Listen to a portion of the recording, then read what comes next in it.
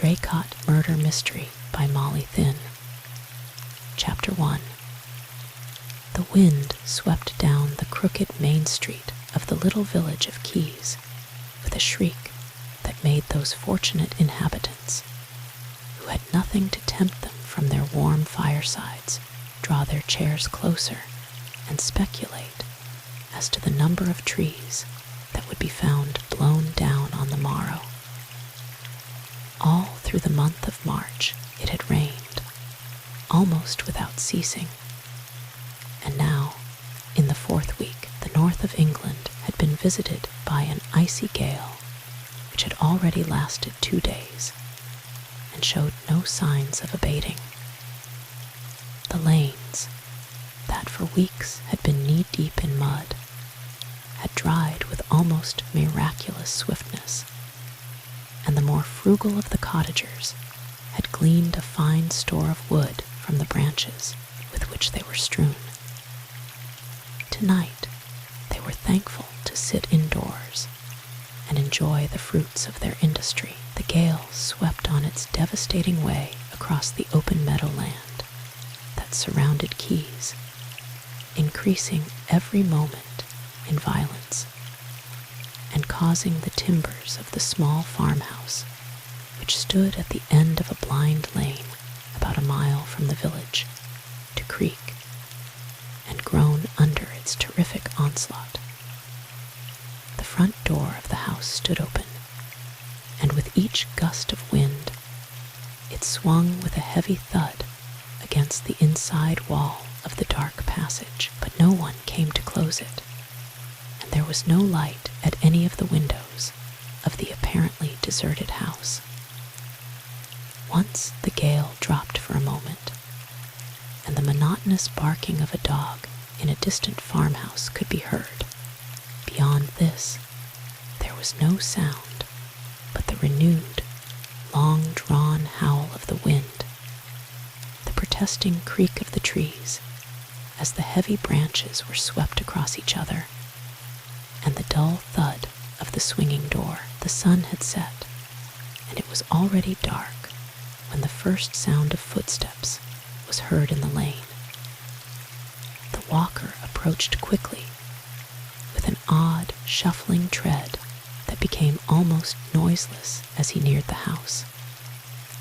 Arrived at the gate which led into the little front garden, he paused for a moment, then, without opening it, slid away like a shadow in the direction of the barn that stood on the other side of the farmyard. Whatever his business may have been there, he made no sound, and for nearly an hour after he had passed the farmhouse stood silent and deserted, and the open door continued to swing monotonously on its hinges. Then a second shadow loomed out of the darkness of the lane. This time there was the click of the latch as the newcomer opened the gate and went quickly up the path to the front door. Here he paused with a sharp exclamation of surprise, then passed on into the hallway beyond. There was the scratch and flare of a match, followed by a steadier glow as he lit an oil lamp that stood by the door. Carrying the lamp, he went first to the front door and examined the latch to see that it was undamaged before closing it. Then he passed on into the little kitchen at the back of the house, placed the lamp on the table, and was about to put a light to the fire when he discovered that his matches had run out. He had used the last one to light the lamp. With an exclamation of annoyance, he picked up the lamp once more and made his way to the sitting room, one of the 2 rooms that lay right and left of the front door. He moved quickly, his mind intent on the food and warmth he needed badly, for he had walked a long way in the bitter wind and was feeling both hungry and tired.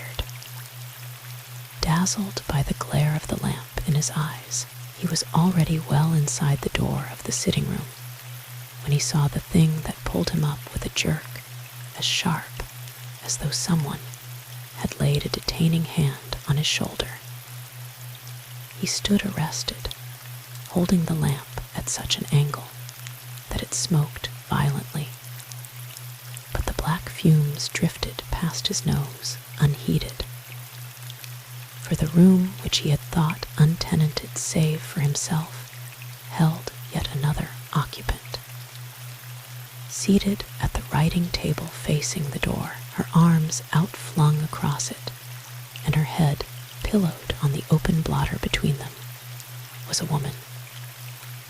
From where he stood, he could see only the top of her head, a tangle of fair curls that gleamed yellow as spun gold in the lamplight, and the rich fur collar of the coat in which she was wrapped. He could see her hands, too, and the sparkle of her rings. There was something about those hands, with their strangely crisped fingers, as though they had been arrested in the very act of closing, that somehow gave the lie to the woman's attitude of sleep. But it was not her hands, or the beauty of her hair that held the eyes of the man at the door. They were glued to the open blotter, and the stain which had spread across it, a stain which had already stiffened the fair curls that lay so still upon the once white paper into hard little rings, and which was even now fading from its first bright scarlet into a dull rust. He stood motionless, oblivious of the acrid odor of the smoking lamp, then, with an effort, pulled himself together and crossed the room. Placing the light on the mantelpiece, he bent over the woman and laid his hand gently on hers. But he knew, even before he touched her, that she was beyond all human aid. Raising the thick, fair hair at the side of her head, he revealed a wound in the temple from which the blood had already ceased to flow. As he straightened himself after his brief examination, his eyes went instinctively to the window, but he was not quick enough. Had he been a second earlier, he would have seen the white face of a man, pressed against the glass outside, taking in every detail of the room and its grim occupant. As he was in the very act of raising his head, the watcher ducked below the sill of the window, and when, a few minutes later, he ran out of the front door, after a hurried search through the house, there was no one either in the barn or any of the outhouses. The unseen watcher at the window had vanished like a shadow into the darkness of the night. Chapter 2.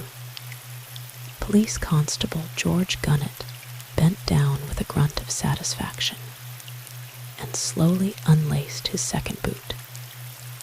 He was not a quick mover at the best of times, and the pleasant kitchen, with its glowing fire and appetizing aroma of toasted cheese, was conducive to drowsiness.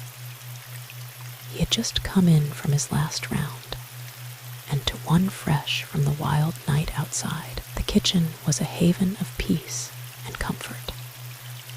His tunic hung over the back of a chair, and he sat, very much at ease, in his shirt sleeves, waiting for Mrs. Gunnett to finish her bustling preparations for the supper he felt he had more than earned. "Nobody been, I suppose?" he asked, according to custom, as he filled his pipe. "Who should have been?" his wife countered tartly. Mrs. Gunnett had once, some 20 years ago, been in service in Glasgow, and as she often said, never could get used to a dead-alive little place like Keys. "Nothing ever happens here, as I'm aware of." Gunnett stretched his legs luxuriously towards the warm glow of the fire. "There's quite enough happening for me, if it's all the same to you," he said comfortably. "There's a big elm down in Fanning's meadow, and there'll be more before morning if this goes on. all I could do to stand up against the wind at the four corners, and it fair blew me home. Oi, shut the door, can't you? He made a grab at the newspaper, as in the path of the wind. It leaped from the table and scudded across the room into a corner. It was followed by a half-empty packet of tobacco, which he was too late to save. Here, will you shut that door? He shouted, his head half under the table. Then, emerging and catching sight of the visitor, "Beg your pardon, Mr. Leslie. I didn't see as it was you." What with that outer door opening straight onto this room like the wind comes in something cruel. But Mrs. Gunnet's sharp eyes had already detected something unusual in the caller's bearing. "There's nothing wrong, is there, sir?" She broke in. "Was you coming after George?" The newcomer nodded. He was panting with the haste in which he had come, and his face had a queer, gray look underneath the natural tan of an open-air man. When he spoke, it was in a hard, dry voice, carefully devoid of all emotion, as if he were afraid that, at any moment, it might get beyond his control. "I say, Gunnet, I want you up at the farm. Something's happened." He stopped, apparently not wishing to go further before Mrs. Gunnet, who was gazing at him, her round eyes wide with curiosity. Gunnet got slowly to his feet. "Anything wrong, Mr. Leslie?" he asked. "It's a wild night, for certain, but if I'm really needed—" Leslie gave a high-pitched laugh that ended in a crow. It was evident that he was keeping himself in hand with difficulty. "Needed, man." He pulled himself up once more. "I'm sorry, Gunnet, but I'm afraid I shall have to haul you away from your supper." "I won't keep him longer than I can help, Mrs. Gunnet," he went on as his eye fell on the meal she had been just about to dish up. Gunnet heaved himself reluctantly into his tunic and buttoned it, his eyes on the troubled face of his visitor. "Look here, sir," he said weightily, "I'd better know what it's all about. You can talk in front of the missus here. She knows when to keep a still tongue in her head." Leslie gripped the back of the chair behind which he was standing. His throat seemed to have grown suddenly dry. "There's a woman up at the farm in my sitting room," he said, his voice unnaturally quiet. "And she's dead." Gunnet stared at him for a moment in silence, then, with an assumption of officialdom that contrasted almost comically with his usual bluff good humor, pulled out his notebook. "A woman? Who is she?" "I don't know. Never seen her before, to my knowledge. I found her when I got back this evening." Gunnet unhooked his greatcoat and got slowly into it. "Better keep the rest till we get there. And don't you get talking, Mother," he added gruffly as he went out. "There ain't nobody to talk to except the cat," retorted Mrs. Gunnet, "and she don't answer." She had no cause, however, to complain of the village of Kean that night. Even in Glasgow, she had never spent an evening more replete with variety. Gunnet's return, and almost immediate departure, an hour later, was followed by the arrival of the sergeant and a constable from Whitbury, the market town to which Gunnet had telephoned. To Mrs. Gunnet was left the important task of directing them to John Leslie's farm, and she would have given a great deal to have gone with them. Gunnet opened the door to them when they arrived at the farm. John Leslie was standing just behind him and did not miss the sharp, appraising glance bestowed on himself by the sergeant as he came in. "Have you got the doctor?" was his first question. "Couldn't get him, sir," Gunnet answered.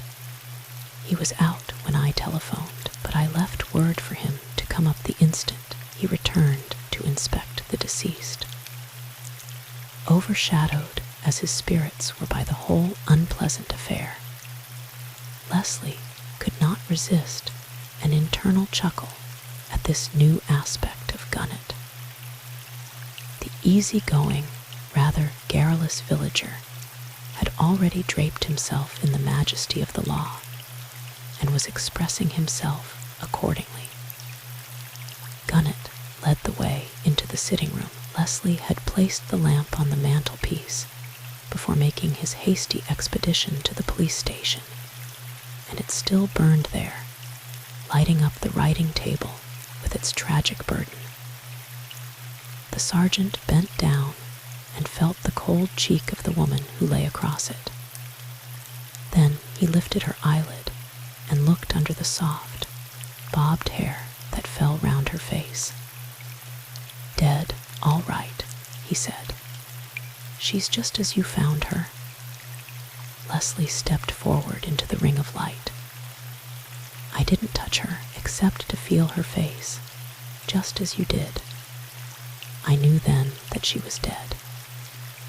He could hear the scratching of the constable's pencil as he made his notes. "You're sure she was dead then?" "I don't think there was the faintest doubt. If I'd had the smallest suspicion she was alive, I should have tried to do something for her. But I was so sure she was dead that I went straight for Gunnet. The blood on the blotter was almost dry then." "What time was this, Mr. Leslie?" "Just about 8. The clock in the kitchen struck while I was in here."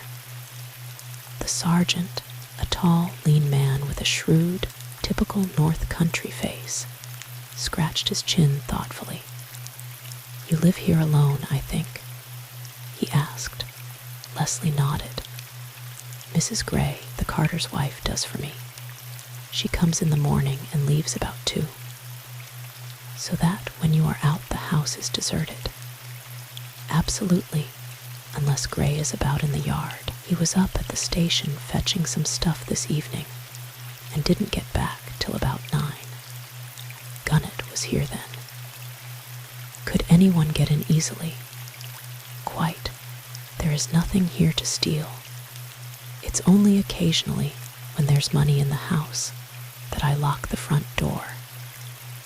The sergeant was about to speak again when Leslie interrupted him. "I've just remembered. I forgot it till just now. The door was wide open when I came in. I've never found it like that before. It was unlocked when you went out." "Yes, but it was latched. I always shut it. It's a good latch, too." "Were you about the premises at all this afternoon, Mr. Leslie?" So far, except for the constable and his busy pencil in the background, the interrogation had been more or less friendly and informal. Now, there was an official ring in the sergeant's voice that made Leslie look carefully to his answer. "I went out about 4 this afternoon and did not get back till just before 8. You weren't near enough at any time during the evening to have heard a shot. This is a shooting case, you know." Leslie shook his head. "I went for a long tramp across country.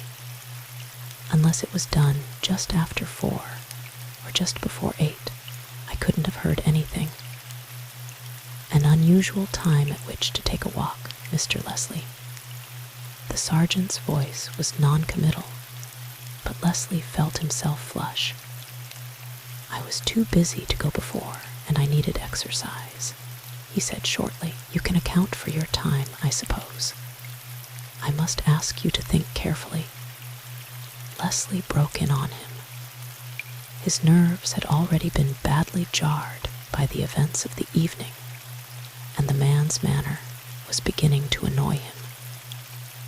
"Good heavens, man, you're not going to tell me that anything I may say may be used against me. You're welcome to what I can tell you, but it isn't much. I never saw this lady before in my life till I came in at 8 and found her in my room. How she got here I've no idea. You surely don't think I've murdered her." But the sergeant refused to be drawn. "All the same, we should like to know where you were during the evening and whether you spoke to anyone who could identify you during that time." Who was I likely to speak to?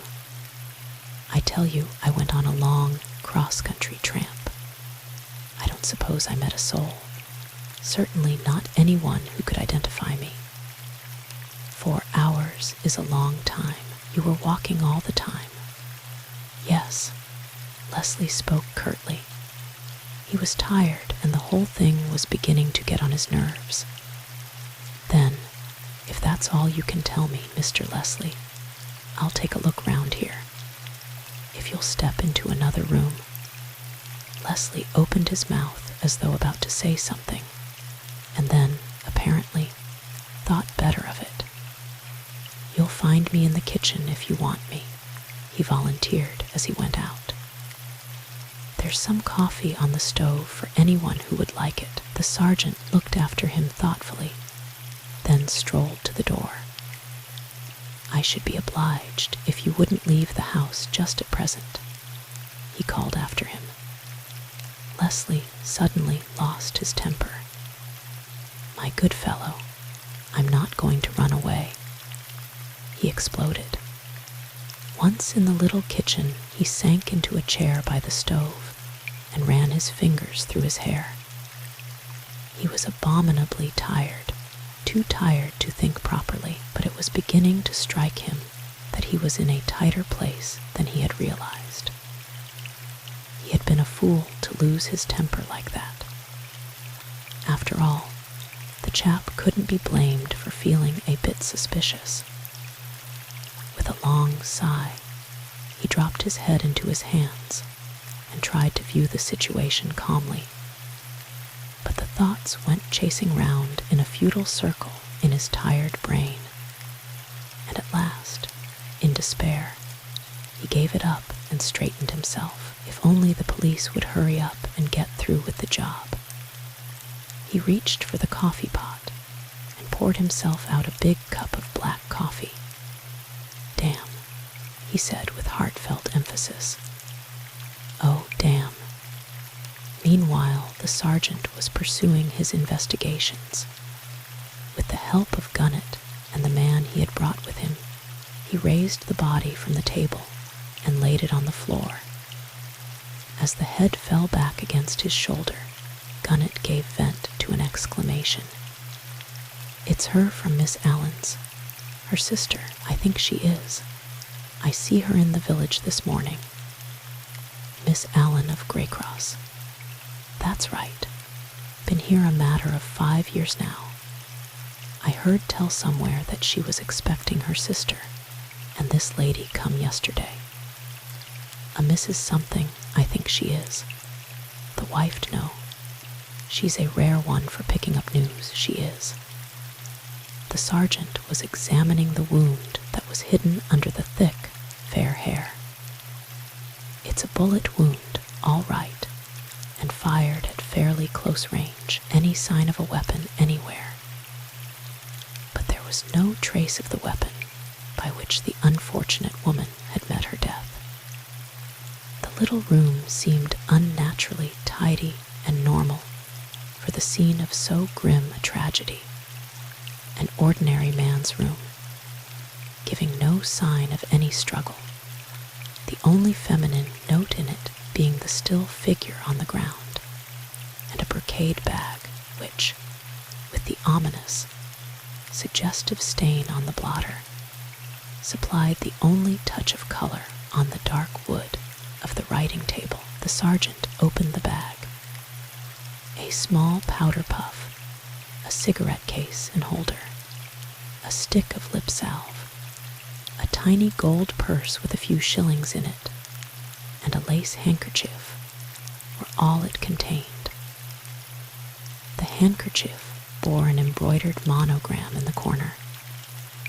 R.D. or D.R. were the letters, but as Gunnett was unable to remember the name of Miss Allen's guest, this was of little use for purposes of identification. The contents of the bag were costly, and the woman's clothes in keeping with them.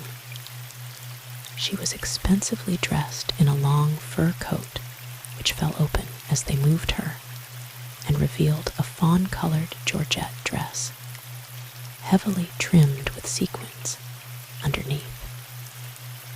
As well as the rings on her fingers, she wore a long chain of rhinestones and a gold watch bracelet set with diamonds. Fine silk stockings and brown glace beaded shoes with very high heels covered her feet. To the soles of the shoes dried earth was clinging, and a dead leaf was adhering to one of the heels. "Doesn't look much like robbery," remarked Gunnet. "She came here of her own accord, too, I should say. There is no sign of any struggle. Her clothes are as tidy as when she left home." The sergeant stood looking down at the calm face upturned to his. "She was a beauty, poor thing, and no mistake," he added gently. "It must have been sudden, the end. She never knew what was coming to her. Look at her face." It was true, except for the smear of dried blood down one side of the cheek, and its ghastly pallor. There was nothing to suggest that she was not quietly sleeping. The still lips even held a faint smile, and it was evident that death had come swiftly and mercifully. "It looks as if the murderer must have been someone known to her, someone she would have no cause to fear," went on the sergeant. "Either that, or she thought she was alone in the house, and he came on her unawares from behind. That young chap in there," he continued, indicating the direction of the passage with a jerk of his head. "He knows Miss Allen, doesn't he? I seem to remember him and her at the point-to-point together." "Very good friends they are," assented Gunnet. "But this lady only came yesterday, I'm thinking, and I don't remember ever to have seen her here before. Likely he doesn't know her." He stood stolidly by the table, while the sergeant proceeded with his examination of the room. Once only he volunteered a statement. He seemed proper upset when he came down to the station. He remarked thoughtfully. The sergeant looked round sharply. "In what way upset?" Gunnet's ruddy face took on an even deeper hue in his efforts to express himself clearly. Startled like, as anyone would be that had found a thing like this in his room, more excited than guilty, if you understand me. By the time we got back here, he was acting quite natural. Lit the fire and made coffee, and all while we was waiting for you. I shouldn't say he acted suspicious. If the sergeant held any opinion on the subject, he kept it to himself. He finished his examination of the room and moved to the door. "Nothing here," he said. "Give me your lantern and I'll have a look outside. You stay and keep an eye on things here. Come on, Collins." He went out, followed by the man he had brought from Whitberry, a young constable, fresh to his job, and awed into silence by the magnitude of his first case. Meanwhile, John Leslie sat huddled over the stove in the kitchen, half asleep. It seemed to him as if this pleasant country life to which he had retired so thankfully after 4 hideous years of warfare had suddenly merged itself into a nightmare which would never end. His one longing was for bed and sleep, and yet even that seemed out of the question so long as the farm housed that tragic figure. Meanwhile, there seemed nothing for it but to hang about until all this sordid official procedure was over. He was roused by the entry of Collins. "Sergeant Brace says, would you come outside for a minute, sir?" he announced. Leslie rose wearily to his feet and followed the man. Brace stood just outside the door leading into the garden. We found footsteps in the bed under the sitting room window. Looks as if someone had stood there looking into the room. Perhaps you'd have a look at them. He led the way to the flower bed and turned the lantern on it. The footprints were distinctly to be seen in the soft earth. They were large and curiously undefined in outline. "That's not a clear-cut mark like you or I would make," commented the sergeant. "I should say they were done by someone in an uncommonly old pair of boots. There's more upper than sole to those. What sort of boots does your man wear?" "The usual heavy laborer's boot with nails in it. Good, solid sole. I'm not an adept at this sort of thing, but if what you say is true, he did not make those marks. Neither did I, for the matter of that." He held out his own foot for inspection. For the first time, Brace permitted himself to smile. "I never suspected you of boots like the ones that made those prints, Mr. Leslie, but I wanted to make sure that they were not the Carters. There's been no rain for 3 days, and those marks may have been there some time, provided the bed hasn't been raked over lately. As for that, I raked it over myself yesterday morning, but that doesn't tell you much, I suppose, as they might have been made any time afterwards." In spite of his fatigue and distaste for the whole business, Leslie was beginning to grow interested. Brace flashed his lantern on the brick path that led across the front of the house. "Nothing there, unfortunately, but there's something I'd like to show you over here." Leslie followed him to the barn. Here the footsteps were distinctly discernible on the earthen floor, but less clearly defined, and in some cases blurred in a manner that suggested that the walker had crossed his own tracks. But they led quite obviously to the foot of the ladder up to the loft. Brace went on ahead up the ladder. "Here's something you might be able to help us with," he said as they reached the top. He pointed to the straw in the corner. "That's been slept on lately, and look at this." He indicated a couple of dirty rags that looked as though they might have been used as bandages, except that they were bare of any stain. "Probably some tramp. I've had them in here more than once in cold weather," said Leslie. "It's a tramp, right enough. Those are the rags they mostly bind their feet up with instead of socks. They stick to them, too, as a rule. Looks as if this chap must have been disturbed and left in a hurry. It's probably his footsteps under the window. You don't recall turning a tramp out of the barn any time lately?" Leslie shook his head. "I don't think I ever have turned one off. I sometimes find their traces in the morning, but even if I knew one of them was here, I should probably wink at it and let him stay. The fowls are all securely locked up, and the tramps round here are a harmless lot, as a rule, so long as they don't smoke in the straw and fire the old place. It wouldn't be much loss if they did. It's not even weather-tight. You haven't seen one hanging round the last day or so?" "No, they don't hang round much in the daytime, anyhow, because of the dog. They slip in at night after he's chained up. He's a sound sleeper, that dog," commented Brace. "We've made noise enough, and he hasn't stirred. He's not here. I had intended to go to London tonight, so I took him down to the Greys this morning, and then didn't go after all. I shouldn't be here now if I had," said Leslie wearily. "I had a wire saying I wasn't wanted after all. What was the appointment, if I may ask? Leslie was tickled, in spite of himself.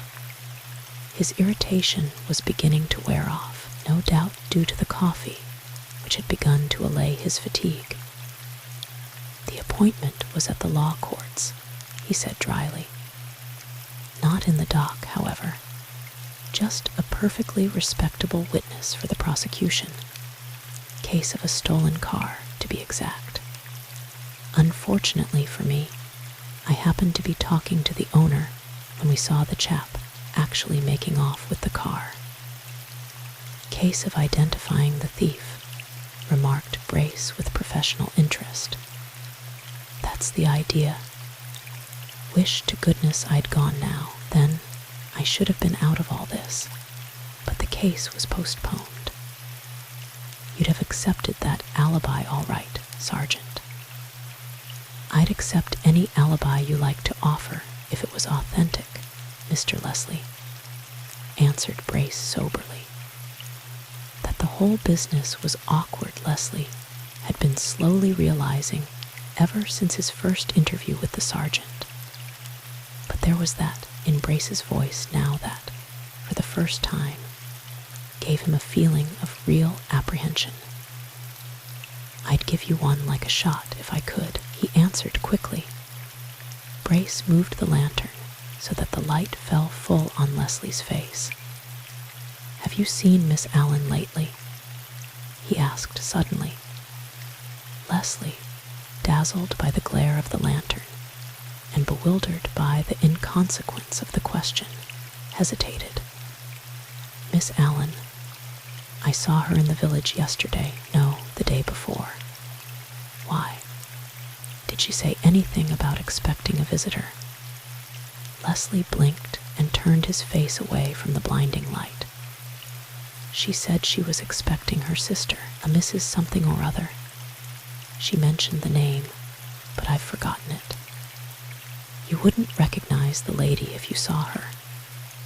I shouldn't think so, unless she's someone I've met in some other part of the world. I've never seen her here, if that's what you mean. Doesn't often stay with her sister, eh? I don't think so. Miss Allen didn't say much about her, but from what she did say, I gathered that they were not very intimate. She mentioned that she'd proposed herself, and seemed rather surprised at it.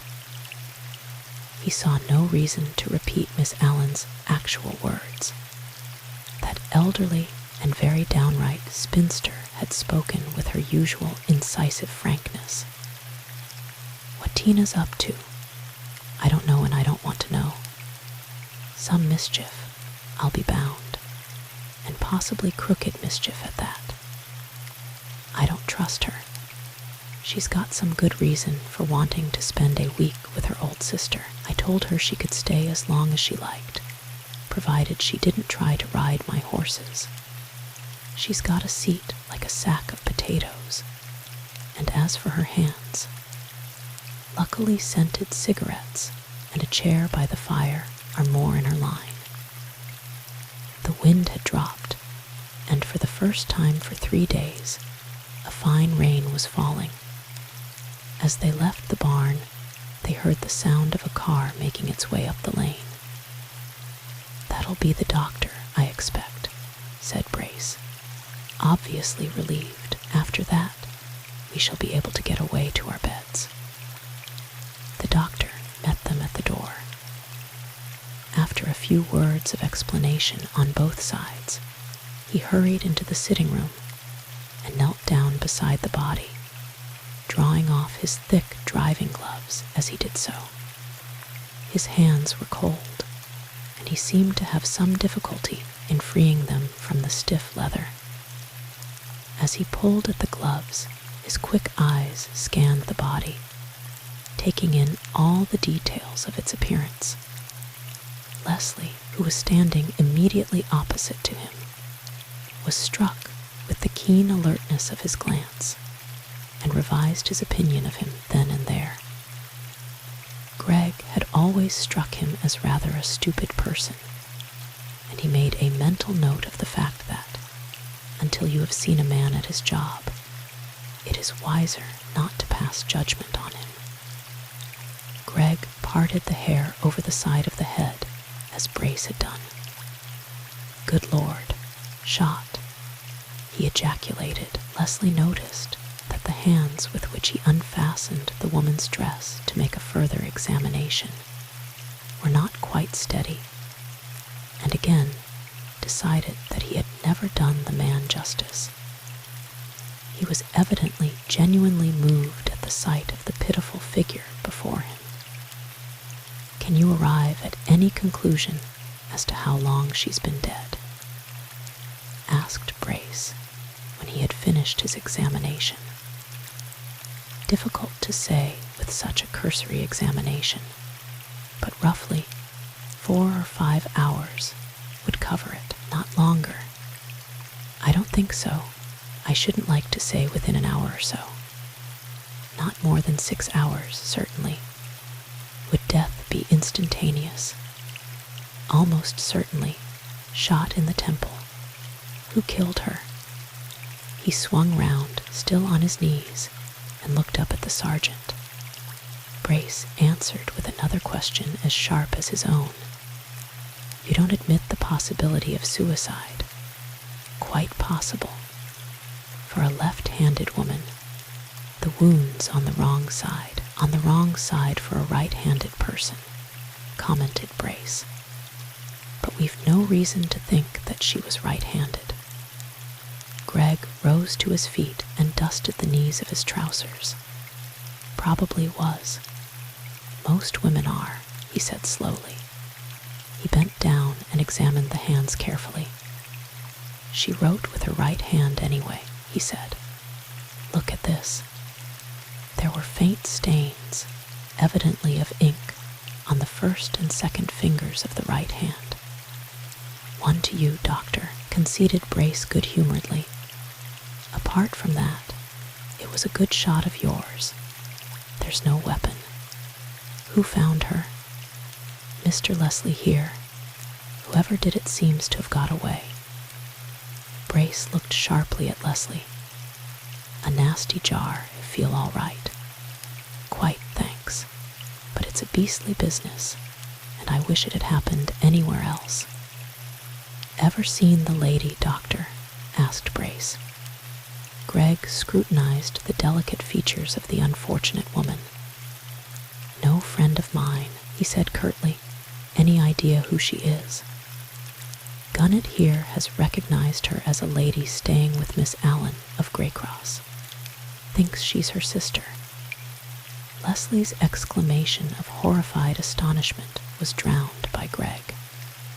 "Good God," he shouted. "Not Miss Allen's sister?" "I'm afraid so, from what Gunnit says. However, we shall know soon enough." Greg seemed aghast at the discovery.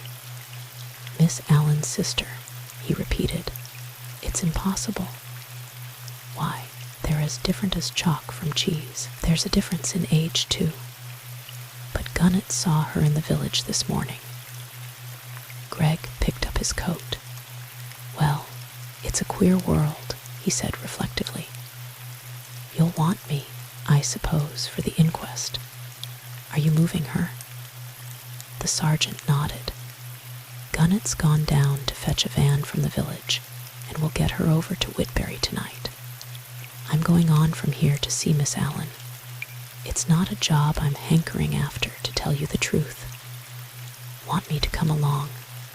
asked Greg. "I might be needed, but I doubt it. She's a strong-minded woman, Miss Allen, and I shouldn't say hysterics were much in her line. I'd be grateful if you would, all the same. It's not a pleasant thing to have to tell a lady." Greg nodded. "Righto," he said. "It's all in the day's work." They went back to the kitchen and sat by the fire, talking desultorily while they waited for Gunnit and the van. Leslie produced drinks and did his best to join naturally in the conversation, but he was ill at ease. He found himself wondering what was passing in Greg's mind. Was he, too, curious as to what part Leslie had played in this tragic drama. Leslie tried to visualize the whole thing from the point of view of a casual observer, and failed. Already, he was too deeply entangled in this gruesome business to see it in its right proportions. He was thankful when Gunnett arrived with the van and a stretcher to bear away the corpse. Brace and the doctor left 5 minutes later in Greg's little two-seater. It seemed to Leslie that there was an unusual warmth in Greg's voice as he bid him good night. He had never liked the doctor, but he felt grateful to him now, for his hearty handshake came hot on the heels of Brace's last words as he climbed into the car. "I must ask you to hold yourself at the disposal of the police until further notice, Mr. Leslie." Chapter 3. How long is it since you have seen Cynthia, Mr. Fair? Lady Staveley's fine eyes were alight with amusement as she turned them on her guest. He had just alluded to Lady Cynthia Bell as a demure little thing, and was now discussing his tea cake with the serenity of one quite unaware that he has been guilty of an incredible misstatement. Alan Fair, better known to his friends as Hatter, a nickname he had somehow managed to collect in his unregenerate Oxford days, paused for reflection. Quite 12 years, I should think. She was a leggy little thing of about 8 when I last set eyes on her. Lady Staveley gave a soft gurgle of amusement. She's leggy still. All these modern girls are, you know, but I'm afraid you'll find that the demureness has evaporated. She's decidedly what the children's old nurse used to call a cure now. Hatter Fair caught the mirth in her voice and responded to it. When he smiled, it was easy to see how he had come by the network of fine wrinkles at the corners of his keen gray eyes, and why the old Oxford nickname had persisted through all the long years of his exile in India. For a nickname, unless it is an unkind one, rarely sticks to a man who is not beloved of his friends. "I do seem to be a bit of a back number," he admitted ruefully. "Girls occasionally were demure, you know, in my day." "I'm fond of Cynthia," went on his hostess thoughtfully, "but she sometimes makes me rejoice that my peck of troubles are all sons." Fair turned to his other neighbor. "What do you say, Sybil? You know Lady Cynthia, don't you?"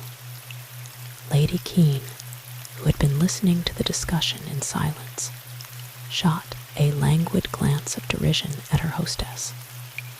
"Eve's a cat," she said. "She's only trying to assert her independence. Cynthia can twist her round her little finger. She twists us all, I think, except perhaps Edward. He's untwistable." Sir Edward Kean, catching the sound of his name, strolled towards them. "What about Edward?" he asked, smiling down on his wife from his great height. "Something flattering, I hope." To Fair, deeply interested in these old friends from whom he had been separated for so long, there was nothing he had come across since his return to England more surprising or touching than Kean's attitude towards his wife. Fair and Sybil Kean had known each other since their nursery days, had played together as children in the country, and had foregathered again later in London.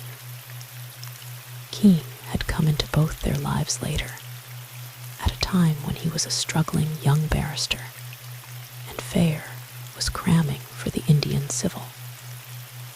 When Sybil Lane, as she was then, fell madly in love with her first husband, a handsome guardsman, married, and was carried off by him to Malta, Fair had a suspicion that Kean was badly hit Certainly he had remained single and had developed a capacity for work which, according to his friends, was almost demoniacal. To fare far away in India had come first the news of the death of Sybil's husband, killed in the first year of the war, and second the report of her marriage to Kean 5 years later. And now he was back in England for good, picking up old threads once more, and keenly interested to see how time had dealt with the friends of his youth. For a week now they had been at Staveley together, and what he had seen there had both saddened and touched him. To the outside observer, it would seem that Kean had at last achieved the two great ambitions of his life. He had married the woman of his choice, and a knighthood had already set the seal on his fame as the most brilliant counsel of his day. But to Fayre, who had known Sybil Kean too well in the past to be deceived by appearances, his absolute devotion to his invalid wife seemed little short of tragic in its intensity. For Sybil, Kean was of the kind that does not forget. Her husband's death had come near to killing her. For weeks she lay hovering between life and death, only to emerge with her health shattered and an empty life before her. When, at last, Kean's insistence was rewarded, and he persuaded her to marry him, she gave him all she had to give, a sympathy and understanding such as has fallen to the lot of few men, and a rare loyalty. But her health had grown steadily worse, and Fayre, on first seeing her after the lapse of years, had been appalled at the change in her.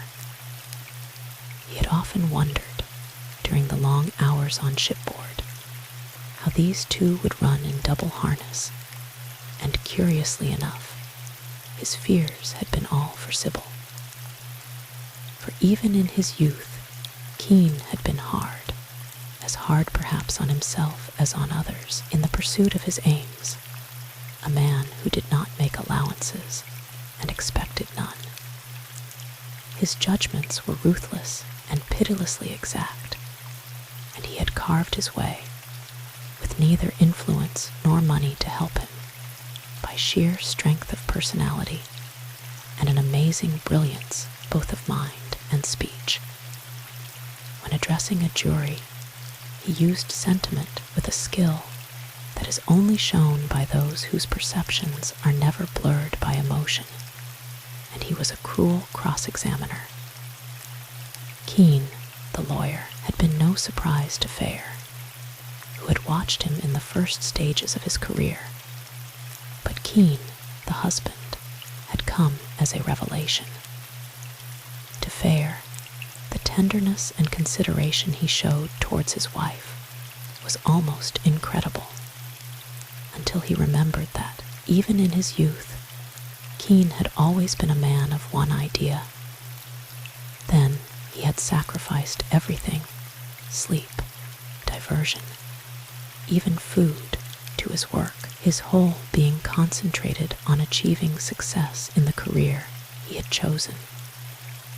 And now an influence, even stronger than ambition, had come into his life, and he had given himself up to it with that complete absorption that was so characteristic of him. And the pity of it was that all his devoted care, backed by the luxury with which he was now able to surround her, did not serve to strengthen Sybil Kean's frail hold on life. Fayre's kindly heart was troubled as he watched these two.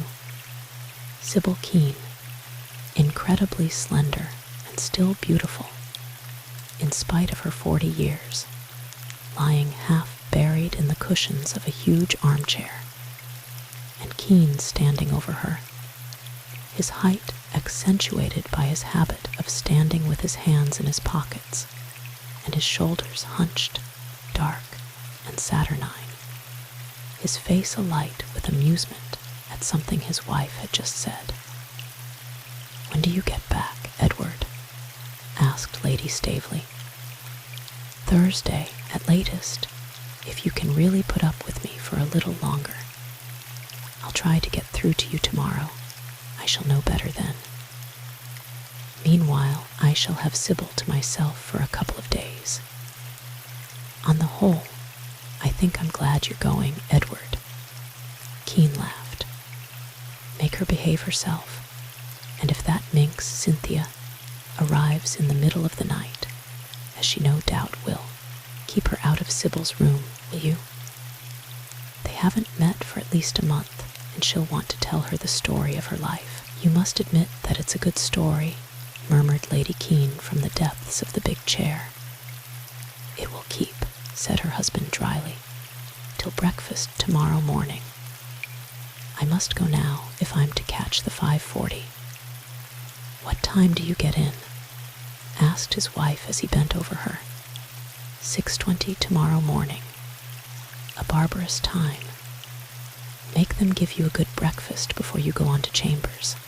You'll be all right." Fair heard him murmur, "Of course. Run now, or you'll miss it.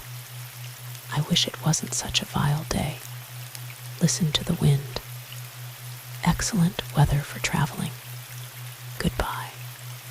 He was gone, and soon afterwards Lady Kean disappeared with her hostess, and Fair was taken off by Lord Staveley to the billiard room. After dinner that night, he gravitated as usual to Sybil Kean's side. For a long time they discussed old friends, and Fair gradually became well posted in all that had happened during his absence. "Tell me about Cynthia," he said at last. "What is she like now? You've all been rather mysterious about her, you know." Sybil Kean glanced at him. There was the same spark of amusement in her eyes that he had surprised in Lady Staveley's. "I wonder how you'll like her," she said thoughtfully. "I believe you are rather old-fashioned, Hatter. She's a very perfect specimen of the modern girl, plus extreme good looks and a charm that's quite her own. She manages her elders perfectly when she takes the trouble. When she doesn't, she just goes her own way and entirely ignores us." "She sounds a minx," remarked Fair dryly. "Oh no, she isn't. Besides, there are no minxes nowadays, my dear. She's very affectionate, very loyal, and with an excellent head on her shoulders. When I say she ignores us, I simply mean that she considers her own judgment quite as good as ours and goes by it. I'm not at all sure she isn't right, which means that she'll ride for a fall one of these days and get a 10, then her elders will have to pick her up and see to the damage." Lady Kean's eyes were very thoughtful. "I wonder. The new generation is better able to look after itself than any of us are willing to admit. If she does come a toss, which is more than possible, I'm inclined to think she will pick herself up and say nothing about it. She's got more grit than I ever had, Hatter." "Nonsense," Fair began explosively, but she interrupted him. "It's true," she went on, her voice half whimsical, half sad. "I never stood up to life and it broke me. If I had, I should not be the useless creature I am today. Cynthia will fight like a little tiger and come out at the end, scarred perhaps, but probably a wiser and better woman than she was before. There's something gallant about her." Her voice trailed off, and he knew she was thinking of the past. "Useless creature is grossly inaccurate," he said gruffly. "No one who has seen you with Edward could call you that." She turned on him eagerly. "You think he's happy?" she asked with an insistence that surprised him. "He gives so much, and I seem to have so little to offer in return." "You are everything to him," he answered with conviction. seen a man so changed. I believe he's younger now at heart than he was when I first knew him. His capacity for work is still inhuman. If he hadn't got nerves like steel, he would have broken down long ago. I feel frightened about him sometimes. He's so incapable of half measures. Sometimes I think these very strong people are really the weakest. Their hold on things is so tremendous that when they lose them. She made a little gesture with her hand, a hand so frail that Fair turned his eyes away from it quickly. His protest was as much for his own reassurance as for hers. I don't think Edward's of the kind to lose anything once he's got it, he asserted with a cheeriness he tried to feel. He's a very lucky man, Sybil. He was more moved than he cared to show, and for a time he sat smoking in silence. When he spoke, it was to lead the conversation back to its original subject. "I'm intrigued about our friend the minx," he said. "What's she up to that she should arrive at country houses in the middle of the night?" Lady Kean laughed. "That's an exaggeration of Edward's. She's motoring over and dining with a Miss Allen on the way. She'll probably be here before 12. As to what she's up to, I've got my own suspicions." Fair settled himself comfortably in his chair. "This is gossip," he said fervently.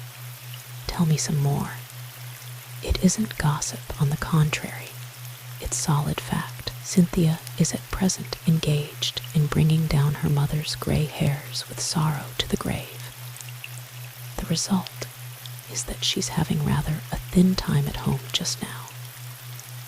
It's a long time since I've had the pleasure of seeing Cynthia's mother," remarked Fair thoughtfully, "but I seem to remember that I never liked her. She set her heart on a good match for Cynthia, and of course the inevitable happened. The wretched child has engaged herself to a boy with nothing to recommend him but a fine war record and an inadequate pension. Her mother is beside herself, and in a way, I don't blame her. Cynthia might have married anybody, instead of which she's marrying a nobody, and you like him." "How on earth did you know that?" said Lady Kean, startled. "You're quite right, I do. John Leslie's a nice boy, and he knows how to manage Cynthia. There's plenty of money on her side of the family, and he's working hard, farming on a small scale, and I believe manages to make it pay. The last I heard of the affair, he had been forbidden the house, in spite of which the engagement continues. Of course, and I happen to know that Cynthia's people went up to London this afternoon. John Leslie's farm is halfway between Colston and Miss Allen's, all of which accounts largely for Cynthia's decision not to arrive here till late this evening. I don't know anything. This is pure conjecture. It seems sound reasoning. Who is this Miss Allen?" "Mrs. Draycott's sister." "Oh," remarked Fair, taking another cigarette and lighting it thoughtfully. Lady Kean regarded him with approval. "That was nice of you," she said. "I don't like her either. The sister's quite different, though. She went on to stay with her yesterday. I expect Cynthia's meeting Mrs. Draycott tonight, and if she doesn't like her, she'll say so." Fair meditated, enjoying his cigarette. "No, I don't like her," he said at last. "We get women like that in India. We get them in England, too." Lady Kean's voice sounded suddenly flat and lifeless, and Fair, realizing suddenly how late it was, decided that she was tired, and that he had better leave her to herself for a time. In any case, he had no desire to discuss Mrs. Draycott. She had been his fellow guest at Staveley for the past week, and he had been glad to see her go. He had just risen to his feet when the door opened, and Lady Cynthia came in. She stood in the doorway, straight and slim, sheathed in vivid blue, her dark shingled hair clinging in tight waves about her beautiful little head. And at the sight of her, Fayre realized the truth of Lady Kean's description. There was something gallant about this quaint mixture of youth and self-reliance, and it appealed to him at once. That she was popular, there could be no doubt. A chorus of welcome greeted her entrance, and Lady Staveley swept to meet her and draw her up to the fire. "Cynthia, dear, you must be frozen. Your hands are like ice. Is it bitter outside?" The girl nodded. "Pretty bad. The wind's dropped, though." To Fayre, observing her with frank curiosity, her voice sounded tense, and there was a glitter in her eyes, and a flush just beneath them that troubled him. Was the modern girl, he wondered, usually as exotic as this? If so, heaven help her. He watched her as she bent over Lady Kean and was struck by the real affection and solicitude she showed in her manner. "You look tired, child," said her hostess. "Was it very dull at Miss Allen's?" "It wasn't dull," answered Lady Cynthia slowly. "Anything but." She stood by the fire, warming her hands in silence. Then, abruptly, as if she had come to a sudden decision, she drew herself up and faced the room. "You'll hear it tomorrow, so I may as well tell you now," she cried with a ring of defiance in her voice. "Mrs. Draycott was killed this afternoon. She was found shot in John's sitting room at the farm." Chapter 4. Sir Edward Kean's separation from his wife was to prove shorter than he had anticipated. On the local train, which dawdled its lazy way to Whitbury, he dozed fitfully, only to have the fumes of sleep drastically swept from his brain by the biting wind that met him as he stepped onto the platform at the junction. The journey from Staveley was always a tedious one, with its change from the slow train to the London express at Whitbury, and the long wait at Carlisle, where the dining car was picked up. This, however, was the only long stop, and after a passable dinner, Sir Edward was able to settle down to a long evening's work, being one of those fortunate people who can concentrate their minds as easily in a crowded train as in the seclusion of their studies. He alighted at Euston, probably having slept less than any of his fellow travelers, and looking infinitely less jaded. Also, he had got through all the work he had intended to do on the journey, and was ready for a strenuous morning at his chambers. His wife had been right in saying that only a man with an iron constitution could have stood the pressure under which he lived. He drove straight to his house in Westminster, where breakfast was awaiting him, and then, after a bath and change of clothes, took a taxi to his chambers. "Fayre, ring up Mr. Carter and tell him I should like to see him before he goes into court." He called to his head clerk as he hurried to his room. "You know the case is postponed, Sir Edward," ventured the old man nervously. He had not expected Kean until late in the evening, and was uncomfortably aware now that he should have wired instead of writing about the postponement of the case. Sir Edward stopped dead, his hand on the latch of the door. "What's that?" he said sharply. "Strickland v. Davies postponed." "Yes, Sir Edward. We understood that you were leaving the north this morning, and that a letter would reach you if it was posted yesterday afternoon. Had we known, his voice trailed off into silence. In all the years he had worked for Kean, he had never seen him look so angry. Knowing you were coming up, in any case, for the other consultation, he began again. My instructions were that I was to be notified immediately. Kean's voice was icy. I wrote, Sir Edward, and gave me a night's journey for nothing. Always telegraph if there is any doubt as to my movements. You knew I was coming up today. Yes, Sir Edward. In the future I should be grateful if you would obey my instructions. I suppose the witnesses have been notified. Bentleys will have seen to that, Sir Edward. Kean closed the painful interview abruptly by vanishing into his room, all because he's missed 12 hours up in the north, muttered Farah, as he hurried thankfully out of range. He never used to be so set on holidays. His heart's more with her ladyship than his work nowadays.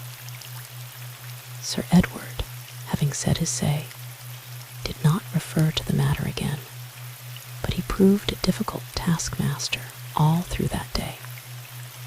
He worked ferociously, and his staff found themselves hard put to it to keep the pace he had set. It was late before he left his chambers, and then it was with a sheaf of papers that kept him hard at it till the small hours, in spite of which an accumulation of work still remained, which would keep him in town till late the following day. Ever since a severe heart attack had brought Lady Kean almost to death's, for he had dreaded leaving her for any length of time, and on the few occasions on which any great distance lay between them, he was a difficult man to work with. He went to bed fretted and out of patience, and his first act on reaching his chambers in the morning was to ring up Stavely, ostensibly to let his hostess know when to expect him, but actually in the hope of a few words with his wife and an assurance that all was well with her. There was the usual vexatious delay over the trunk call, but when he did get through, he was surprised to hear Lady Kean's voice at the other end. She should, by rights, have been breakfasting in her room according to her wont, and he said so.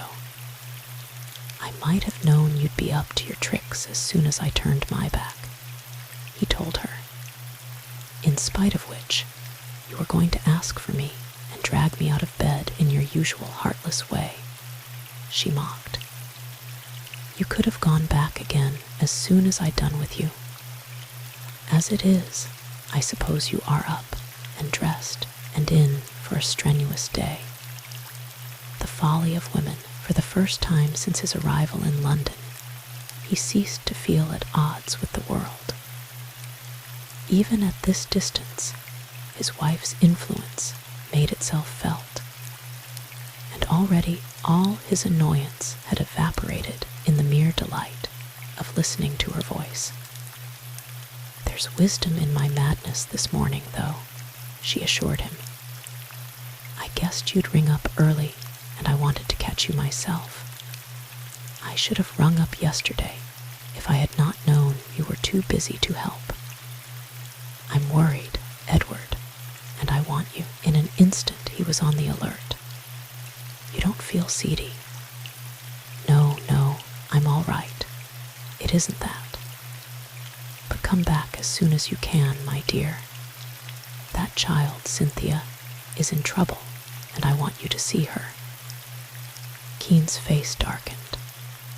As far as it was in him to take an interest in any woman besides his wife, he liked Cynthia Bell, though it is doubtful whether, if it had not been for Lady Kean's fondness for the child, he would have paid any special attention to her. He did not, however, propose to have Sybil worried by the consequences of any of that young woman's mad escapades. What has she been up to? He demanded sharply. Nothing. It's not her fault this time. But that young man of hers is in a very nasty position from all accounts. Come back as soon as you can, dear, and see what you can do. Kean's scowl deepened. Young Leslie. I'd forgotten that affair of hers. Well, what's he been doing? He paused for a moment, as though trying to control his impatience. Then, I won't have you worried over the affairs of a couple of children, Sybil. Sybil Kean laughed in spite of herself at the intense exasperation in his voice. My dear, it doesn't do me any harm, and anyhow, I shall worry much less if I know that you have taken a hand in things. They really do need advice, Edward. If you take my advice, you'll keep out of the affair. Let them settle their troubles in their own way. You don't even know what their troubles are. Don't be difficult, Edward. Lady Kean's voice was very appealing. She did not often take this line with her husband, but when she did, she almost invariably got her own way. Well, I want you to keep out of it, whatever it is, he said curtly. Edward, John Leslie's mother, was a great friend of mine, and she was extraordinarily kind to me as a girl. I really do owe her something, and I am fond of both John and Cynthia. I can't keep out of it, and I am counting on you to stand by me. Be nice about it, and come back as soon as you can. Well, you haven't told me yet what is the matter, he temporized. In as few words as possible, she repeated all she had been able to learn from Cynthia, supplemented by the account of Dr. Gregg, who had turned up on a professional visit to Lady Kean on the day after the girl's arrival. Kean heard her in silence, and for some moments after she had finished, made no comment. Then he gave vent to a muffled exclamation. What did you say? I said the devil, he replied grimly. What on earth did the young idiot want to go roaming all over the country for at that time of night? Very well, I'll see what I can do, though I should have preferred it if you had managed to keep out of it altogether. It's bad for you, and I don't like it. When can you come? Cynthia's aching to see you. Nobody seems to be doing anything, and the inaction is hard on the child. I can't get away before this evening, but I'll come straight through on the night train. It means I shall have to come up again for a consultation at once. After that, I shall be free for a bit. When were you coming, if this hadn't happened? I had intended to drive down the day after tomorrow. I'm going to bring the car and take you back by road when we go. It's less tiring for you than the train.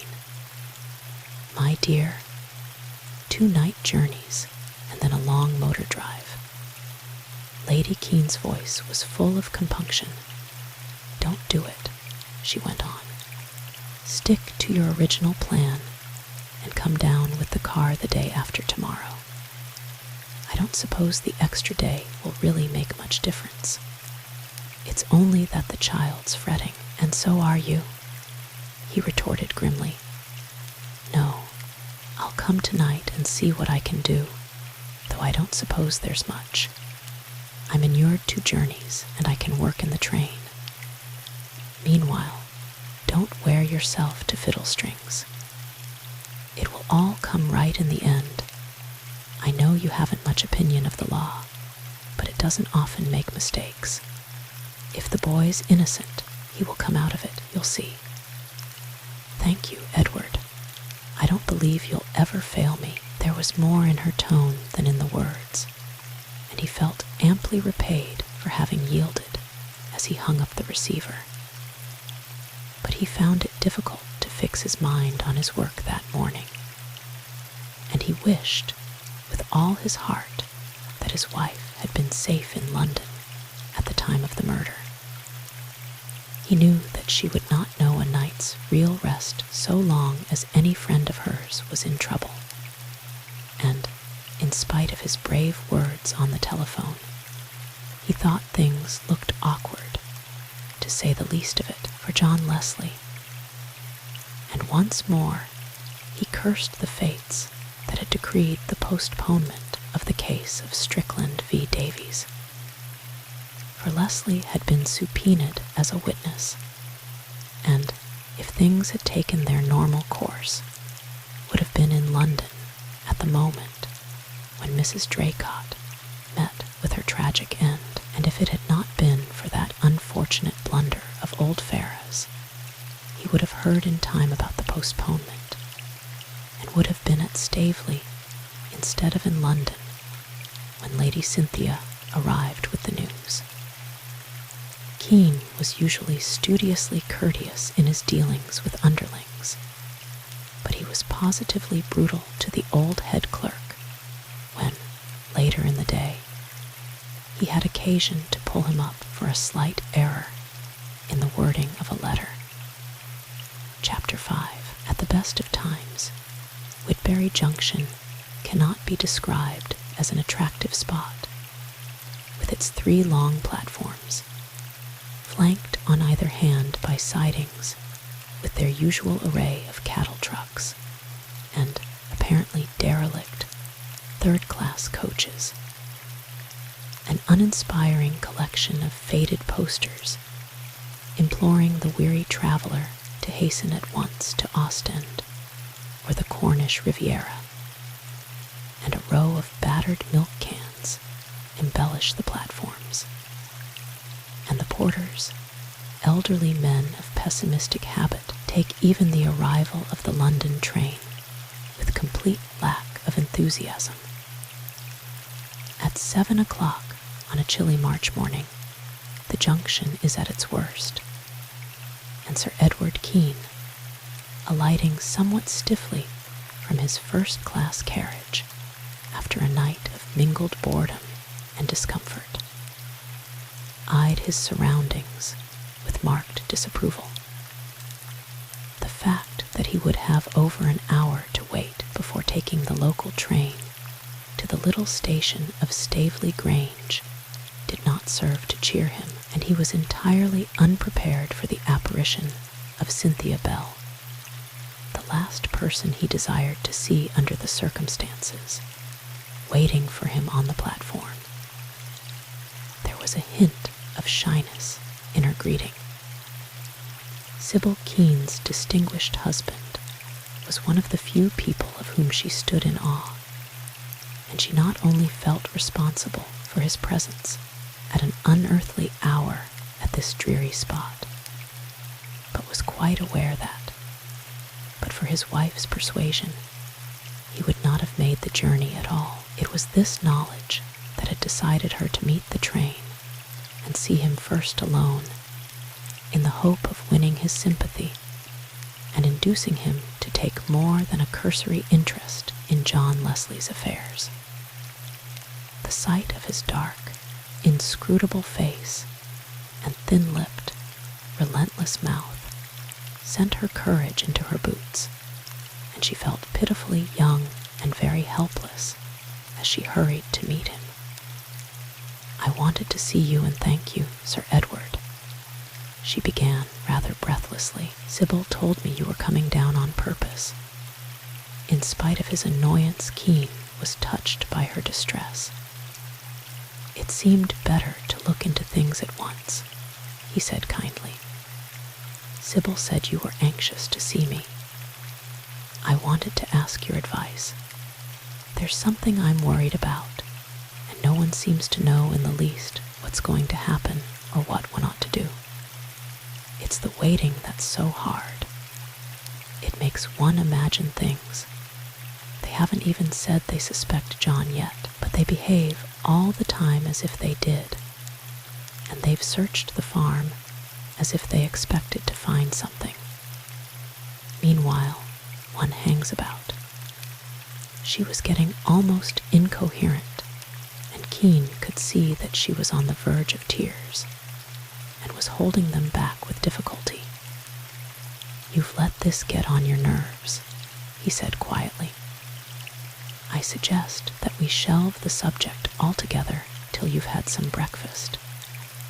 We'll go over to the station hotel and see what they can do for us, and afterwards you shall put the whole case before me, and I'll give you what advice I can. There's plenty of time before my train goes, and you'll take a different view of things after you've eaten something." She gave him a swift look of gratitude and followed him without speaking. At the hotel, he ordered food, and when it came, quietly but firmly insisted that she should do it justice, making an excellent breakfast the while himself, and keeping the conversation rigidly to impersonal topics. It was not till the meal was over and he had handed her a cigarette and lighted one himself that he allowed her to unburden her mind. "First of all, what did you wish to consult me about?" His tone was curt and businesslike, and fortified by the food which she had badly needed, she was able to collect her thoughts and put them more clearly into words. She gave him a brief account of what had happened. The main facts he had already learned from the evening papers, in which Mrs. Draycott's latest photograph, over the caption of the murdered woman, had confronted him. He questioned her sharply on one or two points, otherwise he let her tell the story in her own way. When she had finished, he sat back in his chair, smoking thoughtfully for a minute. Then he leaned forward, his keen eyes on hers. "Where was Leslie while all this was happening at the farm?" he asked sharply. Cynthia met his gaze without flinching. "With me," she answered simply. "Then why doesn't he say so?" "That's what I wanted to see you about. It doesn't clear him. You see, he wasn't with me at the time they seemed to think the murder actually took place. And now he doesn't want me to say anything because he's afraid it will drag me into it for nothing. I think he's wrong, and he ought to tell them. Mother being so hateful about our engagement makes it all so much more difficult." "When was he with you?" "From 5 till nearly past. Then he did exactly what he said, took a long walk, and did not get back to the farm till about 8. It was all my fault, really." She broke off, as though she found it difficult to continue. "You'd better tell me exactly what happened," came in Sir Edward's quiet voice. "It's all rather complicated," she went on haltingly. "You know what Mother's been about our engagement. Daddy likes John, and he'd be all right if it wasn't for her. Lately, she's been trying to get round John too, telling him that he is ruining my young life and all that sort of rot. And poor old John gets fits of the blues, and then he swallows everything she says and behaves like a blithering idiot afterwards, offers to let me off the engagement, and all that sort of thing. He's done it once already, and we had an awful row, and I wouldn't speak to him for nearly a week. On Monday, the parents went up to London, and thank goodness, they're there still, or else I don't think I could bear it. John and I arranged to meet in a copse near the home farm at 5, after they'd gone, and go for a long walk. After that, I was going home to dress for Miss Allen's dinner, and we'd planned that John should pick me up at her house and drive me in my car to Staveley at about 11. You see, when the parents are at home, we never seem to get much time together, and we were going to take advantage of their being away. We met at 5, just as we'd arranged, but we did not go for the walk. John had met Mother somewhere the day before, and she'd filled him up with the usual nonsense. He began to talk all sorts of rot about not being able to marry me for years, and all that kind of thing, and wanting to break it off. It ended in our having a fearful row, me saying he didn't care for me, and all the things one says when one's in a rage, and so we parted. And I suppose the poor old thing was upset and went crashing off on this rotten walk, and here we are in the soup. If only I hadn't been such an ass, we should have been together, and everything would have been all right. I don't know that you would gain anything by coming forward now, commented Kean thoughtfully. That's what John says, and of course, after the line Mother's taken, he doesn't want to mix me up in it. What I say is that sane people don't go charging about the country for nearly 4 solid hours, unless there's something wrong with them, and of course, everybody thinks John must have been up to something.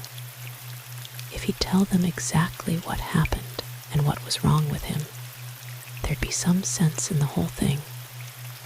Of course, we should both look awful fools, she finished ruefully. I'd better see Leslie tomorrow, and then you can appear at the inquest if we think it's advisable. Tell him I'll come over to the farm in the course of the morning. Kean rose and picked up his overcoat. Cynthia hesitated, then took her courage in both hands. Sir Edward, Mr. Fair is at the farm now with John, and he wants to see you. Won't you come over with me now? I've got the car outside, and I could run you over to Staveley afterwards. Sybil knows. In fact, it was her idea, so she won't be expecting you. In her anxiety, she forgot her shyness of him, clinging to his arm, her beseeching eyes fixed on his face. Won't you come now? Please, Sir Edward, the inquest's this afternoon, and it would make all the difference if you could see John first. Kean's face had begun to darken at her first words, but at the mention of the inquest, it sharpened to a look almost of anxiety. The inquest, already, I was afraid of that. Sir Edward, they can't arrest John. I don't know. It all depends on what the police have up their sleeve. I think you're right. I'd better come up to the farm now. On their way, they spoke little. Cynthia drove with all the recklessness of youth, and less than half an hour had passed before they turned into the little lane that led to the farm. Fair and Leslie were at the door to meet them. It's very good of you, sir, said Leslie. I seem to be giving you a fearful lot of trouble.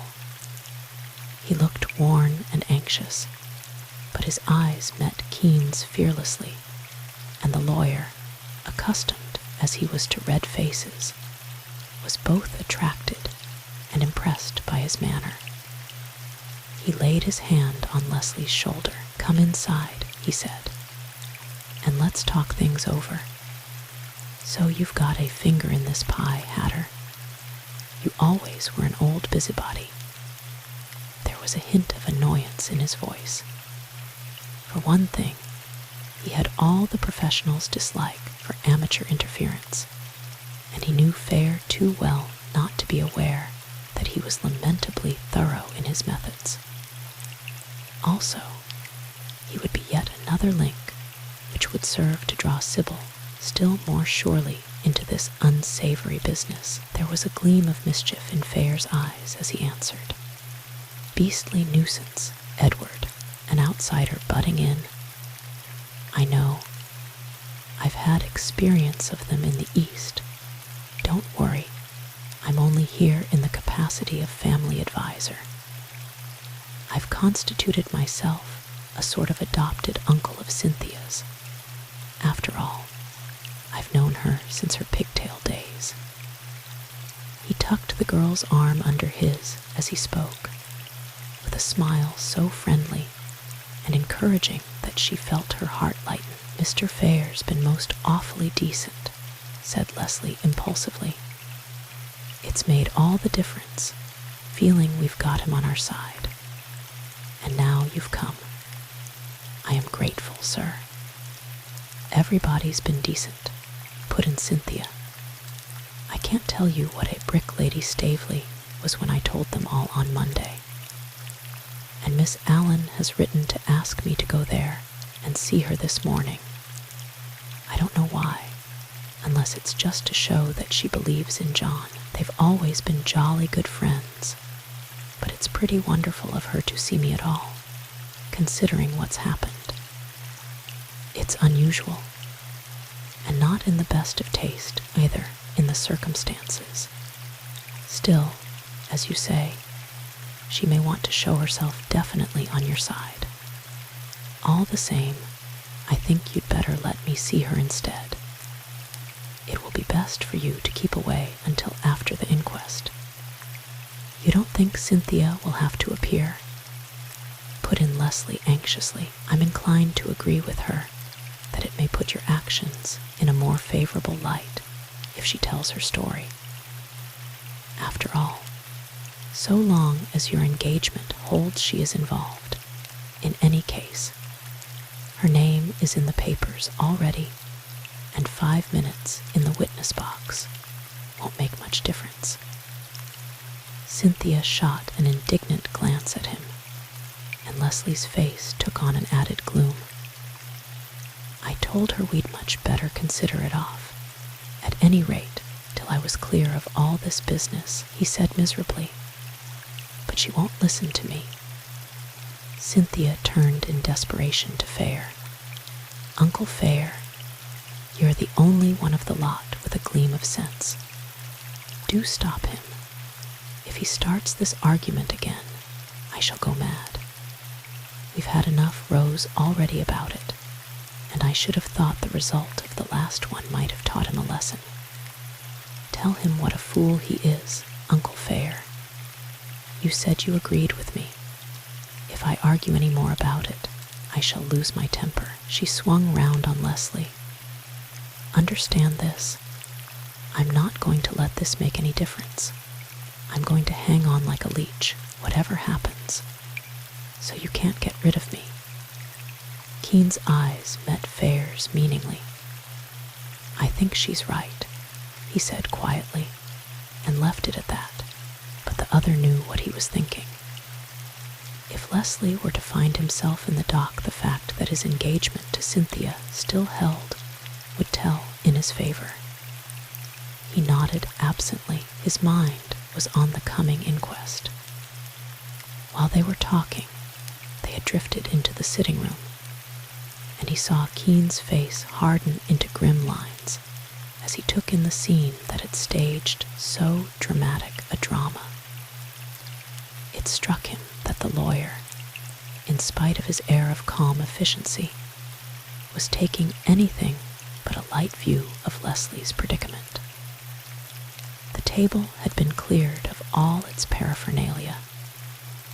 No doubt the blotter was in the hands of the police. Fair and Cynthia sat down near the table, and Kean took up his position on the hearthrug in his favorite attitude, his hands in his pockets, his shoulders hunched almost to his ears.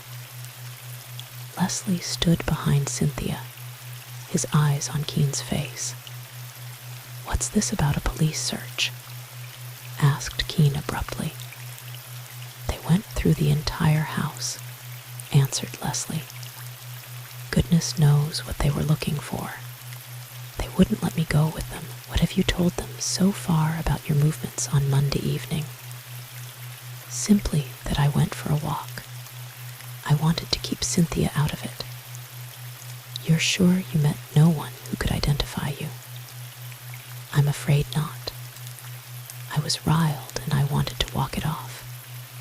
I went clean across country, away from the roads. I did see a chap with a spade over his shoulder, some laborer going home, I suppose, but he was a good way off, and it was getting dark. I remember him because his dog barked. What time? Round about 6, I should think. I'd been walking for about an hour. We might trace the fellow. In any case, I'm afraid there's nothing for it but to give a clear account of your movements, including the time you were with Cynthia. You will gain nothing by holding it back at this juncture. I'll go now and see this Miss Allen. She may possibly have something to say that throws a light on things. Is it within a walk? Take the Stavely car which brought me, suggested Fair. It's waiting at the gate, and Stavely said I was to use it as I liked. In that case, I suggest that we all meet for lunch at the hotel at Whitbury. We shall be on the spot, then, for the inquest. You're sure Sybil is not expecting me? Fair smiled. This is one of her little plots. Didn't you recognize her hand behind it? She told me to say that she would expect you when she saw you. We meet at the hotel, then. Fair accompanied him down the little path to the gate, where the Stavely car stood waiting. They had almost reached the end of the path when Fair, who had been walking with his eyes on the ground, deep in thought, bent down suddenly and picked up something from the long grass that bordered the path. Found anything? Asked Kean. An old stylographic pen, said Fair, examining it curiously. I remember them in my youth. Red dwarfs. I think they used to be called. I wonder how it got there. Kean held out his hand for it. It's probably been there some time. We'll ask Leslie if he recognizes it. We'll stick to it anyway. It may prove of interest. Fair was peering about in the grass. There's nothing else, he said, except some copper-colored spangles, 3 of them, here on the path. I believe the poor creature was wearing a brown-spangled dress. So, as we know, she probably came up this path. That does not lead us anywhere. The pen may prove more useful. It has probably got there since the murder, Kean reminded him. It's hardly likely the police would have missed it. They must have gone over this ground pretty carefully. The pressmen have been down here already, remember. One of them may have dropped it. He slipped the pen into his pocket as he spoke. After Kean had climbed into the car, Fair stood for a moment, his hand on the door. I'm not going to make a nuisance of myself, Edward, he said, but if there's anything I can do, you might put me onto it. I'm sorry for those children and would give a great deal to help them. Also, I'm at a loose end and I've no ties. If there's any special line you want followed, I could do it more tactfully, possibly, and unobtrusively than one of these fellows from an agency. Kean nodded. I'll remember. Don't underrate the private detective, though. It's not such an easy job as you seem to think. Meanwhile, if you can keep Sybil from worrying herself silly, I should take it as a kindness. I've got to go back to town tonight, and I should like to leave her in good hands. Yours are the best I know, old chap. The car slid away, leaving Fair, for all his even temper, a little ruffled. His offer, not a very practical one perhaps, but none the less heartfelt for that, had been quietly, but firmly, put aside. The lump of sugar, skillfully administered after the pill, did not deceive him, and he was human enough to feel snubbed. There was something significant, too, in the way in which Kean had quietly pocketed his find in the garden. Evidently, he had no intention of taking his old friend into his confidence with regard to his conduct of the case. Fair, had meant to ask him his intentions should Leslie be committed for trial, decided to leave all such negotiations to Lady Kean. They had both hoped that he might be persuaded to undertake the defense, and he felt now that she was the only person who could be counted on to influence him should the occasion arise. He returned to the farm in as near a bad temper as was possible to one of his temperament, and thoroughly out of patience with the legal mind. If Edward takes this line, blessed if I don't do a bit of investigating on my own, he told himself doggedly. He always was a hidebound beggar, come to that. Why couldn't he let Cynthia go and see Miss Allen? She'd probably get more out of her, as woman to woman, than he will. Another of his absurd points of legal etiquette. Meanwhile, the object of his wrath was reviewing the situation as the motor bore him swiftly on his way to Greycross.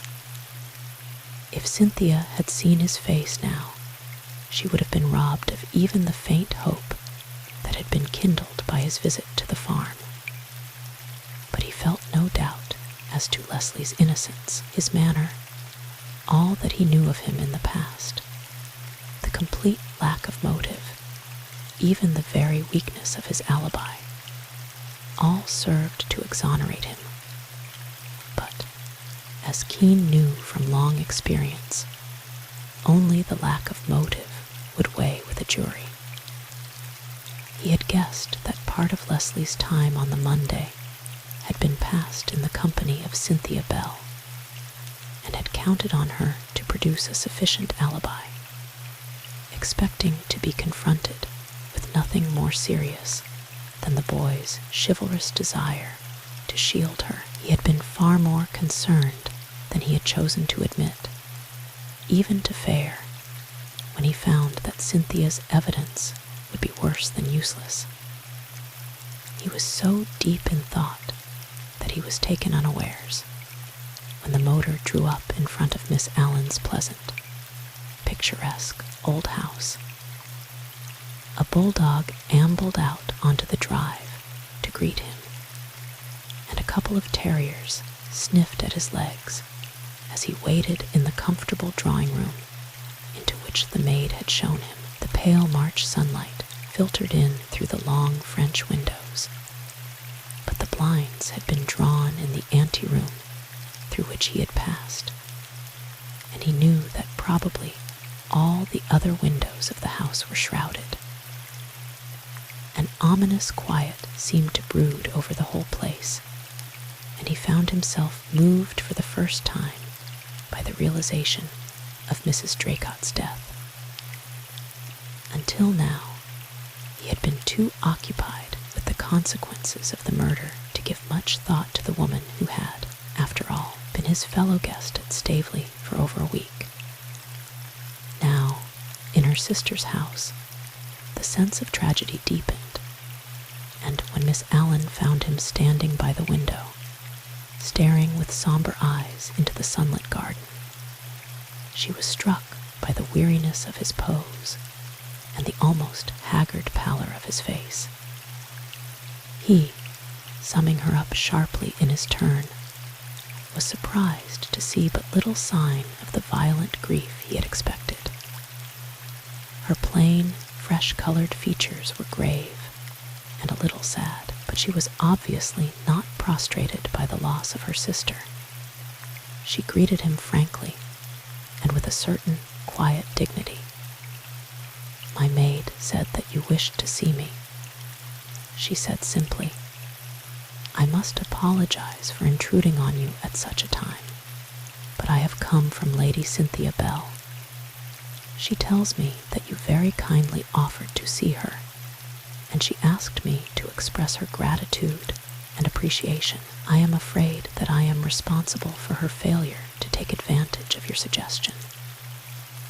It is difficult to explain my interference without encroaching on a subject which, I am afraid, must be very painful to you." He broke off, his face alight with a very real sympathy. You mean my sister's death, she said steadily. I know your name well, Sir Edward, and if you have come on Cynthia's behalf, there is one thing I should like to make quite clear before we go any further. You have guessed, probably, why I wanted to see her, and I am very glad to have the opportunity of saying as much to you as I had intended to say to her. It is simply this. I have known John Leslie for some time, and I'm not a bad judge of character. I am absolutely convinced that he had nothing to do with my poor sister's death, and what's more, am practically certain that he had never met her, or had ever had anything to do with her. Having said her say, she stood waiting, a dignified, sturdy figure of an English spinster, a look of quiet resolution on her well-cut, weather-beaten features. Kean summed her up as a good friend and a bad enemy. This will mean a lot to Cynthia, he said warmly, and I should like to thank you on her behalf. As for myself, I entirely agree with you, but, as you know, we may have to convince people who do not know Leslie, and however strongly we may feel ourselves on the subject, we have no real proof to offer. Frankly, I came here in the hope that you might have some evidence that would help us. You say you are practically certain that Leslie never knew your sister. Is this only conjecture? Mr. Leslie told me himself that he had never met her when I spoke to him about her visit to me. But that, I suppose, she went on with a rather grim smile, is hardly sufficient for you lawyers. But, as a matter of fact, by sheer luck, my sister happened to pick up a snapshot of Cynthia and Mr. Leslie the morning she arrived. She recognized Cynthia from a photograph she had seen in some paper, and asked who the attractive boy was with her. When I told her his name, she said she had heard him spoken of at Staveley, but had never met him. Now, if what these idiots seemed to suspect were true, John Leslie might have his reasons for keeping their acquaintance dark, but my sister could have had no objection to saying she knew him. Besides, from her manner, I am sure she did not recognize the photograph. Could you let me have this snapshot, Miss Allen? It is on the mantelpiece behind you. Keep it, if you think it will be of any use. You will forgive me if I seem insistent, he went on. But, as you know, this is a very serious matter for Leslie. Can you think of anyone in the past who might possibly have harbored a grudge against your sister? Miss Allen hesitated, her clear eyes very troubled. I'd better be frank with you, she said at last. You'll probably think what I am about to say almost indecent, but I've never shirked the truth in my life, and I want to leave no stone unturned to help that boy. You met my sister at Staveley, I believe, Sir Edward, and I think you will understand what I am trying to tell you. You may not know that she was divorced by her first husband, and would have been divorced by her second, if he had not died in the nick of time.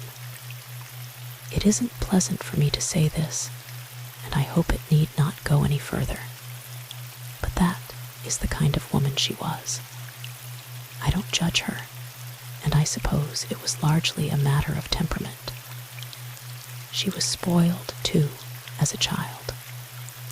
But she was a woman who was bound to have enemies, both male and female, and she had some queer friends, too. If her first husband were not dead, I should have been very much inclined to put this down to him. He went to pieces altogether after she left him, and became just the kind of half-mad, reckless creature that might end in the dock. Thank goodness, he is out of it, but she has made many friends and many enemies since his day. You know of no one in particular. pressed Kean eagerly. "Is there nothing," she said, "at any time that would suggest anyone?" But Miss Allen shook her head. "You must remember that I was not in her confidence. We have never been intimate, and for the last 10 years, I have seen very little of her. I did not like her ways or her friends, and I told her so. As a matter of fact, I was surprised when she proposed this visit herself. She told me when she arrived that she was economizing and wanted to put in a week somewhere in between 2 visits. She said nothing else that might possibly be a clue. Will you search your memory very carefully, Miss Allen? There may be something that seemed quite unimportant at the time." He leaned forward, watching her anxiously. "There was one thing. I didn't take much account of it at the time, and I don't now.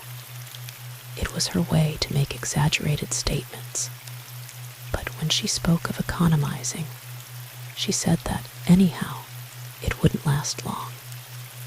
She was out to make a lot of money, in fact, was practically certain of it. I asked her whether it wasn't just another of her sure things, for she was a born gambler, you know. And she said it was as sure as death. I've remembered her words since." "As sure as death," echoed Kean softly. "What irony. I took it for granted that she was talking either of racing or of some speculation she was mixed up in. She had a lot of queer people in tow, bookies, and the sort of shady-looking men who are supposed to be something in the city. Looked like criminals, most of them, and I told her so more than once. But I dare say they were harmless enough, really. I met her once in Paris with a man she told me was a well-known French bookie, and I wouldn't have trusted him alone in a room with my purse. They fleeced her a lot, one way and another. There was nothing among her papers that pointed to any big transaction." Miss Allen shook her head. "I went through them carefully yesterday. There was nothing. As I said, I don't believe John Leslie had anything to do with this, and I should like to see him cleared. But I am not so heartless as I may have sounded.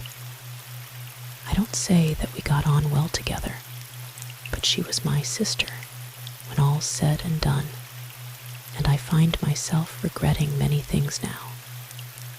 Perhaps, if I had taken the trouble, I might have been of some influence in her life.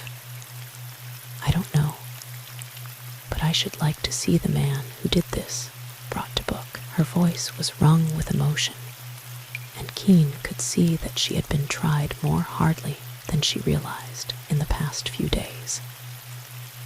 I don't think I had ever understood the strength of blood relationship until I saw her lying in that horrible place at Whitbury. She muttered, almost inaudibly. Kean waited in silence. There seemed nothing he could say. She pulled herself together with a pluck that roused his admiration and turned to him. "I'm afraid I've helped you very little," she said regretfully. "I'm not so sure. Anything may turn out to be important in a case like this. In the meantime, I am more than grateful to you, Miss Allen, for your frankness. Cynthia will no doubt see you very soon and thank you herself. In view of the fact that she may have to appear at the inquest this afternoon, I considered it better that she should not be known to have been in touch with you. She saw my point. Otherwise, she would have come in answer to your note this morning." Miss Allen nodded. "I'm very glad she has got you to turn to, Sir Edward. If there is anything more I can tell you at any time, I will let you know." Kean paused in the act of shaking hands. "One thing more," he said. "You have no reason to suspect that your sister went out with the intention of meeting anybody on Monday night. I hadn't at the time, but I have wondered arrived since. I was writing letters in the little room I call my study when she went out. I shut myself up there directly after tea to get through some troublesome correspondence and left her comfortably settled in front of the fire in here. When I came back about 6:30, she was gone, and the maid told me she had seen her go out. I was surprised because she hated walking, and it was not the sort of weather to tempt her out of the house. But I did not get anxious until after the arrival of Cynthia. We waited dinner for her until past 8, and after dinner, I sent the groom down to Keys to ask if she had been seen there. When he returned and said he could get no trace of her, I began to get really anxious. Until then, I had simply thought she had lost her way, and was in hopes that she might have telephoned to the inn at Keys, leaving a message for me saying she was hung up somewhere. I have no telephone here, you see, and she knew that the people at the Boar sometimes take messages for me. I sent my man straight back to Keys, telling him to see Gunnit, the constable there. But Gunnit was out, and his wife did not know when he would be back. Of course, I know now that he was at the farm. Cynthia was just trying to persuade me to let her take her car and scour the lanes when the police arrived with the news of what had happened. You have no idea what could have taken her to Leslie's farm. None whatever. I should certainly never have dreamed of looking for her there. By 10 o'clock, I had made up my mind that she had either lost her way or had an accident. There was a gale blowing that night, and a good many trees were down, and I was afraid she might have been hit and be lying helpless somewhere. Thinking it over, I feel certain of one thing. Kean looked up quickly. Yes, she never meant to go to the farm. It is 2 miles the other side of Keys, and 40 minutes walk from here. She was wearing an old pair of evening shoes, and she hadn't troubled to change them. No sane woman would walk even a mile on a country road in thin slippers. Chapter 6. Kean found Fair waiting for him when he reached the hotel at Whitbury. Cynthia, he learned, had taken the car to the garage to fill up, and Leslie had accompanied her. With consummate tact, I said I should prefer to be dropped here to wait for you, explained Fair. Heaven knows how much more time they'll have together. It strikes me as a black outlook, Edward. His kindly face was grave and troubled. Kean nodded. I haven't been able to get much out of Miss Allen. She is convinced that Leslie had nothing to do with it, and I believe she is right. All the same, his story is weak. It's the most infernal bad luck. If only he'd gone up to London as he intended. What do you suppose induced poor Mrs. Draycott to go to the farm? If we knew that, Leslie could snap his fingers at them, answered Kean somberly.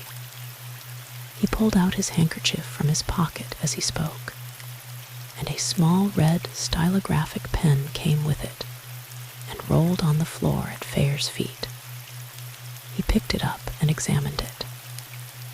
The cap was missing, and half concealed beneath the mud with which it was plastered was an ink stain running right round the pen.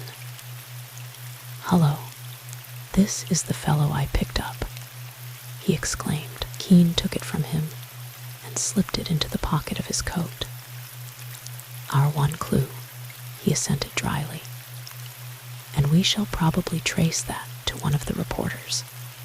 I don't think we need build on it." He pulled off his heavy coat and threw it over a chair. Then he turned and faced Fair squarely. "I'm going to save that boy if I can, Hatter, if things go against him," he said. You can tell Cynthia that if I don't have an opportunity myself after the inquest, we'll hope it won't come to that, but frankly, I'm not sanguine. Neither am I. It looks almost as if suspicion had been deliberately thrown on Leslie. It's an inconceivably devilish scheme, if it is so. There's no earthly reason, as far as we know, why Mrs. Draycott should have gone to his farm at all, unless she were decoyed there, and if she were, why choose that spot? Surely it would have been as easy to shoot the poor creature in the open. It looks uncommonly as if someone had tried to plant the murder on John Leslie. Kean walked over to the window and stood there looking out, his hands deep in his pockets. It hasn't occurred to you, he said slowly, that whoever did it may have known that Leslie had been subpoenaed as a witness and was due in London on Tuesday. Remember, he should, by rights, have been in the train at the time Mrs. Draycott was killed. I don't suppose he made any secret of the fact that he was going, and news travels fast in a small country place. Fair stared at him for a moment then, with a sudden look of comprehension. By Jove, that narrows things down a bit. If there is anything in your theory, we shall find the man is someone who either lives in the neighborhood or who was there for a time, at least, before the crime was committed. Kean turned to him with a smile. Come to that, why the man? Women have been known to shoot people before now. Women? Fair stopped, appalled. There was only one woman who, so far, could be said to have any connection with the case. Cynthia had, according to her own account, gone straight home when she parted from Leslie at 5:30. She was fairly certain to have been seen by some member of her father's household. Supposing that, by some evil chance, she hadn't been seen, Fair gazed at Kean with something like horror in his eyes. Not Cynthia. Kean's smile vanished. Thank goodness, we can rule Cynthia out. The lodge gates are kept closed at Galston, and unless we are up against another piece of unheard-of bad luck, the lodge-keeper must have let her in. As a matter of fact, I had nobody in mind when I spoke. You were theorizing so smoothly that I couldn't resist the temptation to point to at least one weak point in your argument. After all, as you say, the murderer may have deliberately planted the whole thing on Leslie. It is as good an explanation as any, considering how little we have to go on. If it wasn't a plant, why did he take the trouble to get her to the farm? Kean had turned again to the window. The sound of a shot carries a good way in the open air, remember. I can see our young couple. I suggest that we drop the subject, as far as possible, during lunch. I can give Leslie a few hints on the correct behavior for witnesses afterwards. I fancy he's a head-headed young beggar, and he mustn't be allowed to lose his temper. Kean could be a delightful and interesting companion when he chose, and on this occasion he laid himself out to keep Leslie's mind off the coming ordeal, with the result that even the two people most concerned found the meal a pleasant one. After it was over, Kean drew the boy aside and spoke to him, very seriously, while Fair did his best to keep the ball of conversation rolling with Cynthia. She had conquered her agitation and was facing things with a pluck that did her credit. But, in spite of both their efforts, the time dragged heavily, and he was glad when the suspense was over, and they started for the town hall, where the inquest was to be held. At Kean's suggestion, they separated, and and he and Fair joined the crowd in the body of the court. Though one or two people looked curiously at the two strangers, it is doubtful whether anybody recognized the lean man with the keen eyes and hawk-like face, though his photographs had appeared often enough in the press. Their interest was focused on Leslie and on Miss Allen, who came in just before the proceedings opened and took her seat on the opposite side of the court. Fair looked at her with interest. She was dressed in a black coat and skirt and a small black felt hat, of the kind affected by the more downright type of middle-aged spinster. She was pale but composed, and was apparently oblivious of the little stir occasioned by her entrance. Catching sight of Leslie, she bowed to him gravely, but with marked friendliness. The jury filed in, followed by the coroner, an elderly man whose practice lay on the other side of Whitbury. His address to the jury was short and to the point. "You have inspected the body of this lady," he concluded, "and have been shown the cause of death, a bullet wound in the left temple. The body, as you know, has already been identified. After hearing the evidence which will be brought before you, you are called on to settle in your minds in what way the deceased came by her death. The proceedings opened with the evidence of Gunnett and Sergeant Brace. Brace described his visit to the farm and the discovery of the footsteps under the window and in the barn. He reported his conversation with Leslie concerning them. You have not, so far, been able to trace them to any definite person," suggested the coroner. "We are making inquiries," answered Brace evasively. "At present, we have nothing to report." One of the jurors, a tradesman whose shop was on the outskirts of Whitbury, cleared his throat nervously. "There was a tramp past my place on Monday afternoon," he volunteered. "There was a slight delay while he was sworn in. What time did you see this man?" "Round about 4. I was dressing the window. That's how I happened to remember the time. He was going in the direction of Keys, all right." "Could you describe him?"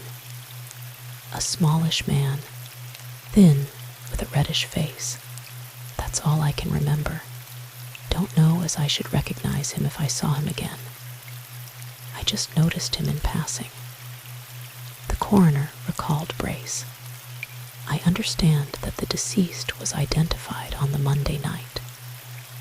I went straight from Mr. Leslie's farm to Greycross, where I interviewed Miss Allen. At my suggestion, she came at once with me to the mortuary.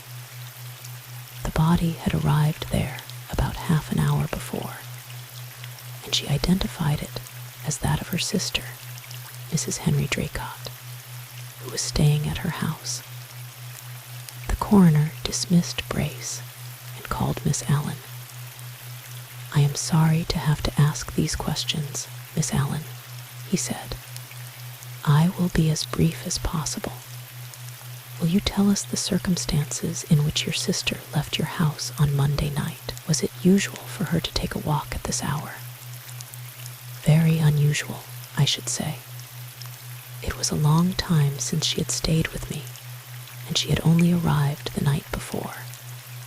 But she had never been a walker and did not care for exercise, especially in bad weather. Can you think of anything which could have drawn her out on such a night?" "Nothing. I did not see her leave the house and was surprised when I discovered she was out.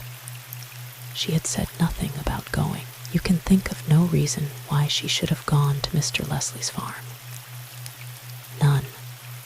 She did not know Mr. Leslie, and to the best of my belief, could have had no possible reason for going there." The coroner leaned forward. "I am sorry to have to touch on such a subject," But did your sister speak openly to you about her affairs? Supposing she had gone out with the intention of meeting someone, would she be likely to mention it to you? Miss Allen hesitated for a moment. I was not in my sister's confidence, she said at last.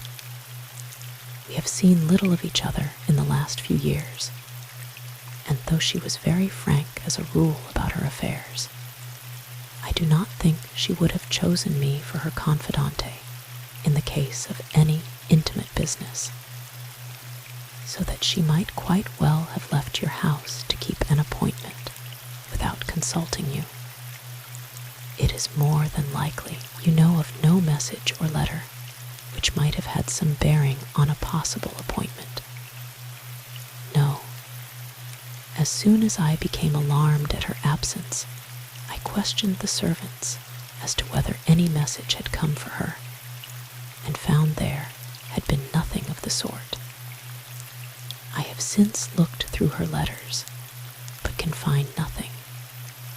She had only arrived the day before, and had received no letters through the post. Miss Allen returned to her seat with the same quiet dignity she had shown all through the examination.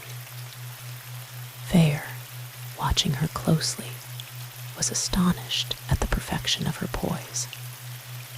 But now that she was off her guard for a moment, it was easy to see that only the most iron self-control had enabled her to go through the ordeal. She was no longer young, and her sister's death had evidently shocked her deeply. But he doubted, having known Mrs. Draycott, whether there could have been any real affection between the two women.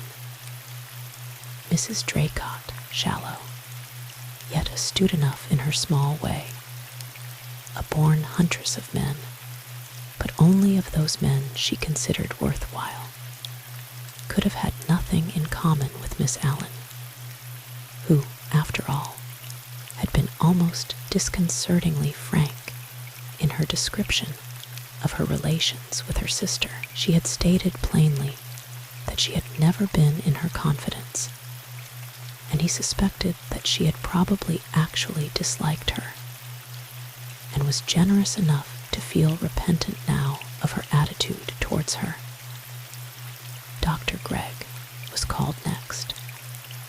He gave his evidence clearly and straightforwardly, but with an awkwardness of manner that amounted almost to surliness. Fair had the impression that he was either shy or bad-tempered, possibly both. He expressed his opinion that the deceased had been dead for about 4 hours at the time of his examination. Asked whether the wound might have been self-inflicted, he said that such a thing would be practically impossible, even in the case of a left-handed person, as the shot had been fired at arm's length, a feat so difficult as to be almost out of the question. In answer to a question by the coroner, he stated that death would have been instantaneous, and that, in the case of suicide, the weapon would undoubtedly have fallen either on the table or on the floor close to the chair. He gave his answers grudgingly, as though he resented having been drawn into the affair at all. His evidence was corroborated by the police surgeon, who had been summoned from Carlisle. There was a little stir in the court as John Leslie stepped forward. Kean had drilled him well in the few minutes he had had at his disposal, and he gave his evidence in a clear, audible voice, confining himself to the bare facts of the case. He described his return to the farm and the finding of the body, and stated emphatically that he had never met Mrs. Draycott, and had no idea of her identity until Gunnett recognized her. Asked to account for his movements, he said that he had left the farm at about 4 o'clock, and that from 5 until just before 8 he had been walking. That leaves a certain period of time unaccounted for. Where did you go when you left the farm? Asked the coroner. I walked to the edge of the Galston Copse. I had an appointment there at 4:30. Did you keep that appointment? I did, leaving there at 5 and walking straight across the fields in the direction of Bisley. When I was almost in sight of the village, I turned off and made a wide detour and arrived back at the farm from the Whitberry side. You did not stop at any inn or speak to anyone in the course of your walk. No, I was in the fields practically all the time. I hardly saw a soul. It was dark before 7 and pitch black by the time I got home. Then I understand that you spoke to no one except the person with whom you had the appointment. No one. Who was that person, Mr. Leslie? Lady Cynthia Bell. Leslie spoke with obvious reluctance, and there was a rustle as the crowd turned, sheep-like, to stare at Cynthia. And you parted at 5 o'clock. Thereabouts. Why didn't you return to the farm after leaving the Galston Copse? I had been working all day, and I needed exercise. Farm work is fairly heavy work, Mr. Leslie, even at this time of year. According to your account, you must have walked a good 12 miles between 5 o'clock and 8. Had you no other reason for making such a wide detour? Leslie's eyes flashed, and for a moment it seemed as if Kean's admonitions were to go for naught. Then he controlled himself with an effort. I was annoyed and wanted to walk it off. What had happened to upset you? I had had a difference of opinion with Lady Cynthia. We had been going for a walk together, but owing to this, we parted rather suddenly. I'd got the walk in my mind, I suppose, so when that happened, I just went on by myself and tried to walk my temper off. You are engaged to Lady Cynthia Bell, I believe. Yes, was the difference of opinion you mentioned just now due to attentions you had been paying to another lady? Mrs. Draycott, for instance. Leslie stared blankly at his interrogator, a dark flush slowly mounting to his forehead. Good Lord, no, he ejaculated. You say that you tried to walk off your anger. Was that anger directed against anybody in particular? I was annoyed with Lady Cynthia at first, in the way one is annoyed with anyone one has had an argument with, but after that I was angry, principally, with myself for being such an ass as to quarrel. There was no third person involved either in the quarrel or in your thoughts afterwards. Of course not. Who should there be? You are sure that you did not go back to the farm after leaving Lady Cynthia Bell for the purpose of keeping an appointment you had made with the deceased? Vere heard the sharp hiss of Kean's breath between his teeth, followed by a whisper. Then they've got something up their sleeves, after all. Leslie, after the first blank stare of astonishment, flushed with anger as he realized the full force of the insinuation. Of course not, he said curtly. I have told you that I didn't know Mrs. Draycott. You are certain that you did not meet Mrs. Draycott at all that evening? I never saw Mrs. Draycott in my life until I found her body at the farm. Thank you, Mr. Leslie. Sergeant Brace. Sergeant Brace took his stand, very erect and soldierly in his blue uniform. On the day after the murder, you visited Mr. Leslie's farm, I believe. I went to the farm on Tuesday, the 24th, in company with Police Constable Collins, and made a thorough search of the premises. In a drawer in Mr. Leslie's bedroom, I found a Webley Service revolver, one chamber of which had been discharged. The other chambers were loaded, and the gun had not been cleaned since it had last been fired.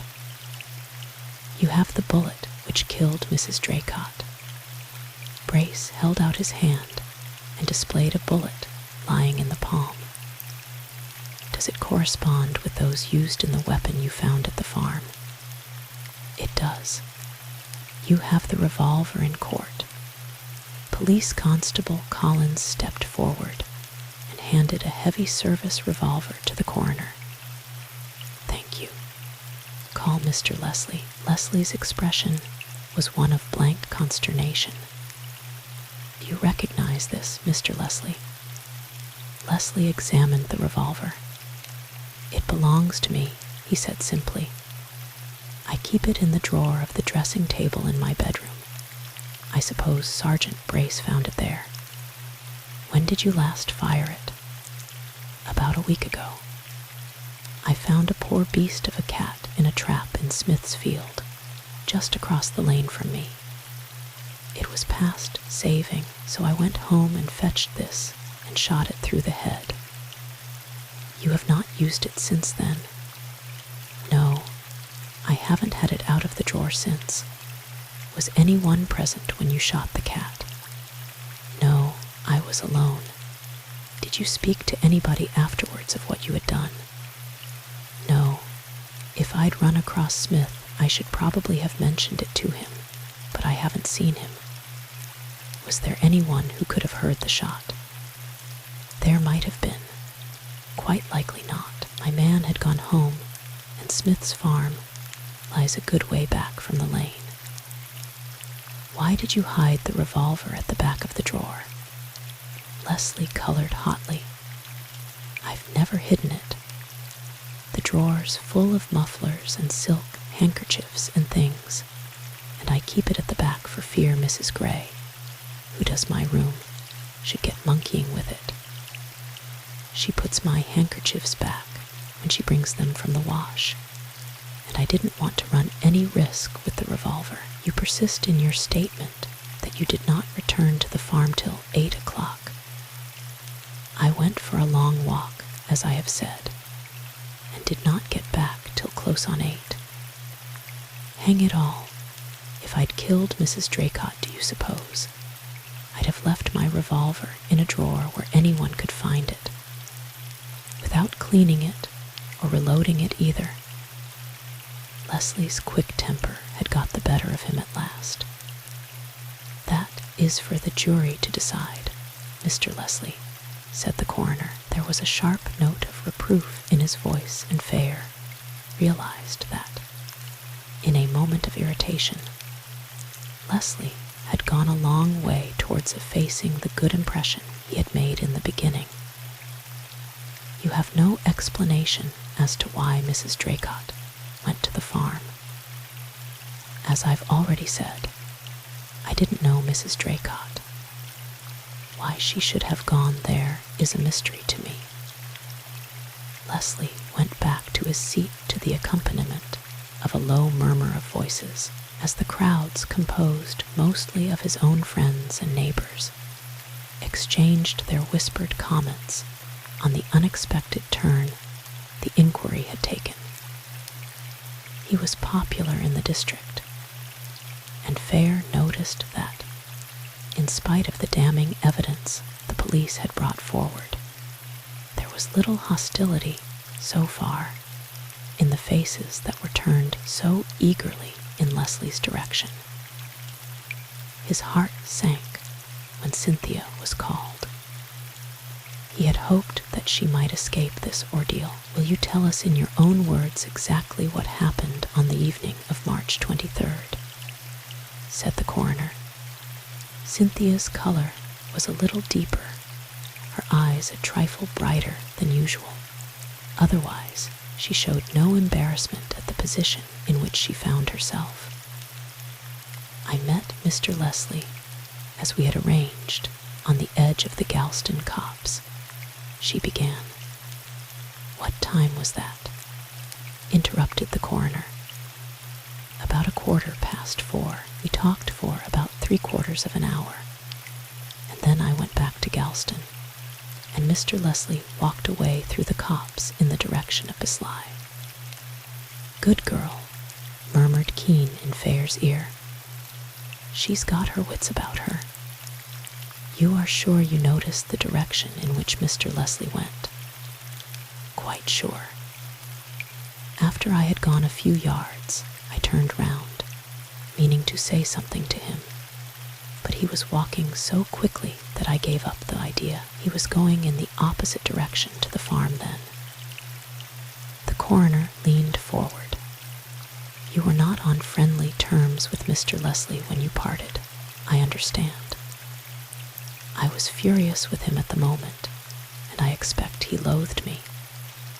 I got over it almost at once. That's why I turned round, meaning to call to him." "You considered that he had treated you badly?" "It wasn't that, exactly. I was angry because he would go on trying to treat me too well, or at least what he thought was well. I didn't agree with him and lost my temper. He'd got into his head that because he'd no prospects and couldn't marry for a long time, he was putting me in a false position, and that he ought to break off the engagement. Was this the first time he had made the suggestion to break off the engagement? Oh dear, no. He began worrying about it 10 minutes after we first became engaged. A ripple of nervous laughter ran through the court, and the jury, who had pricked up their ears at the coroner's question, relapsed into somewhat amused languor. "Was it an old argument between you?" "Oh, yes. That's why I was annoyed. We'd had it out so often that I was tired of the subject. So that, when Mr. Leslie wished to break off the engagement, you refused and held him to it." The color flooded Cynthia's cheeks, but she was too wise to take offense at the suggestion. She looked at the coroner with disarming frankness. He didn't wish to break off the engagement. That was why the whole argument was so silly. He went on suggesting it simply from a sense of duty. I shouldn't have held him to his word if I'd thought he wanted to go. Was he more insistent than usual on this occasion? No, he didn't have time. I lost my temper almost at once. Are you sure that the presence of Mrs. Draycott in the neighborhood was not one of the causes of this quarrel? Perfectly certain. I had never heard of Mrs. Draycott. Miss Allen told me her sister was coming and asked me to meet her at dinner that night, but I didn't know then that that was her name. Had you never heard her name coupled with that of Mr. Leslie? Never. Lady Cynthia was the last witness. She returned to her seat, her head held high and her cheeks flaming, but she had done better work than she knew, for her gallant bearing had won the sympathy, not only of the spectators, but of the jury, 2 of whom were her father's tenants, and had known her since childhood. There was an expectant hush as the coroner rose to address the jury. Fair summed him up as a man of mediocre intelligence, slow but conscientious, and perhaps a little overconscious of the importance of his own position. "Gentlemen of the jury," he began, "you have heard the evidence put before you, and are now called upon to consider your verdict.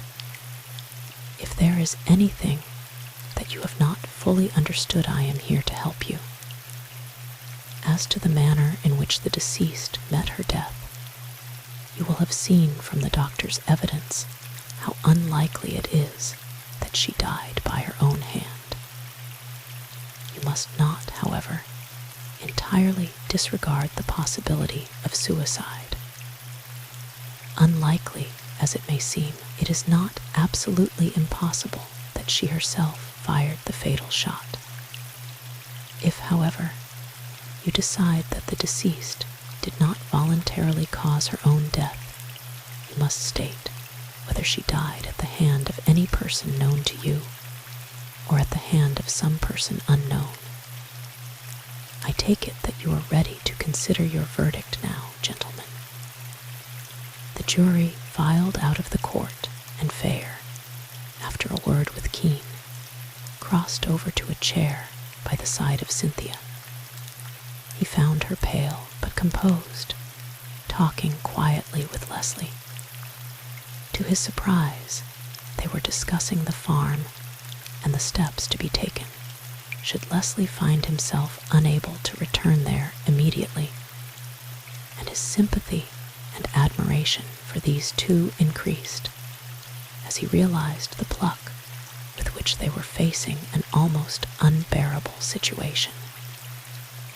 Kean remained in his old place in the body of the court, deep in his own thoughts. He had little doubt as to what the verdict would be in the face of the unexpected evidence brought forward by the police. Indeed, the jury was not absent for more than 20 minutes. Fair watched them, trying to judge from their faces what line they would take.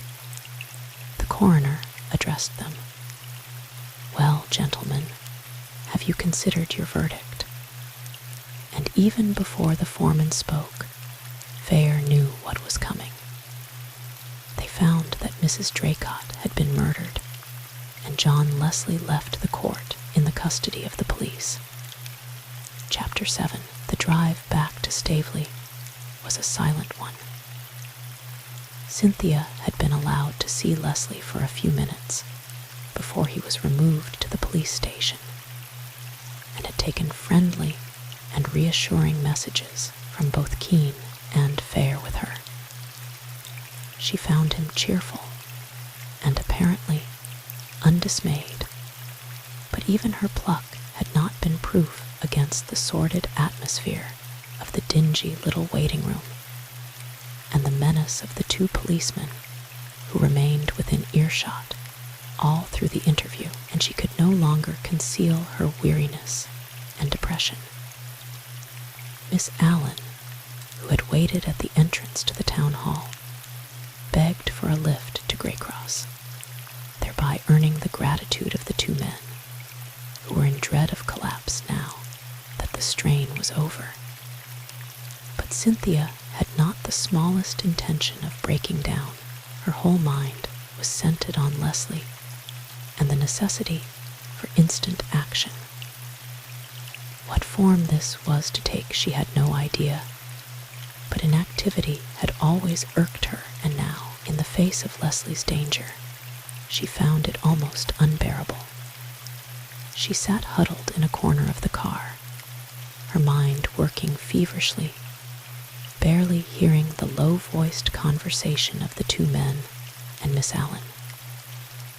With the wisdom of true sympathy, they left her alone with her thoughts, knowing that even a chance word might undermine her control. They dropped Miss Allen at Greycross. As the car started again, Fair glanced at Cynthia. "All right?" he asked kindly.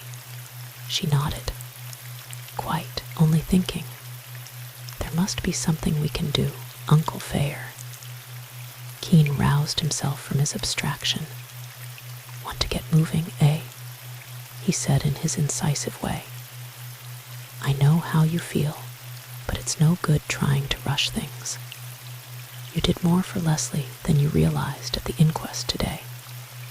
I've seldom heard a more satisfactory witness. I congratulate you." Cynthia's eyes shone with pleasure. As he had intended, his praise supplied just the tonic she needed. "I'll tell you exactly what I propose to do," he went on. "Then you won't feel that we are being idle.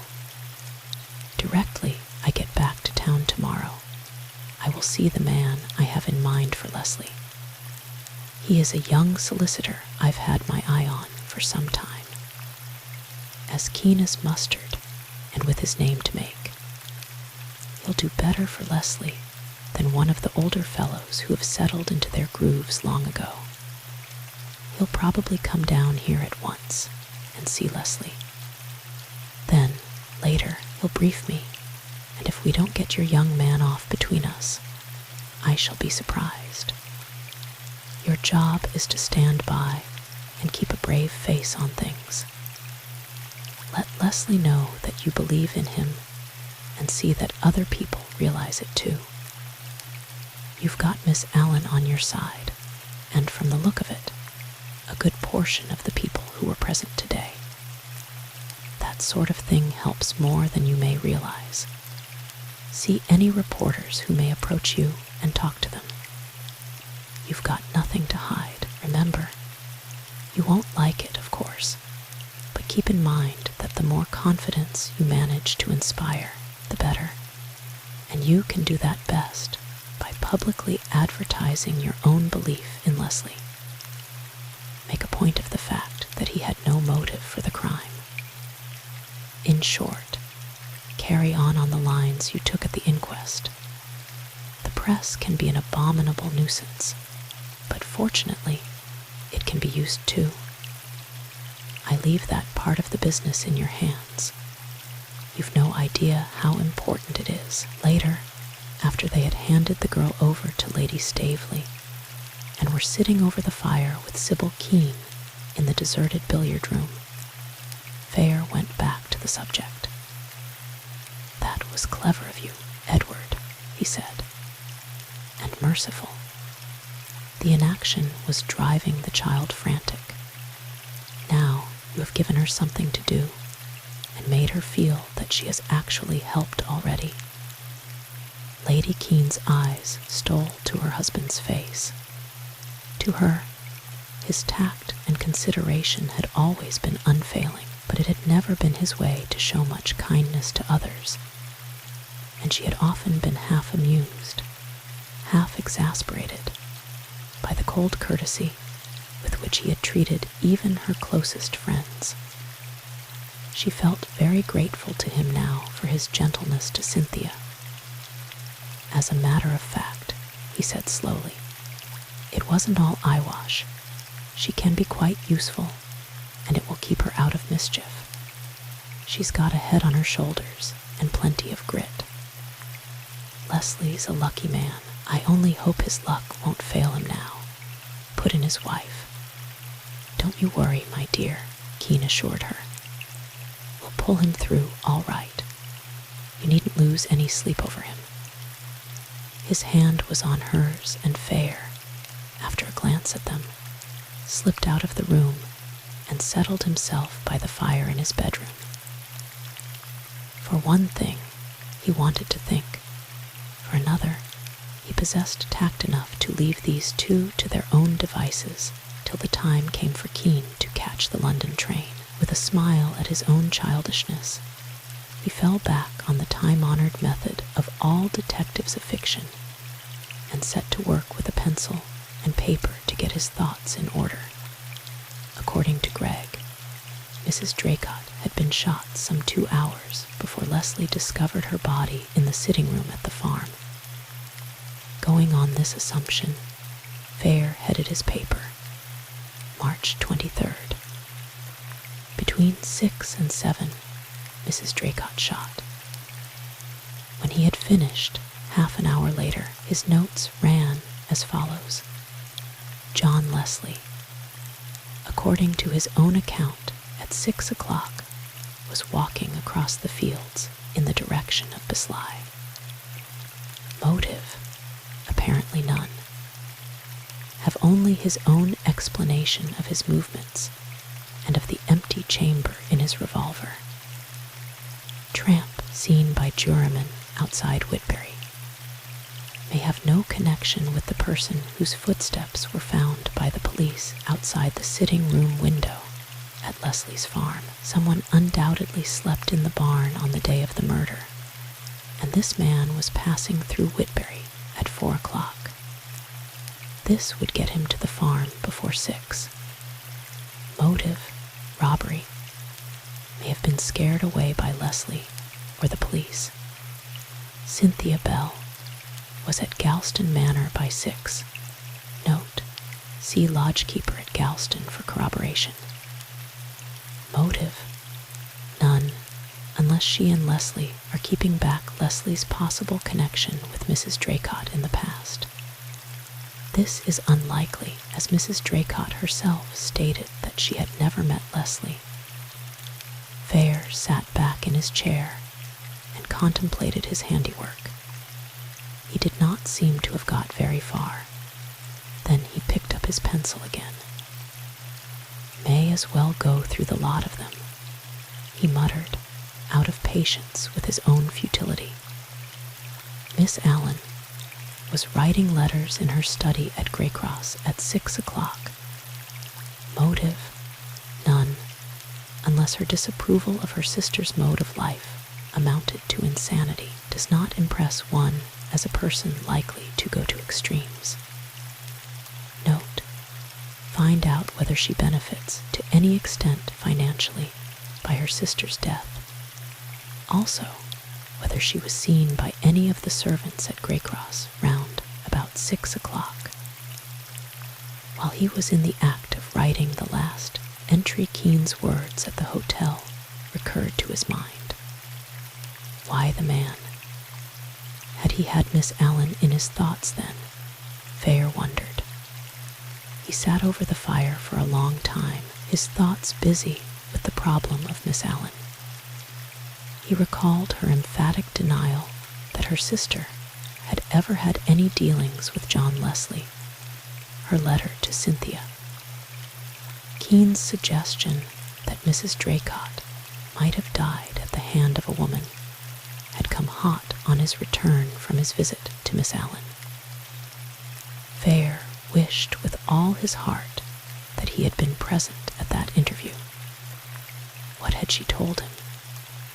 As he dressed for dinner, he was conscious of a growing resentment against Kean. The more he pondered on his manner at the hotel, the more he suspected that Kean had discovered something of importance at Miss Allen's. Something, Fair told himself with growing exasperation, that tomorrow he would pass on as a matter of course to Leslie's solicitor. He did not blame Kean. He knew him well enough by now to accept his methods, however annoying and inhuman they might seem, but there was a streak of obstinacy in Fair's nature, which responded to just such treatment as he had received from his old friend, and he felt more than ever determined to take a hand in the game. He had offered to meet Gray, the solicitor, at the station, and Kean had not demurred. He made up his mind to get as much out of him as possible and then work on his own lines. He realized that these were disconcertingly vague so far. The events of the next morning, however, opened out a possible field of action. Crossing the hall, he ran into Dr. Gregg on his way to visit Lady Kean. The doctor's greeting was curt but friendly. "Have you heard that they've got our friend the tramp who was at the farm that night?" he said. "The police seem to have moved fairly quickly for once. Have they got anything out of him?" "I don't know. Except for old Gunnit, they're a close-mouthed lot. The fellow's safe enough, at all events, literally tied by the leg in the infirmary at Whitbury. He was run down by a silly young ass on a motorbike and got his ankle badly smashed. I gather that he was up at the farm that night, meant to sleep there. Something seems to have frightened him off at the last minute. Probably the arrival of the police. If he does turn out to be the chap that did it, Leslie's troubles are over. Leslie's solicitor is coming today, and I'm by way of meeting him. I suppose he will be allowed access to this man if he wants to see him." "I imagine so. Can I be of any use? I'm for Whitbury after this, and can run you over in about half an hour's time." Fair accepted the invitation, glad of the chance to talk to the man, of all others, most likely to know the neighborhood well. Greg had not impressed him very favorably at the inquest, and he did not take to him now. As a witness, he had seemed almost surly today, no doubt in an effort to be agreeable. He was garrulous, and at the same time, ill at ease. Fair knew that he had the reputation of being a clever doctor, though something of a vulgarian. Lord Staveley joined him as he was collecting his hat and coat in the hall, and confirmed his impression of the man. "Clever chap, Greg," he said. "To tell you the truth, I'm not sorry to have him on hand when Sybil's here. It's always a bit of a responsibility, and I sometimes think Kean would murder us if anything happened to her. Amazing, the way the fellow's wrapped up in her. Never would have thought he was that sort. My wife's about the one person he'll trust to look after her. Thank goodness, Greg's dependable." "A queer fellow," commented Fair thoughtfully. "A bit of a rough diamond, isn't he?" Lord Staveley laughed. "Very much so. Didn't get on with the old women round here at all at first. However, the old chap at Whitbury is such a dud that they had to come round. Now they swear by him. He's a self-made man, son of a vet up in the north, so they say." As he spoke, Greg appeared at the top of the staircase, and he and Fair were soon on their way to the junction. "A bad business, this of Leslie's, if they find they haven't got their man after all," said Greg in his abrupt way. "I met Lady Cynthia on the stairs, and she looked pretty hipped. It isn't doing my patient any good, either. You're not anxious about her?" put in Fair quickly. "She's no worse, if that's what you mean, but she can't stand worry. I should be better pleased if she was out of all this. If I had my way, she'd be in her bed in London now. What do you think of Leslie's chances?" "Bad. You and I know he isn't the sort to do a thing like that, but the evidence is strong against him. Depends what sort of old women they get on the jury, if it comes to that. I hope it won't, now they've got this tramp. There's the lack of motive. Personally, I don't believe he ever saw Mrs. Draycott in his life until that night. You were there, weren't you? How did he impress you?" "He was speaking the truth, all right. He behaved just as you or I would have done under the circumstances. It's a nasty jar to find the body of a strange lady in your sitting room. On the whole, he took it very well. I wish they could find some clue as to why Mrs. Draycott ever went to the farm. I believe the secret of the whole wretched business lies there. It's a mystery. Though, from what I've heard of the lady, that's not the queerest of the many queer things she seems to have been up to," said Greg dryly. "There's been gossip already, has there? Bound to be, I suppose. Still, they might have let the poor creature rest in peace. If you lived in this neighborhood, you'd know that that was the last thing they'd be likely to do. If what they're saying is true, she was no loss." Fair was struck by the bitterness of his tone. "You never met her, did you?" he asked. "I must have paid a couple of calls at Staveley while she was there, but I did not run across her. From all accounts, though, she was a pretty average rotter."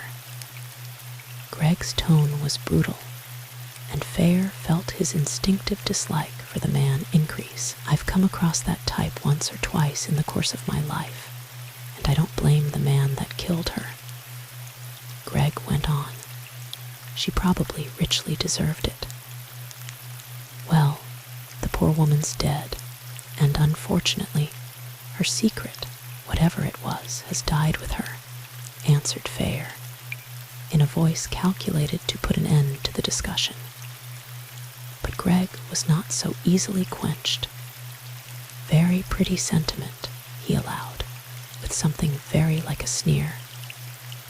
But it's neither just nor logical. It's a hard fact that the evil people do lives after them, and I don't believe in the whitewashing process myself. The world's the better for her removal, so why not say so? That's a strong thing to say of a woman who, at the worst, was only heartless and calculating, and considering that I only knew her slightly and you not at all, it seems a good deal to assume, Fair reminded him. He was interested, in spite of himself, in the viewpoint of a man who could work himself up to such a pitch of resentment against a woman who, after all, was a stranger to him. His first instinct had been to drop the subject, but now he found himself trying to draw out the doctor. In my experience, it's the stupid, greedy people who do the real harm in this world, not the wicked ones. The bad man works with an object, and once that's gained, is usually content to let his neighbor alone. The stupid man blunders on in his imbecile way, leaving a trail of mischief behind him. You would put down Mrs. Draycott as a stupid woman. Fair had been struck himself by the dense strata of obtuseness that lay beneath Mrs. Draycott's surface acuteness, and he was surprised at the accuracy with which Greg seemed to have diagnosed her. From what I hear, she was of the blunt-fingered, blunt-minded type, and a born petty schemer. However, I may be wrong. I'm going by hearsay, you know. It's curious how people get hold of their information, said Fair thoughtfully. I don't suppose more than half a dozen people in this neighborhood had ever met her. They read their papers, though, and she's been before the public more than once, you must remember. Also, the mere fact that she was Miss Allen's sister would be enough to draw attention to her.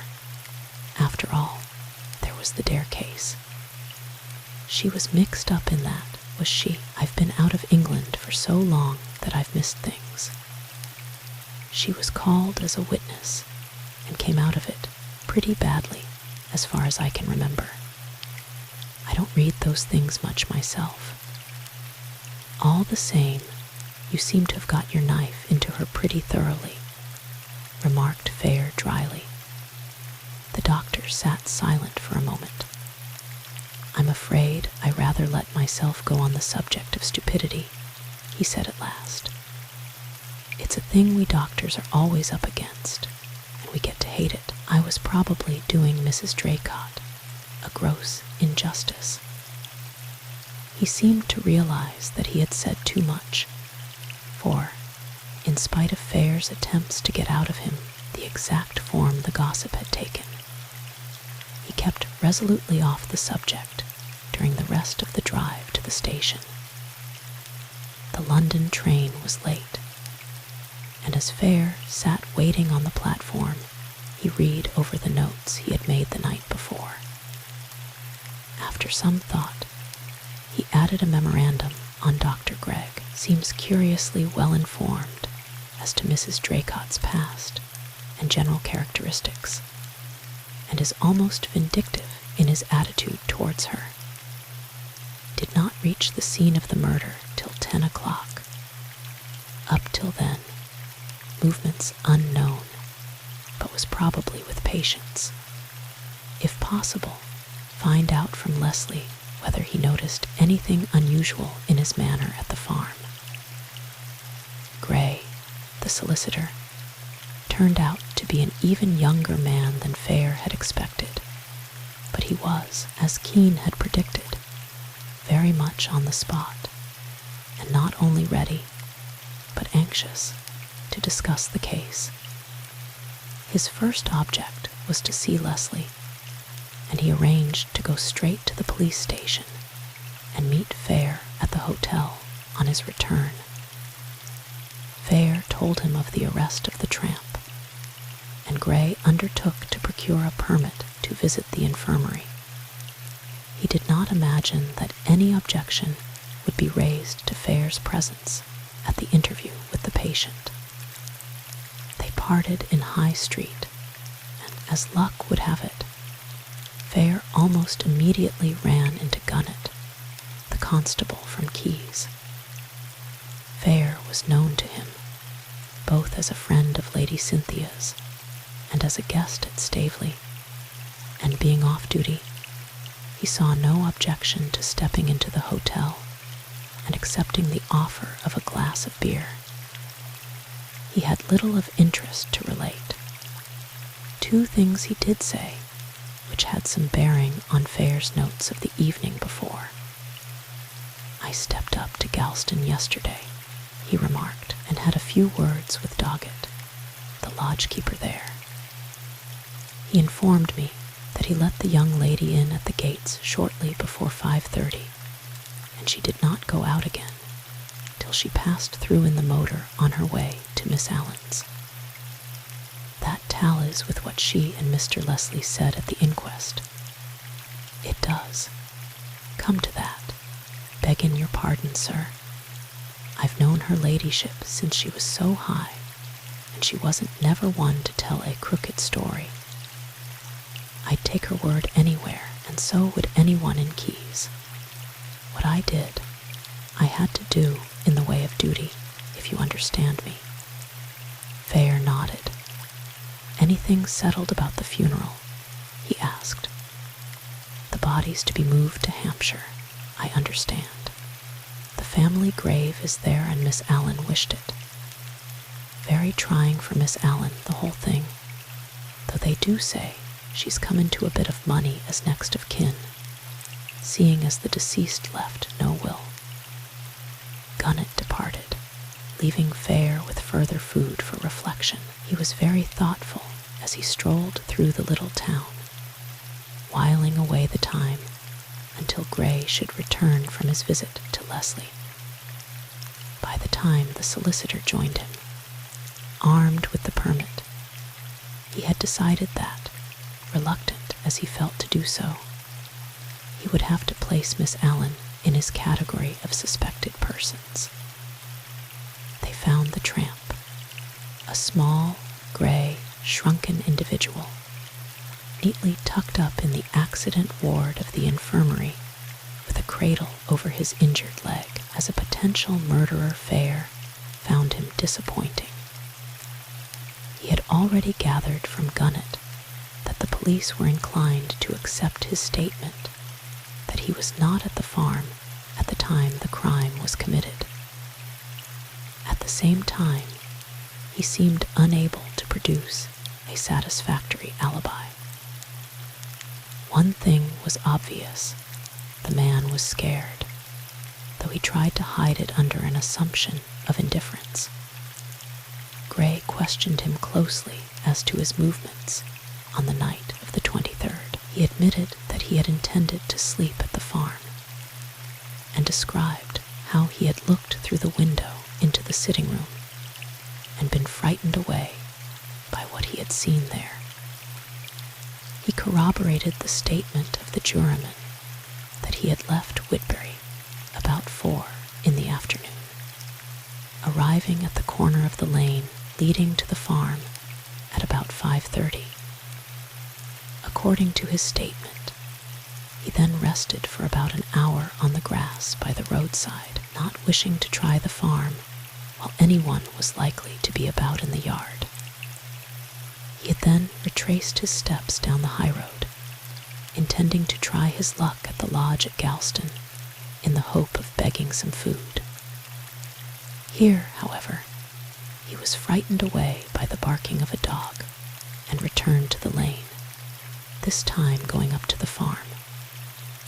Finding no one about, he made his way to the barn and crept into the loft, meaning to stay the night there. He remained in the barn till about 8, when he was driven out by hunger. Then it was that he made the discovery that resulted in his abrupt departure from the neighborhood of the farm. It wasn't likely I should stay there, after what I'd seen, now was it? He demanded indignantly. You might have informed the police, suggested Gray. The police, not me. Let them find out for themselves. It's what they're paid for. Then, from 5:30 to 6:30, according to your account, you were lying in the grass at the corner of the lane, said Gray, consulting his notes. As true as I lie air. I never went near the place till I went up to the loft at 7 or thereabouts. No one saw you. You didn't beg from anyone while you were at the corner of the lane and the high road. Not a soul come near me save a car or two. Not a soul that'd speak for me. I ain't got no luck, I haven't. Never had. The little man's voice was bitter. Fair bent over him, struck by a sudden idea. Nothing turned up the lane to the farm while you were lying there, did it? He asked. A gleam of suspicion crept into the tramp's furtive eyes. He distrusted everybody on principle, especially people who asked abrupt questions, but he had not the courage or the intelligence to lie. There was one car, he admitted cautiously. They wouldn't have seen me, though. It was dark, and I was out of range of the lights. Gray took up the interrogation eagerly, speaking softly so that his words should not reach the ears of the policeman sitting in the chair by the window. Can you remember what the car was like? Was it too dark to see who was in it? The little man looked at him with weary scorn. He was tired of being on the defensive and wanted, above all things, to be left alone. Pitch dark, it was, nearly. I couldn't recognize the Prince of Wales in all his feathers. You've no idea of the color of the car or how many people were in it, persisted Gray.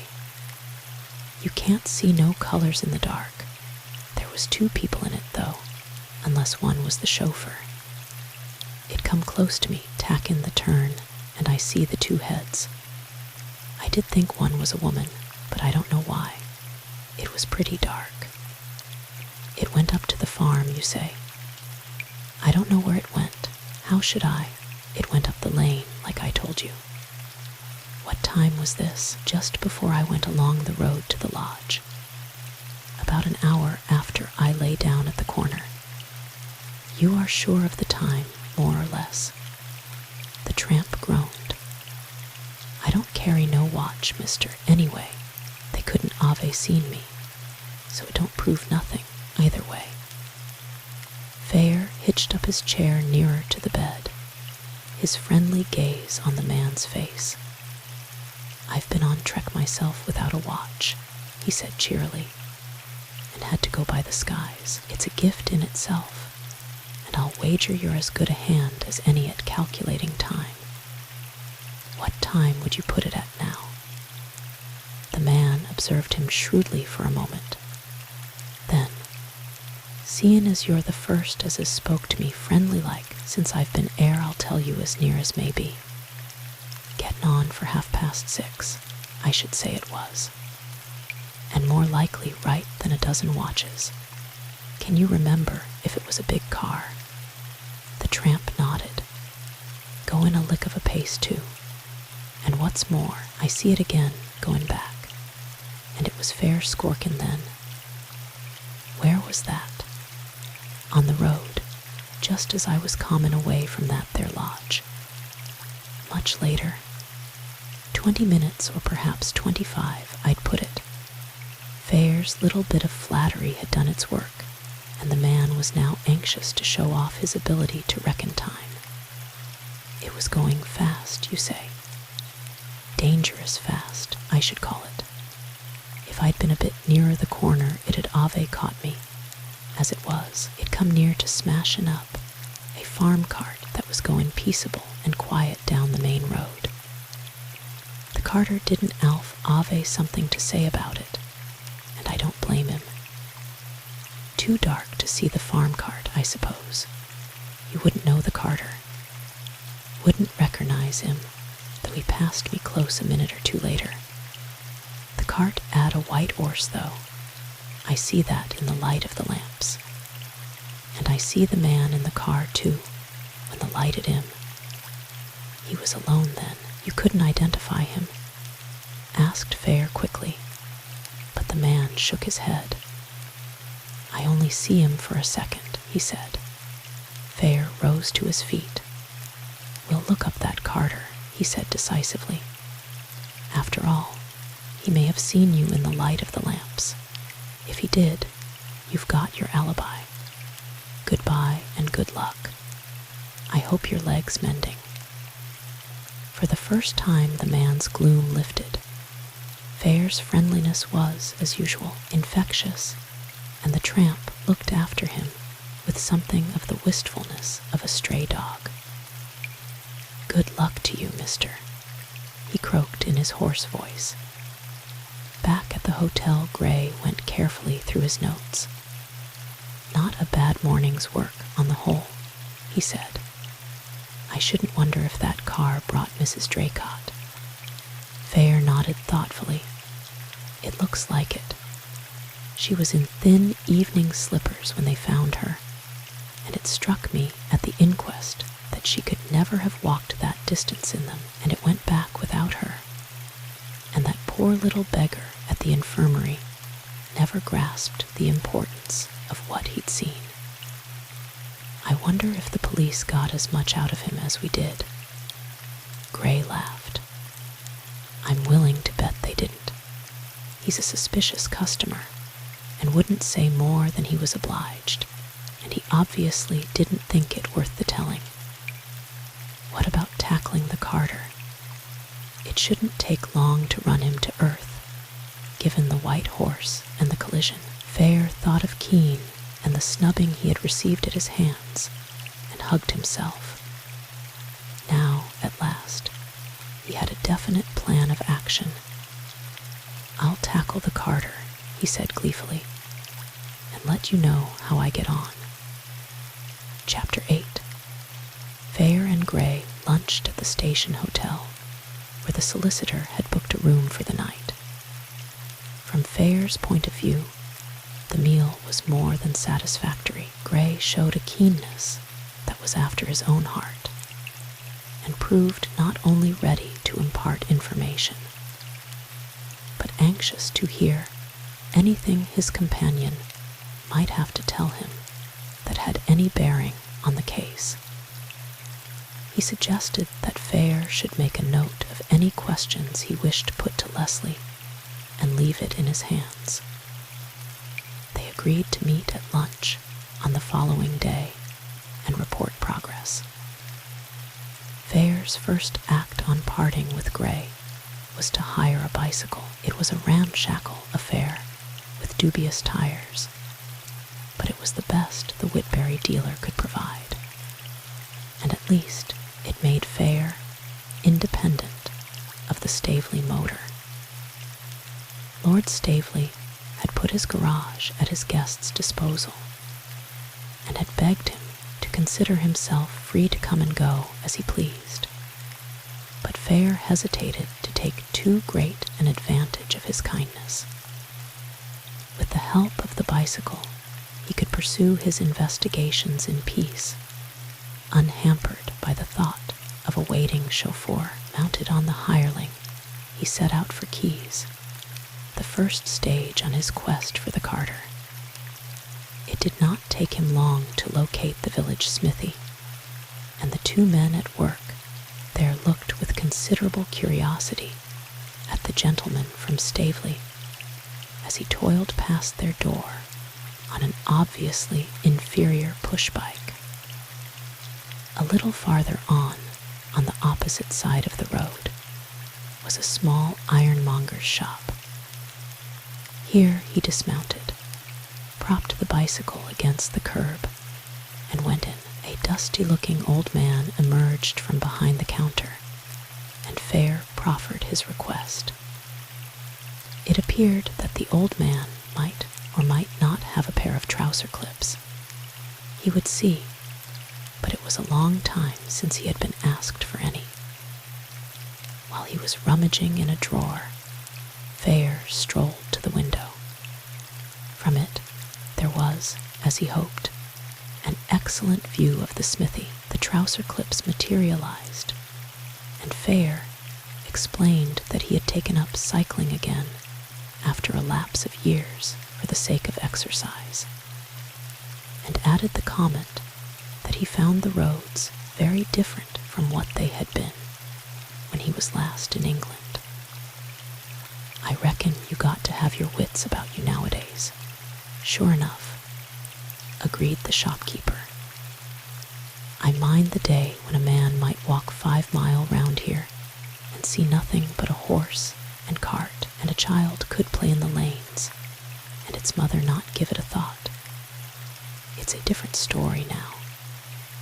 I suppose you get a lot of motors through here." "A goodish few. They got one of the red signs at the bend there, but it's little notice most of them takes of it. I saw a narrow shave the other day on the other side of the village," remarked Fair conversationally. "A big car coming round the corner too quickly. As nearly as anything ran down a farm cart. I wonder the carter didn't summons him. Went off too quick, I reckon. That's their way. Main difficult to catch, they are. They were going too fast for me to see the number. I should know the cart, though. You don't often see a white horse nowadays." The old man's face lit up with the proverbial curiosity of the villager. "That'll be George Sturrock's cart, I'm thinking. There's not a many white horses round about here, as you say. Or it might be Mr. Giles, the farmer over to Grantley. 'E got a white mare. In a fine way, 'e'd be, if anything apen to 'er." "I expect you know most of the horses round here," observed Fair, "living where you do." The old man chuckled. "Always one for 'orses, I was. They've mostly got their allotted days for coming down to the farriers yonder. You wouldn't believe, I notice if one of 'em misses. Them 2 white ones I seen regular, the mare on a Monday and the 'orse Saturday. You'll see one of them tomorrow then," said Fair pleasantly. "Saturday morning, regular as clockwork. 'E come. George has only got the one carter, and 'e brings the old 'orse down afore 'e goes to his dinner." Fair paid for the clips and strolled out of the shop, well satisfied with his opening move. The storm of chaff that greeted him as flushed and breathless. He pedaled up the drive to Staveley. Nearly an hour later, failed to disturb his equanimity. He said he needed exercise, and as Lord Staveley sapiently remarked, he seemed to be getting it. Certainly, he was markedly stiff the next morning, and it required a certain amount of determination to unearth his steed once more from the garage and climb painfully into the saddle. He was rewarded, however, for March was going out gently indeed, and the air was soft as spring. As he coasted quietly down the long slope to quays, he found himself wondering for the 100th time at the beauty of England and regretting the long years he had wasted in the tropics. He dismounted at the end of the road that led to the smithy and wheeled his bicycle slowly to the door. Here, he paused and stood watching the smiths at work, one of a group of interested idlers. Out of the corner of his eye, he kept a good lookout for the white horse. He had been there about 10 minutes when it came round the corner, led by a lanky, brown-faced farm laborer. Fair noted with satisfaction that he did not belong to the heavy, bovine type so prevalent farther south. Here was a true North countryman, with the shrewd gray eyes and long upper lip of his kind. Fair moved aside to let him pass. "I've seen you before, old fellow," he remarked pleasantly, addressing the horse. The carter turned and summed him up silently. "It was a bit dark, and I didn't get a good look at him." Fair went on, speaking to the carter directly this time, "But he's uncommonly like the horse I saw on the Whitbury Road about a week ago. If he was, he's lucky to be here now. That's all I can say. There's one motorist near here that ought not to be allowed on the road." The carter flushed a deep red under his tan. "It wasn't no one round here, or I'd a let him hear of it. It was some damned stranger. I know the cars round here well enough. Ought to be hung, common round the corner like that, he ought." Fair nodded. "Lucky for me I hadn't reached the bend," he said. "I was walking carelessly, and he'd probably have got me. You didn't take his number, I suppose. A fellow like that deserves to be hauled up." "I got a bit of it," the man answered grimly, "but he was off too fast for me to catch the rest. Why, 0.7. I did see, but I missed the rest of the number.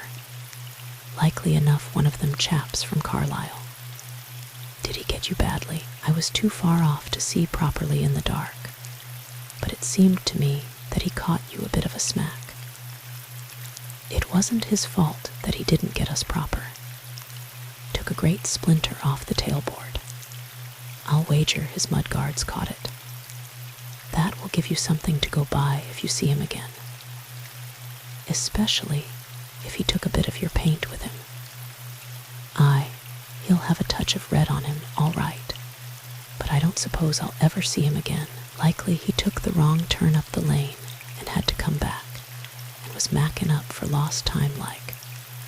That's the way I figure it out. No doubt. If I see him about anywhere, I'll pass the word to you.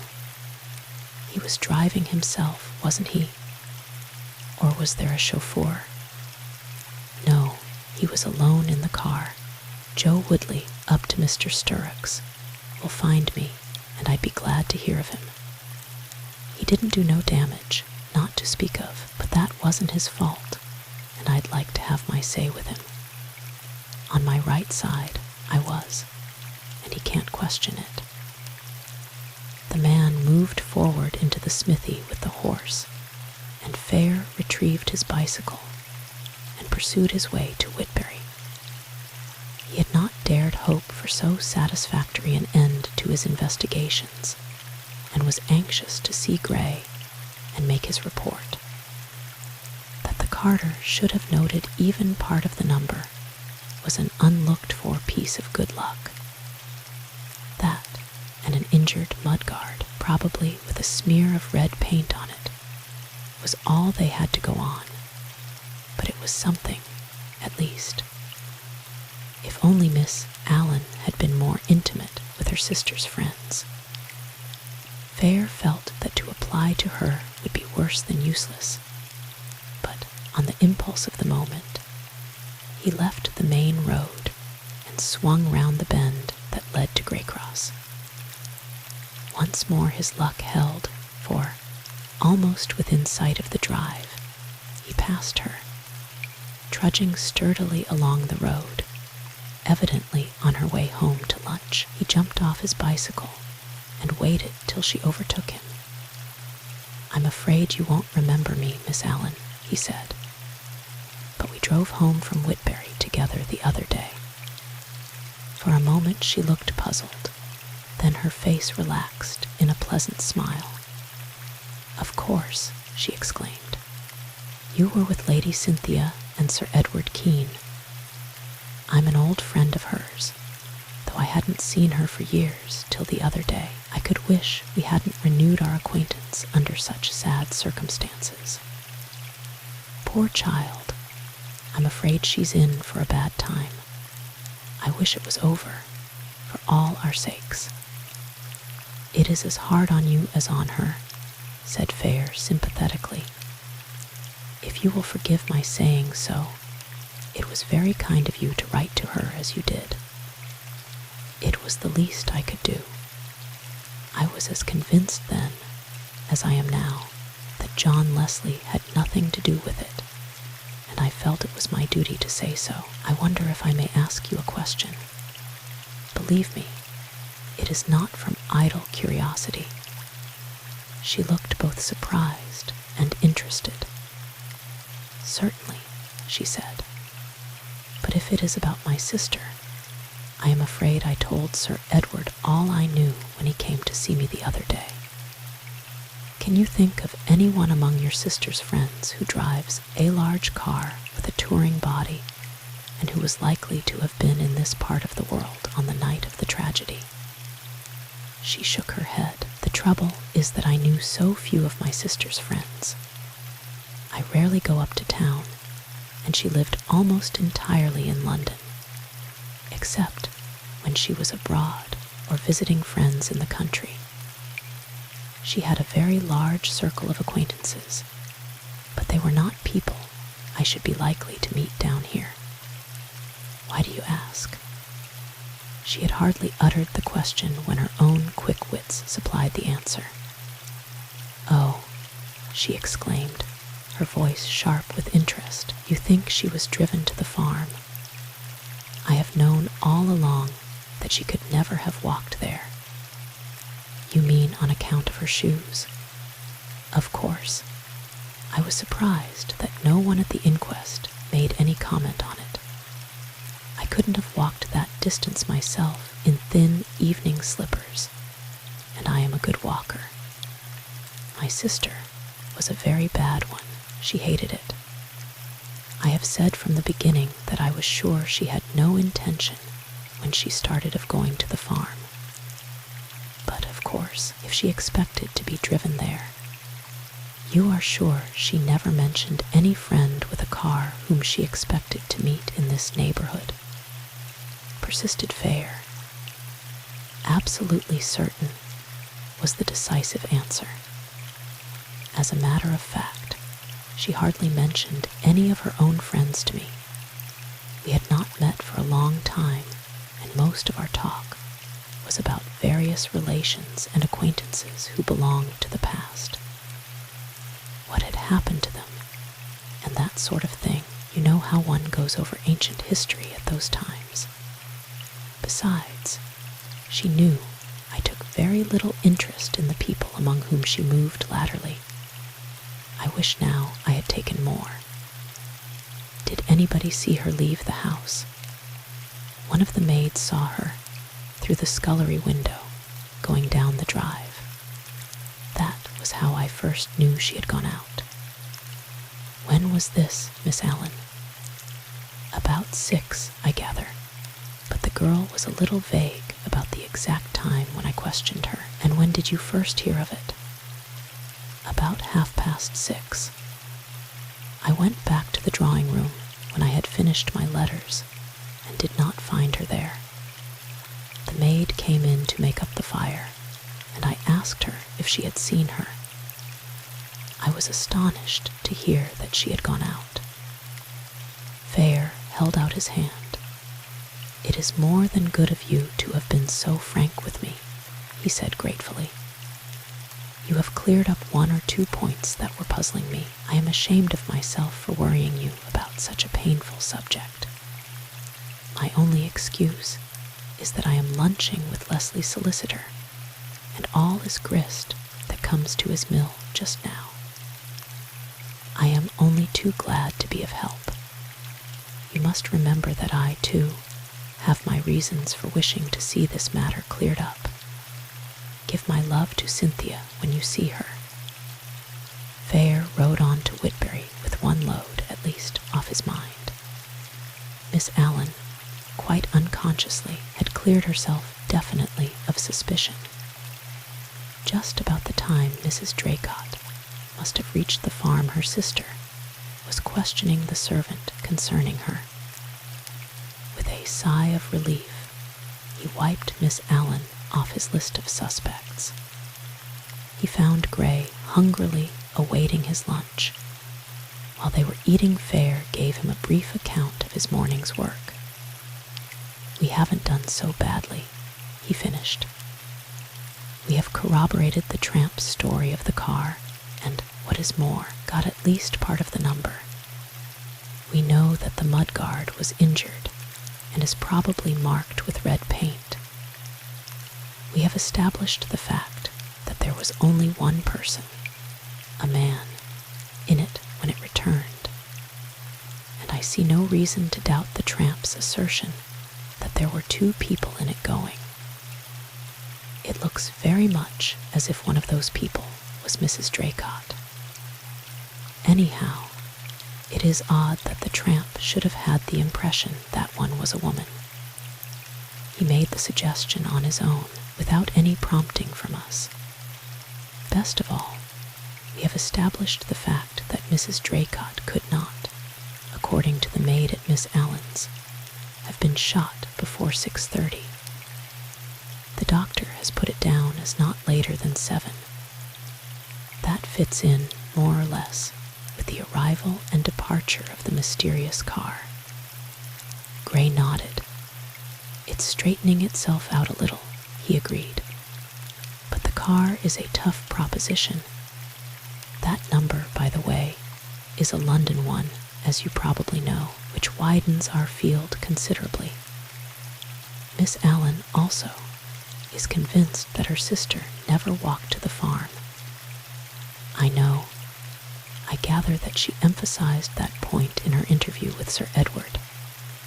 I have seen Leslie, by the way, and I put your questions to him. His description of the scene at the farm after the arrival of Greg was very circumstantial. He told me one thing that rather struck me. Anything that bears on our friend the doctor. Yes, it's small, but interesting. Fortunately for us, Leslie has got what is known as an oral memory. That is to say, he remembers things he has heard more easily than things he has read. With most people, it is the other way round. He told me that at school, he always had to say a thing out loud before he could learn it. The result is that he was able to repeat to me, almost word for word, everything that was said in his presence that night. Of course, the peculiar circumstances helped to impress it all on his memory. He shares your opinion of Greg, thinks him a tough customer and inclined to be brutal, at any rate in speech. This being the case, he was surprised at the emotion Greg showed at the sight of Mrs. Draycott's body. He says it was slight, but quite apparent, and would have been perfectly natural in a layman. In Greg, it struck him as curious. There was something curious, also, in the wording of Greg's answer to the sergeant when he asked him if he had ever seen the deceased. Leslie says he thought nothing of it at the time, but it remained in his memory, and he is certain that he has it correct. I thought Greg denied ever having met her. His exact words were that she was no friend of his. The sergeant, very naturally, accepted it as a denial. Chapter 9. When Fare got back to Staveley, he found a tea party in full swing and spent the rest of the afternoon trying to escape from various formidable old ladies who picked his brains as tactfully as might be as to the way Leslie's affairs were shaping, how Cynthia was taking the whole affair, and whether Sir Edward Kean was likely to be briefed for the defense. He put them off as best he could with non-committal answers, and felt thankful, for Cynthia's sake, that she had decided earlier in the day to drive over to Galston and spend the afternoon at home. Lady Staveley, realizing that the girl was dreading her mother's comments on the situation, had been over the day before and persuaded Lady Galston to let her keep Cynthia with her for the present. Fortunately, that lady had not realized that Staveley was a stronghold of the enemy, and that Cynthia's loyalty to the man she had promised to marry would meet with nothing but encouragement there, and was only too glad to feel, as she artlessly put it, that Cynthia would be out of mischief for a day or two. The Staveleys had decided to wipe off 2 irksome duties in one day, and Fair found himself let in for a big dinner party of county worthies. He was still stiff and tired from his unwonted exertions, and was heartily glad when the evening was over. He managed, however, to glean a few facts about Greg's past from people who, on the arrival of the new doctor, had made it their business to find out all about him, and who responded only too readily to his adroit questions. He also discovered that the local vicar's wife had known the Allens in Hampshire in years gone by, and had followed Mrs. Draycott's career from the beginning with considerable interest. In her capacity as vicar's wife, she could not approve of her, but Fair detected a touch of envy in her voice as she recounted some of the episodes in the dead woman's checkered past. According to her, Mrs. Draycott had managed to have a good time, as she expressed it, from the moment she left the schoolroom, and at one time, in spite of her divorce from her first husband, had moved in a smart, but quite reputable, set in London. Of late years, however, she had undoubtedly gone down in the social scale. The Dare divorce suit had done her reputation irretrievable damage, and she spent most of her time abroad, and she was not staying with people who, for old time's sake, or because they were less squeamish than the rest, were still willing to ask her to their houses. Lady Staveley's invitation, he gathered, had been the result of a large charity entertainment in which they had both been involved, and in connection with which Mrs. Draycott had made herself very useful. Unfortunately, when it came to her associates in the last few years, the vicar's wife proved a broken reed. She knew as little as Miss Allen of the set in which Mrs. Draycott had been moving when she died. Greg's record, allowing for certain embroideries at the hands of the local gossips, proved slightly more enlightening. He had arrived in the neighborhood about 3 years before, having come straight from a large, but very poor, practice in London. His predecessor, from whom he had bought his present practice, was retiring after a long and popular career, and having weathered a short period of unpopularity due to his brusque manner, Greg stepped into his shoes as a matter of course. Of his skill there was no question, and according to Fair's informants, he hid a kind heart under a rough exterior. He was unmarried and lived alone, his womenfolk being a cook housekeeper and a maid.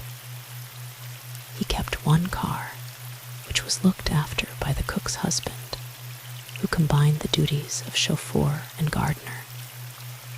He had the reputation of being a good bridge player, but cared little for society, and was not often to be seen at the local entertainments. On one point, Fair's informants were unanimous, that never, at any time, could he have been a ladies' man, and the general opinion was that he had once suffered at the hands of a woman. Certainly, his opinion of the sex was unflatteringly small, and he made no secret of his views. Fair began to modify the conclusions he had drawn from Greg's antagonistic attitude towards Mrs. Draycott. In the light of what he had just heard, it seemed a fairly natural one. Cynthia returned just as the party was dispersing and slipped up to her room, so that he had no opportunity of speaking to her that evening. He sent a message by Lady Staveley to the effect that Gray had seen Leslie that morning, and that he had found him well and cheerful, and then went to bed himself, feeling more tired than he had been for many a long day. The fine weather held, and the next morning he basely turned a deaf ear to the bells of the little church at Keys, and, having seen the Staveleys off to the pursuance of their Sunday duties, went in search of his fellow truants, Lady Kean and Cynthia. He found them, wrapped in furs, in a sunny corner of the terrace. Cynthia greeted him eagerly. "I very nearly came to your room and heaved you out of bed, Uncle Fair, last night," she exclaimed. "I did so want to know what you'd been up to. Only Eve said you were too tired. She declared you'd been bicycling." Fair laughed outright at the horror of her tone. "Why not?" he retorted. "When I left England, all the best people bicycled, and it seemed to me as good a way to get exercise as any. It never occurred to me that it would make such a sensation. Even the villagers look at me as if I'd suddenly gone mad." "You probably have," said Cynthia severely, "if you've really started careering about the country on a push-bike. Anyhow, I careered to some purpose. For one thing, Gray and I have pretty well established the fact that Mrs. Draycott was taken to the farm by someone in a car, and that person was actually seen leaving, alone, after the murder." He had made his point as effectively as a good actor, and his audience responded to the full. Even Sybil Kean's habitual languor deserted her, and she leaned forward in her chair, her fine eyes alight with interest. "Am I on in this scene?" she asked, almost eagerly, "or must I do the correct and tactful thing and drift away down the terrace, as if I hadn't heard a word of what you've just said? I expect you do want to talk to Cynthia alone." Cynthia turned on her indignantly. "We want you, don't we, Uncle Fair?" "Of course. I was counting on your advice. For one thing, you must have a closer acquaintance with the person I want to discuss than anyone else in this house." For a moment she looked puzzled. Then, "Dr. Gregg," she said quietly. "How did you know? There are times when you're uncanny, Sybil." "There's nothing uncanny about this. I'll tell you later, but get on with your story first. It's brutal to keep us in suspense.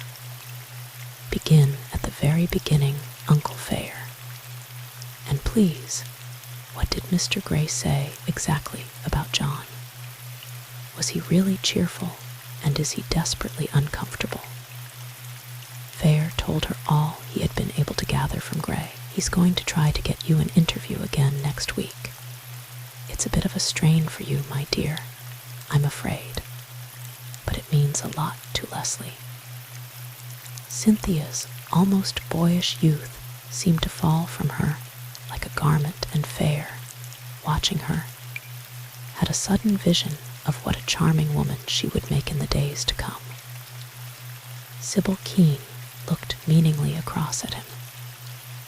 "Get on with your story, Hatter," she said gently, and he knew that she did not want the girl's emotions played on at this juncture. He told them in as few words as possible of the tramp's disclosures and his own subsequent investigations. "The probability is," he finished, "that Mrs. Draycott was picked up at the bottom of the lane leading to Greycross, whether by appointment or not we do not know, and driven to the farm. Why she was taken to the farm is a mystery unless it was part of a deliberate attempt to cast suspicion on Leslie. It certainly looks as if there was an appointment, and she left Greycross to keep it. She was hardly the kind of woman to go for a stroll on a cold, windy night in such unsuitable clothing. It was a queer kind of appointment if she did not tell her sister about it, said Sybil Kean thoughtfully. It may have been with one of the many friends of whom she knew her sister would disapprove. In fact, that's pretty obvious, or she'd have asked him to the house instead of slipping out to meet him. I suppose Miss Allen can't suggest anybody, put in Cynthia. Useless. I've asked her. She did her best, and sent a lot of messages to you, by the way, Cynthia, but she says she knows very little of her sister's friends. I gather they weren't a very reputable lot. Somebody else may have seen the car, suggested Cynthia. There's always a bare chance, agreed Fair. If our luck holds, we may come across someone. You mustn't forget that the tramp's not out of the reckoning yet. He admits to being in the immediate neighborhood of the farm at the time the crime was committed, and we've no proof that he wasn't actually present. What he said fitted in very well with the Carter's story, though. It did, but that doesn't alter the fact that he might have been actually at the farm when he saw the car the first time. We've only his word for it that he was at the corner of the lane. Personally, I don't think he's got brains enough to invent such an ingenious defense or enough pluck to commit a murder, but one never knows. A timid man sometimes kills in a moment of panic, from sheer fright at being discovered. We can't afford to rule him out yet. Mrs. Draycott may have gone to the farm on her own account and been surprised there by the tramp. And he, in his turn, may have been surprised by the arrival of the man in the car and have killed her to stop her mouth. But there were 2 people in the car going, and only one coming back. Remember, that's according to the tramp himself. He's the only person who saw the car the first time. Then we get back to the original problem, said Sybil Kean. Why did Mrs. Draycott go to the farm at all? Fair nodded. That's the real snag, he agreed. Still, I can't help thinking that it all points to an appointment, probably with the driver of the car. Given that the tramp killed her, the man with the car may have kept his appointment, found her dead, and cleared off, hence his haste. And where does Dr. Gregg come into all this? Asked Sybil Kean. On very flimsy grounds at present, I'm glad to say, for the sake of your peace of mind. I can imagine it would be a little disquieting to find you'd got a murderer as your medical attendant. Sybil Kean smiled lazily. Poor Dr. Gregg.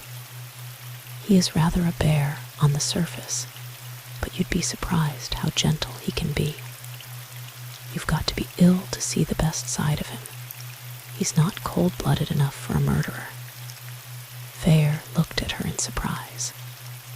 Then, what made you pitch on him as the person in whom I was interested? You said there was a reason. A very vague one, and I may be absolutely mistaken. It was more an impression I had. Let's have it anyway, then I'll tell you what's been worrying me. We may make something of it between us. It was really Mrs. Draycott. As soon as she heard his name, she did nothing but ask questions about him. When he came here, where he came from, what was he like, and that sort of thing. I may have been wrong, but I had a distinct impression that she had met him before. Why didn't she see for herself? She had plenty of opportunities. He came 2 or 3 times while she was staying here, didn't he? That was the funny thing.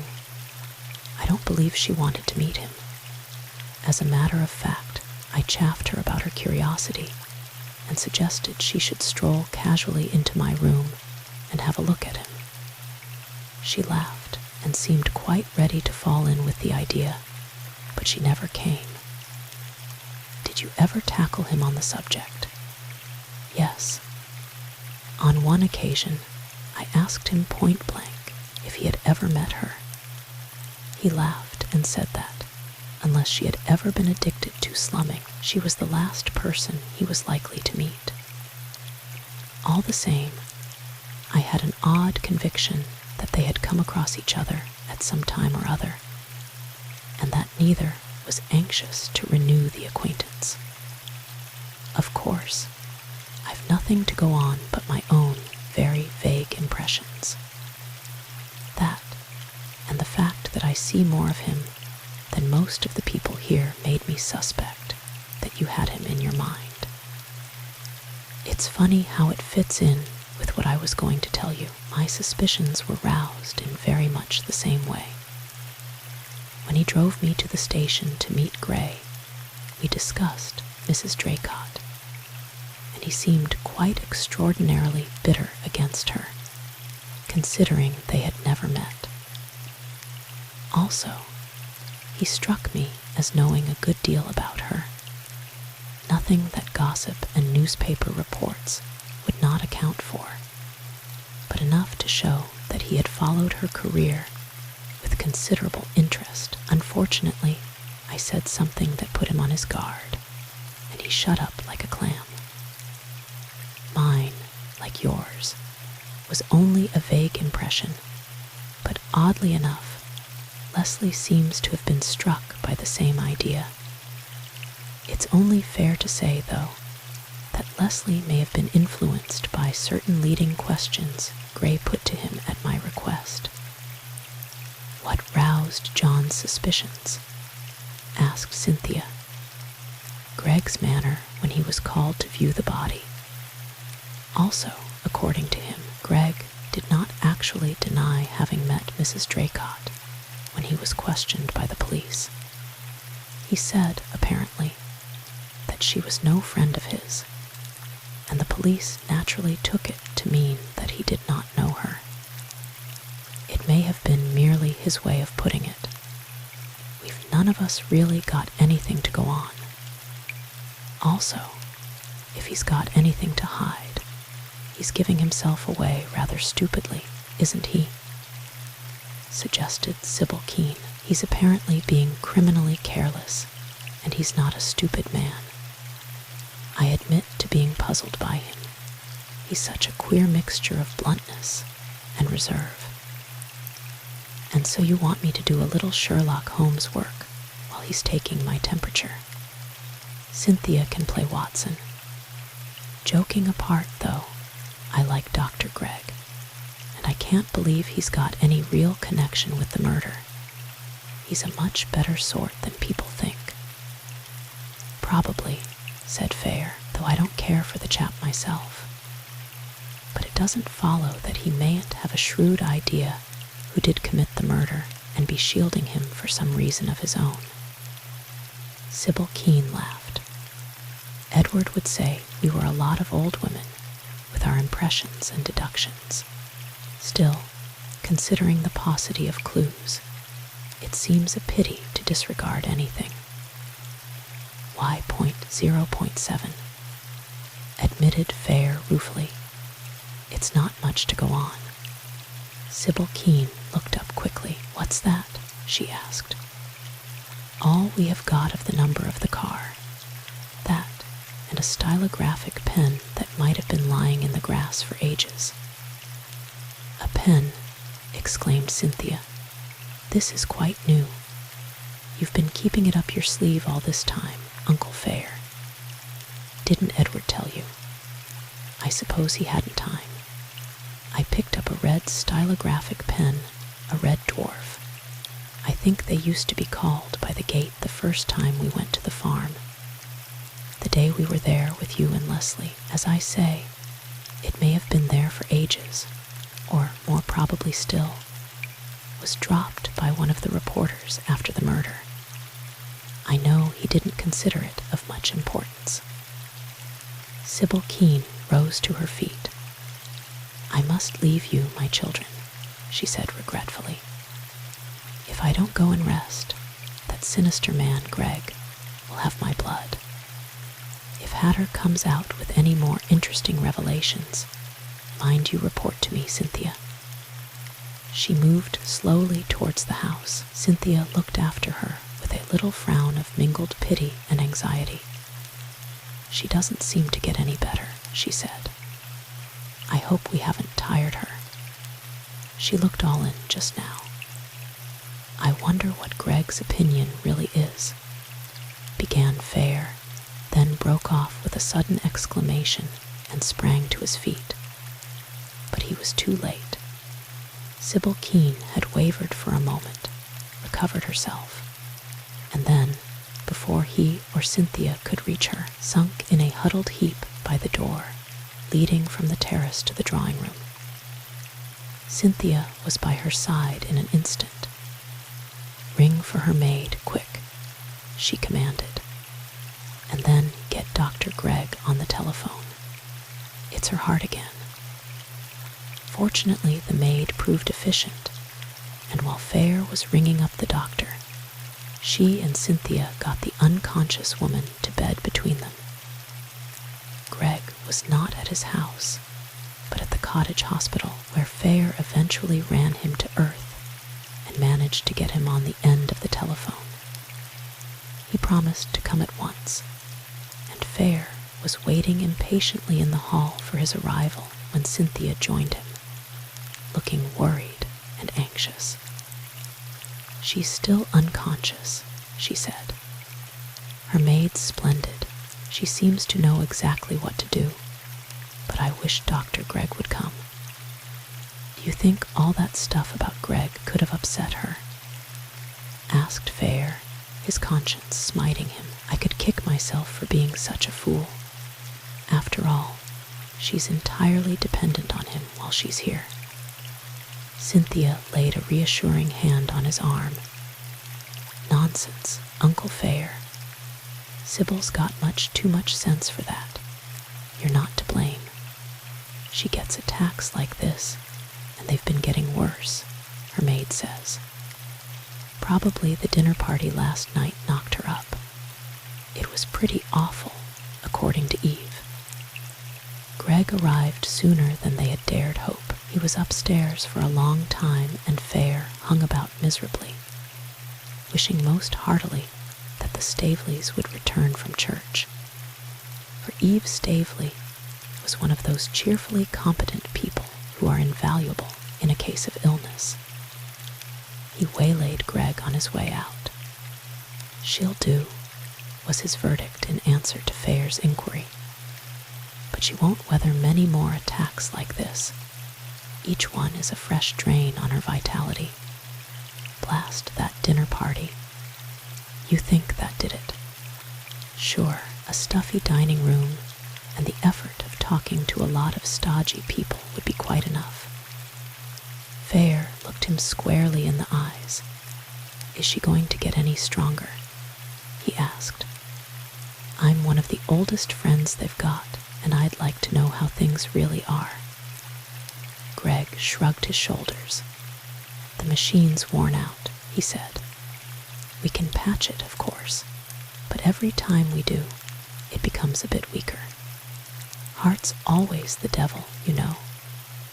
I wish I could speak differently, he went on with a touch of real feeling in his voice. She's one of the best and pluckiest patients I've ever had.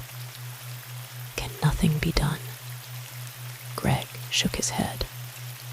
She couldn't be in the hands of a better man than Sir Victor, if that's what you mean. No one in Europe can beat him in his own line. I know, because I worked under him at St. Swithin's. He'll do all that's humanly possible. I must get back to the hospital. You can get me there or at home for the next few hours, but you probably won't need me. With rest and care, she should do all right now. I'll drop in again this evening." He hurried away, leaving Fair to make the most of the small comfort he had given him. He proved right. By that evening, Sybil Kean was noticeably better, and Fair was able to fix his mind once more on his own, or rather Leslie's, affairs. As far as the tracing of the car was concerned, that was best left in Gray's hands, and in default of a better job, he decided to turn his attention to Greg. The doctor had mentioned St. Swithin's, and for some reason he could not place, the name roused an elusive echo in his mind. For a long time he searched his memory in vain, and it was not till he was in the act of getting into bed that he suddenly traced the connection. One Henderson, a man he had known well in his student days in London, had been at St. Swithin's. He did not know Greg's age, but from the look of him, they must have been contemporaries, more or less. It would do no harm to look the man up and ask him a few questions. In any case, he had been one of the many people he had meant to run to earth on his return to England. And now, provided he was not in the antipodes, would be as good a time as any. He made up his mind to get hold of a medical directory and write to Henderson at the first opportunity. Chapter 10. Next morning, the report of Lady Kean was reassuring, and Fair felt at liberty to devote himself to his own business. Immediately after breakfast, he betook himself to the library in the vain hope of finding a medical directory. A brief survey of the rows of calf-bound volumes convinced him that his search was vain, and he was obliged to fall back on the telephone book. Here, rather, to his surprise, he found what he was looking for. L.S.P. Henderson, M.D., 24, A. Selkirk Road, Carlisle. He scribbled the address and telephone number on the back of an old envelope, reflecting that, once more, his luck was in. He had not only found his man, but found him at Carlisle. Of all convenient places, things could not have fallen better to his hand. There was nothing to prevent his running over to Carlisle that morning, and it struck him that, while he was about it, he might call at one or two of the big garages and try to find out if they had housed a car answering to the description of the one seen near the farm. Given the London number, it was on the cards that the man had made a bolt for the south in his flight from the scene of the murder. Unless he made an all-night job of it, he would probably break the journey at Carlisle. At any rate, it would be worth trying. His next step was to telephone. Here again, he was fortunate, for Henderson himself answered the call. He was enthusiastic when he discovered Fair at the other end of the line, and pinned him down then and there for lunch at his house. Lord Staveley, as soon as he heard his plans, insisted on his commandeering one of the cars for the day, and by 12 o'clock he was in Carlisle. He chose a busy garage near the station as a likely place to start his inquiries. He found the manager in the office, and on the plea that he was acting for a farmer whose cart had been run into on the evening of March the 23rd, ascertained that no car answering to the very meager description he was able to give had been garaged there on the night in question. He drew as complete a blank at 3 other garages he visited, and was was compelled at last to give up the quest in despair.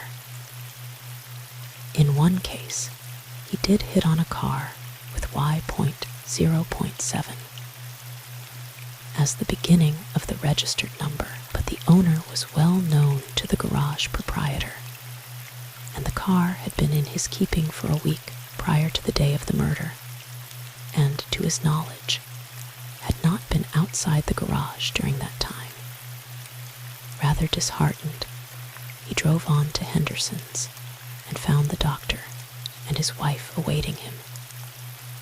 They gave him a welcome that more than made up for his unsuccessful morning.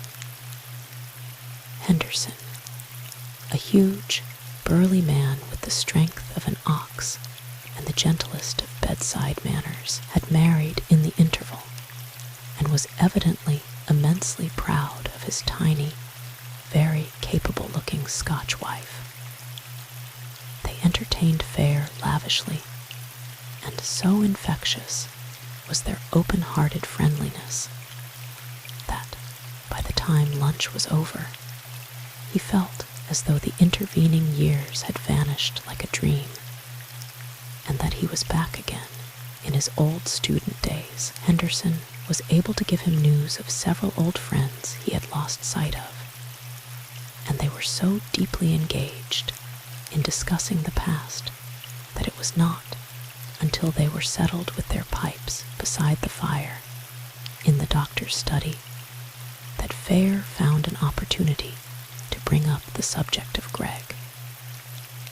Henderson recognized the name at once as that of a man he had known fairly well at St. Swithin's, and was interested to learn what had become of him. Very able chap. He was but a bit of a roughneck. He was very raw when he first arrived, I remember, and had to put up with a good deal of chaff. Came from somewhere in the north, I believe, and had got most of his training from an old local doctor who took an interest in the boy. Apart from that, he was mostly self-educated, correspondence schools and that sort of thing. Rather an interesting fellow in his way. Did you see anything of him after he left? Lost sight of him entirely. I've a sort of idea that I heard a rumor at one time that he had a practice somewhere in London, but I'm rather hazy. Do you remember at all who his associates were at the hospital? I've an idea that he knew someone I'm interested in, and I don't care to ask him point blank. His great pal was a man named Baxter. They used to go about a good deal with a couple of nurses, one of whom was by way of being engaged to Baxter. I remember that because there was a certain amount of talk about it. The girl had the reputation of being hot stuff, and Baxter was supposed to be making rather a fool of himself over her. It's extraordinary how it all comes back when one starts talking about old times. There was a St. Swithin's man here the other day, and we began gassing, and I give you my word, I felt at the end as if it was yesterday that we were there together. We were talking about Baxter, among other things, so that he's fairly fresh in my memory. What happened to him? According to Perry, the fellow who was here the other day, he married the girl, and the thing proved a ghastly failure. Perry said he believed he was dead. Greg would know, though. They were very thick with each other.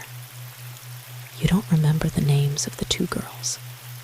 They may have been friends of the person I'm after. Henderson shook his head. I haven't the remotest idea.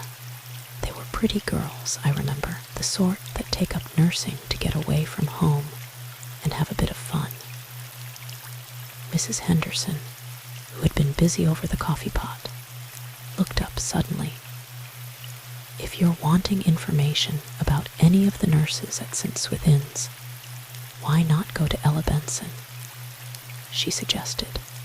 Her husband brought his hand down on the arm of his chair with a whack which made the dust fly. Jove, she's right. Mrs. Benson's a friend of my wife's and lives a few doors up this street. She was a nurse at St. Swithin's, and she's up in all the gossip of her day. She's probably at home now. I'll stroll along and see when I've finished this, said his wife. She often drops in after lunch. Her husband's a surgeon, and we see a good deal of them, one way and another. She's a decent little body. Since when have you taken an interest in the medical profession? Asked Henderson lazily, his shrewd eyes on his friend. Fair laughed rather guiltily. It's curiosity, mostly, about Greg. He's a queer stick, and when he flatly denied having met someone I'm pretty sure used to know him in the past, it was too much for my inquisitive mind. I remembered that you were a St. Swithin's man, and thought I'd sound you when I saw you. It's not important. The truth is that I haven't got enough to do nowadays, and I'm developing into a confirmed busybody. Henderson grinned. Very good, he said appreciatively. As far as it goes, but you weren't in the habit of doing things without a reason in the old days, and you don't look as if you changed much. Fair felt himself redden. Confound you, he said. To be frank, it isn't all curiosity, but I've got so little to go on that I'd rather not say anything yet. Right, was Henderson's good-tempered answer. That's good enough for me, but what are we going to say to Mrs. Benson? She's a lady with a very efficient tongue and not particularly lacking in imagination. Why not leave Greg out of it? Put it that I knew Baxter years ago and want to find out what has become of him. That ought to be enough to lead her onto the girls. Ella won't want much leading if it's a question of St. Swithin's, remarked Mrs. Henderson as she finished pouring out the coffee. She rose and slipped out of the room before Fair could apologize for the trouble he was giving her. What's your program now? Asked Henderson. You'll find vegetation a bit of a bore, won't you? Fair settled himself luxuriously in his chair. I don't know about that. I've done my share of hard work and had one go of fever too many, and I shan't be sorry to settle down. I shall loaf round for a bit, looking up old friends and that sort of thing, and then take a little place in the country with a spare bedroom or two and a bit of fishing. I might perpetrate a book like most of us who have been in the East. I've got ideas I shouldn't mind airing. They chatted desultorily until Mrs. Henderson came back with Mrs. Benson, a plump, voluble little woman who seemed only too pleased to find a fresh audience for her reminiscences. It's funny you should mention Baxter, she said, as she settled herself comfortably by the fire. I turned up an old photograph of him only yesterday in a group taken just before I left the hospital. I'm afraid he made a mess of things, poor fellow. Do you know if he's alive? Henderson seems to think that he died. He went to pieces after his wife left him. He took to drink, I believe, and ended by drinking himself to death. He was a fool ever to have married her. There was a certain amount of gossip, I hear, over that affair. Gossip about her. She was a bad lot from the beginning. We nurses knew a thing or two, both about her and her great friend, a girl called Phillips. They and Baxter and a man called Greg were always about together, and they got themselves a good deal talked about. We were all surprised when Baxter married her, not on his account. He was dotty about her, but because we all thought she was after bigger game. She was the sort of girl who set on making a good marriage, and generally succeeds in the end, too. Usually, She hooks a rich patient after she's left the hospital, and both she and the Phillips girl were clever enough to do it. Was Greg in love with either of them? Asked Fair. I shouldn't think so. He amused himself with Phillips all right, but he wasn't taken in by her. He was dead against Baxter's marriage, I know, and did his best to stop it. He wasn't a bad sort, old Greg. He was surly and bad-tempered, but we liked working with him.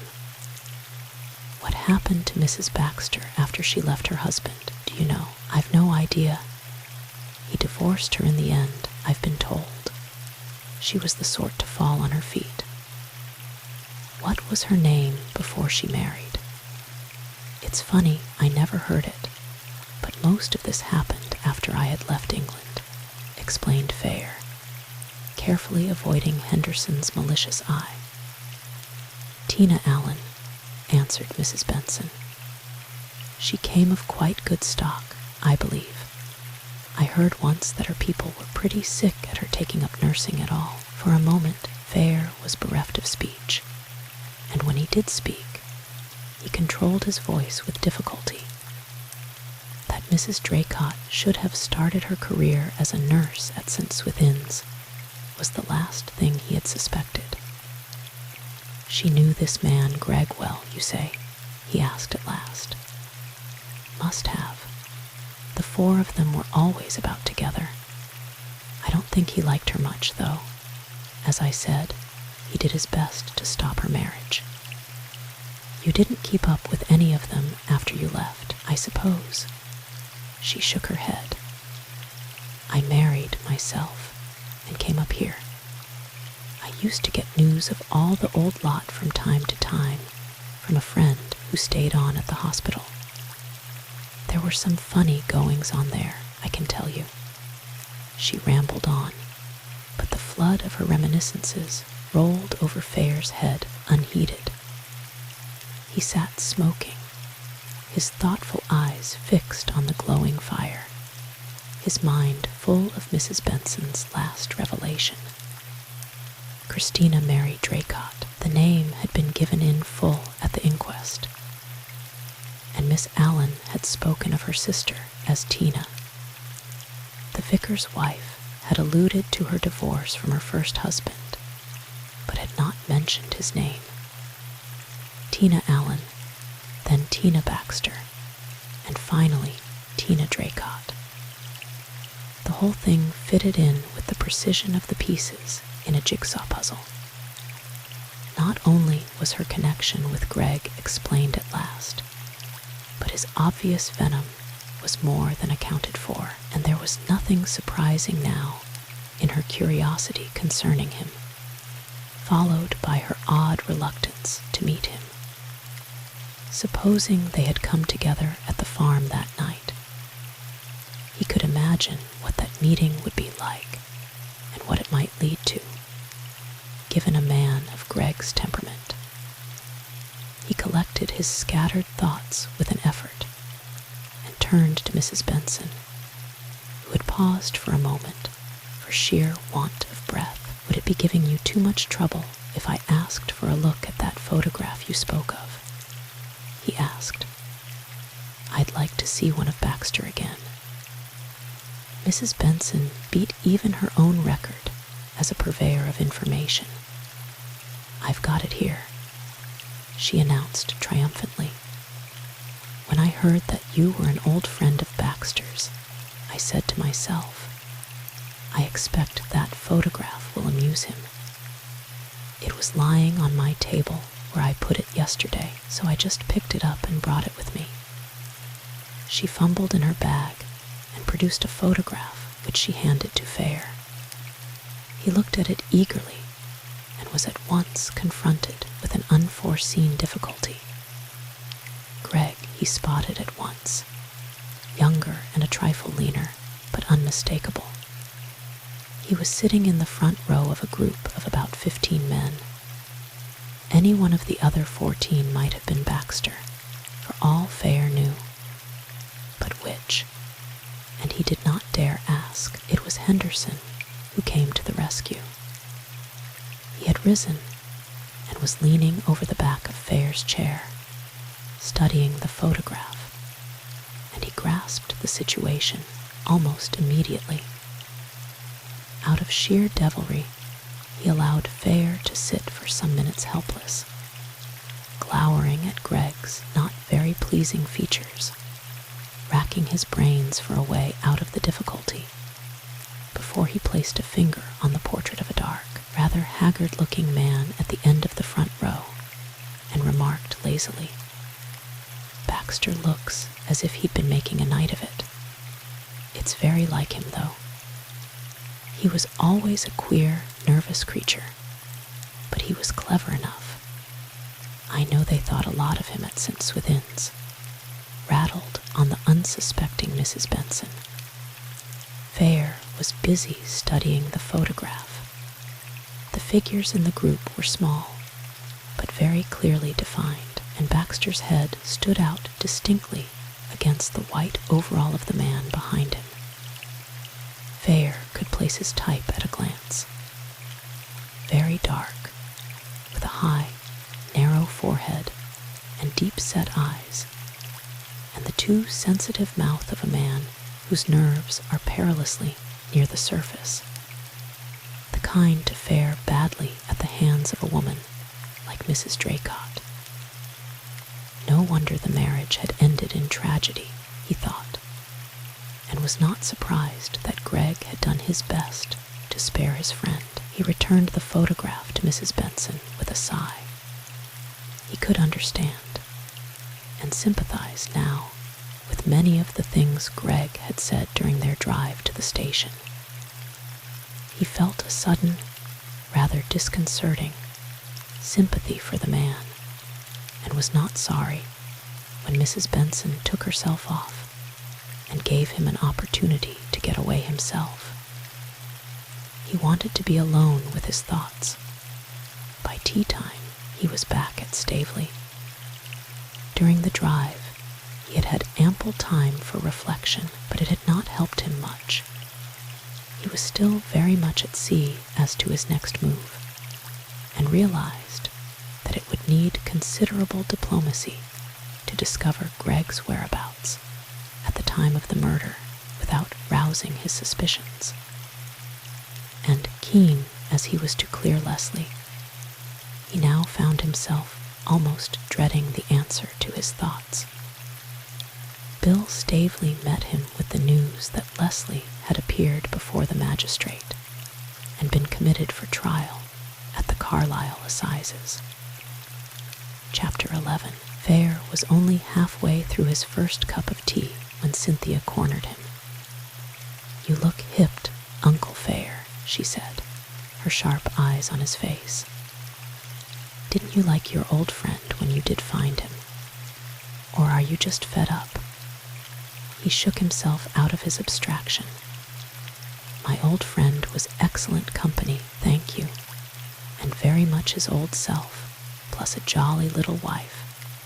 But I do feel a bit weary. Too much bicycling, no doubt." But Cynthia resolutely ignored the red herring so adroitly drawn across her path. "It isn't anything new about John, is it?" she asked with a note of real terror in her voice. "You would tell me, wouldn't you?" "My dear, of course not.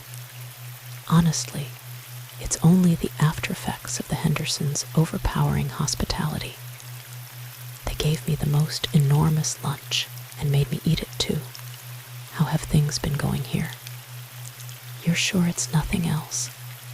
she urged doubtfully. "You wouldn't keep anything from me from a mistaken idea of kindness, would you, Uncle Fair?" Fair's eyes met hers with the blandest innocence. He could not take her into his confidence yet. Time enough when his suspicions were verified. "The moment I discover anything definite, either for or against Leslie, I shall bring it to you, my dear," he said with complete sincerity. "You've got a right to know before anyone else." "Thank you," she answered simply. Then, with a return to her usual manner, "Sybil's much better. Dr. Gregg was here this afternoon, and he says she may see people in reason if they don't stay too long. But she's not to be excited, so don't let her talk about Leslie's affairs, Uncle Fayer. I won't, if I can possibly help it, promised Fayer with all his heart.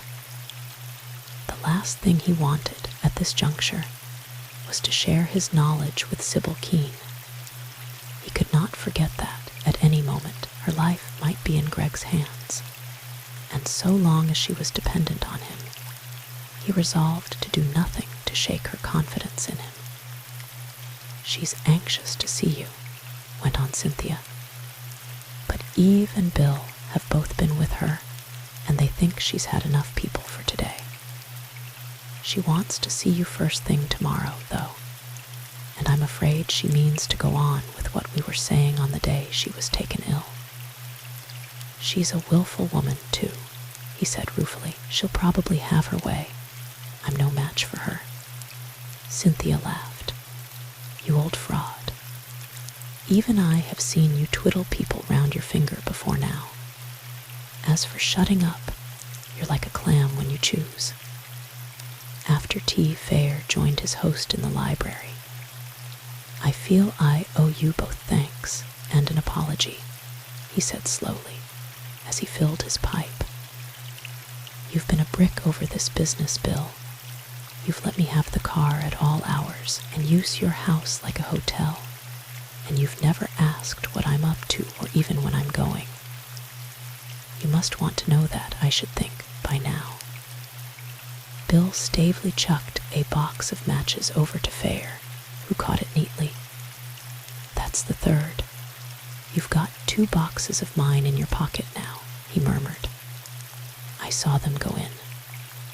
Then, as Fayer turned out his pockets and sheepishly revealed 3 boxes of matches, he went on, "Don't be an old ass, old man, and stop handing round compliments. I like watching you trotting about, so happy and busy.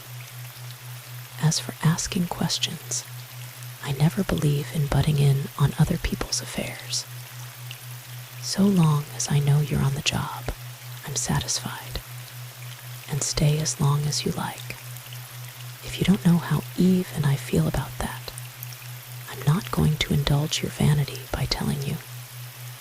It's something to know that I've got you both behind me," said Fayer soberly. "You can count on that, old chap." Bill Stavely had abandoned his usual easy banter and spoke seriously enough now. "Personally, I'd put my shirt on that boy's innocence, and I know Eve feels the same. Tell us as much or as little as you like. We don't care provided you clear him. And if anyone can do it, I believe it's you. Only, if you've got any nefarious schemes up your sleeve, remember that I'm a JP and keep them to yourself. I don't want to know anything about them." Fayer chuckled. "I must say, you're a top-hole hogger. When I fall into the hands of the worthy Gunnet, I suppose you'll turn up looking as if butter wouldn't melt in your mouth and bail me out. If it's any comfort to you, I'm not contemplating anything of the sort at present. Cynthia may have told you that we've got hold of a couple of clues, but they may lead to nothing. Sometimes I think it's a hopeless business. The only thing I do feel sure of is Leslie's innocence." Lord Stavely nodded. "Same here. And if he is innocent, it ought to be possible to prove it. Has anyone thought of digging up that beastly cat?" For a moment Fayer was puzzled, then his face cleared. "The one Leslie shot. It appears that it was there, all right. According to Gray, Gunnet went off and did a bit of sleuthing of his own, and he found the place and dug the cat up. Unfortunately, it wasn't labeled like a pheasant with the day on which it had been killed, and though I suppose they'll use it in the defense, it won't cut much ice with a jury. We want something more tangible than that. What you want is to produce the murderer, old man. That's your best defense, and I don't see why you shouldn't do it if you're anything like the sticker you used to be. Fair's interview with Lady Kean the next morning proved far less easy. He found her lying on the sofa in her bedroom, looking pitifully frail and white. She was much weaker than she chose to admit, and at the first sight of her, he made up his mind to cut the interview as short as possible. "Hatter dear," was her greeting. "I am sorry to have made such a fool of myself. I must have given you both a scare, and I'm thoroughly ashamed of myself. I'd been feeling seedy all day, and never dreamed when I started that I shouldn't manage to get to my room and collapse decently in private. Please forgive me for being such a nuisance." Fair pulled a chair up to her side and sat down. "I think we were the culprits," he said gently. "We tired you out between us. It's something to see you up and dressed, but for heaven's sake, don't overdo it again like that. You don't look fit to be talking even now." "Talking doesn't tire me," she assured him eagerly. "Hatter, please. I want to know what you've been doing. Is there any news? Cynthia says you went to Carlisle yesterday." "I promised Cynthia I wouldn't let you discuss it," he answered reluctantly. "But if it will set your mind at rest, I'll give you my assurance that nothing definite has turned up since our last conversation. As a matter of fact, I went to Carlisle to look up an old friend and had very little time for anything else. I did go to one or two of the garages in the hope of finding some trace of the car that was seen that night, but I drew a complete blank. I had an idea that that's what had taken you to Carlisle," she murmured. "Thinking things over, it struck me the car might have stopped there. You found nothing. Absolutely nothing. As far as I can see at present, it must have vanished into space. Gray did his best before he left, but could find no one who'd seen it. And Dr. Gregg." She insisted, and her tone was so urgent that he thought it better to humor her. "There's nothing new about him. My dear Sybil, I was away all yesterday and Gray has gone back to London," he hedged. "Even if he's managed to stumble on something there, he hasn't had time to communicate with me. If anything turns up from him, I'll let you know. But don't worry your head about it now. Rest and get well." She turned to him with a display of emotion quite foreign to her. "I can't help thinking about it," she said piteously. "That boy shut up in prison haunts me. Just imagine, Hatter, what it must be. Alone, with nobody to reassure him, not knowing how it is all going to turn out. And Cynthia, just at the beginning of her young life. It's cruel." He tried to soothe her. "I know, Sybil, but it's no good for either of us to let it get on our nerves. Thank goodness, they are young and able to face things. Someday this will be like an evil dream to them, and they'll be able to start afresh, with their whole lives before them. Don't waste your strength in futile pity, my dear." She managed to smile at him, though her face was still white and drawn. "You're right, of course, and I know I'm being silly. It's only that when one's ill and helpless, one loses one's sense of proportion. If I know how things are going, it won't be so bad. You will tell me, won't you? Don't keep things from me because of my rotten health, will you, Hatter?" Her voice was very appealing, and Fair mentally cursed his luck. He had barely succeeded in heading off Cynthia, and now here was Sybil Kean pressing him even more closely. He rose and took both her hands in his. The moment anything definite happens, you shall know. Meanwhile, try to put it all out of your mind for a bit, anyhow till you're stronger. Edward was right when he said you ought never to have been mixed up in this. She sank back on her pillows with a tired sigh. All right, I can rest more easily if I know that I can trust you to keep me posted. And come again soon, Hatter, please. He looked back as he reached the door and saw that her eyes were already closed. Evidently his visit, short as it had been, had taken what little strength she possessed. He went straight from her room to the garage where he had housed his bicycle. One of the chauffeurs had cleaned and overhauled it and had it waiting in readiness. Now that his first stiffness was past, Fair was beginning to enjoy this despised method of getting about the country, and he pedaled down the drive and out onto the highroad, quite unperturbed by the grin on Bill Staveley's face. As he rode past him on the chestnut mare he had put at Fair's disposal at the beginning of his visit.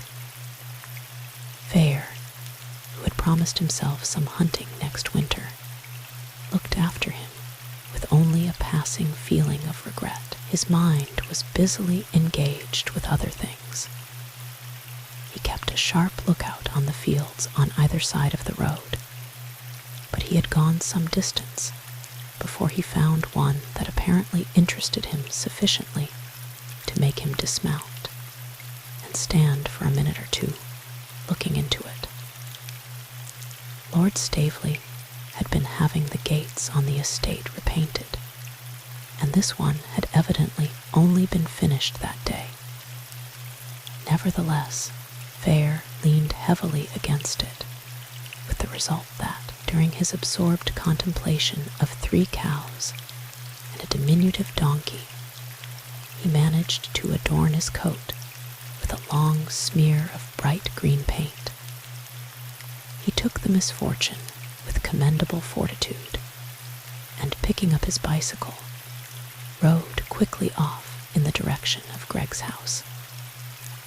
Arrived there, he went straight round to the garage at the back of the house. He found the doctor's man polishing the brass of a small 2-seater. "I don't know whether the doctor's in," he said genially. "If he is, I'll go round in a minute and have a few words with him. But I've just discovered this beastly stuff on my coat, and I wondered if you could let me have a drop of petrol to clean it off with. I must have got it leaning over a gate near here." The man touched the paint with his finger. "You'll find the doctor in, sir, and this will come off easily enough while it's fresh," he said. "Lucky it's still wet." He went into the garage and came out with a tin of petrol. "If you'd got such a thing as a clean rag," suggested Fair. "If you'll wait a minute, sir, I'll get one from the kitchen." He disappeared round the corner of the house, and as he did so, Fair darted into the garage.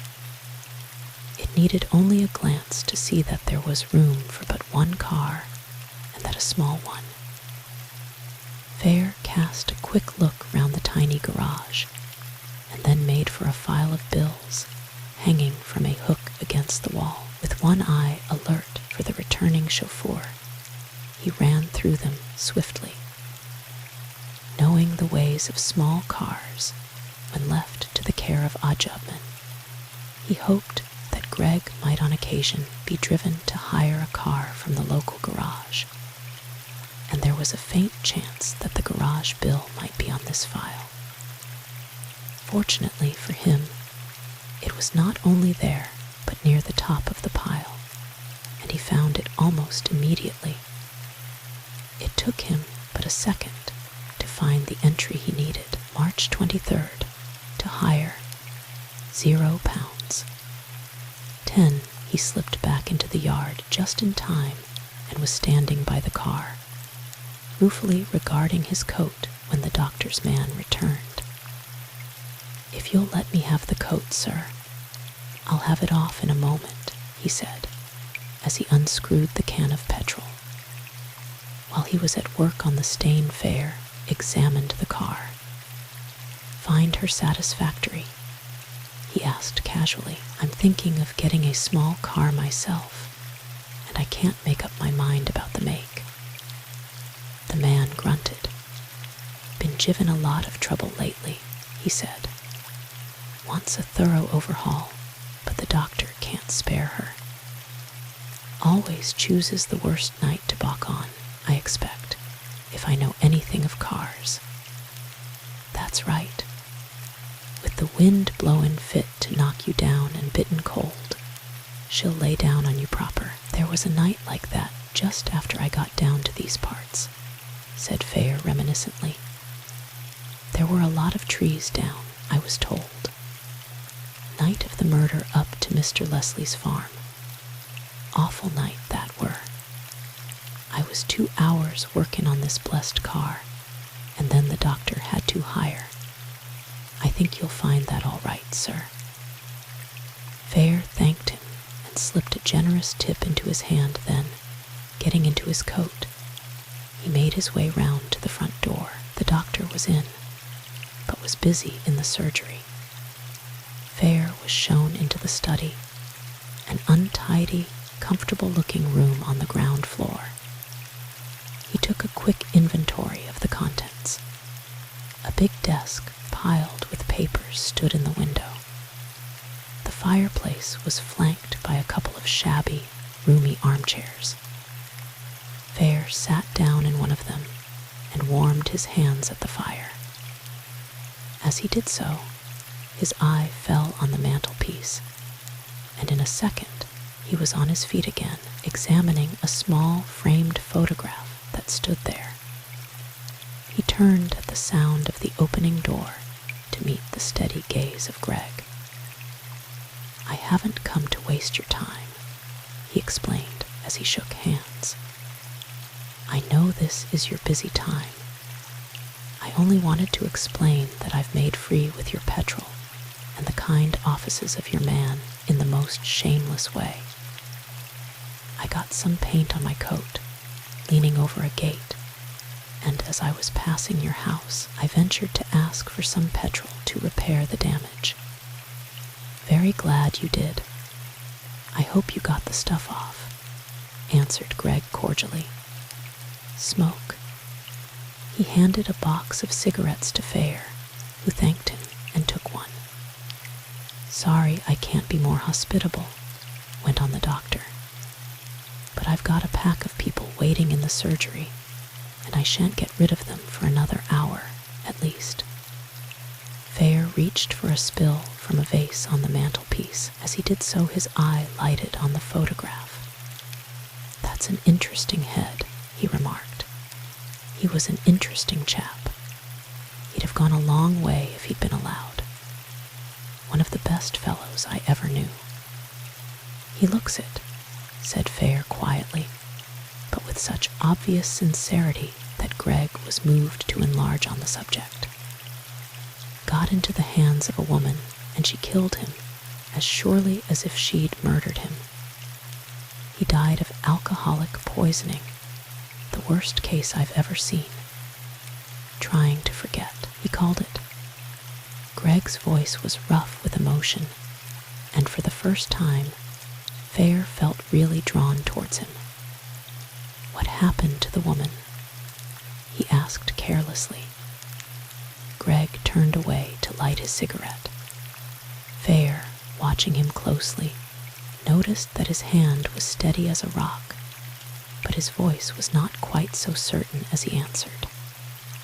"I lost sight of her," he said, "but judging from the pace she was going, she's probably got her deserts by now." He accompanied his guest to the door and stood chatting with him for a moment. He had regained his usual bluff manner, but Fair, for all his quiet cordiality, was sick at heart.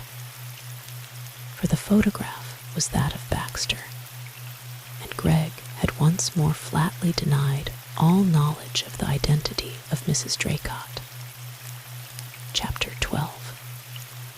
Fair did not turn back to Staveley when he left Greg's house, but rode straight on to Whitbury and lunched at the hotel there. For one thing, he did not feel equal, just at that moment, to facing any of the members of the Staveley party, and for another, the heading on the bill in Greg's garage had been that of the station garage at Whitbury, and he had a weakness for tackling nasty jobs at once and getting them over as quickly as possible.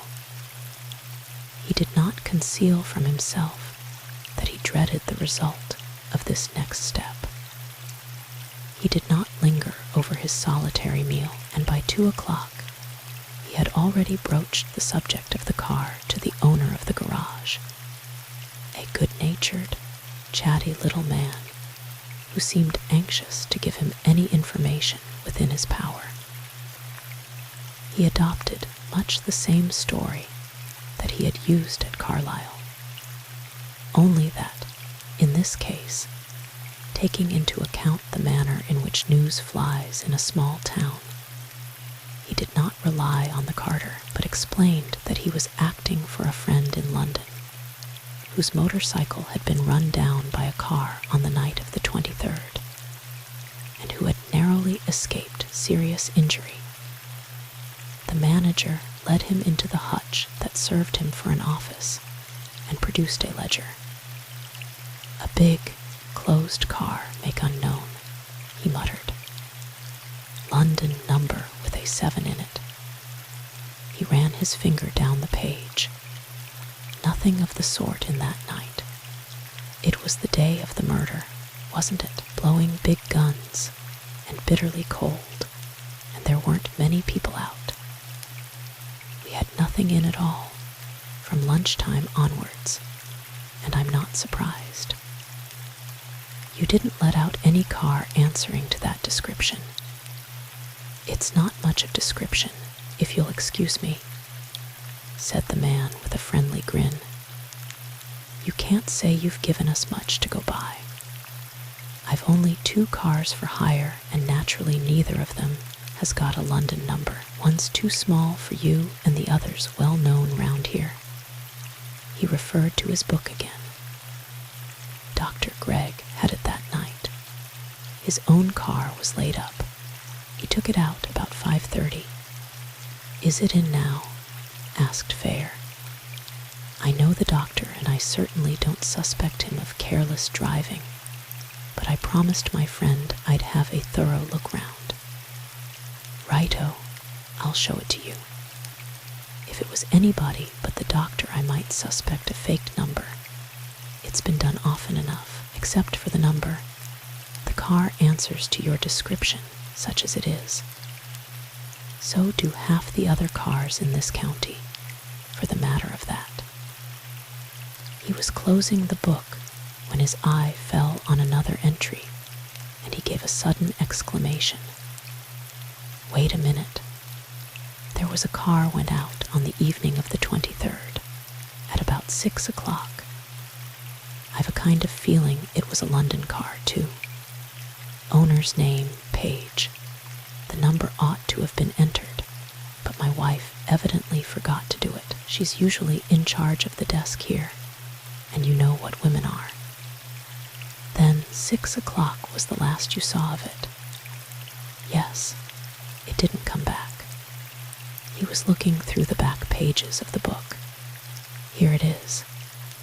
It came in on March 14th and was fetched out on March 23rd. It's a pity we haven't got the number. I'll see if my wife remembers anything about it, and I can show you the other car on the way. He led the way to a somewhat weather-beaten, but still presentable. Daimler and Fair gave the mudguards a keen, but hasty scrutiny. You haven't had this repaired at all lately, I suppose? He asked. My friend's pretty certain that he injured the paint on the mudguard. Haven't had this touched for over a year. Besides, It was all right when the doctor brought it back. I always look over them pretty carefully, even when it's a customer I know who's had them out. You never know what damage you'll find. No, I'll vouch for it. That car hasn't been messed up in any way since I've had it. He went off to find his wife, leaving Fair battling with mingled feelings of relief and disappointment. Search as he might, he could find no trace of red paint on any of the mudguards, and they were quite intact. He seemed to have run into a blind alley after all. Unless the doctor were even cleverer than he had supposed, it was still within the bounds of possibility that he had changed cars again after leaving the garage and the hireling. If so, where? Fair made up his mind to find that second car, if there was one, even if he had to search every garage in the county. His thoughts were broken into by the arrival of the manager and his wife. "It's no good, I'm afraid," he announced. The wife here says she can't recall the number, even if she ever noted it, which is doubtful, seeing that she forgot to put it down. She says she does remember the owner, though, if that's any use to you. Fair started. "You remember the man who brought it in? That's capital." She shook her head. "Not the man who brought it in," she said. "That's too long ago, but I do remember the man who took it out that night. You see, what with it being the night of the murder and such awful weather, added to the fact that my sister and her husband came over from Carlisle for the night, that evening seems to stand out more clearly than most. Then, there were very few people in and out that day, so that one noticed a stranger. Not that I really saw him, though, if you understand me. Fair didn't, but he showed exemplary patience and left her to tell her story in her own way. I can remember it as if it was yesterday," she went on. "My sister was sitting at the desk with me, just chatting, and we watched him come in. As I say, he was the only one we'd had that afternoon, and we were naturally interested and passed one or two remarks about him. He spoke about the car and then came over to the desk to pay his bill. What struck me was that he never took off his goggles. You know the way most people push them up on their foreheads, even if they don't take them off, but he didn't even take the trouble to do that. They were those big ones with the leather nose flap, and they pretty well covered his whole face. That's why I said I'd never seen him, really. My sister joked about it afterwards. What sort of man was he?" asked Fair. "Well-to-do, I should say. Tall and thin, and he had a big motoring coat and a cap with a peak. I remember that, because it and the goggles hid nearly the whole of his face. You didn't notice his voice, I suppose?" "No, I don't think he spoke except just to ask for the bill. He may not have done that. A lot of people just stand and wait till I give it to them. He must have given his name when he brought the car in, because it's down in the book there. Page, wasn't it?" Her husband nodded. "Was there nothing else you noticed about him? I'm in luck's way to have hit off such an observant person as yourself," said Fair with a smile. "I was always one to take an interest in things, and what with so many coming in and out here, you find yourself wondering about them. I do remember one thing, now you mention it, his hands. He took off his gloves to pay the bill, and I noticed how thin they were, and yet how strong-looking. I was in the manicure before I married, and I suppose that's why I'm such a one to notice hands. My husband's always laughing at me about it. I said something about it at supper that night, and I remember them all laughing. Quite true, put in her husband. I remember it now. It's always been a joke of ours, but we chaffed her a lot that night about one thing and another, and that was one of them. There was another joke Lottie had that night, too, about a bottle. Do you remember? Rather, that was that particular man, too. When he turned away from the desk, his coat swung against the corner, and something heavy came an awful thump up against the wood. Lottie said, "Well, he's got his little drop of comfort with him anyway," meaning it sounded like a bottle. That was what she was laughing over at supper. She was always one for a joke, and she'll make one over anything. Well, thanks to you, I've got some idea what the chap was like, and he may be the one my friend's after.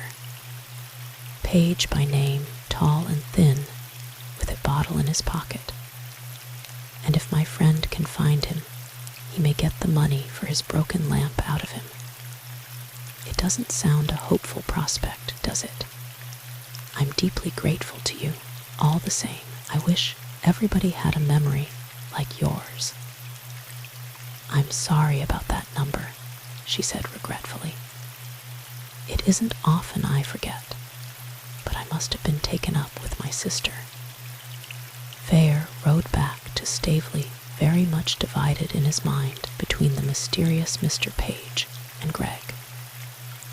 Of the two, he was inclined to suspect the doctor, who seemed to be getting more and more involved in the whole business, and for whose brains he had already conceived a wholesome respect. The other man was probably nothing but a harmless motorist who wanted his car badly enough to brave the weather and fetch it.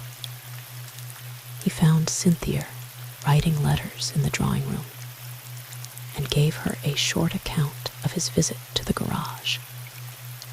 She fastened onto the Page episode with an enthusiasm Fair found pathetic. He told her frankly that he considered it of minor importance. You must remember that there may have been any number of people fetching their cars from garages just about that time. It isn't as if we'd been able to trace the number of the car. There is nothing except its size that answers to the carter's description. Still, that's about all we've got to go on anyway, Uncle Fair, and the time does fit in. He could have gone round by Miss Allen's and reached the farm just about the time the tramp saw him. I know, because I've done it in a car myself. And the bottle in his pocket was a revolver, I suppose, laughed Fair, knowing the disappointment that lay in store for her if the whole thing petered out, and determined not to encourage her in a false hope. Why not? She said seriously. And why did he keep his goggles down all the time? That woman was right. It is unusual. All right, my dear. We'll add him to our list of suspects, but I don't quite see what we're going to do about it. I do, was Cynthia's decisive answer. I'm going to put the garages at Carlisle through a small sieve. I'll bet he did stay there if he was going south, and if he did, he must have garaged the car. But I told you I'd drawn Carlisle the other day. It was hopeless. What did you do? She burst out scornfully. You went to 3 or 4 of the big, obvious places. That's not where I'd park my car if I were trying to get away on the quiet. You wait, Uncle Fair. If he went there at all, I'll run him to earth, you'll see. And what do you propose to do? You can't go sleuthing about Carlisle all by yourself. They must know you pretty well there, and we don't want this affair talked about. I'm not going by myself. I'm going with Tubby Campbell. Tubby Campbell, murmured Fair helplessly. If you weren't just a measly bicyclist, you'd know his name at Brooklands, she scoffed. He married the clerk clergyman's daughter at Galston, and they've settled at Carlisle. I've always promised I'd stay with them. I'll ring them up and go over for a few days and see what Tubby can do. If anybody will know how to set about it, he will. It's a gorgeous idea, Uncle Fair, you must admit it. You'll probably do the thing much more efficiently than I did, I admit that, but don't let your enthusiasm run away with you. Don't forget that it is probably a very forlorn hope. If you think that really, it means that you've got something else up your sleeve, was Cynthia's shrewd and unexpected comment. What is it? Is it Dr. Gregg? Fair was taken unawares. I have got an idea, he said slowly, but it's so vague at present that I tell you frankly I'm going to keep it to myself. If it comes to anything, you shall be the first to know, but so far, it's only fair to say that I've come up against a blank wall. I think your field of investigation is likely to prove quite as fruitful as mine. For a moment, she looked disappointed. Then, all right, she agreed. You get to work at your end, and I'll see what I can do at mine. If you only knew the relief it is to do something instead of sitting watching other people. The cry came so straight from her heart that Fair was glad he had not succeeded better in his efforts to discourage her. At least the search would keep her employed during a very anxious period, and he felt, too, that he could tackle Sybil and her questions better without Cynthia. He had been dreading the time when the two would get their heads together over Dr. Gregg and begin putting two and two together in earnest. Cynthia, he knew, already suspected that there was something behind his own visit to Carlisle. He would be able to pursue his investigations more freely in her absence.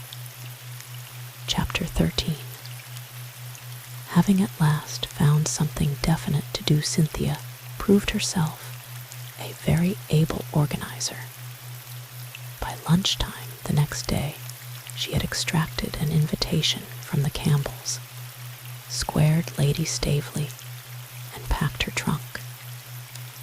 Directly the meal was over, she started for Carlisle, brimming with enthusiasm for the task she had set herself. Her departure was followed almost immediately by the arrival of Gregg on his daily visit to Lady Kean. He had barely turned the first bend on the wide oak staircase before Fair was on his bicycle, riding his hardest in the direction of Gregg's house. His disappointment at finding the doctor out was convincing enough to impress the maid, who showed him into the little surgery, assuring him that her master was certain to be in soon, as he was always at home to patients from 4 to 6 in the afternoon. Fair, after a moment of apparent hesitation, decided to await his return and settled down to the inspection of the very stale literature provided by Gregg for the use of his patients. The maid, recognizing him as the gentleman who had called on a previous occasion, departed with a clear conscience to the back regions, leaving him to his own devices. He waited till she was out of sight, and then, with a rather guilty smile at the thought of Lord Staveley's injunctions of the day before, cautiously opened the door leading into the study. A quick glance through the window assured him that the small front garden was deserted, and that he could carry out his plans unobserved. The farther door, which led into the front hall, was shut, and he opened it carefully, leaving it ajar that he might be sure of hearing the footsteps of the maid should she return. Then he sat down at the writing table and went quickly, but efficiently, through the mass of papers with which it was littered. As he expected, none of them had any bearing on the subject he had in mind. Neither was there anything of interest to be found in the top drawer, which he found unlocked. The desk was of a standard make, and closely resembled one he had used in his office in India, the key of which he still carried on a ring in his pocket. He tried this key, and to his relief, it fitted the 2 rows of drawers on each side of the knee-hole. The first 2 drawers proved disappointing, but at the back of the third, he found a packet of letters, tied together and docketed. Baxter. He glanced hastily out of the window once more, but there was no sign of Greg, and slipping out the first envelope in the pile, he opened it. It contained a letter from Baxter to Greg, and as Fair read it, he felt himself grow hot with shame at the part he was playing. If it had not been for Leslie's danger, and the unworthy part he believed Greg to be playing in this game of life and death, he would have bundled the letters back into the drawer and locked it, for the letter was that of a broken man to a friend from whom he had no reservations. It seemed to have been written more in grief than in anger, and in it, Baxter said that he had traced his wife to Brighton, where she had been staying openly with Captain Draycott, and that he proposed to do his utmost to persuade her to return to him. It was evidently in answer to a letter from Greg, urging him to take action. This, he declared, he did not intend to do unless he were persuaded that the step would ensure his wife's happiness, and then only on the undertaking from Draycott that, in the event of a divorce, he would marry her. It was an honest, straightforward letter, pathetic in its complete selflessness. On the envelope, Greg had scribbled a penciled note. L. has seen her in Paris several times with a man whose name he was unable to discover. Comparing dates, I have ascertained that Draycott was in Egypt at the time. L., knowing I was interested, took the trouble to trace them to their hotel, but is convinced that they were staying there under an assumed name. Useful evidence if she interferes with the boy, and I shall not hesitate to use it. Draycott will not stand for that sort of thing. This note had evidently been made after her divorce and subsequent marriage to Captain Draycott, and suggested that, for some reason, Greg was wishful to retain a hold over her, and proposed to use this hold if necessary. It looked as if Greg's power to harm her had ceased with Draycott's death, in which case he could hardly have used his knowledge to force her to meet him at the farm. At the same time, Fair realized that he had at last stumbled on a possible motive for an assignation. Supposing that Greg's power over her still held, and that, for some reason, he had decided to put on the screw, given the man's bitterness against her, combined with his obviously uneven temper, it was not outside the bounds of possibility that he had been exasperated beyond endurance at her refusal to accede to his demands, and had shot her in a moment of blind rage. Fair, knowing Greg, could not bring himself to believe that the thing was premeditated. He did, on the other hand, consider him perfectly capable of using the revolver as a threat, probably with no intention of firing it. Fair slipped the letter back under the string before extracting the one underneath it, and was glad he had done so, for, while he was in the very act. His ear caught the sound of an approaching motor. Quick as lightning, he threw the packet back into the drawer, closed and locked it, and was back in the surgery before Greg was out of his car. He heard him open the front door and go down the passage, where he was evidently met by the maid, for a few minutes later he appeared at the surgery door and invited Fair into the study.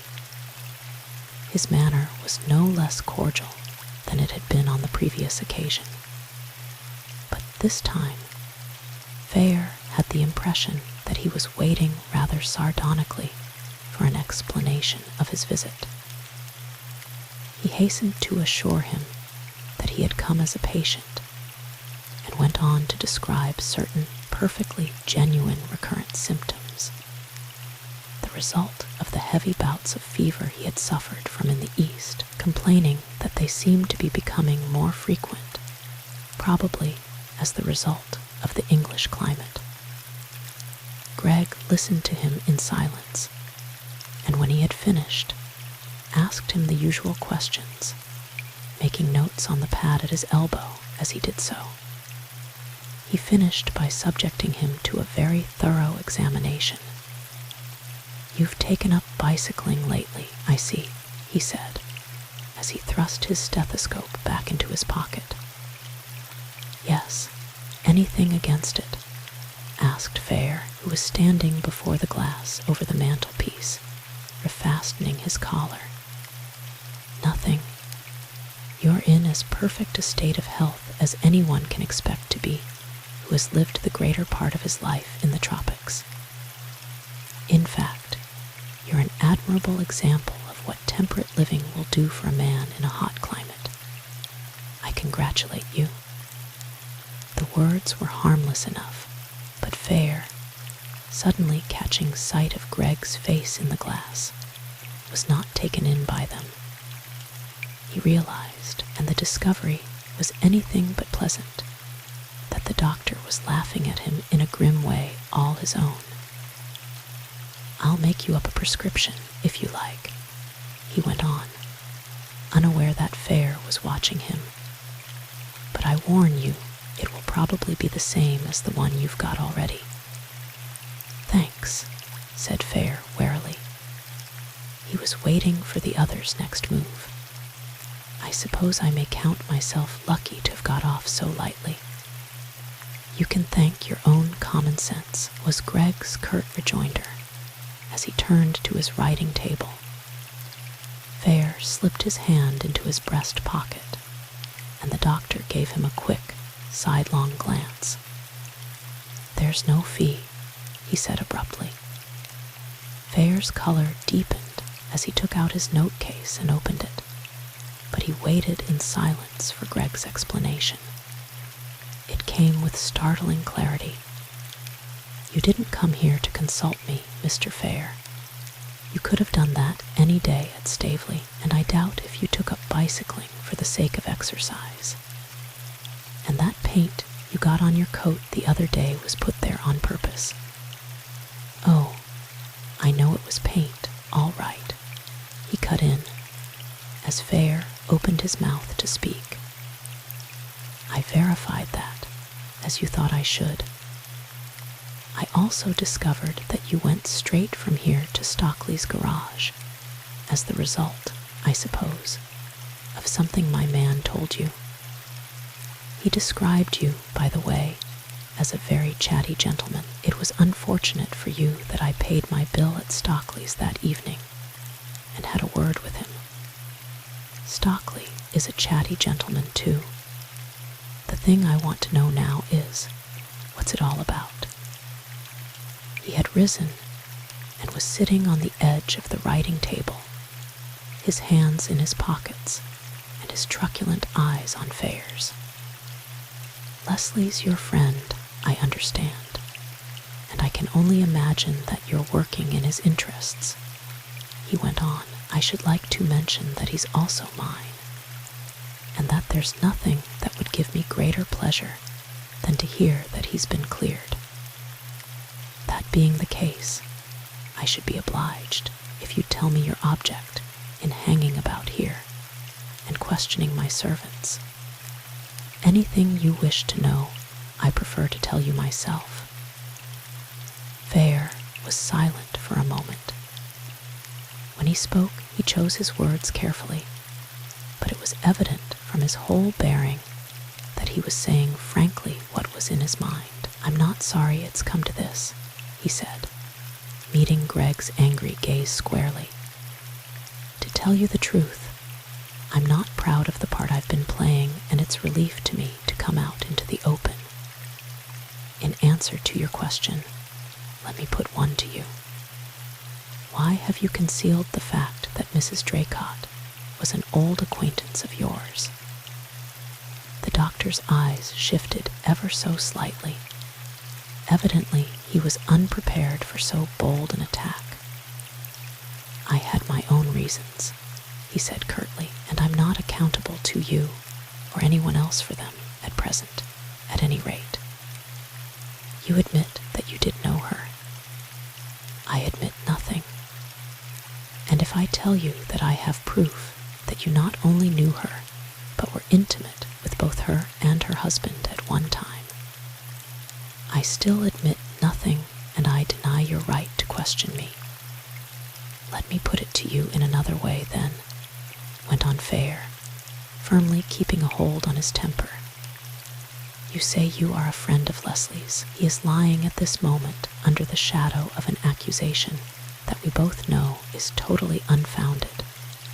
In the face of that, if you still refuse to say anything—" Greg laughed suddenly and bitterly.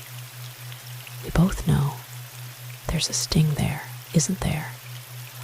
If by clearing him you mean confessing to a murder I didn't commit, I certainly do refuse. I suppose that's what you're driving at, but you're taking a good deal for granted, aren't you?" Fair suddenly lost patience.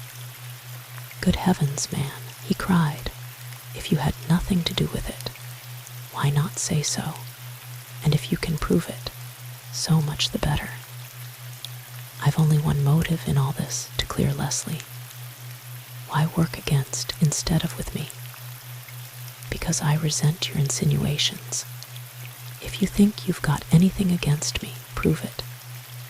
You've apparently had the damned impertinence to rake up my past and pry into my private affairs, and you've all but told me to my face that I killed Mrs. Draycott. Well, take your story to the police and see what ice it cuts with them. If they've any questions to ask me, I'm ready to answer them. Meanwhile, I advise you to take your amateur detective work elsewhere." Fair hesitated for a moment. Then he decided to make one more effort towards conciliation. "I'm very sorry you've taken this line," he said. "Frankly, I have hoped all along that you would be able to give some satisfactory explanation of your attitude towards the whole affair. I can very well believe that the subject is a painful one to you, and I can sympathize with your reluctance to drag it up again after all these years. But you must admit that your behavior has been open to suspicion. Once more, I appeal to you to act reasonably, if only for Leslie's sake." Greg's only answer was to stride heavily to the door and fling it open. "I have already told you that I resent your interference," he said shortly. "If I make any statement, it will be to those who have a right to demand it. You can hardly be surprised if I don't consider you one of them. Take what steps you please, but I warn you that I am quite prepared to meet them." Without a word, Fair took out his note-case once more. He walked over to the writing table and picked up the prescription Greg had written, leaving 2 guineas in its place. Then he took his hat and coat and left the room with such dignity as he could muster. As he passed through the hall, he heard the crash of the study door as Greg slammed it, and realized that in the first encounter, at any rate, the honors of war were to the doctor. Either the man was innocent, or he had put up the most amazing bluff Fair had ever encountered. And the worst of it was that, as Greg no doubt guessed, he was not in a position to act. His information, as far as it went, pointed to but one thing: Greg's deliberate attempt to conceal from the police his former connection with Mrs. Draycott. Beyond this, Fair had nothing to go on unless he could trace the mysterious car to Greg. According to Stockley, the proprietor of the garage, he had taken out the hired car at 5:30.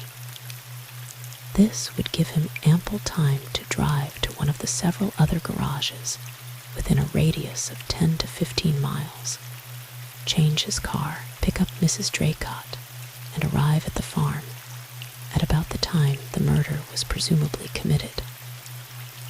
But here, the London number on the car described by the carter arose as a distinct stumbling block, for it was extremely improbable that a local garage would have a London car for hire.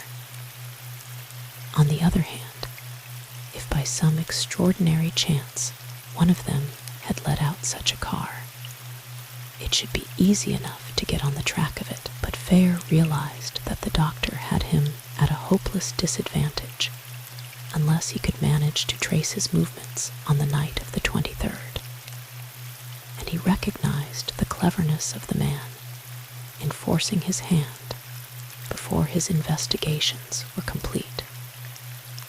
And yet, for the life of him, he could not make up his mind whether Greg's outburst had been mere bluff or the genuine anger of a man smarting under the sting of a false accusation. Either way, Fair had cut an uncommonly poor figure, and he was painfully aware of the fact. Chapter 14. After dinner that night, Lord Staveley, wishing to ring up his bookie, strolled into the little ante-room that housed the telephone. Here, to his surprise, he discovered Fair. He had settled himself comfortably in the one armchair, and with the help of the local telephone directory, was busy compiling a list on a half-sheet of paper. Bill Staveley eyed him quizzically. "Rotten place to spend the evening," he observed with cheerful scorn. "Looking for a good dentist, or is it Sherlock Holmes on the trail?" "It's Holmes in the devil of a muddle," was Fair's acid rejoinder. "I've come a cropper, Bill. In other words, you've met your match. Who's the local genius?" "Greg. I started out to pump him according to the most approved methods, and he pumped me instead, and very efficiently too. And he was uncommonly disagreeable about it." "He would be. What have you got against him?" "I suppose you know that, amongst other things, he's the police surgeon." "I don't care if he's the Prime Minister," snapped Fair, still hot from his grueling at Greg's hands. "But I'd give something to know where he was on the night of Mrs. Draycott's death." Bill Staveley gave a low whistle. "As bad as that, is it? Why, he was at the farm, wasn't he? I thought he gave evidence." "He turned up at the farm soon after 10 o'clock, after the police had been trying to get him for nearly an hour. The assumption was that he had come in late from a case, and as far as I know, he has never been asked to give an account of his movements.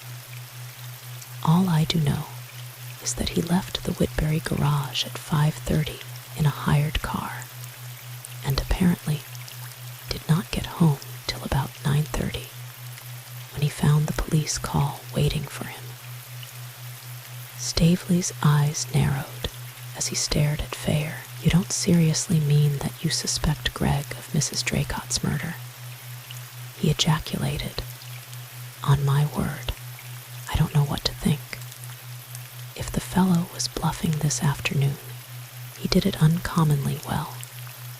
If he wasn't, why didn't he clear himself? He could have done it easily. What line did he take? Told me to go to the devil, in other words, the police, and flatly refused to give any account of himself whatever. The worst of it is, he's in a very strong position. Practically the only thing I've got to go on at present is the fact that he undoubtedly knew Mrs. Draycott at one time and has gone out of his way to lie to the police about it. You must admit it looks fishy. The devil he did. Do the police know?"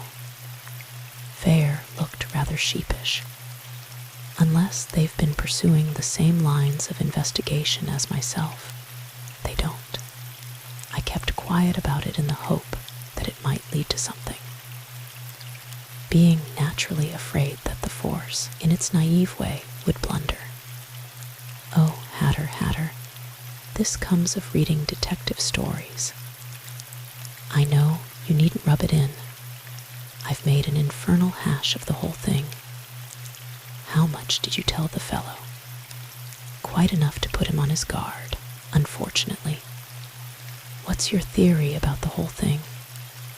"Somebody picked up Mrs. Draycott in a car and drove her to Leslie's farm. Everything points to that. We've got good reason to believe that we've got part of the number of the car. It ran into a farm cart, and the carter took what he could see of it. If the man in the car was Greg, he must have done one of two things.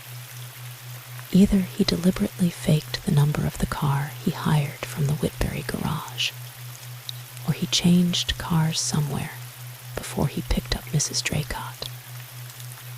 There is, of course, the possibility that he picked her up in the hired car and somehow managed to reach the farm and get away again without being seen.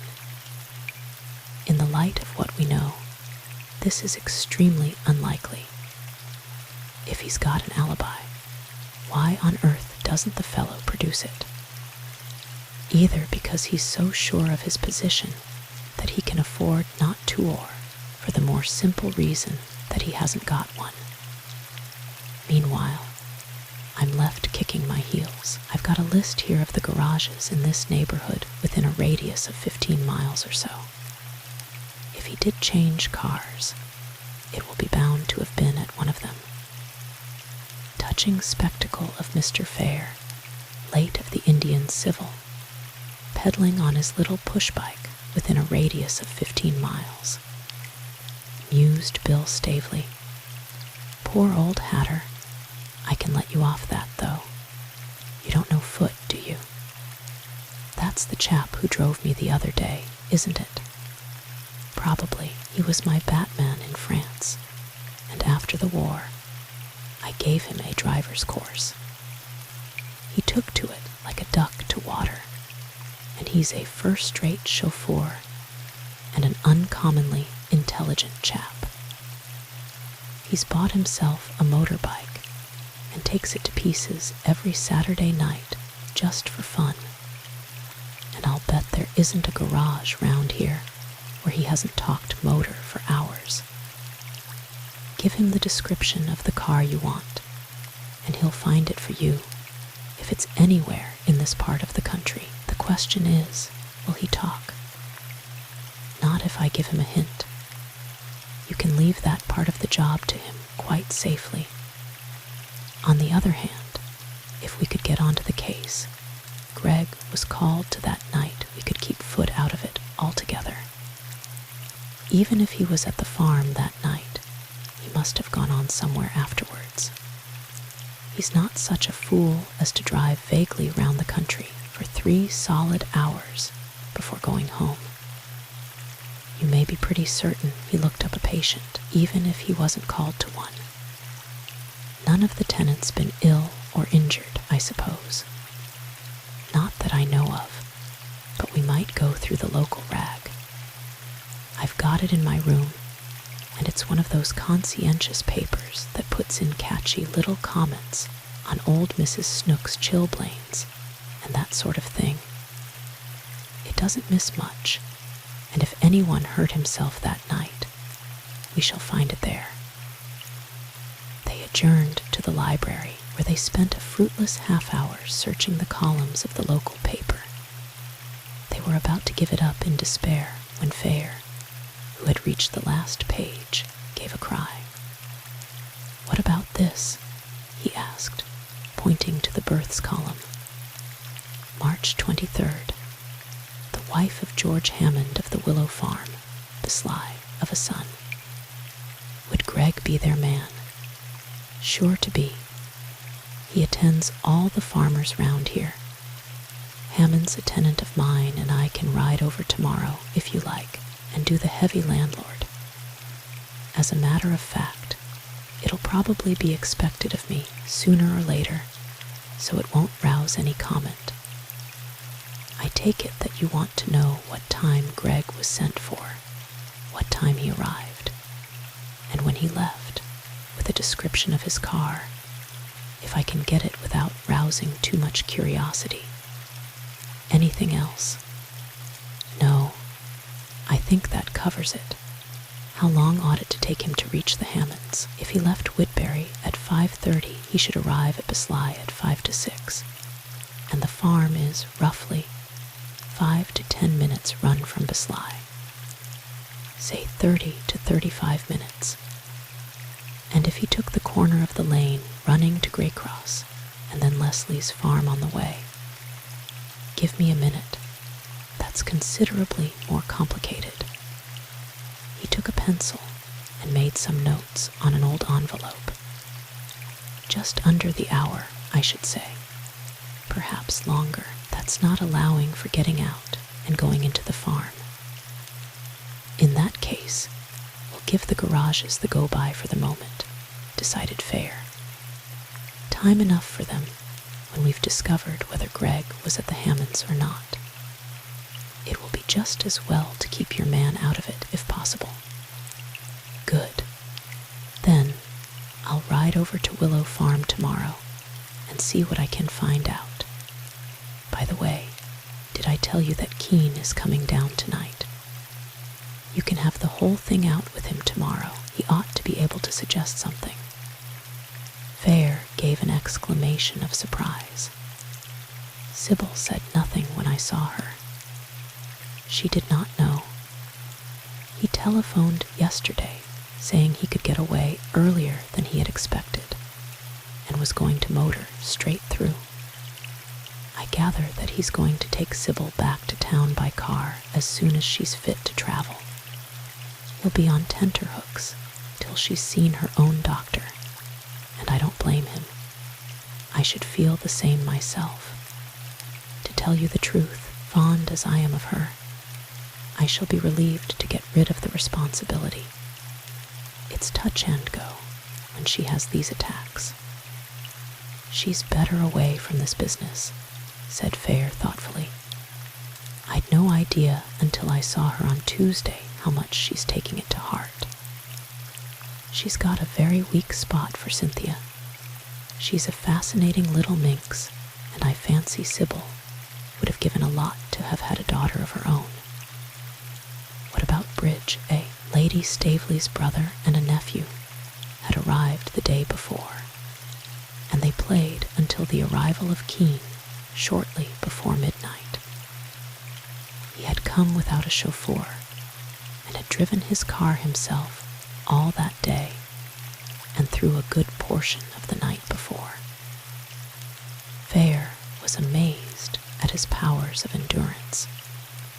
If he were exhausted, he certainly did not show it in the few minutes that he stood chatting with the four men, but he was impatient to see his wife and went upstairs almost immediately, and Fair did not get a chance to talk to him until after breakfast the next day, when he found him on the terrace, waiting for Greg to put in an appearance. He was intent on getting his wife up to London as soon as the doctor would allow her to travel. It was evident that her collapse had been a severe shock to him, and only her insistent messages on the telephone through Lady Staveley had prevented him from throwing up his work and traveling down post-haste to see for himself how she was. Even now, his mind was full of her, and Fair was aware that his interest in what he had to relate was purely perfunctory. It appeared that he had seen Gray, and was fairly well posted as to what had transpired since his departure. Fair told him the result of his inquiries about Greg. "I think you're barking up the wrong tree," said Kean frankly, when he had finished. "The fact that the fellow knew Mrs. Draycott does not necessarily point to him as her murderer. On the other hand, he's the only person we have been able to discover who had a definite grudge against her. Come to that, she was hardly popular with a good many people. And there's the difficulty of the motor. You'll find it a hard job to connect him with that. Unless he faked the number on Stockley's motor or changed cars somewhere. In which case the crime was premeditated, and on your own showing, that is unlikely. A man does not detest a woman for years and take no steps about it, and then, just because he happens to run across her staying in the same neighborhood, devise an elaborate scheme to murder her. Psychologically, your theory doesn't hang together unless we can discover some better motive than that of mere dislike. The best thing you can do is to take the story to the police. He will then be obliged to tell them where he was that night. He can't take the line with them that he took with you, and I've a strong conviction that he will be able to produce a perfectly satisfactory alibi.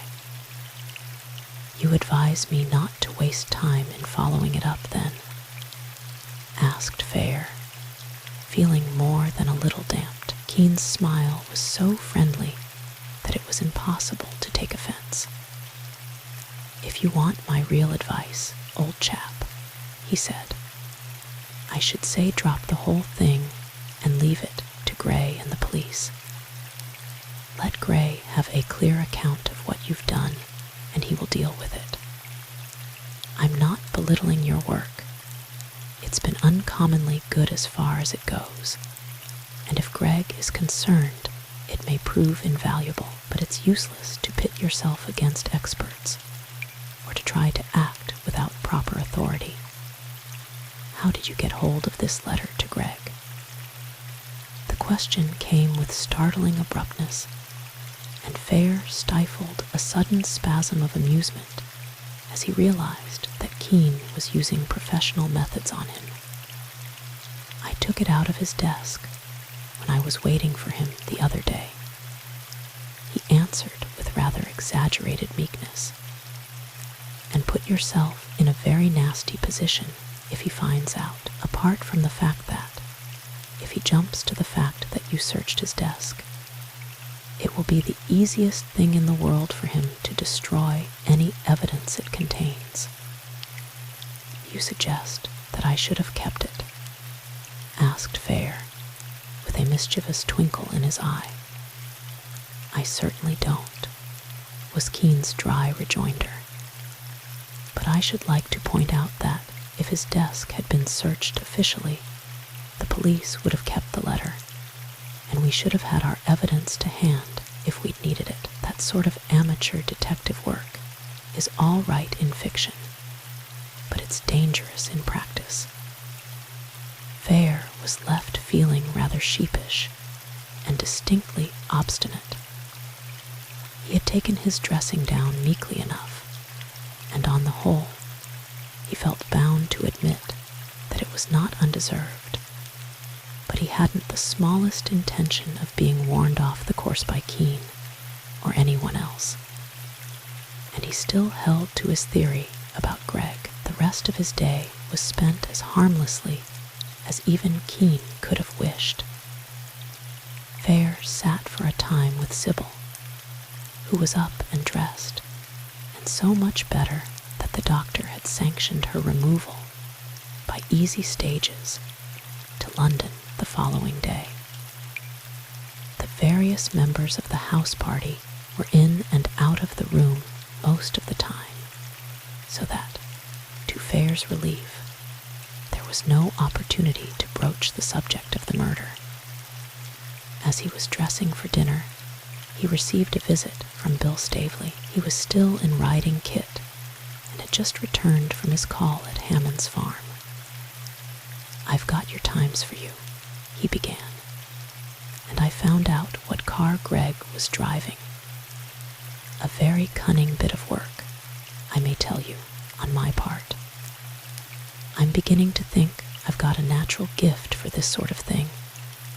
If you imagine I'm just a sort of Watson, my dear Holmes, you're entirely mistaken. If you want real appreciation and encouragement, let me suggest that you go and tell Edward all about it," advised Fair dryly. "Meanwhile, when you've finished wagging your tail, you might produce the proofs of your genius." Lord Staveley chuckled. "So that's how the land lies, is it? Was he very down on our little efforts? He always was a damned superior beggar. I kept you out of it, which is more than you deserve.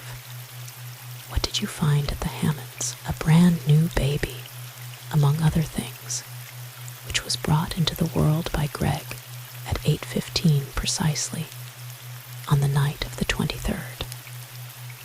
They telephoned to him between 4:30 and 5, and he must have started almost at once and walked over to Whitbury for the car. And I've no doubt he used some language too, considering what a beastly night it was. After that things get more interesting. You say he left Stockley's at 5:30. Well, he didn't get to Hammond's till close on 7. Hammond was quite definite about that. He was in a bit of a stew because Greg was so late. Fair, who was busy with his tie, spun round with an exclamation. Staveley nodded. "That's a fact," he said quietly. "An hour and a half to do 30 minutes run. Of course, he may have called somewhere else on the way, but considering that Hammond's message was urgent, it doesn't seem likely." "What excuse did he give Hammond?" "None, I gather, but I imagine things were pretty urgent by the time he got there. He just said he was sorry he was late, and they were all in such a state of nerves by that time that nothing more was said. It's the chap's first baby, and he seems to have thought the world was coming to an end. Greg left about 9, which would bring him home just in time to get the police call. Did you find out what car he turned up in?" "Stockley's. Hammond knows it well because they take in lodgers in the summer, and they use Stockley's cars. I couldn't very well ask him about the number, but he didn't seem to have noticed anything unusual. I wonder if the carter could have made a mistake. Not likely. He probably knows Stockley's cars. Everyone does round here, and he'd be practically certain to know Greg, even if it was dark. You'll have to rule out the garage car, I suspect. That is, if Greg's really implicated, Fair sighed. Well, we seem to be getting somewhere at last, he said, though heaven knows what it's going to lead to. Do we break the glad news to Edward or not? Asked Staveley mischievously. I'm blessed if we do, answered Fair with unexpected heat. After all, it's Gray's job at present. I'll write to him tonight. He kept his word and sent the solicitor a clear and concise account of all that had happened. He was hardly to be blamed if there was a spark of malice in his eyes the next morning as he stood on the steps with the rest of the house party watching the departure of the Keans.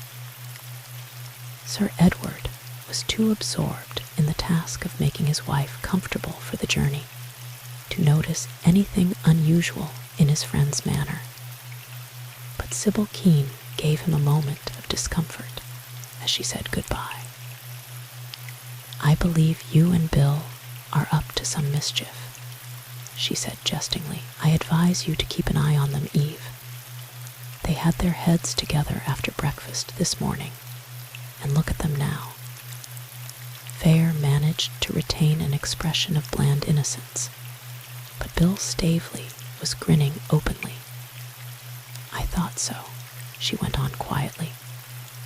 "Always distrust Hatter, Eve, when he looks as if butter wouldn't melt in his mouth." At this moment, to Fair's relief, Kean joined her, his arms full of cushions, and together they went down the steps to the car. They had hardly disappeared round the bend at the end of the long drive when Fair was rung up by Cynthia. "Tubby's done it, Uncle Fair. Didn't I tell you he would?" Her voice was breathless with excitement. "I'm coming back this afternoon on the 2:30. Will you ask Eve to have me met? I'll tell you all about it when I see you. But we've traced the car, broken mudguard and everything." Chapter 15. When Cynthia stepped out of the train at Staveley Grange, she found Fair waiting on the platform. The station master, an old friend of her childhood, bustled forward to receive her, and she did not have an opportunity of unburdening herself of her news till she found herself alone with Fair in the car on their way to Staveley. "I've one disappointment for you, Uncle Fair," she began. "We've traced the car, but we haven't got the rest of the number." For a moment, he could not conceal his chagrin. He had been counting on that one invaluable piece of information ever since he had received her message the night before. "You mean to say that 2 garages can have housed the car and neither have taken the number? It's incredible. This time, it wasn't there for them to take. The man said that the car came in with half the number plate missing. It was broken clean across just after the number 7, and the owner said that he had been run into from behind by a lorry just outside Carlisle. Tubby had a talk with one of the cleaners who had had a good look at the car while he was working on it, and he said that the number plate was an aluminium one, the sort that will snap easily with a smart blow from a hammer. Except for the cracked mudguard, there were no other signs of a collision, but there was paint, red paint, on the mudguard. He remembered trying to get it off. Tubby thinks it possible that the man broke the plate himself, and that's why the carter couldn't see more than half. Looks as if our friend, Mr. Page, must have done it soon after he left Stockley's garage. They certainly said nothing about a broken number plate there. Tubby says he wouldn't get far with only half a number plate, and if he were stopped, we ought to be able to trace him. Did the garage people describe the man at all? If you can call it a description, it was very like Stockley's. I think it must have been the same man, tall and thin, with a heavy coat and goggles that he did not take off. He brought in the car on the evening of the 23rd, about 8:30, and took it out again on the 26th, but they are not certain of the time. Tubby says he's sure that the man was trying to avoid observation, or he wouldn't have gone to that garage. It's a rotten little place, almost on the outskirts of Carlisle, and it's not near a hotel or on any of the direct routes, north and south. It's the last place anyone would leave a car if he were just passing through. Tubby had an awful hunt before he found it. Paige must have been in Carlisle from the 23rd till the 26th then. I wonder where he went after that. Probably south to London. The chances are that he didn't dare risk having the mudguard mended in Carlisle, in which case there is a bare chance that we may trace him by it on the London route. And, as you say, he'd have to do something about the number. As for that, he could use a temporary number, but it would be more noticeable than an ordinary number plate. I'll send a line to Gray tonight and see if he can get onto anything at his end. He'll know better how to set about it than I do. Frankly, I still think this man, Page, may have nothing whatever to do with the affair. He may have had his own reasons for lying low. After all, there have been several cars stolen in the north during the last few weeks. It's becoming a regular profession, and he may have been working his way to London with some car he had taken. We've got very little to go on. Having decided not to take Cynthia into his confidence on the subject of Greg's complicity, he could not give her his real reason for doubting the importance of the Page clue. Argue as he might, he could not manage to connect the doctor with the strange car. And if he was at the Hammonds' farm from 7 till 9 on the 23rd, he could not possibly have been in Carlisle at 8:30. Cynthia was gazing at him in astonishment. But Uncle Fair, the car was seen coming away from the farm just after the murder was committed. And you know that that lane doesn't go beyond the farm. It must have been coming from there, and there are hardly likely to have been two cars with Y.0.7 on the number plate and a cracked mudguard. You can't rule the car out altogether. The tramp may have been lying. We haven't cleared him yet, remember, objected Fair. The carter's honest enough anyway, and he backed up everything the tramp said. After all, the real description of the car came from him, and you've always said you were sure Mrs. Draycott was driven to John's. I still think she was driven there, but we can't afford to ignore the fact that cars have been known before now to turn up a blind lane and come back in a hurry after finding out their mistake. And that's what this car may very well have done.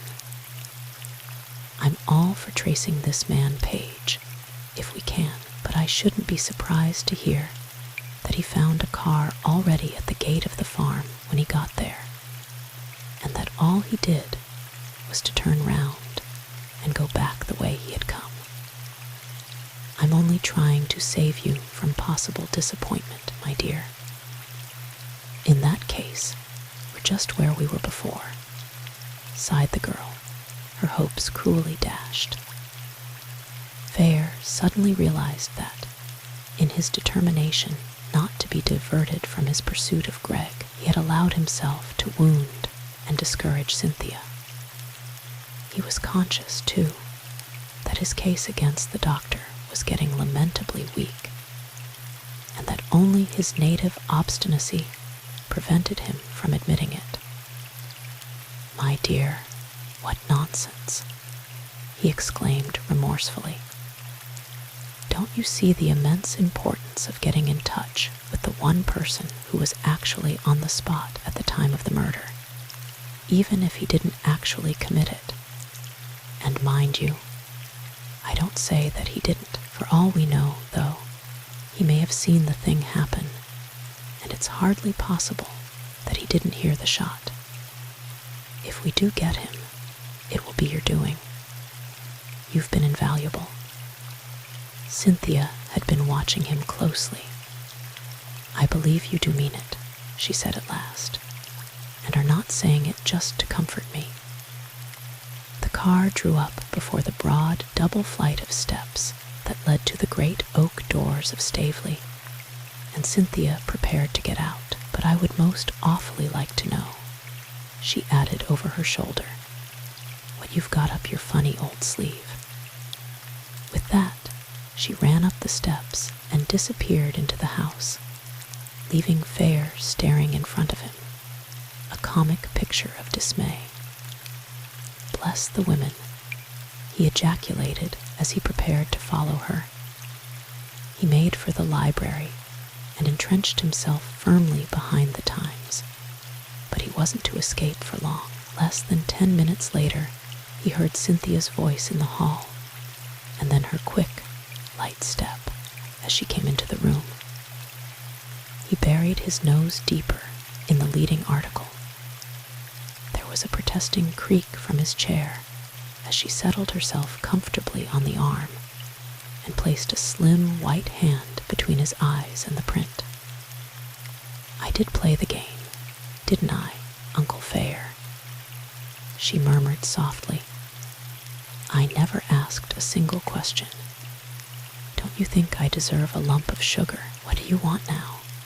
he asked, trying in vain to speak gruffly. Cynthia, in her wheedling moods, was doubly dangerous. "Supposing we were to nip back into the car and run over to the cottage hospital, just you and me. If we go at once, we shall be back in plenty of time for tea. And may I ask what you propose to do there?" "Sit in the car while you go in and see the tramp. Please, Uncle Fair, if you do, I promise I won't bother you to tell me anything you don't want to." "What do you suggest that I should say to the tramp when I do see him?" "He's told us all he knows already." "I don't believe he has. I've been thinking that if he was really lying there all that time, he must have seen anyone else who came up the lane. And if you really think the page man hasn't got anything to do with it, then somebody else must have driven to the farm while the tramp was there.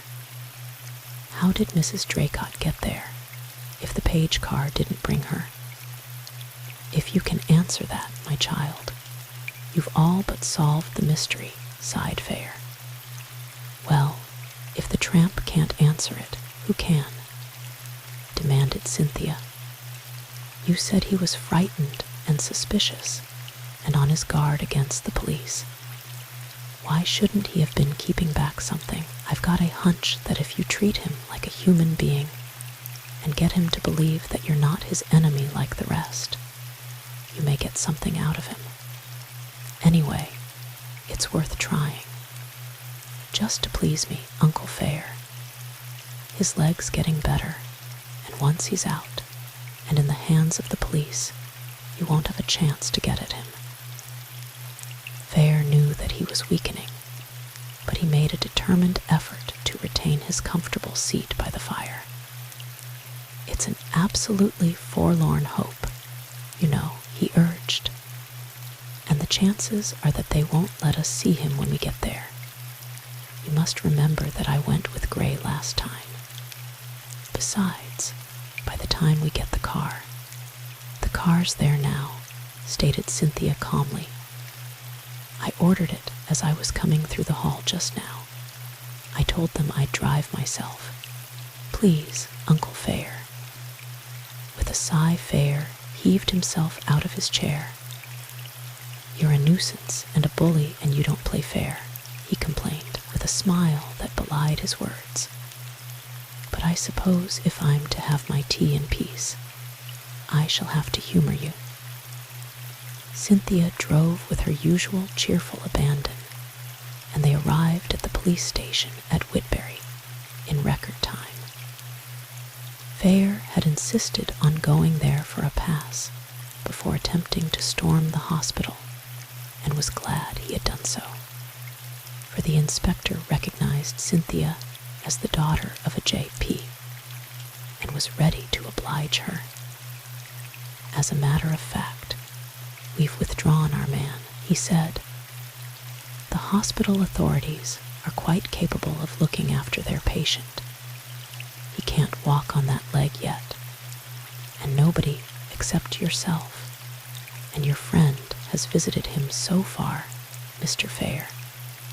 He's still under suspicion, of course, but it's 10 to 1 against his having anything to do with the murder. They drove on to the hospital, and Fair presented his pass, leaving Cynthia in the car outside. He found his man sitting up in bed, reading the paper. His appearance had improved considerably in the interval, owing, no doubt, to good food and soap and water. He received Fair's friendly greeting with the reserve of one who has learned to put his trust in no one. "Glad to see you looking so fit," said Fair. "I was passing and thought I'd look in and see how you were doing. Also, I wanted to thank you." The man observed him warily. "I ain't done nothing for you that I know of," he volunteered grudgingly. "On the contrary, you've helped me and my friend very considerably, and we're grateful to you. The fact is, this man they've arrested in connection with the farm murder is a pal of mine, and I'm doing what I can to help him. If it hadn't been for you, I should never have got onto that car you saw, and that car may mean a lot to us. If there's anything I can do for you when you get about again, let me know. You won't be fit for the road yet a while. You know." The hunted look came back into the tramp's face. "I wish to God I was back on the road," he burst out. "Fat chance I've got of ever getting there, it seems to me. I ain't blind nor deaf neither. The police ave got it in for me proper. I know where I'm going from air, right enough, and me got no more to do with it than a babe unborn." "I believe you," said Fair simply. "It's just a bit of bad luck that you and Mr. Leslie got dragged in at all. It's the third person that's responsible for all this that I'm anxious to find." The man gave him a quick, sidelong glance. "Is Mr. Leslie the gent what found the body?" he asked. Fair nodded. "'E didn't do it," affirmed the man with surprising conviction. "I see him through the winder when he found her, like I told the police. Rare taken aback, 'e was. 'E didn't do it. I could have told them that if they'd asked me. The police." He spoke with infinite scorn. "I know he didn't, but the trouble is to prove it. And what clears him will probably clear you. That's why I wanted to have a chat with you. You haven't any theory of your own, I suppose." "Not me. I wasn't nowhere near the place when it happened. Didn't even hear the shot, for the matter of that." He was talking freely now, and Fair could see that he had managed to gain the man's confidence, and was quick to act on the discovery. He bent forward confidentially. "There's absolutely nothing you can remember, no matter how small, that happened while you were waiting at the corner of the lane, is there? The murder was committed while you were lying there, and there may be something you didn't think worth mentioning before. I give you my word I won't pass it on to the police, unless it's something that will go towards fastening the guilt on the right person. Come to that. Oh, am I to know as you don't think I'm the right person, mister?" queried the man shrewdly. "I was there all right, wasn't I? I'm ready to take your word for it that you never budged from the corner of the lane, and I'm taking my chances there, you know. But if I'm straight with you, I look to you to be straight with me." The tramp leaned back on his pillows wearily. "What do you want me to say?" he asked bitterly. "That I saw the bloomin' murderer going up the lane with the weapon in his hand. I tell you, I didn't see no one, 'cause there wasn't no one to see." "You're certain of that?" "As sure as I'm lying air, which I wish I wasn't." conversation languished, and Fair had almost made up his mind to give it up as a bad job and depart when the man turned on him suddenly. "What time would you say that their murder was committed, mister?" he asked. "According to what little we have been able to find out, about 6:30. It must have been then, if the car you saw had anything to do with it." Fair took some sheets of paper out of his pocket and looked up the notes he had made. "Here you are. You saw the car going towards the farm at about 6:20, and you saw it again, coming away, at 6:40 or thereabouts. At 6:30, you were at the lodge gates of Galston. If you can prove that, I think you may consider yourself out of it altogether." The man hesitated.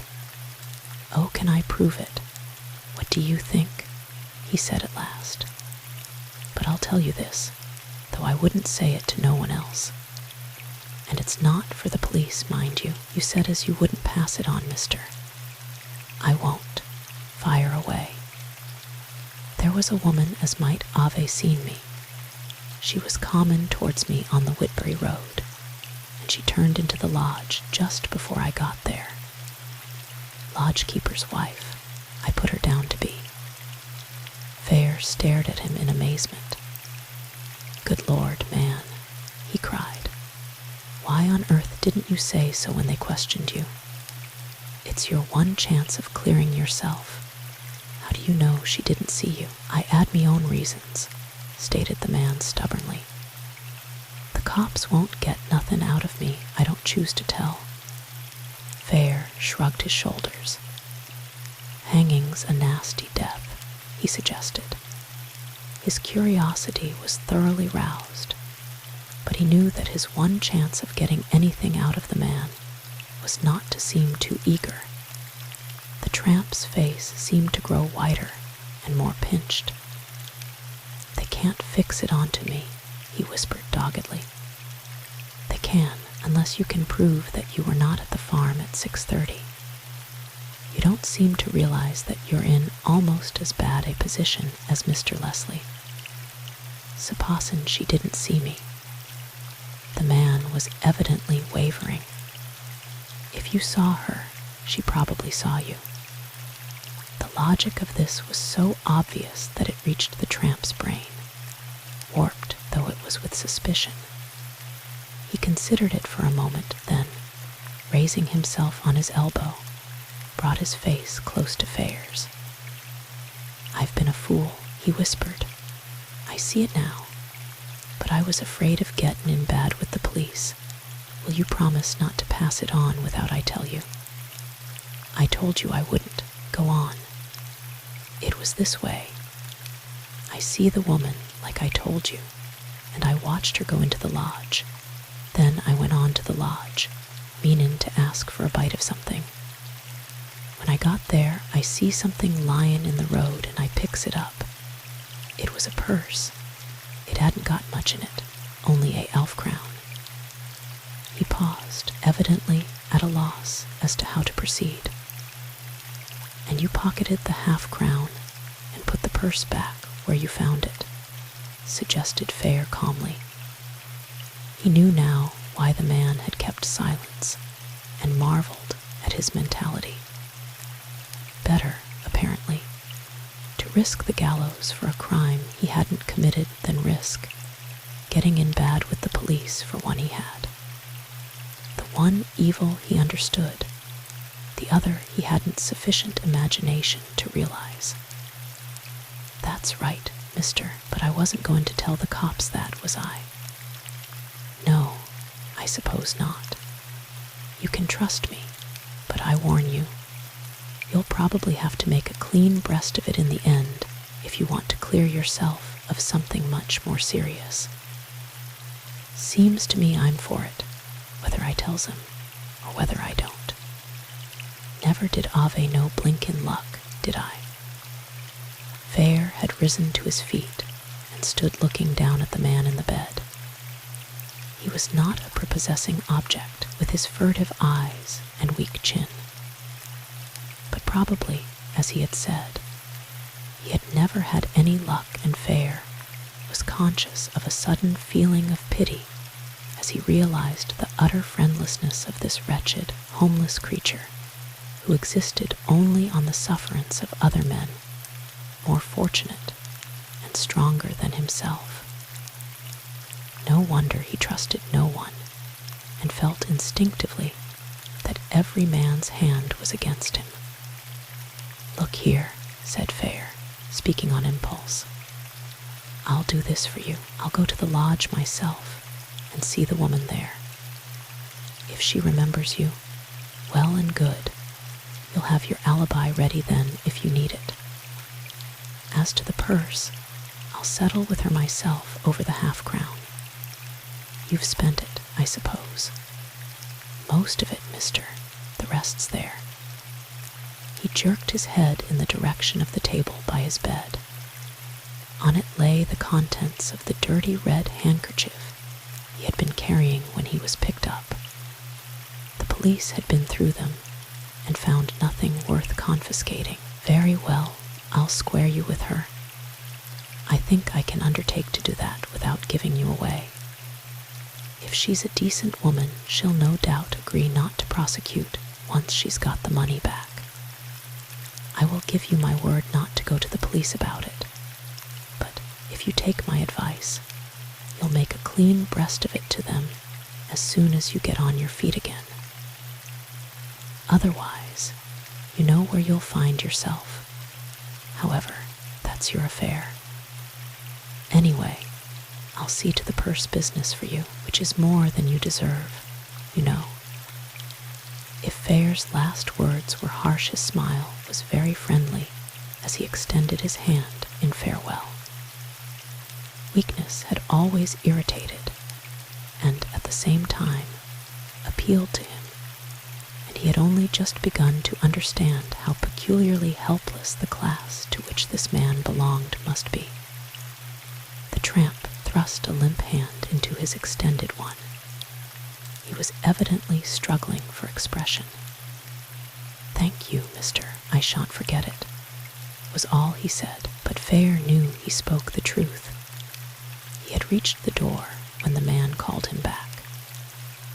"I say, mister, I reckon you'd best take these towards that there half-crown. It's all I got left." He was holding out the small pile of coppers that had been on the table by his side. Fair took them from him and gently laid them down again beside the folded red handkerchief. The man watched him, and as he did so, his eyes fell on a small object which lay among his pitiful possessions. "I'd rather you took it, mister," he said half-heartedly. Then, as Fair shook his head, "Thank you kindly, all the same. You were askin' if there was anything, no matter how small as I could remember. There's that, if it's any use to you. It had gone clean out of my eed. It won't help you much, but if I'd remembered I'd give it to you. By the gate of the farm it was. I stepped on it in the dark going in when I was on my way to the barn." He held out his hand, and in the palm was lying the cap of a red dwarf stylographic pen. Chapter 16. As Fair passed down the broad staircase of the cottage hospital, he reviewed his conversation with the tramp and decided that, considering the little he had gained by it, he might as well have stayed by the comfortable fireside in the library. Cynthia's hunch had not amounted to much, after all, and he was sorry more on her account than his own, for he had not expected anything himself from the interview. It had, however, simplified matters, in so far as it had definitely wiped off the tramp from the possible list of suspects. He had a strong conviction that the man's story was true. He suddenly became conscious of something hard pressing against the palm of his hand, and remembered the little red cap the tramp had given him at parting. It belonged, obviously, to the pen he had picked up on his visit to the farm, and he was in the act of slipping it into his pocket and dismissing it from his mind when a thought struck him which caused him to pause in his descent and stand gazing blankly into the hall below. He had suddenly realized that if the tramp had picked up the cap on the occasion of his arrival at the farm somewhere about 7 o'clock, the pen must have been dropped still earlier in the evening. Fair's mind went back to the copper-colored sequins he had found by the gate. They had been lying close to the pen, and he found himself trying to picture what had happened. If Mrs. Draycott's dress had caught in the gate in passing, the pen might have fallen from her companion's pocket while he was disentangling it. Or could the unhappy woman have been seized with a premonition of her fate and hesitated on the very threshold of the farm? At any rate, the finding of the cap by the tramp did away once for all with the possibility of the pen's having been dropped after the murder by a reporter, as Kean had suggested, and its proximity to the spangles from Mrs. Draycott's dress pointed to the possibility that she and her companion might have paused for a moment near the gate on their way to the house.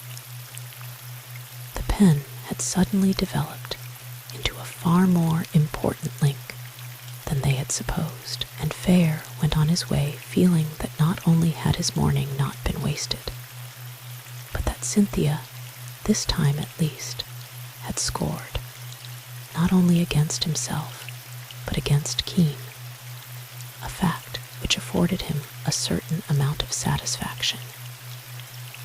He found Cynthia deep in conversation with the porter of the hospital.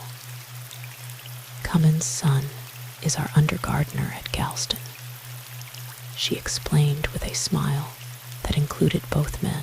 I was telling him that he's the only person who really understands Mother's beloved roses. Fair, watching her, understood why it was that she had not only the estate, but the whole of the village of Galston at her feet, and remembered how even Gunnet had dropped his official reserve when speaking of her. He climbed into the car, and after a few more friendly words to the porter, they drove off. Well, she asked as they swept round the corner into the high street of Whitbury, did he say anything? He cleared himself, if what he says is true. Is there time to call on your lodgekeeper at Galston on the way back? She turned to him in surprise. Of course. It's a little out of the way, but not enough to matter. Why do you want to see him? I want to see her if there is a her. There is. His wife, Mrs. Doggett, is a dear old thing. If you want to get something out of her, you'd better leave it to me. I've known her all my life. I do. I want her to deal kindly with our friend, the tramp, for one thing. He told her the story of the purse, and then showed her the red cap the man had given him, and explained its significance. Mrs. Doggett will be all right. I'll manage her. But the cap is important, Uncle Fair. I'm glad you went. So am I now. You were quite right, and it's decent of you not to rub it in. He waited while Cynthia went into the lodge. After a short interval, she came out, followed by a pleasant-looking old woman. This is Mrs. Doggett, she said. Mr. Fair's a great friend of mine, Mrs. Doggett, so you must be kind to him. Mrs. Doggett's answer was a broad smile and an old-fashioned curtsy. It was her purse, went on Cynthia, and she's going to be a brick and let the poor man off. Tell Mr. Fair about it, Mrs. Doggett. I must have dropped it just before I got to the gate, sir, explained the old woman. "I hadn't been home more than a few minutes when I missed it and went out again into the road to have a look. I found it almost at once, but it was empty. I was quite took aback, wondering who could have cleaned it out in such a short time, when I remembered seeing someone coming towards me as I neared the gate. I went up the road a bit, but I couldn't see no one, so I give it up. There wasn't only half a crown in it, and if he was in want, I'm glad he should have it, poor soul." "Do you remember at all what time you reached home that night?" asked Fair. "I couldn't tell you to a minute, sir, but it must have been somewhere round about 6:30, I should say. I'd been doing me bit of shopping at Whitbury, and I usually stay till the shops close at 6, and it's just about half an hour's walk home. How long were you in the house, you think, before you discovered your loss?" "I can't rightly say, but not more than a quarter of an hour. I hurried out as soon as I found it was gone. It wasn't long, because me husband come in for his supper at 7, and I'd got it all cooked and ready for him by then. And he hasn't been late once this month, to my knowledge, sir." "Then that clears the tramp. You've done him more than one good turn today, Mrs. Doggett." Perhaps Lady Cynthia explained that I had promised not to report the theft to the police, so if you wouldn't mind keeping it dark. "They won't hear nothing from me, sir. I don't want no traffic with them. Written everything down in their little books. Oh, I couldn't, sir. Thanking you kindly all the same," she finished, as Fair slipped a note into her hand. "It wasn't only half a crown, and I don't grudge it him." "You've got to, Mrs. Doggett," called Cynthia over her shoulder as the car leaped forward. "And you deserve it for being such a brick." "So that's that," said Fair, with striking lack of originality. "He's out of it. Now we can concentrate on the real culprits. It'll take us all our time, too," he added ruefully. He spoke more truly than he realized. They had only just passed the lane leading to Leslie's farm when a small two-seater turned out of a by-road on their right and sped past them on the way to Whitbury. It was being driven by Greg, and by his side was the man who had cleaned the paint off Fair's coat in the doctor's garage. At the sight of Cynthia, Greg raised his hand towards his hat, but his eyes were on Fair, and it seemed to the latter that his glance held both contempt and defiance. He turned and looked after the car, and at the sight of the luggage rack at the back, an exclamation broke from him. It was loaded with a portmanteau and a big suitcase. "Good Lord, I might have guessed it. What an ass I was," he muttered in consternation. "What's the matter?" asked Cynthia, surprised at his tone. "He's bolting. Idiot that I was not to have foreseen this. Dr. Gregg. Then you really do suspect him." "I not only suspect him, but he knows it. Cynthia, I've made an unholy mess of this. The only thing to do now is to make for Staveley as quickly as possible. I must get into touch with Gray and warn him." Cynthia wasted no time in asking questions. She did her best, and Fair made a mental note, never again, when she was at the wheel, even to suggest to her that he was in a hurry. To do him justice, he underwent 3 hairbreadth escapes without making a sound, but he thanked his stars that he was still alive as he tore up the steps and into the little room that housed the telephone at Staveley. He got Gray with surprisingly little delay and told him what had happened. "It's my fault, I'm afraid. If I hadn't shown my hand, he'd never have taken fright. Can you do anything at your end?" I'll see to that if he makes for London. I can put a man onto the station here. What's he wearing, did you notice? No idea. I was looking at his face. That wouldn't be enough anyhow for your man to go by. If only I could catch that train. If you did, you'd give the show away worse than ever. He's certain to be on the lookout. I wish to goodness we had a photograph. We must go by the ticket, that's all. I'll back my man to get on to him if it's humanly possible. Fortunately, he's on good terms with the station people. It'll be a bore if Greg goes north, though. It doesn't even follow that he's going by train. He was on his way to the junction, but that means nothing. He's got his man with him, which looks as if he were sending the car home from the station. The fellow's a sort of gardener as well, so he's not likely to take him with him if he's going far. That points to a train journey, so our luck may be in after all.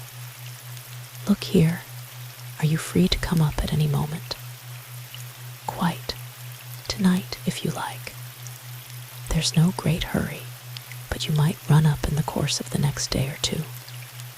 There's nothing much you can do where you are now, and it's about time we compared notes again. I may have something for you by the time you get here. Fare calculated for a moment. I'll come up by the night train tomorrow, arriving Sunday morning. Then I can look you up on Monday. Good. Or better still, lunch with me on Sunday at the Troc. Excellent. I'll be there at 1. By the way, if Greg was making the night train, he'll get in about 6:20. Tell your man to be careful. He's no fool, remember. Thanks. See you Sunday, then. Fare was hanging up the receiver when a voice at his elbow made him start. What's this? Not the naughty doctor doing a bunk? Now, that looks fishy, if you like. Bill Stavely had come in unperceived and had overheard Fare's last sentence. He's off, answered Fare.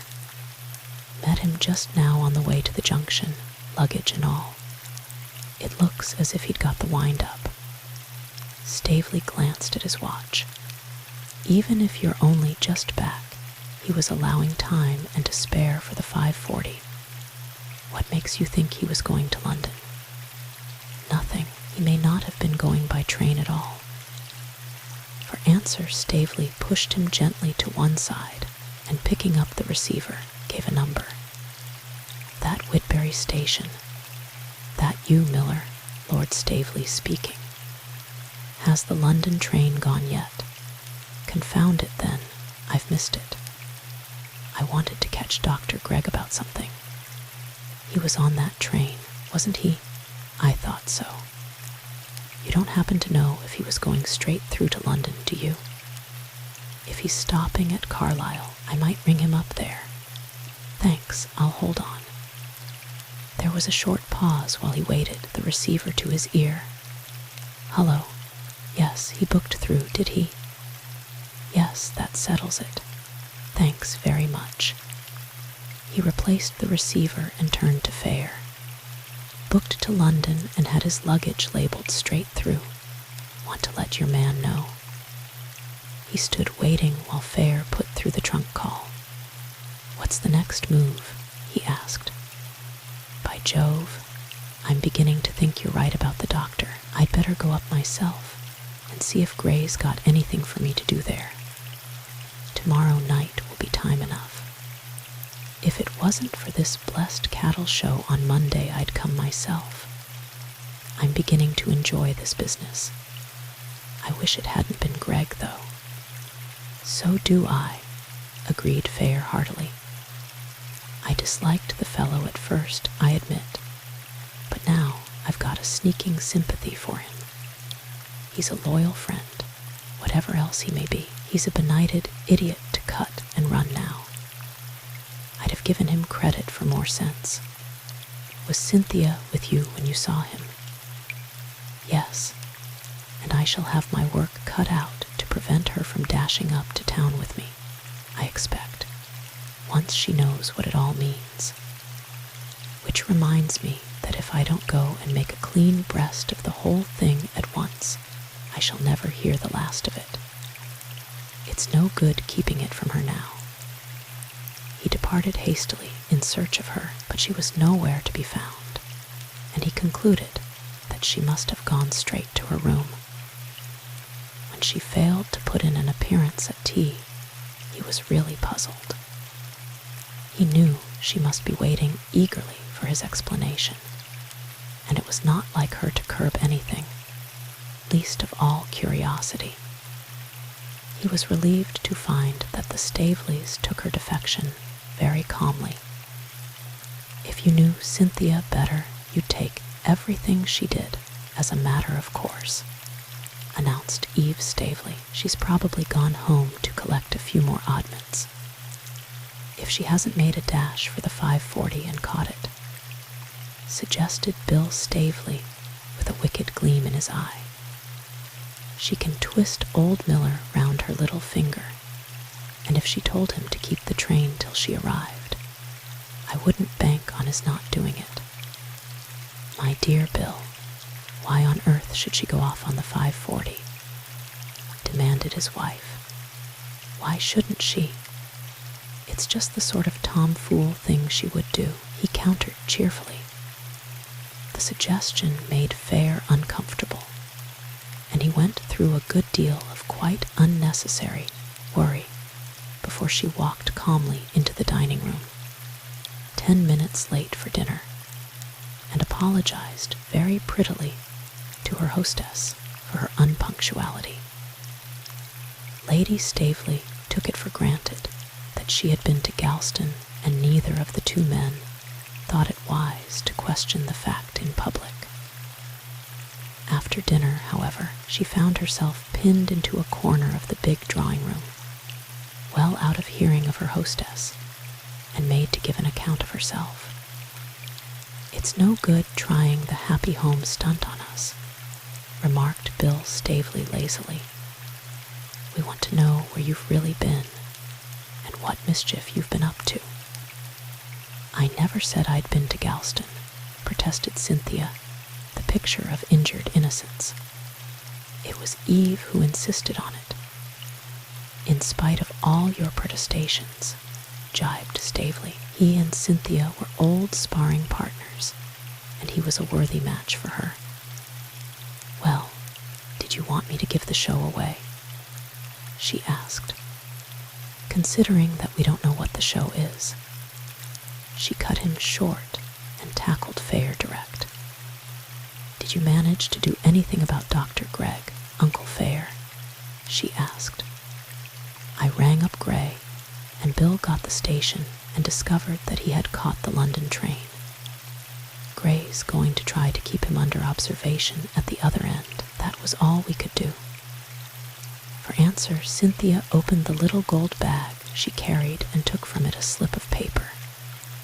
She handed it to Fair and watched him in silence as he read it aloud. Care of Dr. Graham, Brackley Mansions, Victoria Street, it ran.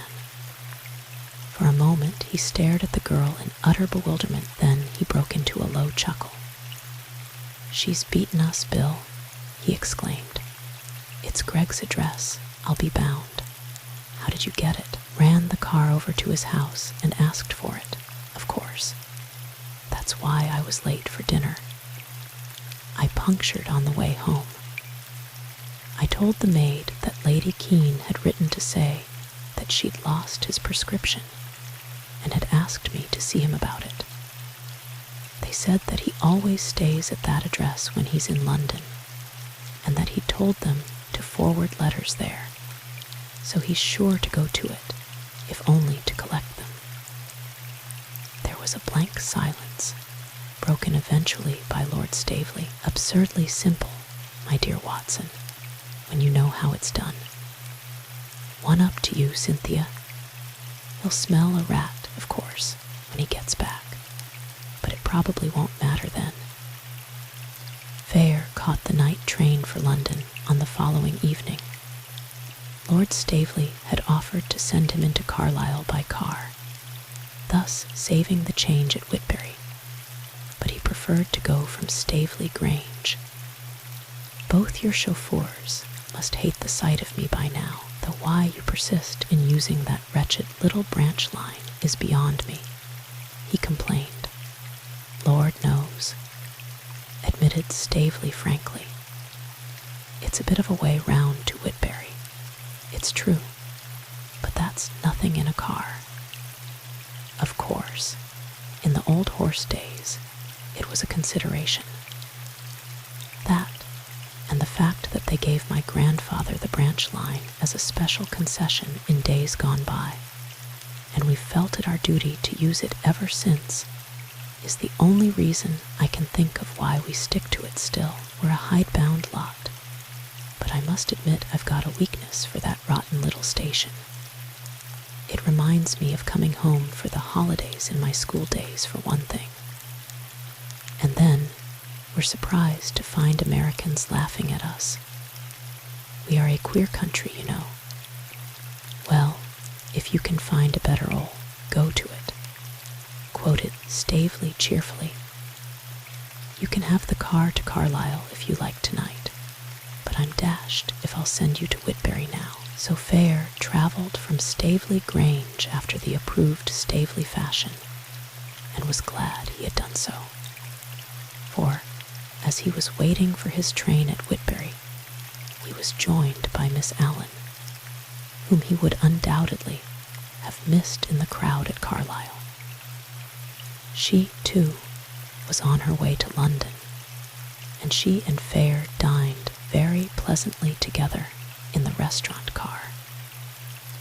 He found, as he had suspected, that she improved on acquaintance, and they sat talking for some time after the meal ended. Fair wondered later, as he sat huddled in his stuffy corner, waiting for the sleep that would not come, what she would have said if she had known the reason of his journey to town.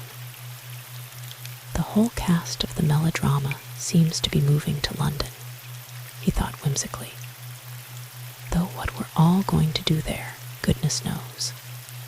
It would be more satisfactory, too, if one knew which of us was the villain of the piece.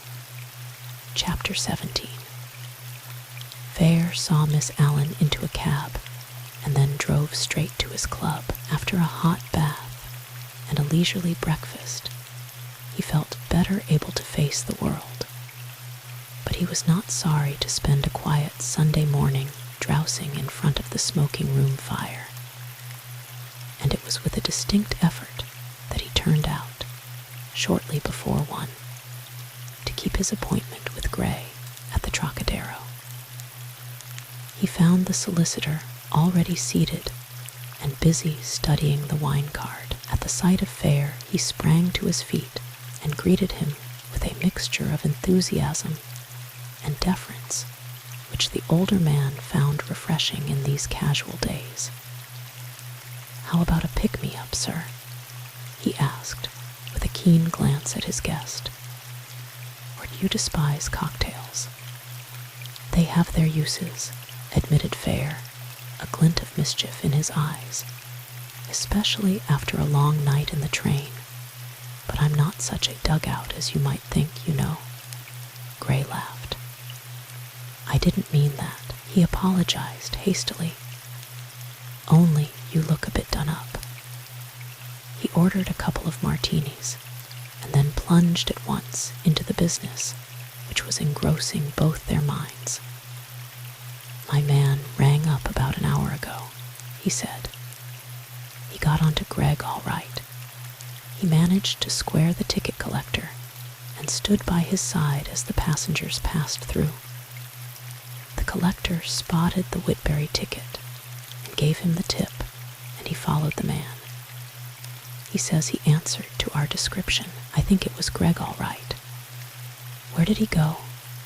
asked Fair. His lips twitched involuntarily, for he guessed what was coming. "To a doctor's house, or rather flat. Brackley Mansions, Victoria Street.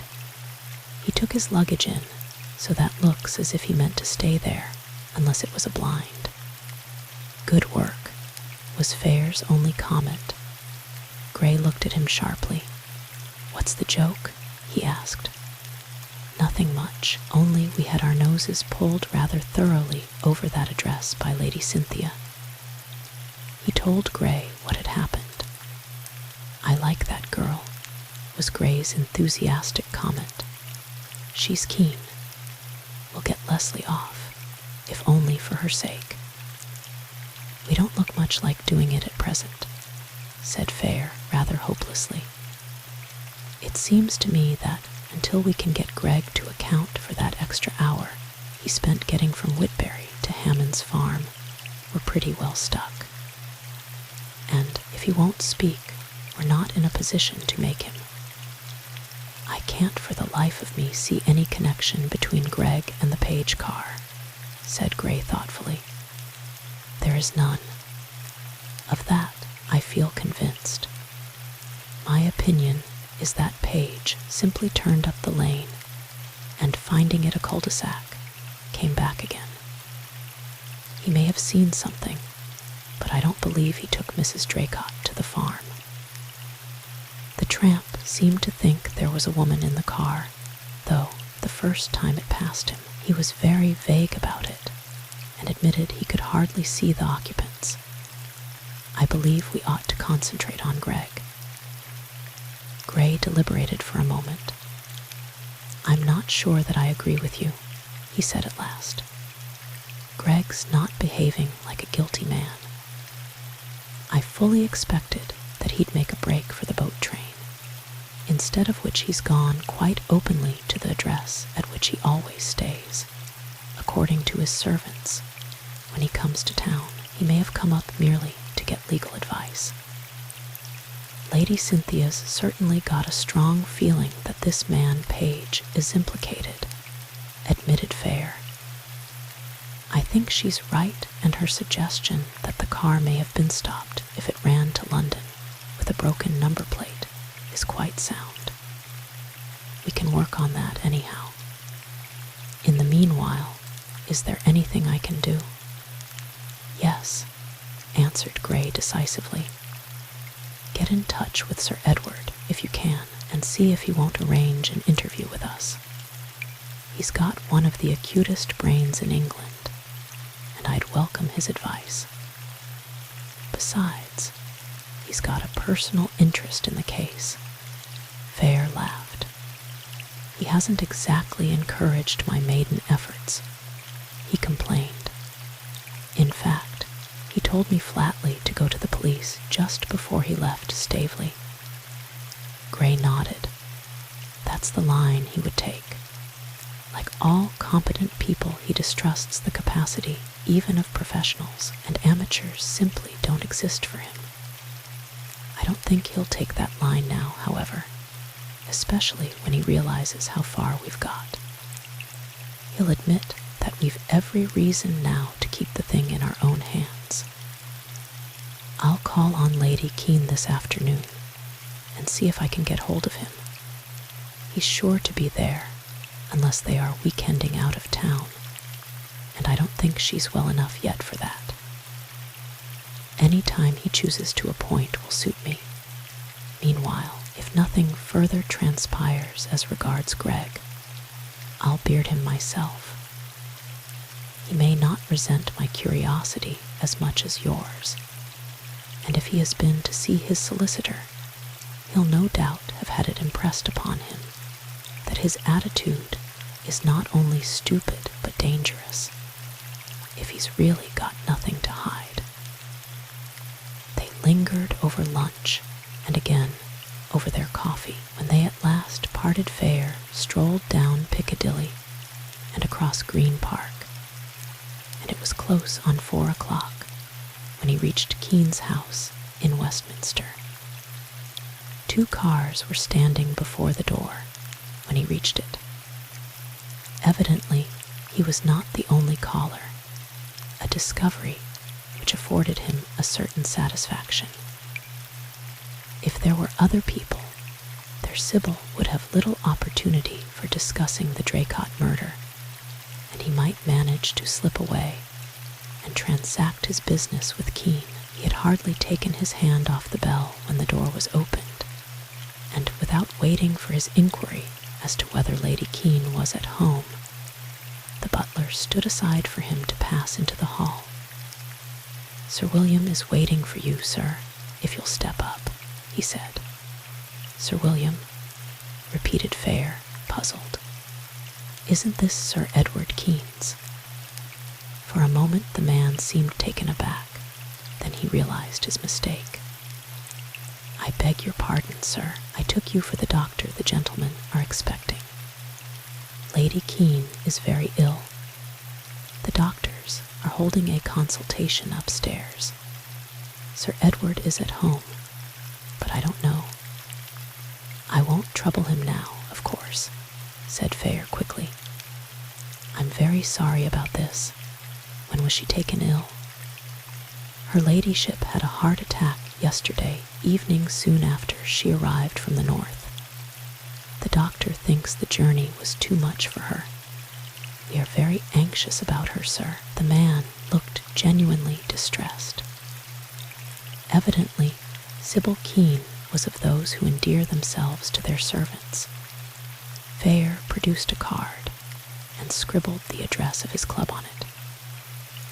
"Tell Sir Edward that this will find me if I can be of any use.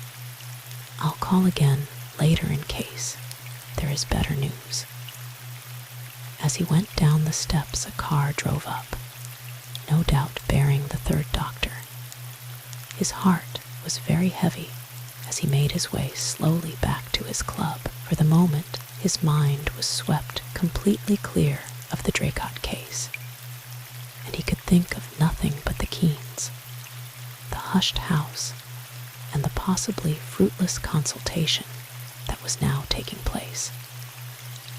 Sybil Kean was the oldest of all his friends in England, and he was very fond of her. Edward could, on occasion, exasperate him almost beyond endurance, and he was an unsatisfactory companion in the sense that he gave little and asked for nothing where the ties of friendship were concerned. But Fair had always both liked and admired him. He had struck him from the first as one of the loneliest beings in existence, a man fated to remain detached, too strong to invite sympathy, and too engrossed in his own interests to offer it. Fair pictured him, waiting alone for the verdict of the doctors, and wished he had had the courage to break in upon his privacy. He dined at the club, and after a fruitless attempt to enjoy a quiet cigar, was driven by sheer anxiety to return to Westminster. To his surprise, he was told that Sir Edward wished to see him. "It was good of you to call, Hatter," was Kean's brief comment as he rose to greet him. His voice had lost none of its resonance, but Fair thought he had never seen a man look so ill. His face was a gray mask, and his eyes, bleak and lifeless, seemed literally to have receded into his head. Fair cast a swift glance round the room. "Look here, old man," he said, "have you dined?" Kean stared at him vaguely. The butler, who had been making up the fire and was about to leave the room, turned at his words. "Sir Edward made a very poor dinner, sir," he ventured. Kean swung round on him impatiently, but he was too exhausted to act with his customary vigor, and Fair forestalled him. "Do you think you could raise a few sandwiches?" he asked the man pleasantly. "I see drinks are here." The butler responded with alacrity. "Cook did cut some, sir, on the chance." He vanished, only too thankful to feel that Sir Edward was at last in the hands of someone who seemed able to influence him. He had hardly eaten or slept, in the opinion of his household, since his wife had been taken ill. Fair strolled over to the little table near the window on which stood a tantalus and a couple of siphons. He poured out a stiff drink, but withheld it until the butler returned with a tray of fruit and sandwiches. Kean sat gazing into the fire. He did not show the slightest interest in Fair's movements, and the fact that his old friend had coolly taken possession and was issuing orders to his servants seemed to have escaped him. Fair moved the table with the tray to Kean's elbow. "Is Sybil conscious?" he asked quietly and with what seemed deliberate cruelty. Her name was enough to rouse Kean from his abstraction. "Her mind's quite clear, but she's so weak she can hardly speak," he said. "The doctors won't say anything definite yet. Then, if she's able to think at all, she's worrying about you. Don't give her more cause for anxiety than you can help, old chap. She'll need you as soon as she picks up a bit, and what earthly use are you going to be to her if you let yourself go to pieces now?" He held out the tumbler, and Kean, after a moment's hesitation, took it and drank thirstily. "I wanted that," he said. For answer, Fair silently pushed over the plate of sandwiches. Then he sat quietly watching the dancing flames while Kean forced himself to eat. The self-discipline he had always practiced stood him in good stead, and the plate was half empty before he leaned back in his chair and fumbled for his cigarette case. "Sorry, Hatter," he said with the ghost of a smile, "but that's the best I can do." Fair grinned back at him. "Good enough," he answered. "Feel better?" Kean nodded. "I'd lost grip of myself for the moment, that's all. Those confounded doctors took such a time this afternoon, and then I couldn't get a thing worth having out of them. I suppose they couldn't help it, poor beggars, but it seemed a lifetime to me. It was decent of you to come, Hatter. I came because I couldn't stand the suspense any longer myself. Glad I did now. So am I. I'll tell you as much as I know myself. If she pulls through the night, they think she'll do, and she's no weaker than she was this morning. That's all I've got to go on. If there's any change, the nurse will come for me. Otherwise, she's to see no one. The doctor's coming again in an hour's time." "Thanks," said Fair appreciatively. "I'm glad to know. It's not such a bad lookout as I feared." Like so many people with frail bodies, Sybil's always had more than her share of nervous vitality, and I'm ready to bank on that, and you've given her an incentive to live, old man," he finished gently. Kean stared at him for a moment without speaking. Then, "I've done my best," he said with a curious grim note in his voice that made Fair wonder whether, after all, he had not always realized how very little of her heart Sybil Kean had to give when she married him. There was a pause. Then Kean rose to his feet and thrust his hands into his pockets with the gesture that was so characteristic of him. "I can't stand this," he said abruptly. "I must get my teeth into something or my imagination will get away with me. What have you and Gray been doing?" "As a matter of fact, I came here today at Gray's request. He wants to consult you and suggested I should make an appointment. Of course, that's all off now. For the present, anyhow. But there's no reason why you shouldn't put me au fait with things. I should be grateful for anything to hitch my brain onto at this moment." Fair realized that he was actuated by sheer instinct for self-preservation, and met him halfway by plunging at once into a recital of all that had happened in the last few days. Kean listened attentively. Now and then, he interrupted to ask a trenchant question. Otherwise, he heard him in silence. When he had finished, Fair handed him the little red cap the tramp had given him. "This may as well go with the other exhibit," he said. "Anyhow, we know now that it was lost before, and not after the murder." Kean dropped it into the drawer of his writing table and turned the key. "It would be interesting to know how much that fellow, Greg, really knows of Mrs. Draycott's past," he said slowly. "Whatever it is, he's made up his mind not to speak." Kean stood rocking backward and forward on his heels, lost in thought. Fair watched him in amazement. Half an hour ago, he had been a broken man. Not only had he pulled himself together by sheer force of will, but he was now giving his whole mind to the matter in hand with a lack of effort that seemed almost superhuman. "Greg ought to be get at Abel," he said at last. "His treatment of you was nothing but a display of bad temper. If he's innocent, it ought to be possible to convince him of the folly of the line he's taking.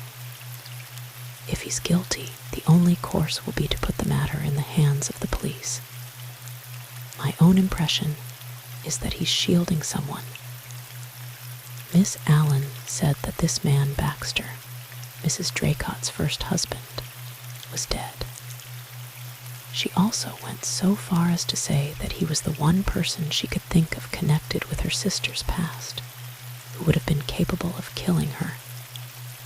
Have we any proof that the fellow is dead? Greg told me that he had died in his arms. We haven't followed the matter up, if that's what you mean. A statement of that sort, coming from Greg, is of no value to us. Get Gray to look the thing up, will you?" "It's an idea," exclaimed Fair. "I wonder we never thought of it. Baxter was Greg's friend, and Greg hated Mrs. Draycott on his account. He'd certainly shield him if the necessity arose. And Baxter was a drunkard and half demented at that, if the accounts be true. There may be something in it." Kean made a gesture of impatience. "Don't go off the deep end, Hatter. The man's probably dead and buried.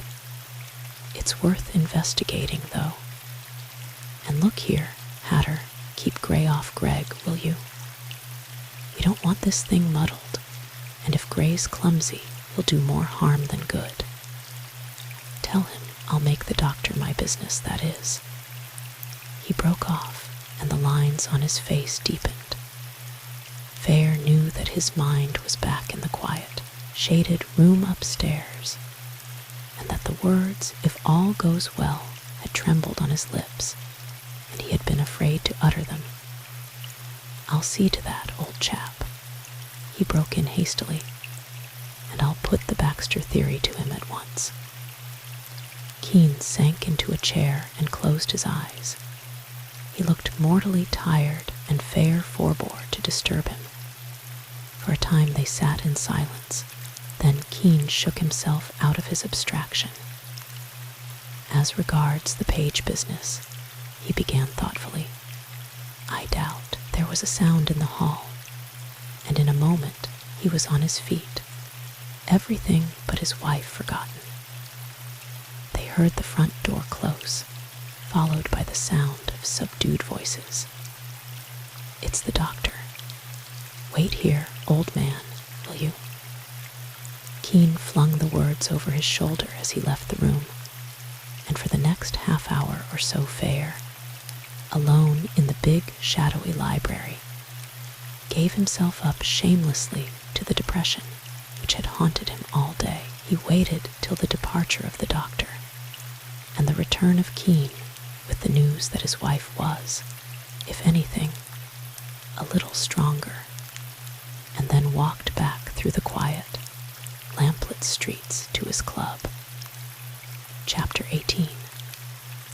Before going out the next morning, Fair rang up Kean's house and ascertained that Sybil Kean had passed a good night and was appreciably stronger. The doctors were still unable to pronounce her definitely out of danger, and had warned Kean that at any moment there might be a relapse. But Fair was conscious of an immense relief as he set out for Gray's office in Chancery Lane. He gave Gray the gist of his interview with Kean. The solicitor was inclined to be skeptical as to the existence of Baxter, but he admitted that, were the man still alive, Kean's suggestion would more than hold water, and he promised to look into the matter at once. He smiled at Kean's offer to deal with Gregg himself if the occasion arose. "Didn't I tell you that he trusted no one but himself in a matter of any real importance?" he exclaimed. "That's a part of the secret of his success. That, and his amazing capacity for cramming 2 men's work into the 12 hours. He must be uncommonly keen on the case, though. Apart from Lady Kean's illness, he's up to his eyes in work already, which will be the saving of him if things go wrong with her," said Fair.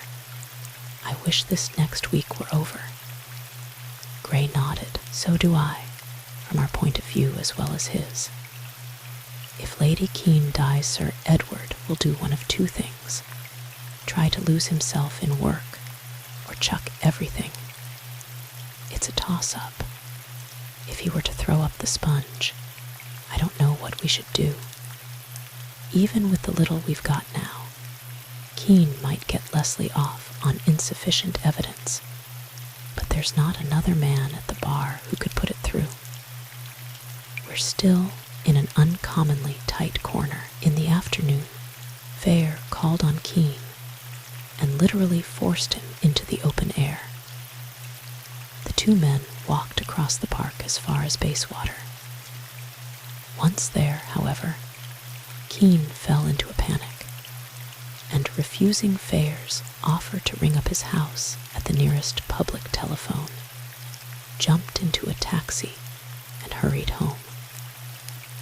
Fair turned back and strolled quietly along the Serpentine in the direction of Hyde Park Corner. He had not gone far when his eye fell on the figure of a woman walking just ahead of him.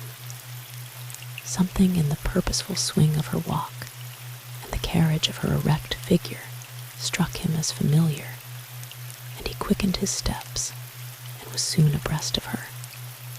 She turned at the sound of his voice. "Mr. Fair, I was just thinking of you, curiously enough, and wishing I had asked you for your address the other day when we met in the train." Fair turned to her with a smile. "If I were a more conceited man, I should feel flattered. But I'm afraid you've got some annoyingly good reason for wishing to see me. Is there anything I can do?" "It is only that you asked me once whether I could tell you anything about my sister's associates, and I wondered if you would care to go through some papers of hers, which have only just come into my possession.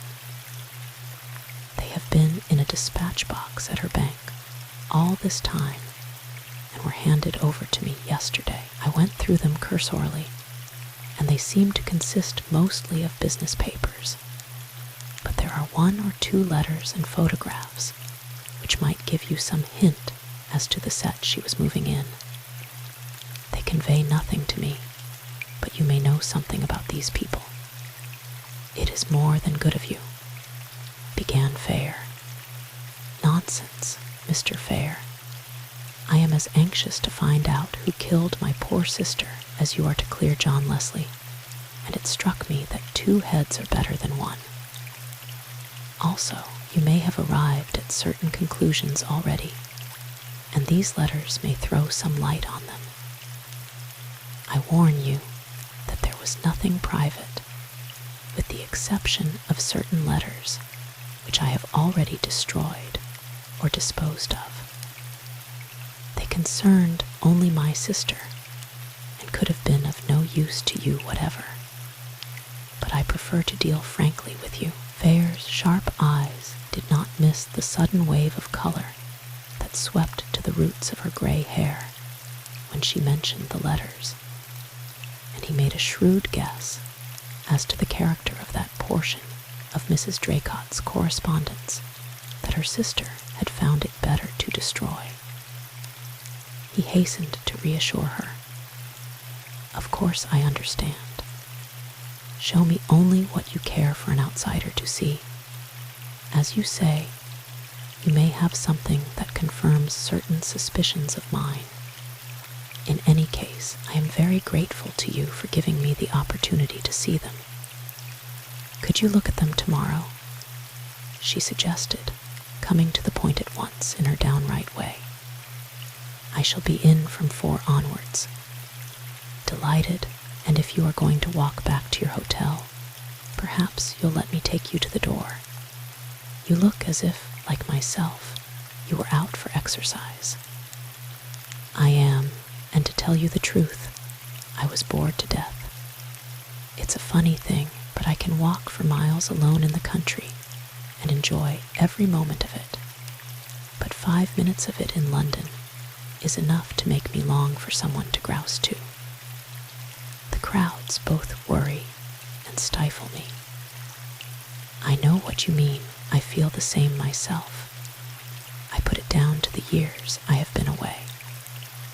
London's the one place where I feel really lonely nowadays. She nodded. I forgot you'd been abroad for so long. The truth is, I suppose we've both dropped out of things. It's dawning on me that I've turned into a regular country cousin. I'm not going straight back to my hotel, by the way. I've got a parcel to leave near Victoria. Is that out of your way? Not a bit. The further, the better. They walked on, chatting quietly. Their conversation ranged over a wide field, and Fair discovered that, though she was pleased to call herself a country cousin, she had not by any means lost touch with the outside world, for she was a voracious reader and had gathered a store of homely wisdom in the course of her quiet life. The time passed so pleasantly that he was surprised when he found himself at the corner of Grosvenor Place, facing Victoria Station. Where do we go now? He asked idly. Her answer took his breath away. I'm making for some flats behind the cathedral. Brackley Mansions, they're called. Greg's headquarters in London. They crossed the road in silence, Fair busily engaged in assuring himself that there was nothing unusual in such coincidences. If you're really so keen on exercise and are not in a hurry, we might stroll on to my hotel, pursued Miss Allen. I'm only leaving this parcel. I can't offer you tea today, as I'm entertaining a dull batch of relations, but I shall be glad of your company to the door. She took a small, flat package out of her bag, and Fair, glancing at it involuntarily, could not help seeing Dr. Greg's name written across it in a clear, bold script, the type of handwriting he would have expected from Miss Allen. They left the parcel with the porter, and then strolled on to Miss Allen's hotel. Fair's conversation was as intelligent as could be expected in the circumstances, but it was somewhat mechanical, for his mind was wrestling busily with this new problem. Until now, it had not occurred to him to connect Miss Allen's visit to London with that of Greg. But now he began to wonder. He had parted from her and was on his way back to his club when the probable explanation dawned on him. Did the parcel she had just left for Greg contain some of the letters she had disposed of? It seemed more than likely. If so, Fair would have given a good deal for a glance at the contents of the packet. Events followed each other in an almost uncanny sequence. When he reached the club, he was handed a card by the porter, who told him that a gentleman was waiting to see him, and the name on it, to his astonishment, was that of Greg. Fair found some difficulty in collecting his thoughts as he went in search of his visitor, and led him to a secluded corner of the almost deserted library. The conversation opened awkwardly, for Greg seemed to be laboring under an acute attack of embarrassment. "Very good of you to see me after what happened," he began clumsily, his manner even more abrupt than usual. "Fact is, I made a blithering ass of myself the other day, and I've come to say so. Hope you'll accept an apology." "That's all right. I expect I must have seemed an infernal busybody," said Fair hastily. "I'm only too glad you've come to look on me in a more friendly light. Are you a tea drinker, or would you prefer something else?" He waited impatiently while the servants supplied their needs. When he had gone, Greg, as he had hoped, came directly to the point. "You asked for an explanation the other day," he said bluntly. "If it hadn't been for my infernally hot temper, I should have given it, and saved us both a lot of trouble. Well, I've come to give it now." He shifted uncomfortably in his chair, his tea cooling unheeded by his side. "It's a bit difficult to know where to begin, but you may as well have the whole story. I did know Mrs. Draycott, as you guessed, but that was before she married Draycott. I give you my word that, until I saw her lying dead at Leslie's farm, I'd never set eyes on her since the week after she ran away from Baxter in 1916. I knew she was staying at Staveley, of course, but I fancy she avoided me there. Anyhow, I never saw her, and I was glad of it, for it wasn't an acquaintance I was anxious to renew. When that chap, Brace, asked me if I knew her, I denied it on impulse. If you ask me why, I'm blessed if I know. I hated her and everything to do with her, and the time I had known her, and I suppose it was a sort of blind endeavor to put it all behind me.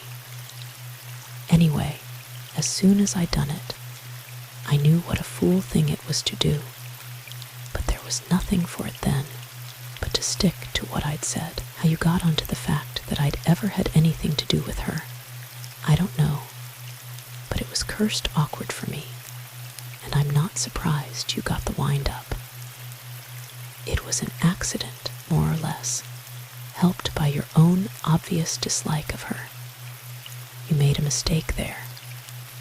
I know. I was rattled over the whole thing, and I've no doubt I gave myself away. You see, I had more than one reason for wishing to keep out of it. For one thing, I knew that my statement that I had never seen her looked fishy, to say the least of it. And then there was the boy. He paused, evidently trying to sort out his story. Then, catching sight of Fair's face of bewilderment, I expect it all seems an unholy muddle to you. I'd better get back to the beginning. Miss Allen, as she was then, was at St. Swithin's with me, as you probably know by now. She married my special pal Baxter, and I can assure you I did my best to put a spoke in her wheel there. It was no good, however. Baxter was almost insane about her, and wouldn't listen to a thing against her. And knowing what I knew about her, it made me pretty sick, as you may imagine. So much so that, after they married, I saw very little of them. I'd got a big, very poor practice then, and was too busy anyway to look up old friends. Then one day he turned up, half demented, and told me she'd gone off with Draycott. and left him with their small boy on his hands. To make a long story short, he ended by divorcing her after trying in vain to get her back. I went to see her myself, much as I disliked her, the day after Baxter's visit to me. I found her at a hotel with Draycott, and she laughed in my face when I tried to get her to return to her husband. After the divorce, he went to pieces altogether, and I had my hands full. I can tell you, when he got past work, I persuaded him to come to me with the boy, and he died soon afterwards in my house. I'd got fond of the little chap by then, and I stuck to him, there being no other relations he could go to. He's at a preparatory school now, and going to a public school next term. That's the principal reason why I didn't want my connection with this business to come out. I gave him my name, and he's supposed to be my nephew, and for his sake, I don't want to drag up the past now. I see that, said Fair sympathetically. In fact, I'm beginning to realize now how you must have cursed my interference. Your butting in as you did was a calamity from my point of view, and like a fool, I lost my temper and tried to bluff it out. You see, I'd concealed his identity with a good deal of care, and I began to see myself in the witness box and photographs of the little chap in the papers. All my trouble gone for nothing, as it were, and I saw red. Does the boy know he's Baxter's son? He knows his name was Baxter originally, but he wouldn't connect his mother with Mrs. Draycott. He thinks she died before he came to me with his father. I never tried to conceal his parentage from him. In fact, I've done my best to keep the memory of his father alive, as he was before he let himself go to pieces. Fortunately, the little chap was too young to notice much in those days. No, it was his mother I was afraid of. She got no legal claim on the boy, but I knew her. She was a greedy woman where money was concerned, and an infernally clever one.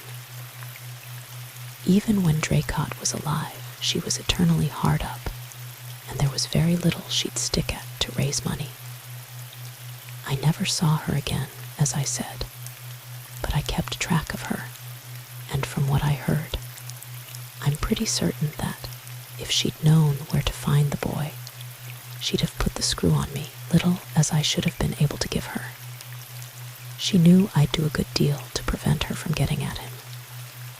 She was an attractive woman, and a good enough actress to make a very pretty and affecting scene if she'd chosen to look him up and play the fond mother. She'd have got round him, I've no doubt, and she knew I couldn't afford to risk that. That was why I changed his name, and I was very careful not to talk openly of where he was. You must remember that she detested me, and apart from the money, she was quite capable of going and worrying the boy out of sheer spite. She wouldn't descend to blackmail, surely, protested Fair. He had disliked Mrs. Draycott, and everything that he had since heard of her had been to her discredit. But he found it difficult to believe that a sister of Miss Allen should have sunk low enough for blackmail. I know what you're thinking, said Greg shrewdly. She came of good stock, and was brought up according to the traditions of her class. But believe me, when a woman's once started on the downward slope, she gets pretty callous about what she does. I give you my word that, bad as the shock of finding her dead was, it had less effect on me that night than the discovery that she was Miss Allen's sister. I realized then, for the first time, the sort of people she had sprung from, and I came very near to giving myself away. I was so surprised. Oddly enough, in spite of the name, I had never connected them with each other. You say you kept an eye on Mrs. Draycott. Does that mean that you were in touch with any of her associates? I don't mind telling you that we're still at sea as to the motive of the crime. I can't help you there, I'm afraid, answered Greg frankly. There was an old servant of hers who took up dressmaking, and to whom she always went when she wanted anything of the sort. I believe she had some arrangement with her, too, by which she used to send her cast-off dresses to sell on commission. I used to go and see the woman every now and then, and she'd give me the latest news of Mrs. Draycott. She worked for her, but she'd no reason to love her, and she liked the boy and was ready to do him a good turn. But she only saw Mrs. Draycott at intervals and knew none of the people with whom she foregathered. You can think of no one yourself who owed her a grudge. There must have been plenty, but I don't know of anyone in particular. I've told you my reason for wishing to keep out of her clutches. She failed with me, but she probably succeeded with others. There's motive enough if you want one. Blackmail, said Fair thoughtfully. It seems incredible, but the idea has its possibilities. In that case, there ought to be papers of some sort among her effects. They're all in Miss Allen's hands now, volunteered Greg. And what's more, she's in town. She's been going through some things her sister kept at the bank, and she wrote to me yesterday to say that there were some old letters of Baxter's that she thought I might like to have, and offering to send them to me. From something she's found, she's got onto the fact that I know where the boy is, and she proposes to make over to him what money her sister left. As straight as a die, Miss Allen is, and I've written to thank her. It seems that she thought he was in the hands of Baxter's people until now. You might go and see her, but she's not the kind to give her sister away. I'm calling on her tomorrow, but as you say, it's hardly a subject one can broach. His heart sank as he remembered the papers Miss Allen had told him she had burned, and the hot flush that had risen to her cheeks when she spoke of them. Greg buttoned his coat preparatory to departure. I've told you all I know, he said, but I doubt if it's been much help to you. There's one thing more that you might think worth following up. A fellow I know saw Mrs. Draycott in Paris in 1920, 3 years after she married Draycott. Draycott was in Egypt at the time, and she was with a man whom this friend of mine, Lloyd, was unable to identify. He was an old friend of Baxter's, and knew that I should not be sorry to have a hold over her, so after he'd run across them 3 or 4 times, he followed them to their hotel one night. But her name was not on the register, and he couldn't trace the man. He believes they were staying together under assumed names.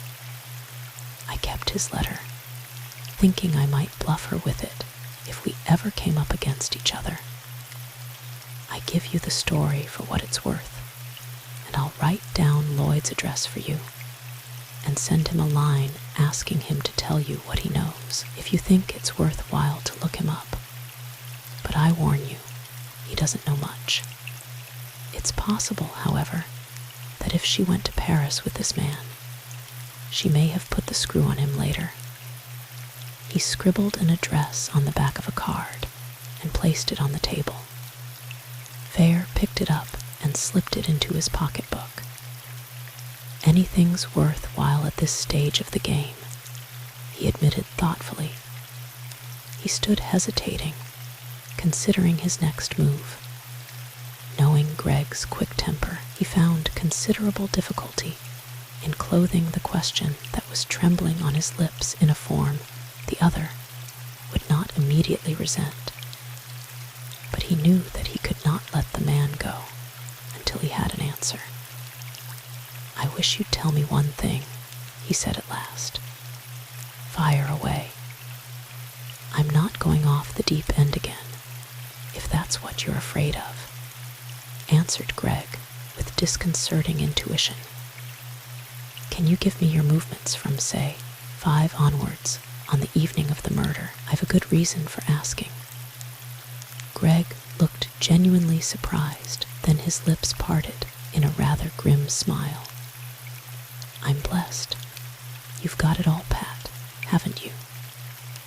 It was about 5 when I left the house, and I bet you're perfectly aware that I went straight to Stockley's garage at Whitbury and hired a car. Mine was out of commission. You've been putting in some hard work, Mr. Fair, and if you don't know already that I went on to Willow Farm on a maternity case, I'll eat my hat. However, you shall have the whole program. I picked up the car at Stockley's at about 5:30 and made straight for Hammond's. That is, the Willow Farm. There's a little village, you may or may not know, about 3 miles from Whitbury on the Bisley Road. I was going through when a boy ran out of one of the cottages and yelled something at me. I stopped the car and shouted back that, unless it was urgent. I could not see anyone just then. Mrs. Hammond's a delicate little woman, and I was anxious about her. However, it was urgent. A wretched baby had pulled over a kettle of boiling water and scalded its legs and one arm. It was in a bad way, and it was over an hour before I got away, with the result that I didn't get to Willow Farm till close on 7. I left Hammond's somewhere about 9, drove home, and went on, almost immediately, to Leslie's farm. Fair stood observing him with some chagrin. It was obvious that the man was speaking the truth, and in any case, his story would be easy enough to verify. "I don't mind telling you," he said ruefully, "that you've just cheerfully demolished my best clue. If it wasn't for John Leslie, I would tell you, quite honestly, that I'm uncommonly glad. As it is, I feel rather cheap. I'd got all your movements except for the hour lost on the way to Willow Farm. You must admit that it looked suspicious, taking into account the fact that Mrs. Draycott met her death somewhere about 6:30. Greg stared at him for a moment. "Good Lord," he burst out.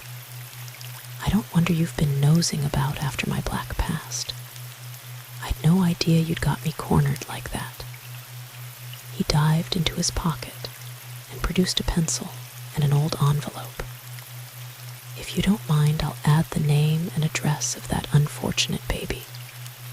You'd better verify my statement, and while you're about it, have a look at the scar on the kid's arm. I'm proud of the way that healed, I can tell you." He held out his hand with a friendly smile. Fair took it, and as he did so, his old dislike for the man vanished once for all. "By the way," he said, "what made you come along today to bury the hatchet?" Greg laughed. "Because I made up my mind I wasn't going to be ballyragged by any damned lawyer. As you may imagine, it's not a story I care to dwell on, and I decided that if I'd got to tell it, it should be to a human being. And I was beginning to feel that I owed you an apology, too. So when Sir Edward Kean rang up this afternoon and tried to bully me into making an appointment, I temporized, and then, 10 minutes later, rang up his house, feeling pretty sure a servant would answer. Luck was with me, and I got the butler at the other end, and he gave me your address, after which I came straight along to you. Pity you asked. I rather hoped you'd think it was spontaneous. So this was Kean's doing. Kean, who had requested Fair to keep Gray from butting in and making a mess of things. Chapter 19. On his way to keep his appointment with Miss Allen, Fair called at Kean's house in Westminster, where he was assured by the butler that Lady Kean's improvement was maintained. That solemn functionary had recovered his professional manner and looked a different person from the harassed and very human individual who had mistaken Fair for a Harley Street specialist on the night of his mistress's illness. Fair, observing his native pomposity for the first time, realized how complete his collapse had been and liked him the better for it. Before going on to Miss Allen's hotel, he dropped into a florist's and ordered a great sheaf of flowers to be sent to Lady Kean. Remembering their old days together in the country, he chose simple, country flowers rather than the heavy-smelling hothouse blooms that were pressed on him by the saleswoman. He had an idea that they would please her, and he knew that she would understand and appreciate the spirit that had caused him to select them. He enclosed a short note bearing his good wishes for her speedy recovery, and then, on a sudden impulse, he bought another, smaller bunch and carried it away with him. He produced his offering a little shyly on his arrival at Miss Allen's. It was a long time, he realized, since he had done this sort of thing, and the very act seemed, somehow, to emphasize the fact that neither he nor the recipient were in their first youth. Miss Allen, however, was troubled with no such misgivings, and was frankly delighted with the gift. Ringing for vases, she set herself to arrange the flowers with the appreciative care of one who really loves them. Fair sat watching her as she moved about the ugly hotel sitting room, and decided that Draycott must be a pleasant house to stay in, and its owner a delightful hostess. She was putting the finishing touches to her last vase when tea was brought in. "Pour it out, will you, Mr. Fair?" she said in her decisive way, "while I clear up this mess. Lots of milk and no sugar for me, please." She disappeared into the next room, her hands full of paper and wet foliage, and came back carrying a good-sized dispatch box. "We'll have a go at this after tea," she said as she sat down and observed the results of her handiwork. "Mercy, how different the room looks. Those flowers are a breath of the real country. You've chased London out of the window, Mr. Fair. London isn't so easily chased out as that, I'm afraid. It makes me ache to get away from it. It's all very well for the young, but for people like myself, it's grown a little overwhelming. So many of the old landmarks are gone, and life seems to have grown amazingly hectic in such a short time. I dare say it's partly a question of contrast. The East's noisy, but it's a place of leisure. I've lost the habit of moving quickly." She nodded appreciatively. "I know what you mean. It takes me the same way. I spend my life among plants and animals, and I'm beginning to realize how slowly and surely nature progresses. Everything else nowadays seems anything but slow and appallingly insecure. At least that's my feeling. But then I've crossed Piccadilly at least half a dozen times today, and I'm wondering why I'm still alive. The moment my business here is finished, I shall make for home again. What are your plans now that you are back in England for good?" "A little place somewhere in the country, just large enough to hold a few friends and a dog or two. If possible, some fishing. Then I I shall settle down and cultivate my garden and write a dull book about India. You won't be lonely, are you?" Fair shot back at her. She laughed. "No, I must admit I'm not, but you must remember that I've got a small village on my hands, and I'm on all sorts of queer little local committees and things. You don't propose to become the vicar's prop and stay, I presume?" "Not exactly, but I've no doubt that some of the philanthropists of the neighborhood will find a use for me. I've never met anyone yet who escaped them." "Oh, they'll get you," agreed Miss Allen cheerfully. "When I took Draycott, more years ago than I like to think of, I mapped out a neat little program for myself. Riding to hounds in winter, and gardening and tennis in summer. I saw myself drifting into a healthy, mildly selfish old age, but the local busybodies got me before I'd been there a year.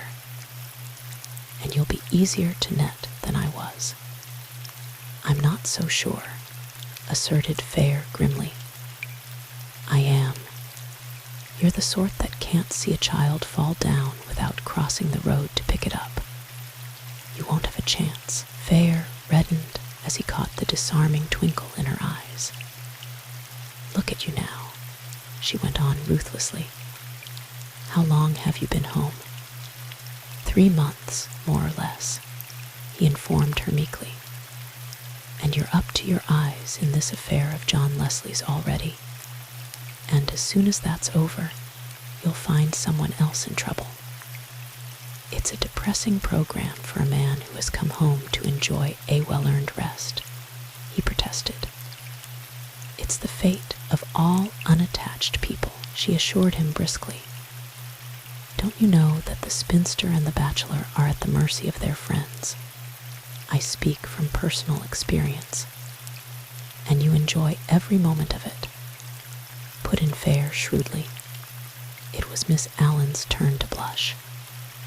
"Well, it keeps me busy, and it may save me from becoming a selfish, cantankerous old woman." She drew the dispatch box to her and unlocked it. "The private letters, such as they are at the bottom," she said, removing several bundles that were obviously bills and receipts. "Do any of these names suggest anything to you?"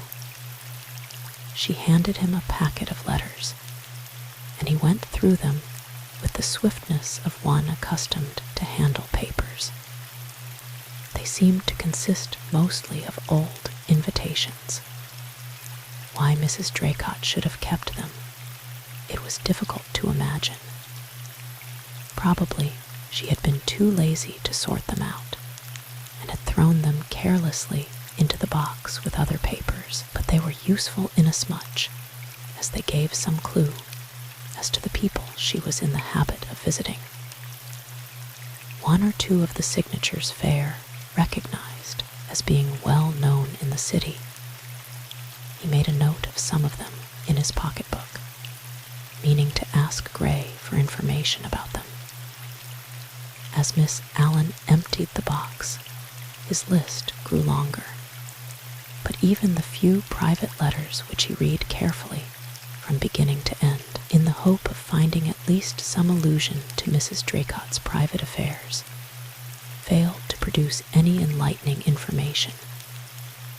There were several packets of photographs, some of which were signed, and many of which bore inscriptions, but they conveyed nothing either to Fair or Miss Allen.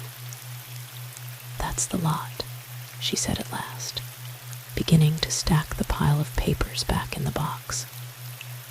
"I'm afraid it hasn't been much help." Fair rose to help her. "It's given me a list of names that may prove useful, and at least we know now what sort of set she was moving in. Any one of these people may be able to give us information as to someone who had reason to bear her a grudge." He picked up an envelope which was lying at the top of a bundle of receipts and opened it idly. A snapshot fell out and dropped, face upwards, onto the table. Fair bent over it, and as he did so, the color ebbed slowly from his face, leaving even his lips white. He snatched the photograph up and walked quickly over to the electric lamp that stood on the writing table. Holding the snapshot just under the light, he studied it carefully. Miss Allen, who was absorbed in fitting the papers back into the box, had not noticed his emotion. Now, she suddenly became aware that he had found something that interested him. "What have you got there?" she asked. Then, seeing the envelope on the table, "Is it that snapshot? It puzzled me too.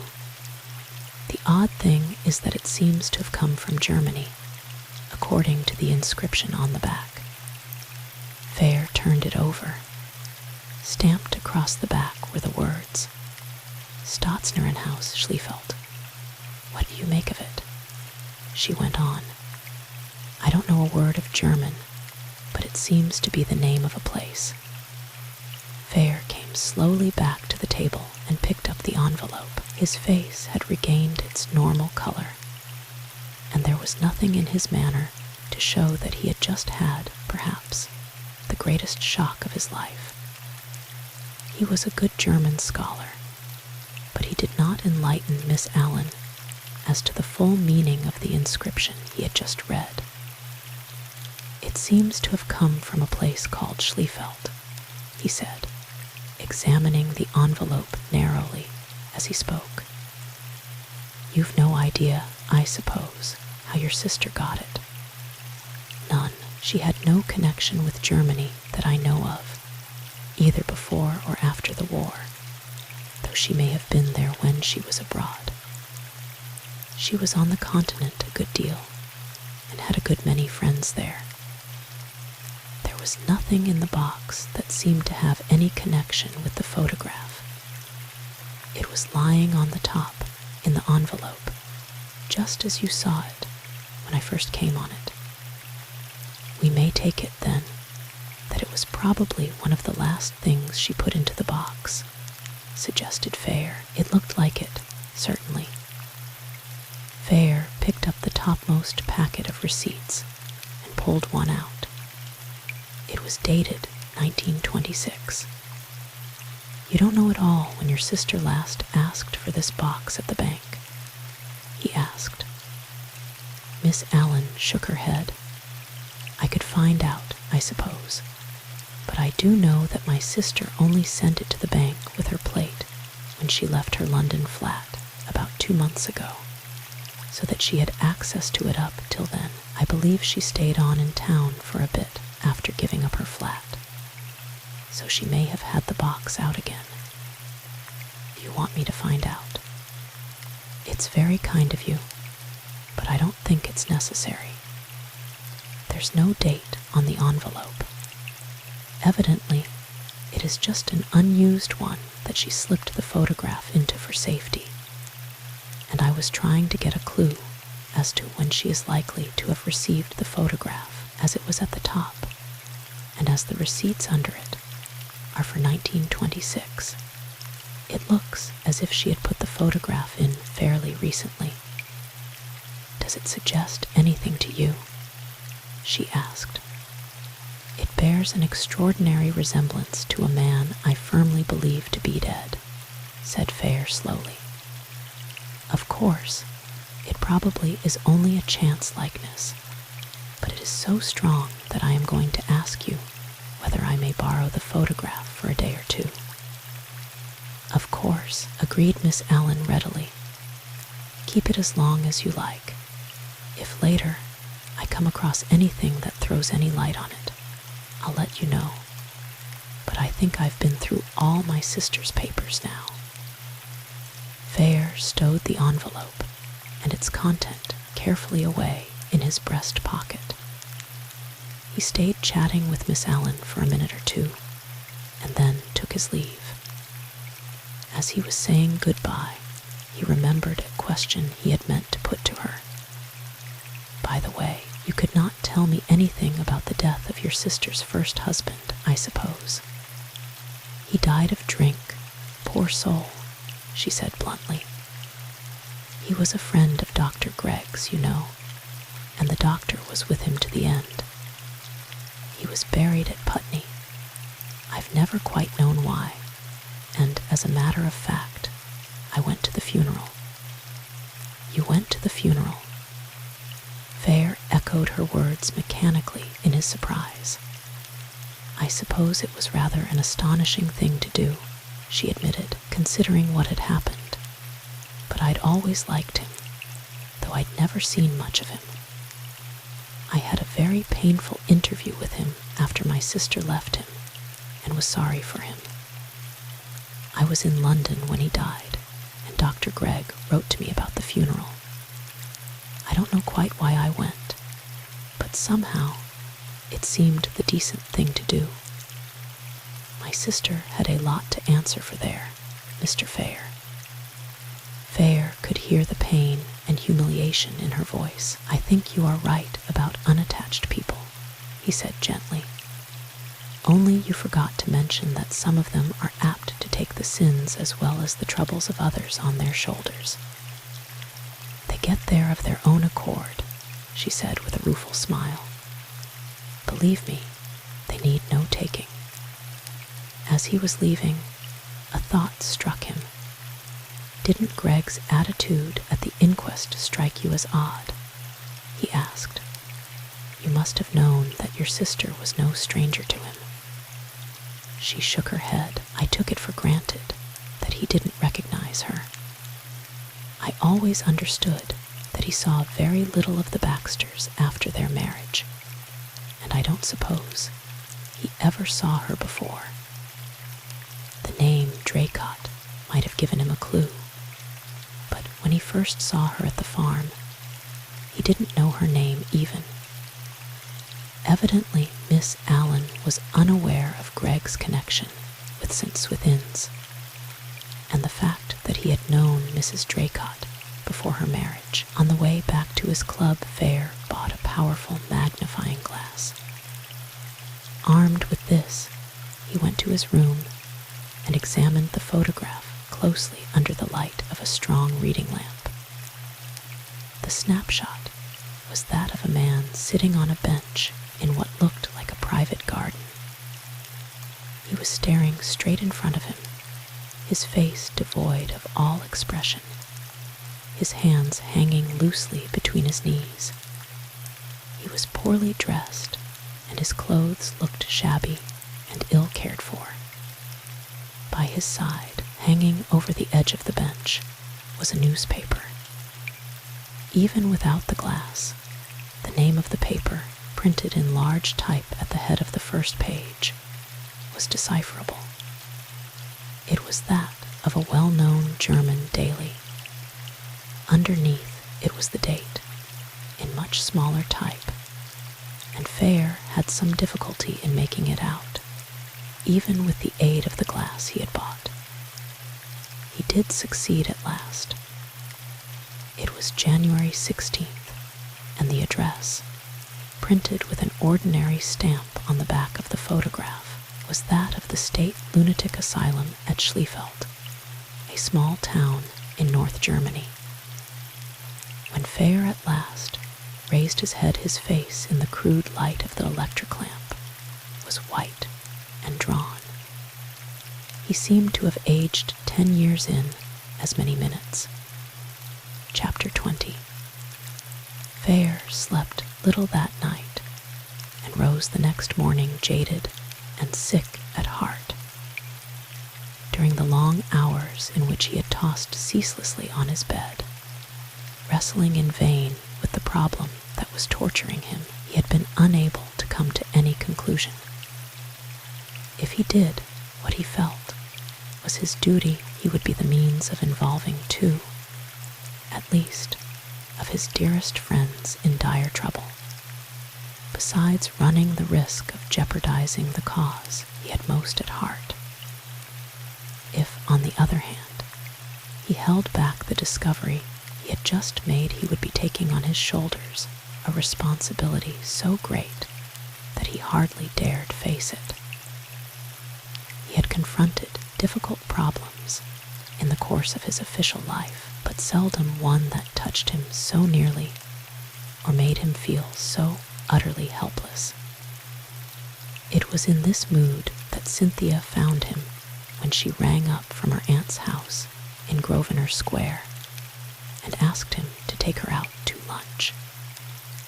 A troublesome tooth had given her the opportunity she longed for, and she had hurried up to town, ostensibly to see the dentist, but really to find out what progress Fair had made in his investigations. For a moment, Fair was taken aback. Then he found himself welcoming the prospect of her company for an entire afternoon. He feared her sharp eyes and direct mode of attack, but more even than these, he dreaded his own thoughts. Cynthia was the embodiment of youth and courage, and after his night of miserable indecision, he felt a positive craving for the stimulus of her society, as though in answer to his needs. She seemed even more vividly alive than usual when he picked her up and carried her off to an unpretentious but very select little restaurant he and several of the older members of his club affected. Cynthia had stipulated for a quiet place where her ready tongue could wag freely. She had plenty to say. Bill Staveley had managed to procure her another interview with John Leslie, and she reported him as cheerful and inclined to take a hopeful view of the future. He says that, so long as he knows he's innocent and that I believe in him, he doesn't mind what happens, but he doesn't realize how black things look against him, said Cynthia. He's frightfully grateful to you and Edward Kean, and full of faith in you both. I tried not to show how anxious I was. Uncle Fair, they surely can't convict him if he's innocent, can they? On the face of this Fair found it hard to break to her the news that Greg had completely cleared himself. To his relief, she took it more cheerfully than he had expected. I never really suspected him, you know, she said. I suppose I should have been beast enough to be glad if he had done it, because it would have cleared John. But I should have been sorry, too. It would be too horrible if it was someone that one knew. It's a relief, in a way. Has Mr. Gray done anything about the Page clue? I always felt that that was where our hope lay. He's working on the Carlisle to London route, on the chance that the car may have got held up somewhere, and if that fails, he proposes to advertise openly for Page. If, as I still think, the man had nothing to do with the actual murder, he may come forward. On the other hand, it would be a mistake to warn him by advertising too soon. It is a last resort. I believe he did it, asserted Cynthia obstinately. If we can find Page, we shall get to the bottom of the whole thing. You know the police have let the tramp go. He ended by confessing that he took Mrs. Doggett's money, and I made her go up to the station and speak for him. He's very lame still, and the police want him to stay in the neighborhood. So Bill found him a room in one of his cottages. I went to see him. He's a funny little man, and we got quite chummy, but he's determined to go back to the road, as he calls it, as soon as he can get away. He told me that he had been tramping for years, and he's got all sorts of interesting stories about tramps and burglars and all kinds of queer people, and he adores you. When I spoke about John, he said, "The gentleman'll get him off, you see, as if you were a kind of providence. He's rather a pet, really. What did you do to make him love you so? Treated him like a human being, I suppose. He's not going back to the road, if I can help it, poor little beggar. He's never had a chance, and I'd like to give him one. If we do get onto that man, Paige, he'll deserve it. After all, it was through him that we first heard of the strange car. When I get my cottage, I'll see what I can find for him to do. He's not a pleasing object at present, but he'll improve with prosperity. I can see your cottage, observed Cynthia mischievously. It'll be crammed with all sorts of derelicts and lame dogs, and you'll go fussing round them like a hen with a lot of chickens. May I come and stay with you, Uncle Fair? As often and as long as you like. You'll be a respectable married woman by then, and you can act as chaperone to Miss Allen. Is Miss Allen going to stay with you? If she'll come, I haven't asked her yet. I'm glad you've made friends with her. She's a brick, isn't she? A thorough good sort, I should say, assented Fair rather cautiously. There was a gleam in Cynthia's eye he didn't quite like. She flashed a sidelong glance at him. It's an awfully good idea. I wonder I never thought of it. What is? Asked Fair suspiciously. Her coming to stay with you, of course, was Cynthia's innocent rejoinder. After lunch, they called at Gray's office. I'm glad you dropped in, he told Fair. We've got on the track of a car which was held up at York. It was traveling without a tail light. If it was our friend, Paige, he was probably trying to conceal his broken number plate. Anyway, I've sent a man up there to find out all the particulars, and he'll be back early tomorrow. There's just a chance that we've got onto the right car. That'll please you, Cynthia. Lady Cynthia's always believed in the Paige clue, explained Fair. Now that Dr. Gregg's gone off with a clean sheet, it's all we've got to go on, said Gray. It's a funny thing how he crops up all through this case. That fellow Baxter died in his house, you know, and Gregg signed the certificate. As far as we can make out, everything seems in order, and short of exhuming Baxter, we've done all that's necessary to prove his death. I've no reason to think that Gregg was concealing anything the other day. He seemed only too anxious to tell all he knew. If he's shielding anyone, he's doing it very cleverly. I think we may wipe out Dr. Gregg altogether now. After all, at the time, he'd have had no reason to conceal Baxter's death, whatever he may feel about it now. I've got a feeling in my bones about this Paige business, said Cynthia, as they turned into the Strand after leaving Gray's office. I believe we're going to find him, and that things are going to be all right for John. You can call it imagination, if you like, but this is the first time I've felt really hopeful. Life seems quite different, all of a sudden. Fair was suddenly afraid for her. There was something terribly pathetic in her optimism, and he knew it was reared on a pitifully frail foundation. Don't build too much on it, he begged, ruefully aware that it was always his lot to throw cold water on her enthusiasm. If maybe nothing but a wild goose chase, after all.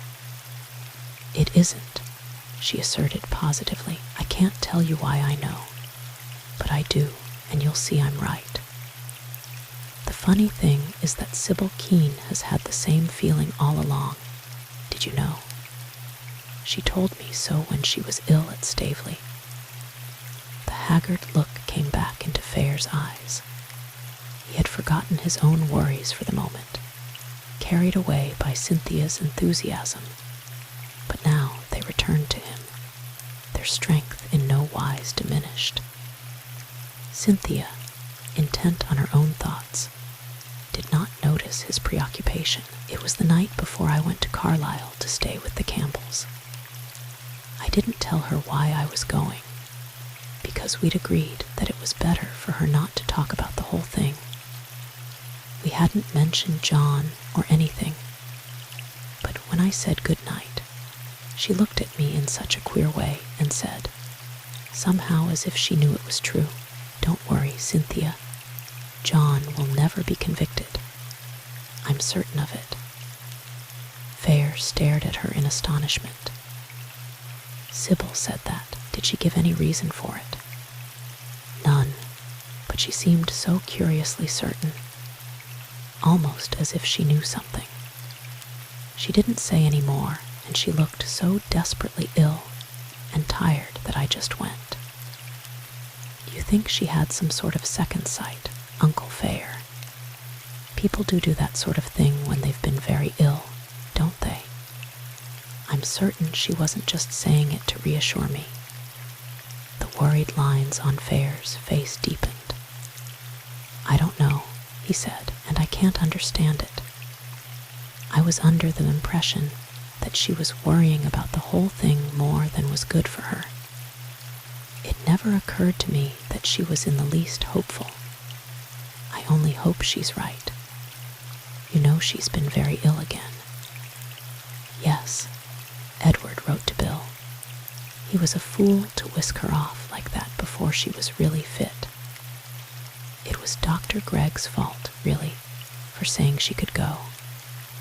It's funny, but he felt just as you did about the case. He said she must be got away from the atmosphere of the whole thing because she was wearing herself to a thread over it and would never have a chance of pulling up unless she got right away.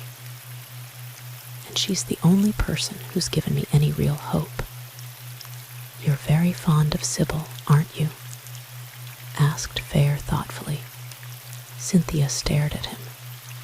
"Of course. She's been a perfect brick to me always, and she's a dear anyway. You know, whenever I've got hopelessly fed up with things at home, she's had me in London for weeks together. And she was an angel about John from the beginning. I do a good deal for Sybil, and I'm not naturally an unselfish person," she finished frankly. Fair did not allude to the matter again, and when Cynthia announced her intention of going to the Keans on the chance of being allowed to see Sybil, he walked with her to the door, but he did not offer to go in. Instead, he mounted a bus and went out to Richmond. Arrived there, he made for the park and walked until he was tired out. It was late when he entered the station and took the train back to London, and he was worn out with hard exercise and lack of food, but he had at last come to a part solution of his difficulties. He had some supper at the club, and then literally fell into bed. And this time he slept. Next morning he rang up Cynthia, whom he found just starting for her dentist's. He picked her up there after her appointment and carried her off to Kensington Gardens. He waited until they had found chairs under the trees and then went straight to the point. "You're an unusual person, Cynthia," he said appreciatively. "I've kidnapped you in the middle of a busy morning, and you've not asked a single question." "I've been worrying, though," she answered. "Do you realize that you've been looking as if you'd lost a shilling and found sixpence, as old Mrs. Doggett would say? Ever since I've been in town, I nearly asked you before what was the matter, but I thought I'd wait till you came out with it yourself. There is something wrong, isn't there? Nothing that affects you or Leslie," he hastened to assure her. "But you are right. I have been worried about something. The trouble is not my own, or I'd put the whole thing before you, and I don't mind admitting that I should be glad of an outside opinion on it. But that's out of the question. I'm sorry to be so mysterious." Cynthia nodded. Her face showed complete understanding. "Poor Uncle Fair," she said. "I know how you feel. One bothers and bothers over a thing until one can't see it straight at all, and then one loses faith in one's own judgment. It's quite true. An outsider is a help sometimes. It's a help I shall have to do without in this instance," he admitted reluctantly. "Let's forget it and talk of something pleasant." They chatted desultorily for a while, laughing and joking, and taking a genuine pleasure in each other's company, as people with a keen sense of humor will, even though tragedy be close upon their heels. But Cynthia never ceased to be aware that there was an object in their meeting, and knew that he was only waiting for an opportunity to broach the subject that was really on his mind. He did so at last, so casually that, if she had not been on the alert, she might have missed the significance of his question. He had brought the conversation round to Sybil Kean and her illness. "If only she doesn't have a relapse now," he said thoughtfully. "It would be a bit of bad luck for us if Edward were to throw up the case." Cynthia turned to him with something like panic in her eyes. "I hadn't thought of that," she exclaimed. "Of course, if she were really ill, he wouldn't be able to go to Carlisle. He'd never leave her. I'm afraid he wouldn't. He's utterly wrapped up in her. Sybil is a fascinating person, but I must admit that Edward's devotion was a revelation to me. I did not know he had it in him to care so much for anyone. I don't believe anybody else would ever have understood him as Sybil does," said Cynthia slowly. "He's not an easy person to know." Fair gazed reflectively at the tips of his well-polished boots. "You've seen a lot of Sybil in the last few years, haven't you?" he asked suddenly. Cynthia knew that the question for which she had been waiting had come at last, but she could not see its point. "Yes," she answered wonderingly. "I've stayed with her in London, you know, as well as seeing her often at Staveley. Why do you ask? What do you really think of those two, Cynthia?" Then, seeing the genuine bewilderment in her face, "I'm curious about Sybil. Edward is, and always has been, absolutely devoted, and there can be no question that, from his point of view, their marriage has been a very happy one. But what about Sybil?" Cynthia's face cleared. "You mean, does she love him?" she said frankly. "It's funny you should ask that. I was puzzling over it last night.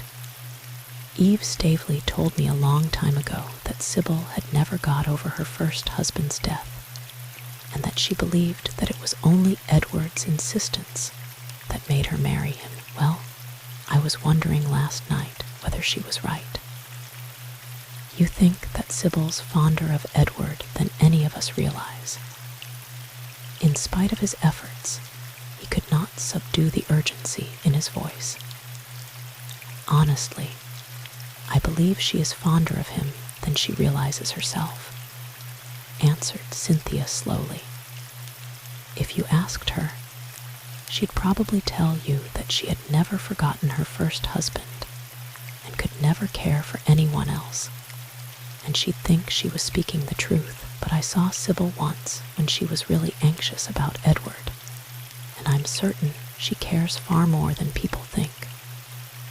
You see, I just got engaged to John then, and I suppose I was in the mood to notice that sort of thing." She finished with a swift, shy glance at his intent face. He nodded. "I expect you're right. At any rate, I'm prepared to trust to your intuition." He returned to the study of his boot tips, and for a minute or two they sat in silence. It was broken by Cynthia. "Then it was Sybil you were worrying about?" she remarked calmly. Fair jumped. I have been worrying about her ever since I got back to England, he began mendaciously, but she interrupted him ruthlessly.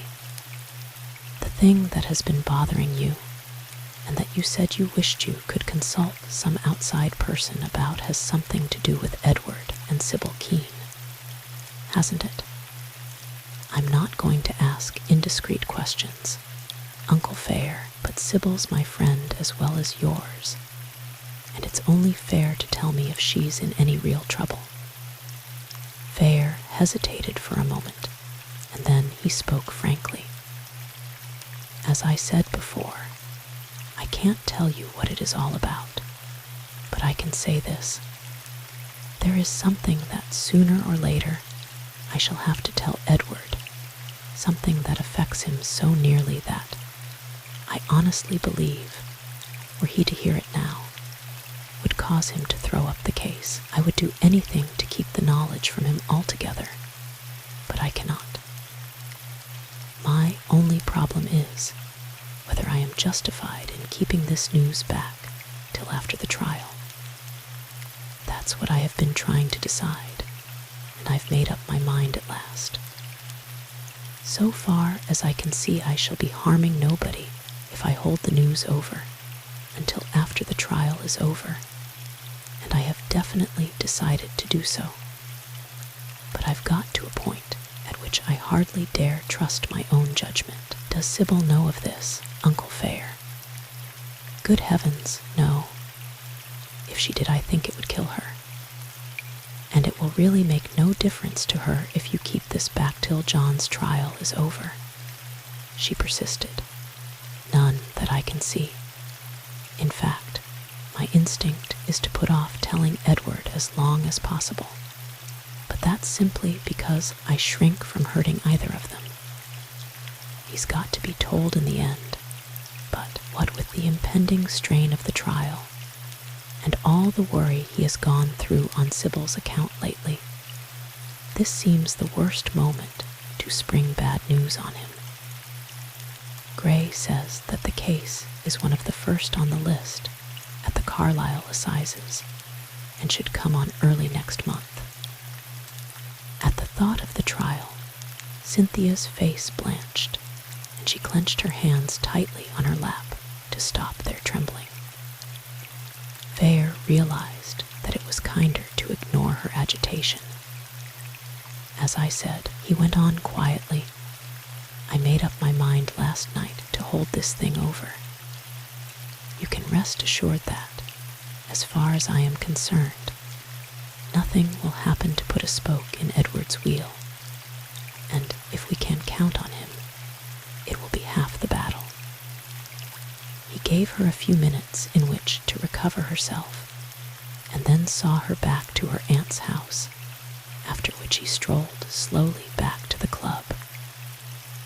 On the way, he pondered over Sybil Kean's words to the girl at Staveley. He could not reconcile them with her evident anxiety when she spoke to him about Leslie.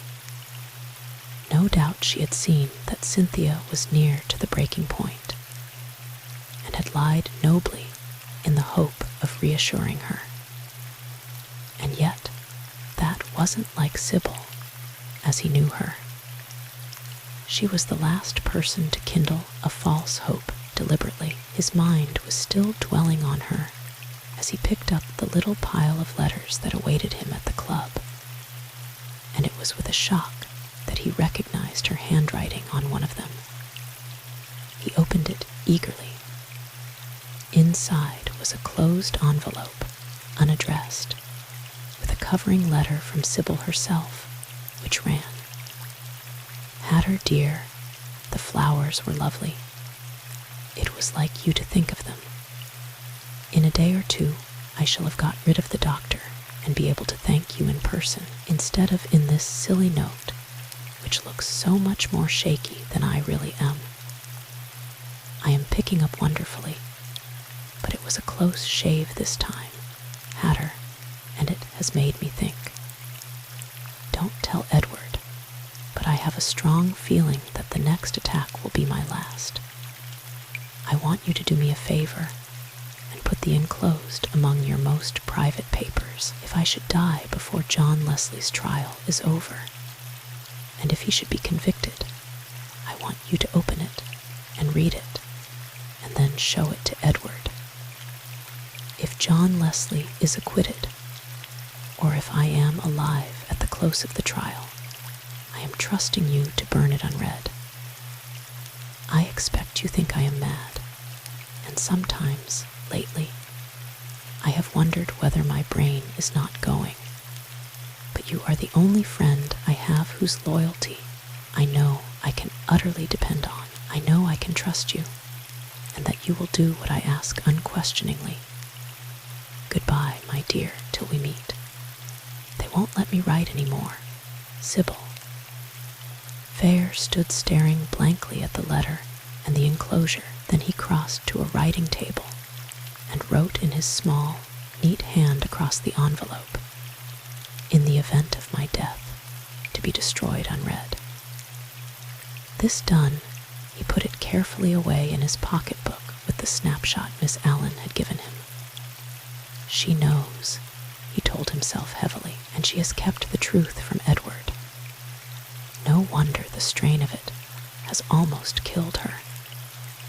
Chapter 21.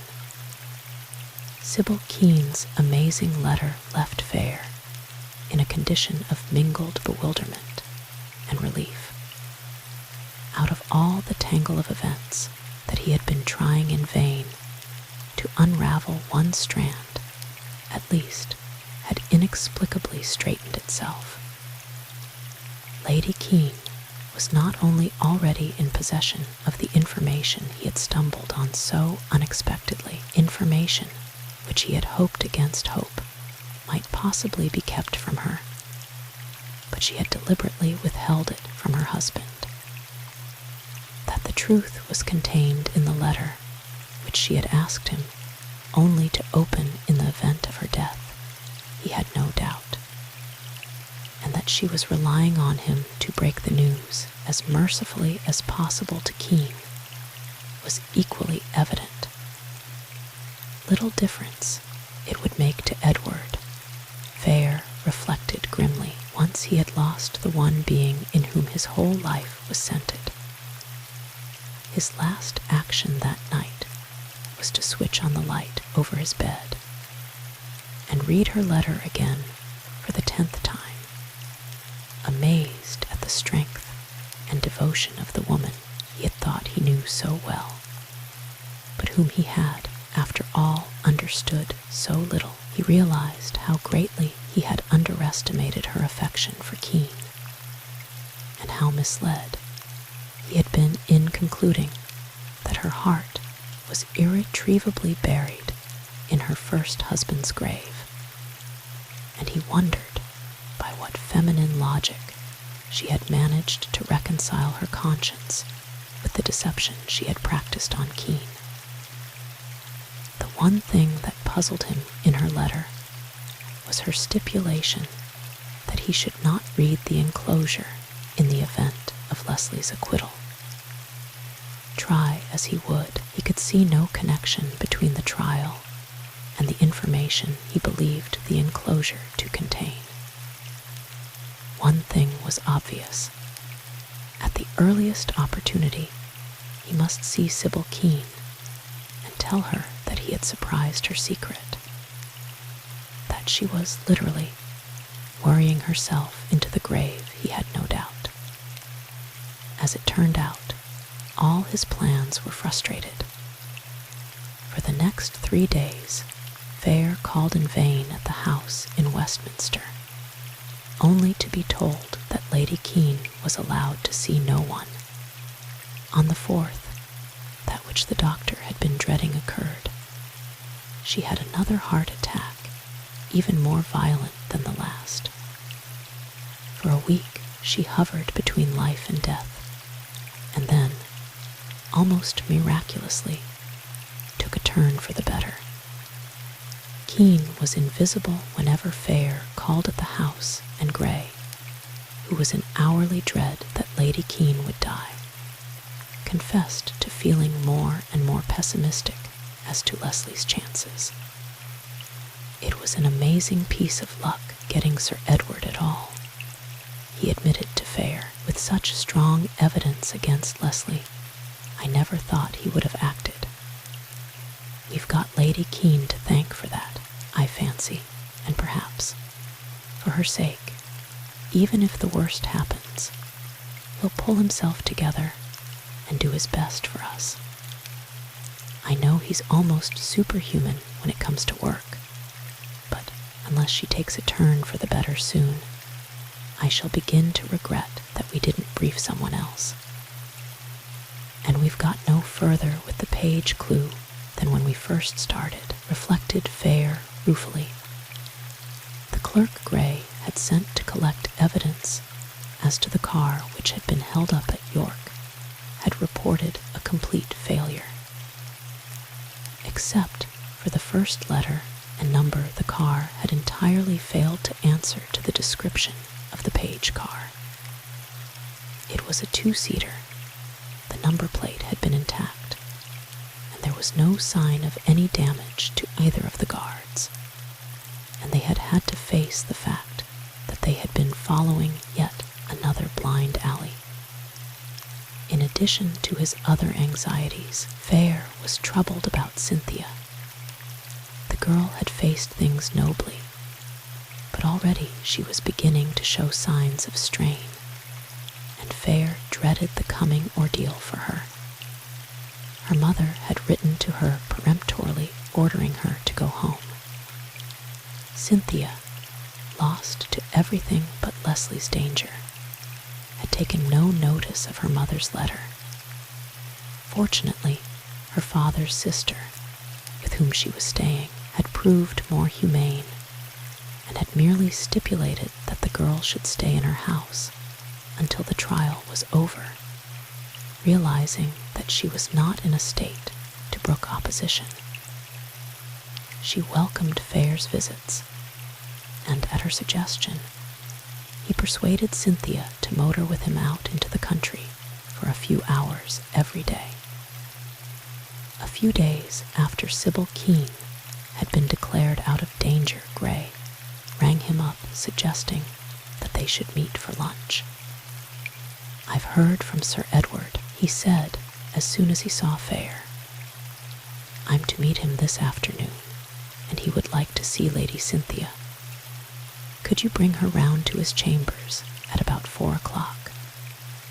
I gather Lady Kean really has turned the corner, so luck may be with us, after all." Before sitting down to lunch, Fair rang up Cynthia and arranged to call for her. Gray followed him into the telephone box. "Tell her I've seen Mr. Leslie, and he's in fine form. If he can keep his pluck up till next month, he ought to make a good impression." "How did you really find Leslie?" asked Fair as they sat down. "Just as I said. He's a plucky young beggar. I think he's more worried about her than about himself. Wanted to know how she was looking, and all that sort of thing. Said it wasn't only the war that came hardest on the women. They're a fine couple." Fair nodded absently. He was feeling horribly depressed, and wished with all his heart that the whole wretched business were over. "I don't suppose Sir Edward's in a laughing mood, but if he were, he'd get a certain sardonic amusement out of the Page episode," went on Gray. "My man came back from the north yesterday. He's been kept up there on some other business till now. He told me a funny thing." "About the car that was held up?" asked Fair rather wearily. He found it difficult to see anything amusing in connection with the Draycott murder. No, that belonged to a harmless little commercial traveler. But when he was looking over the back reports in search of a clue to our man, he caught another fish altogether. Sir Edward Kean himself. He got hung up at York on March 14th for traveling without sidelights. Fair, who was blessed with a quick and accurate memory, stared at him in amazement. "But Sir Edward came down to Cumberland by train," he exclaimed. "He didn't have his car with him. I know, because I met him myself at the station. I'd gone down to see about a lost suitcase. His chauffeur must have been joyriding. The license was the chauffeur's. It's not the first time that's happened.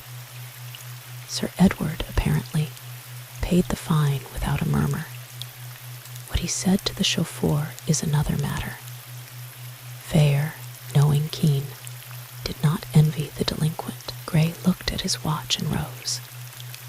"I must go," he said. "Now Leslie has been moved to Carlisle, it will be more difficult for Lady Cynthia to see him. Tell her to let me know when she goes north again, and I'll do my best for her. It'll buck him up more than anything if he can have a few minutes with her.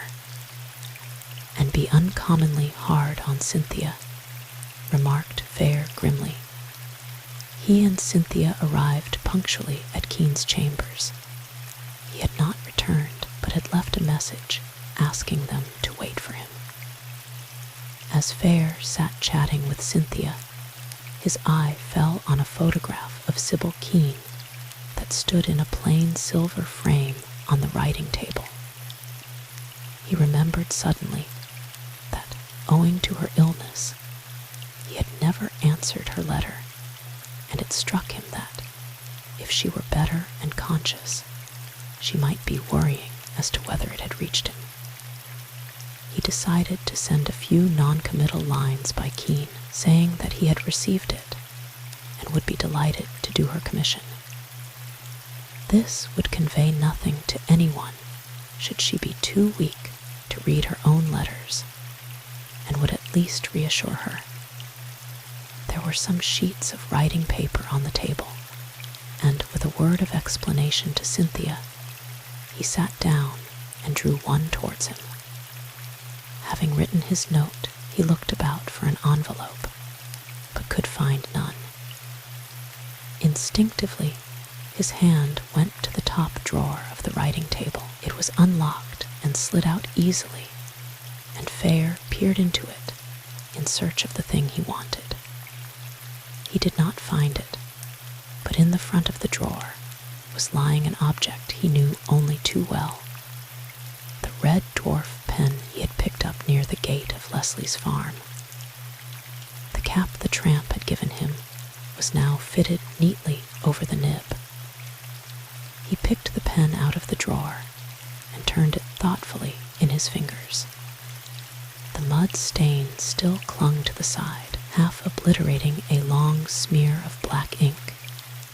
Here, after all, he reflected, lay the real clue to the puzzle.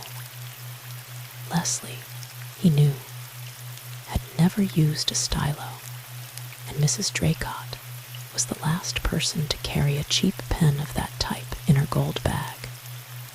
Everything pointed to its having been dropped by the murderer. As a last resort, Gray had inserted an advertisement in most of the daily papers asking Page to come forward, and it had appeared for the first time that morning. If Page were the owner of the pen, Fair concluded, he was hardly likely to make himself known. With a sigh, he replaced the red dwarf in the drawer. As he did so, his sleeve caught in the edge of a large envelope that was lying near the back of the drawer, and shifted it a few inches. Cynthia, who was standing near the window watching for Kean, did not hear the quick intake of his breath as he picked it up to replace it. For perhaps 5 minutes, he sat motionless, the envelope in his hand. Then he put it gently back in its place and closed the drawer. The letter to Lady Kean he slipped into his pocket, having apparently given up the idea of sending it. When Cynthia looked round, he was immersed in a copy of the Times he had found lying on Kean's table. Edward has just driven up in the car," she said, and almost as she spoke the door opened and he came in. He looked distressingly worn and tired, but was more cheerful than Fair had dared to hope. The doctors had given a good report of Sybil that morning, he told them, and they considered that she was responding to treatment better than she had done after the former attack. Fair wondered whether the letter she had sent him had not been at least partly responsible for her illness, and whether, now that the effort of writing it was over, she was not benefiting by the relief to her mind. "I was afraid we'd have to leave town without seeing you," he said. "It was too much to expect you to give your mind to anything while Sybil was laid up." Kean looked up sharply. "I should have carried on, in any case," he answered quickly. "If it's humanly possible to get Leslie off, I'm going to do it." Fair was astonished at the depth of feeling in his voice, but he realized that Kean meant what he said, and that he would fight for Leslie as he had never fought before. What would happen if he failed? Fair did not dare contemplate. He was convinced now that, for some reason he could not fathom, the lines of Leslie's fate were inextricably intermingled with those of Sybil and Edward Kean, and he had a grim conviction that more than Kean's professional reputation was at stake should he fail to get an acquittal. He sat through the long interview between Kean and Cynthia like a man in a dream, and his report of their conversation, had he been called upon to make one, would have been both vague and garbled. It was only at the close, when Kean offered to drive her back to her aunt's house, that he woke to a sense of his surroundings and managed to rouse himself to action. "If you are going to steal Cynthia, I'll be off," he said pleasantly. "I've one or two things I must do on the way home." They were so absorbed that they hardly noticed his departure, but if Kean had happened to glance out of the window, he would no doubt have wondered why Fair, instead of going directly about his business, had chosen to waste 15 minutes or so in desultory chat with the chauffeur of Kean's car. His talk finished, he hailed a taxi and drove to the club. Arrived there, he went straight to his room and looked up the address Greg had given him when he suggested that he should look up his chemist friend Lloyd. Then, from the bottom of his portmanteau, he unearthed a pile of old photographs, adding to them the snapshot he had borrowed from Miss Allen. Thrusting them into his pocket, he ran downstairs and got into the waiting taxi, giving the driver Lloyd's address.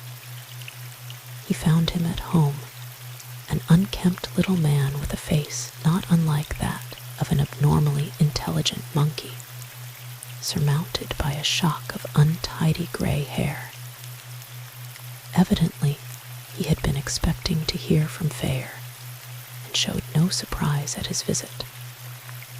His manner was businesslike and a trifle brusque. He impressed Fair as a man who had little time to give to the affairs of others, but who invariably bent his whole mind to the matter in hand, whatever it might be.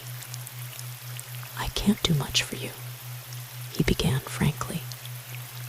"Never have known who the chap was that I saw with Mrs. Draycott in Paris, and I don't suppose I ever shall, unless I run into him somewhere.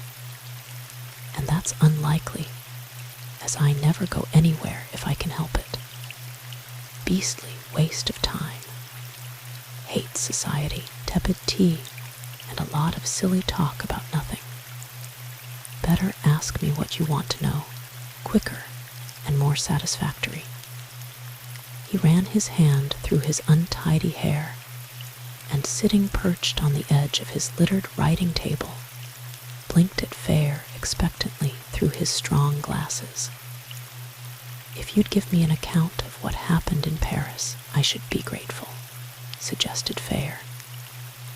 "I'm a bit vague as to dates. For instance, one gift I have got," went on Lloyd abstractedly, "that's a memory for faces. Never forget a face. Beastly bore sometimes it is, too. I should know that man if I saw him again. As regards dates, it was in the spring of 1920 that I saw him. Went over to Paris to consult a man at the Sorbonne, and ran into this chap and Mrs. Draycott in a little restaurant in Montmartre. Sort of place I go to because it suits me, but this fellow wasn't the sort to go there at all. Wrong place for Mrs. Draycott, too. They were there because they didn't want to be seen, and of course they were seen. That's how things happen. I'd met Draycott once, and I knew this man wasn't he. Mrs. Draycott being what she was, I put the worst interpretation on it. May have been mistaken, of course. Don't quite know to this day why I followed them. Greg was a pal of mine, and I knew he was jumpy for fear she would make a grab at the boy. And I just finished a big job, and was at a loose end for the moment, with a blank evening in front of me. Anyway, it was the third night I'd seen them, and I happened to leave just behind them. She never even looked my way, and if she had, she probably wouldn't have recognized me. They were walking, and I just went too. It was a dark night, and I tagged along behind till they got to their hotel and watched them go in. A little place bang in the middle of the Latin Quarter. By that time, I'd had about enough of it, and I didn't wait to see if either of them came out. But a couple of days later, I was in that part of the world, and I dropped in and asked to see the visitor's book. Drew a complete blank. The only English names registered for months were a Mrs. Grant, whom I took to be Mrs. Draycott, and a George Collins. Apparently, there was no other English man or woman staying in the hotel. I wrote to Greg, telling him what I'd done, and there the matter ended. I found out afterwards that Draycott was in Egypt at the time. I'm afraid that's the best I can do for you. You say you'd recognize the man if you saw him? Asked Fair eagerly. Could pick him out anywhere. I tell you, I've got an abnormally good memory for faces. Fair took 6 photographs from his pocket, the snapshot among them, and placed them on the table. Do any of these suggest him to you? He asked. Lloyd ran through them quickly, then stabbed one of them with a long, yellow-stained forefinger. That's the fellow, he pronounced unhesitatingly. It's an unusual head and quite unmistakable. Fair picked it up with a hand that shook a little.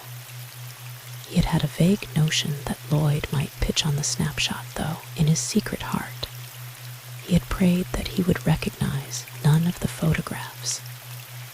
This, of all others, was the last he had expected him to select. Chapter 22. The next 6 weeks dragged heavily enough for John Leslie within the 4 walls of his cell at Carlisle. But to Cynthia, they were one long agony. She spent one short weekend with her people at Galston, and then gratefully accepted Miss Allen's proposal that she should stay with her till the assizes opened at Carlisle. Her mother's open antagonism to John Leslie made her home unbearable to the girl, and she was thankful to get away. Miss Allen's tactful sympathy and uncompromising common sense acted as a tonic to the girl, and the older woman, who was never idle for long herself, managed to keep her guest employed with a variety of small occupations, which gave her little chance to brood over the ordeal that lay before her. "It's no earthly good meeting troubles halfway," Miss Allen assured her. "The more you think of things, the more likely you are to invent all sorts of horrors that will probably never happen.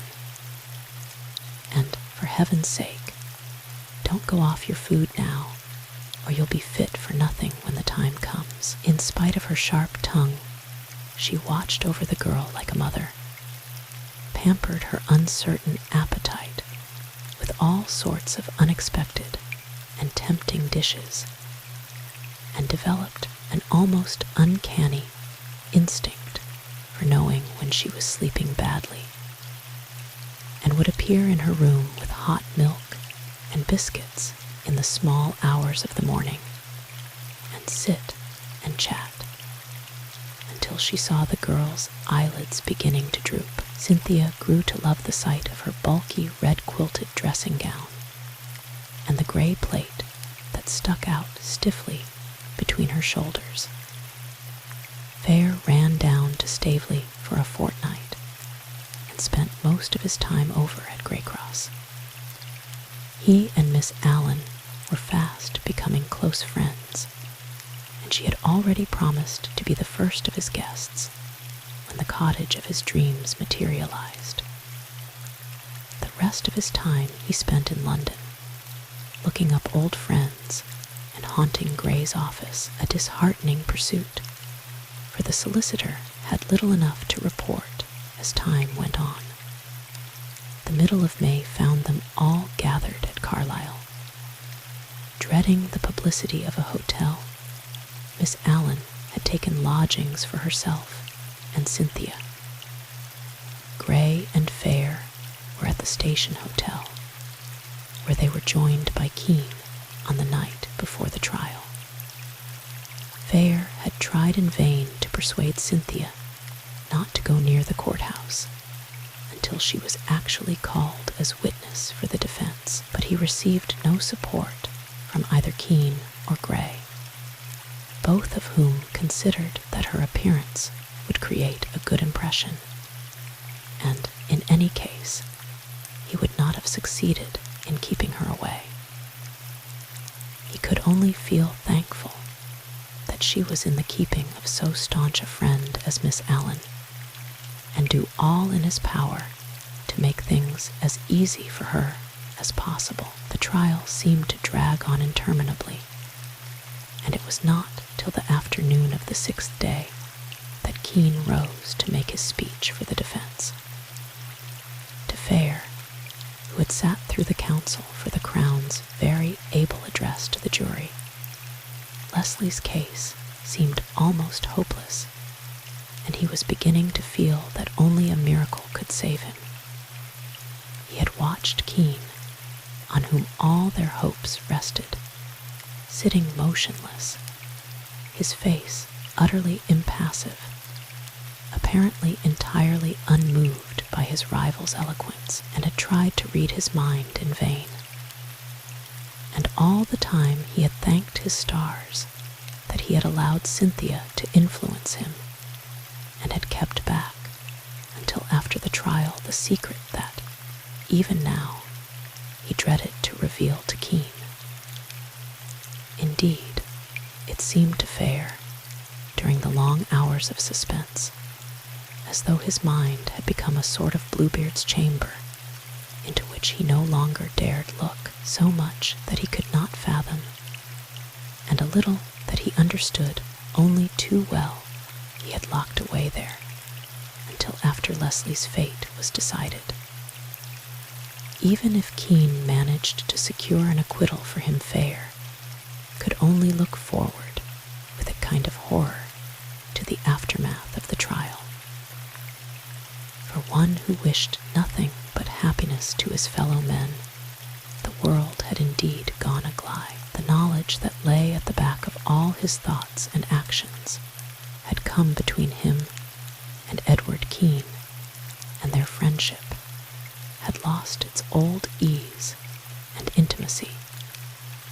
In his distress, he had lost all desire to see and consult with Sybil Kean, and in spite of the fact that her health was mending rapidly, and that he had had a charming letter of invitation from her in answer to the note he had written in Kean's chambers and had eventually posted from his club, he had felt unable to face her. Fortunately, her health had given no further cause for anxiety, and her improvement had been so steady that Kean had come north for the trial, comparatively free from anxiety. He was at his best now, as he stood facing the jury. Fair, who had persuaded Cynthia to allow Miss Allen to take her home before lunch, fell so completely under the spell of his eloquence that, for a few brief moments, he forgot his personal interest in the case and was lost in admiration of the sheer genius that inspired it. It was not the first time he had heard Kean plead. One of his first actions on reaching England had been to go to the Old Bailey to see his old friend in harness. He had not been disappointed then, in spite of all he had heard of his ability. But today, Kean spoke like a man inspired. One by one, he took the very points which the counsel for the crown had used so effectively and turned them to his client's advantage. He possessed a beautiful voice and knew how to make the most of it. He had had Cynthia in the box the day before and had examined her with a skill that was so little apparent that it was all the more telling. And Cynthia, partly helped by her own quick wits, and partly as the result of careful coaching, had backed him up nobly. He used her evidence now as the basis of his speech, turning even the quarrel between her and Leslie to advantage and playing on the emotions of his audience with a skill and audacity that was little short of amazing. Given a Latin jury, Fair told himself the result would have been a foregone conclusion by now, and not for the first time in his life he cursed British stolidity as he gazed hopelessly at the inscrutable countenances of the 12 respectable citizens who composed the jury, and tried in vain to follow the progress of their thoughts.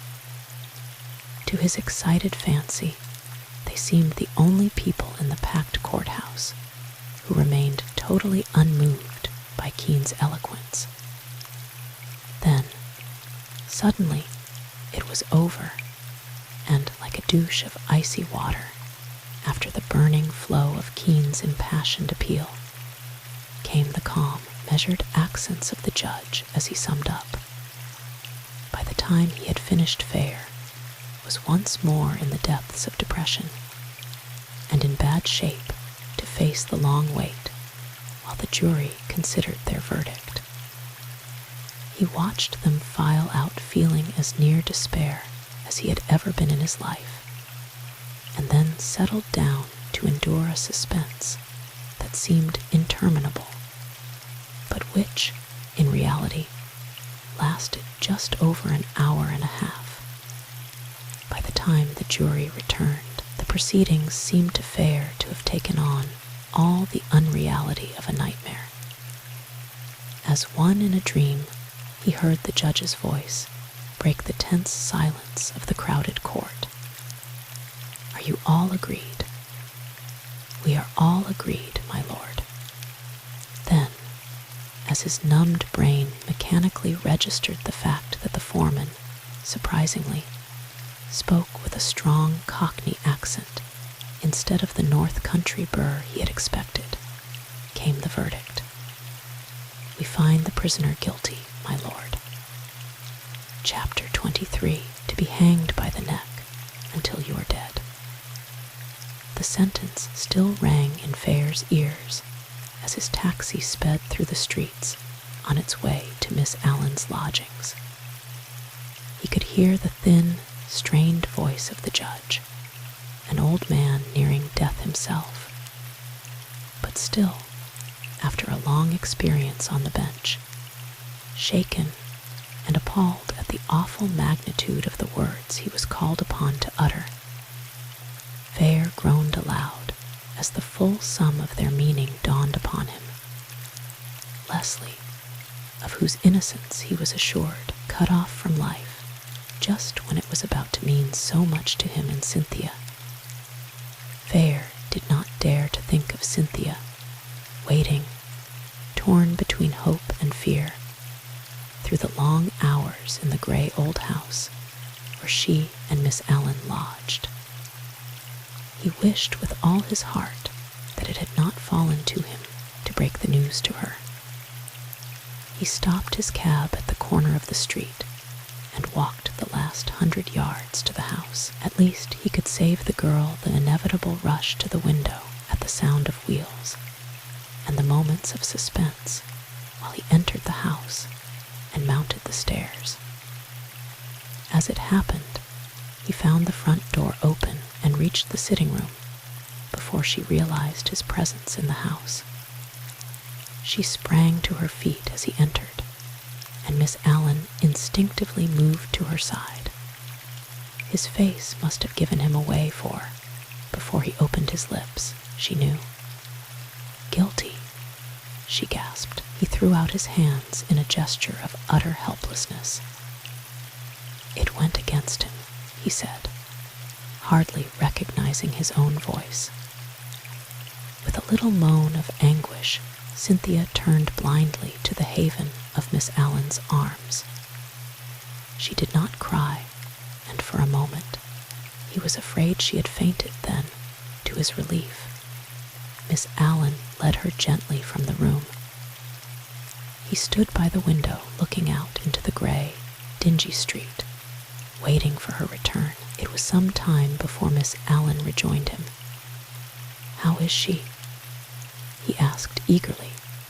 Miss Allen's eyes were red, and her voice was unsteady as she answered. "As well as she is likely to be for some time," she said, rather tartly.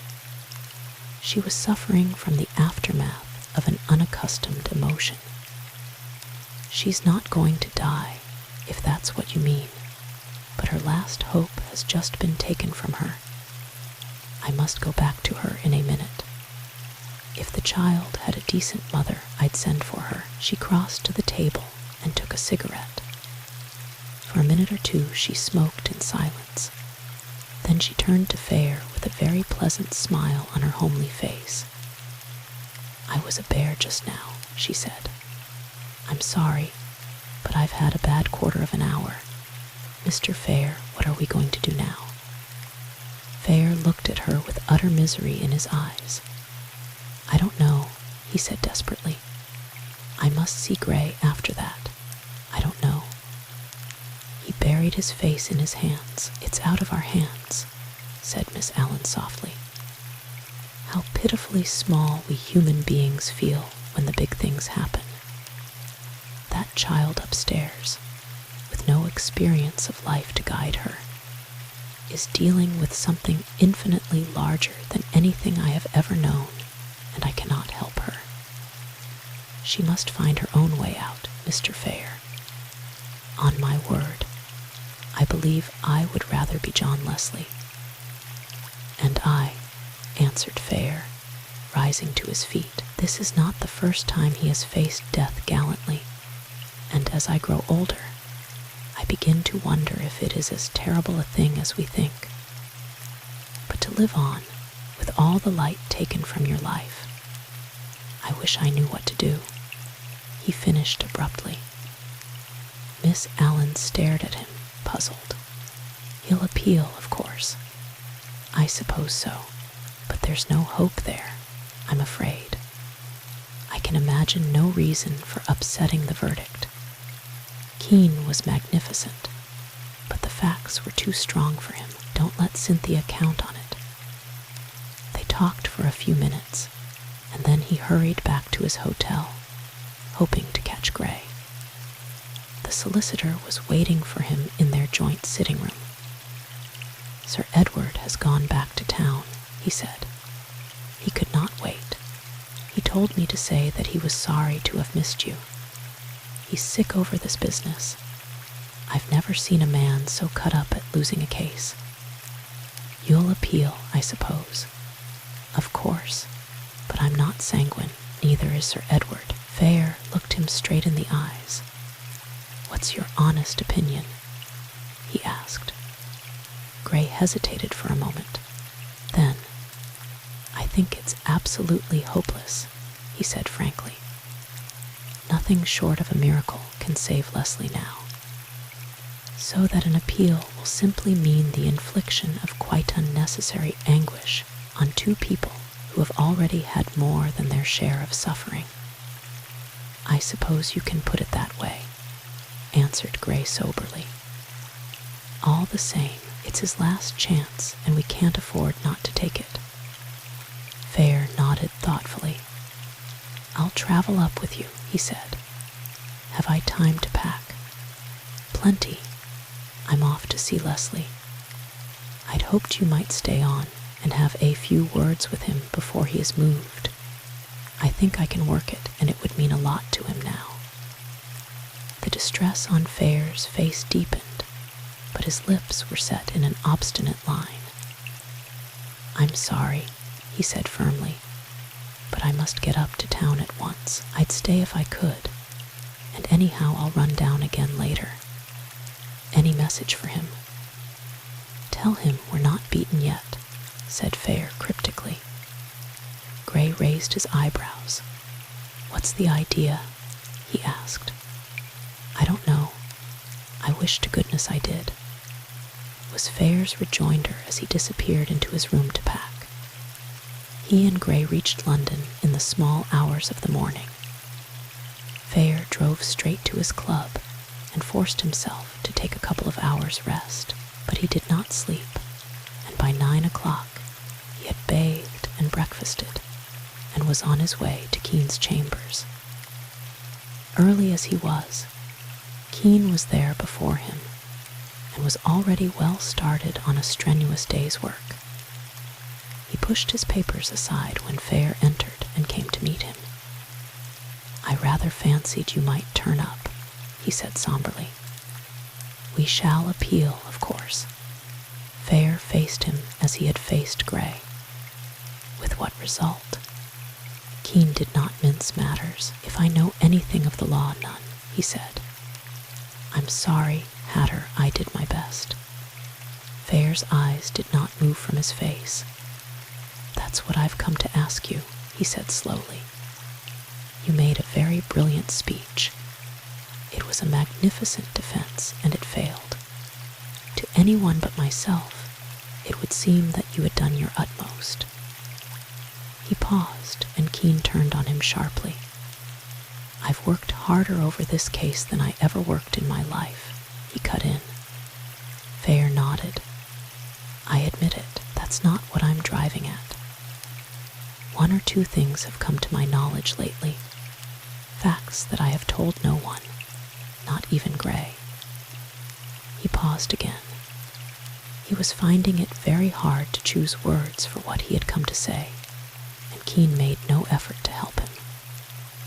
"Ever since I discovered certain things," Fair went on, "I have been fighting against the conviction that you could have cleared Leslie if you had wished. Can you look me in the face now and say that you were not shielding someone from the beginning, and that you undertook Leslie's defense because you hoped by sheer eloquence to get him off without being forced to give this person away?"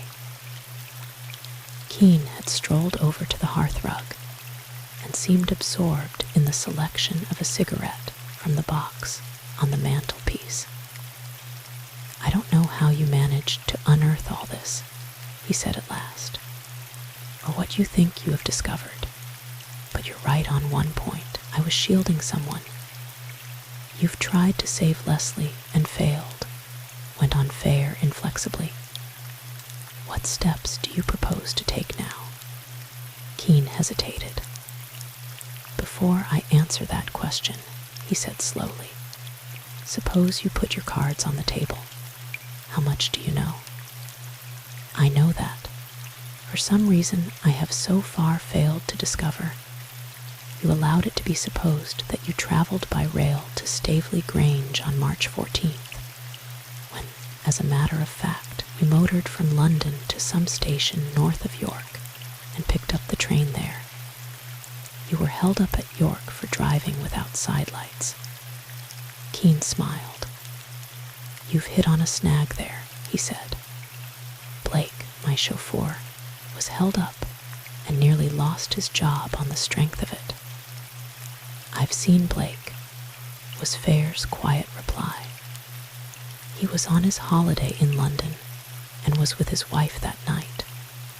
A summons was served on him which he brought to you, and which you said you would deal with. He is under the impression that it was a mistake on the part of the police. There was a pause during which Kean smoked thoughtfully. He seemed in no way disconcerted. Given that I was in York that night, what do you infer from that? March 14th was not the night of the murder, if that's what you are driving at, he said at last. Fair went on steadily. How long have you known Mrs. Draycott, and what were you and she doing in Paris in the spring of 1920? You had been married to Sybil for less than a year, and I know you too well to insult you by the suggestion that it was merely a vulgar intrigue. Kean threw his cigarette into the fire. You're right there, he answered evenly. It wasn't. You haven't entirely lost your sense of proportion yet, Hatter. I had my own reasons for wishing to see Mrs. Draycott, and as she happened to be in Paris at the time, I went there. I stayed at the Bristol, and she was in a small hotel on the other side of the river. Does that satisfy you? Fair walked over to the writing table and drew out the top drawer. From it, he took 2 red dwarf pens and threw them on the table. With the exception of a brown earth stain down the side of one of them, they were identical, even to the black ink stains that smeared the handles. One of these is the pen I picked up at the farm.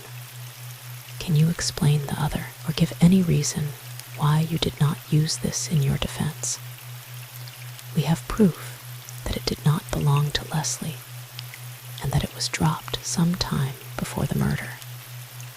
It would at least have proved the presence of a third person at the farm that night. Once more Kean hesitated. Then he raised his head and spoke quite frankly.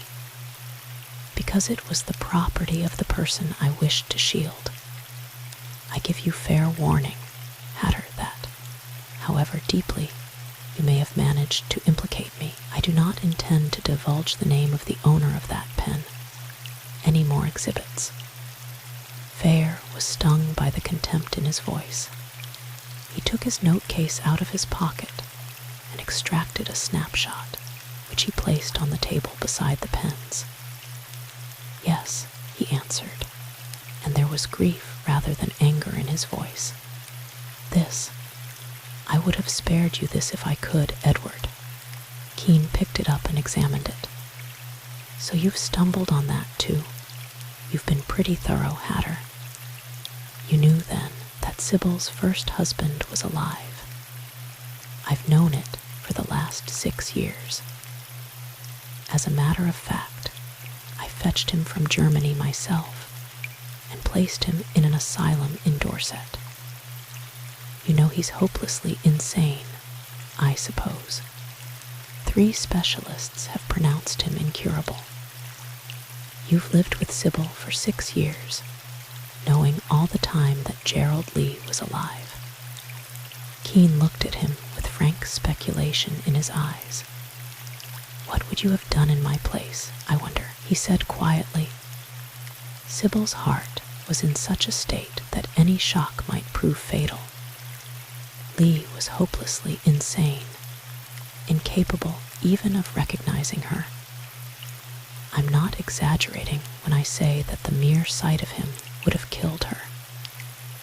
Rather than take the chance of the knowledge of his existence reaching her now, I would kill you, here in this room, with my own hands, and take the consequences. He spoke quite gently, but his voice carried conviction, and Fair realized that he would shrink from nothing in the effort to spare his wife. Sybil knows, he said, and even as he spoke, he felt that he would have given anything to unsay the words. For the first time, Kean's composure deserted him. His face became suddenly gray and lined. Impossible. Then, with sudden vehemence, do you realize what you're saying? Good God, man, it can't be true. It is true, unless I've made some ghastly mistake, answered Fair steadily. I thought she had discovered it and was keeping the secret from you. My God, if that woman told her, muttered Kean. It's the only explanation. What have you got to go on? A letter Sybil wrote me, which reached me just after I had come on the photograph of Lee. I took it for granted that that was what she was alluding to. You didn't speak to her about it. I haven't seen her since. I had meant to, but there's been no opportunity. Kean sank into a chair and covered his face with his hands. Thank God, he murmured. There's some mistake. It's impossible that she should have found out. She would never. He was interrupted by the insistent peal of the telephone bell. With a half-frenzied exclamation, he tore the receiver from its hook. Yes, Sir Edward Kean speaking, he said mechanically, his mind entirely occupied with the revelation Fair had just made. Then, as he listened, the already ghastly pallor of his face increased. It's Sybil, he said, hardly above his breath as he dropped the receiver. They've rung up from Westminster. It's another attack. For a moment he sat staring blankly into space. Then he turned to Fair with a look of almost childish entreaty in his eyes. I must go to her, Hatter. For heaven's sake, don't keep me now. For answer, Fair picked up Kean's hat and coat and handed them to him. We must have this out soon, Edward, he said gravely. No matter what happens. Kean was already struggling himself into his coat. At the earliest opportunity, I promise you a full explanation. Will that do, Hatter? Fair nodded. A moment later, he was alone with his troubled thoughts. He strolled over to the table and, picking up the snapshot, put it back into his note case. As he did so, the door opened and Farah, the old head clerk, looked in. I thought I heard Sir Edward go out, sir, he said. He's been sent for. Lady Kean has been taken ill again. I doubt if he'll be back this morning. You'd better cancel any engagements he had for today. The old man made a clucking sound with his tongue against his teeth. It's a pity she's so delicate, sir, he ventured. And Fair, overwrought to the verge of hysteria, almost laughed aloud at the utter inadequacy of the remark.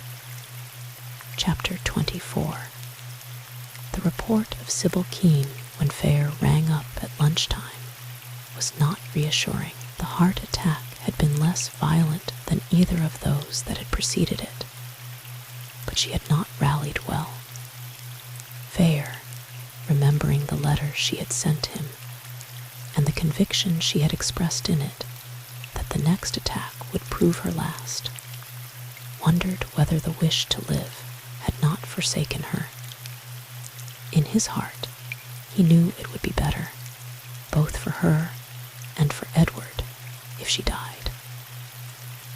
connection between the unopened letter in his note case and the Draycott trial was becoming clear to him at last. There was only one person for whom Kean cared enough to shield at the expense of his professional honor. That was Sybil. And Sybil, as was now evident from her letter to Fair, had some secret knowledge of the case which she may or may not have been aware that she shared with her husband. Fair went over the events of the evening of March 23rd. So far as he could remember, he had parted from Sybil Kean in the drawing room at Staveley shortly before 6 o'clock. From then onwards, she had been invisible, presumably in her room, and had not appeared again until she joined the party in the drawing room just before 8.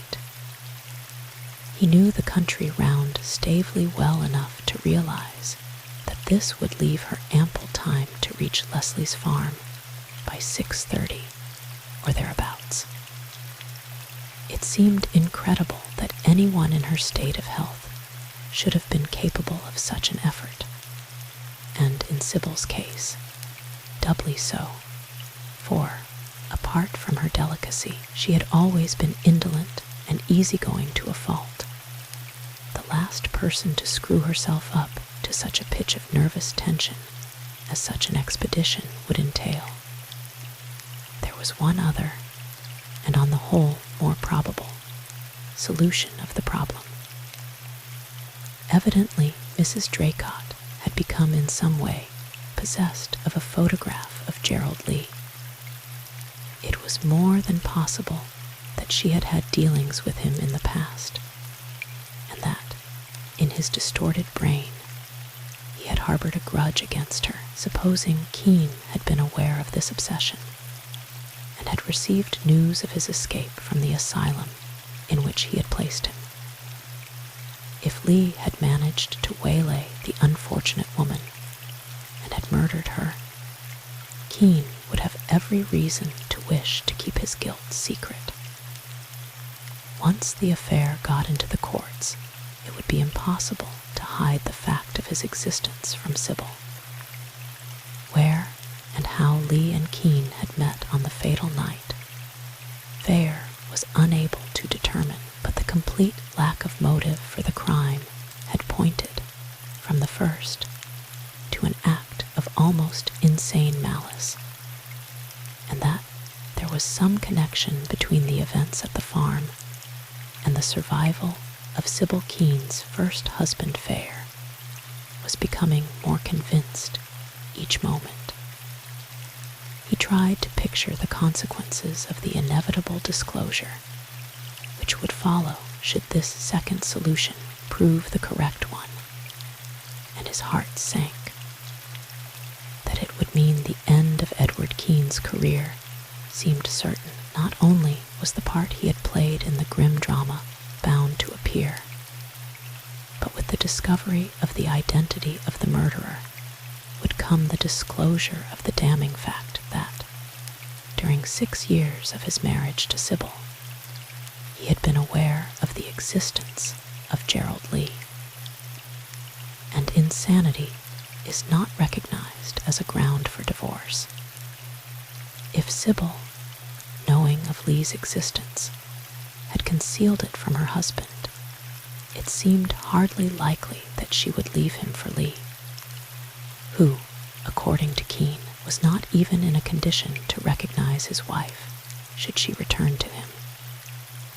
And if she decided to stick to Kean, Fair could picture them dragging out their existence, probably in Italy or the south of France, Kean bereft of the work that was as his life's blood to him, and Sybil cut off forever from her friends and the world to which she belonged.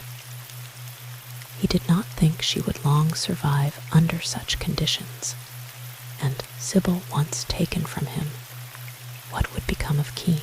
In a vain effort to get away from his own thoughts, Fair went out and walked the busy streets until he was tired, but the exercise brought no relief, and he was driven at last by by sheer fatigue, back to the club again.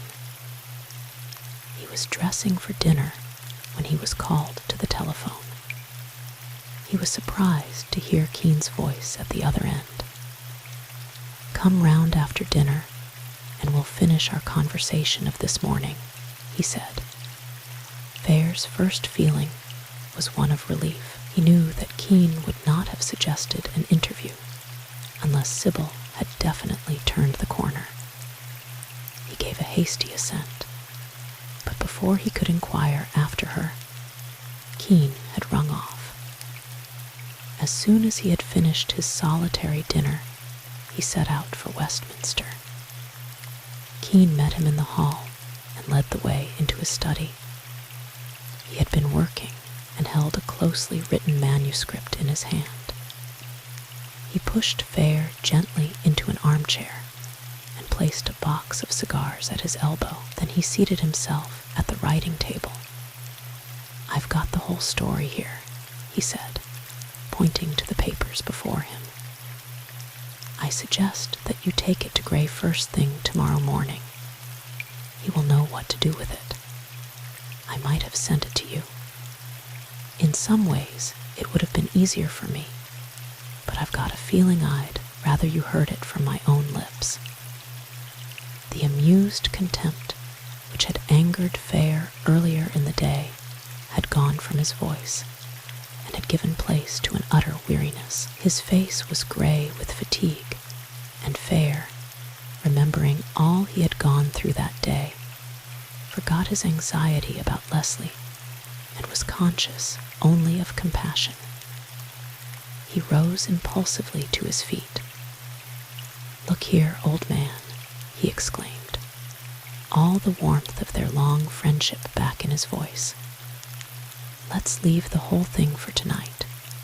You're not fit for it. I'll take that paper home with me and go through it there. Or if you'd prefer it, we can have it out tomorrow. I don't know to what extent it will help Leslie, but a few hours' delay can make little difference to him." Kean shook his head. "We'll go through with it now," he said, with a touch of his old vigor. "I shan't sleep till it's over and done with." He sat for a moment in silence, his eyes fixed on the closely written sheets before him. When he spoke, his voice was as coldly dispassionate as though he were telling a story in which he was in no way concerned. "As you have no doubt guessed," he began, "the whole thing dates from the year of my visit to Paris. How you got onto that, I don't know. You will remember that Gerald, Lee, and 3 other men were killed by a shell in the first year of the war. Identification was impossible, but his disc was found close to the spot, and it was taken for granted that he was one of the victims. The first intimation I had that he was alive came from Mrs. Draycott. Almost a year after my marriage to Sybil, she wrote from Paris, enclosing a copy of the snapshot you showed me this morning. It appeared that she had been staying with friends in Germany, and, so far as I could make out, had had an affair with a doctor out there. It was like her, with her morbid love of sensation, to persuade him to take her over the local lunatic asylum. She had known Gerald Lee slightly in the days before the war, and she recognized him at once, and with characteristic acumen realized that she might make use of the discovery to her own advantage. I found out afterwards that he had been picked up unconscious by the Germans, badly wounded in the head, and that he had been passed from one hospital to another, never once recovering his sanity until he eventually drifted to the municipal asylum at Schliefeldt. By that time, he was in civilian clothes, and all efforts to identify him had been in vain. All the authorities could find out about him was that he was an Englishman. They were much interested when Mrs. Draycott recognized him and did all they could to help her, one of the doctors taking a snapshot of him for her to send to England. On receipt of her letter, I went at once to Paris, and we had several interviews. I need hardly say that I had to offer to buy her silence, but I went to Schliefeldt myself and satisfied myself that she was speaking the truth before paying her the money she demanded. I also ascertained from the doctor in charge of the asylum that not only was Lee incapable of recognizing anyone, but that he was considered absolutely incurable. Apparently, there was some pressure on the brain which could not be removed. I may say that this diagnosis was confirmed after his arrival in England by 3 of our own brain specialists, so that, however much at fault I may have been, I have robbed Lee of nothing. There, at least, my conscience is clear. I confess that, taking into account Sybil's state of health, I do not see how I could have acted otherwise. He unlocked a drawer at his elbow, and taking out a bundle of cancelled checks, tossed them onto the table. That is what I found I had let myself in for, he went on bitterly. For Sybil's sake, I did not dare appear in the matter, and going on the principle that the fewer people involved, the better, I left the whole affair in Mrs. Draycott's hands, and I must say she proved both practical and efficient. Pretending to recognize him as a relation of her own, she had him brought to England, and in the capacity of her legal advisor, I was able to visit him and see to his installation in the best private asylum I could hear of. And then the game began. Mrs. Draycott had only to threaten to go with the story to Sybil, and she had me absolutely at her mercy. He picked up the packet of checks and balanced it in his hand. "Every one of these is made out to self," he said. I was absolutely helpless, and she was too clever to accept anything but cash. For 6 years, I have been trying to trap her in vain. And then, last January, I succeeded. Until then, she had steadfastly refused to accept a check or give a receipt for anything I paid her. All the payments were in notes, and I had no evidence that she had ever attempted to blackmail me. Then, last January, I caught her. She was at Nice and had been gambling heavily at Monte Carlo. When she wrote to me, she was desperate, and in such a hurry for the money that she accepted the check I sent her. As soon as I ascertained that she had cashed it, I knew that I had a hold over her at last. On her return, I went to see her and offered her a lump sum down, on condition that she did not molest me again, pointing out that, if she went to Sybil, I was prepared to take the matter into the courts, and on the evidence of the nice check, she would not stand the ghost of a chance if she were sued for blackmail. She had begun to realize that Sybil might die, and that I might then prefer exposure to the constant drain on my purse. Anyhow, she gave in, but for nearly a month she haggled over the terms, and in the end agreed to accept £7,000 down. Even then, I did not trust her.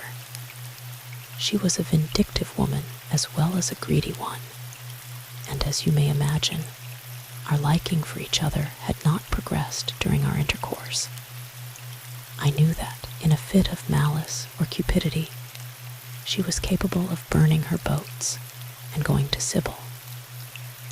Also, it was anything but convenient for me to realize so large a sum just then. At best, it would cripple me financially for some time to come, and retrenchment of any kind meant discomfort for Sybil. Just before my final interview with Mrs. Draycott, I received the news that one of my investments had failed, and I realized that I was going to have considerable difficulty in raising the $7,000. He paused and sat for a moment in thought, as though he were taking stock of his own past actions and appraising them. Then his eyes drifted to where his wife's photograph, in its heavy silver frame, stood in the full glare of the reading lamp. It was then, he went on, that I made up my mind to kill Mrs. Draycott. Chapter 25. There was a tense silence, broken only by the sound of the distant traffic in Victoria Street. Fair made an ineffectual effort to speak, but no words came. There was nothing he could say.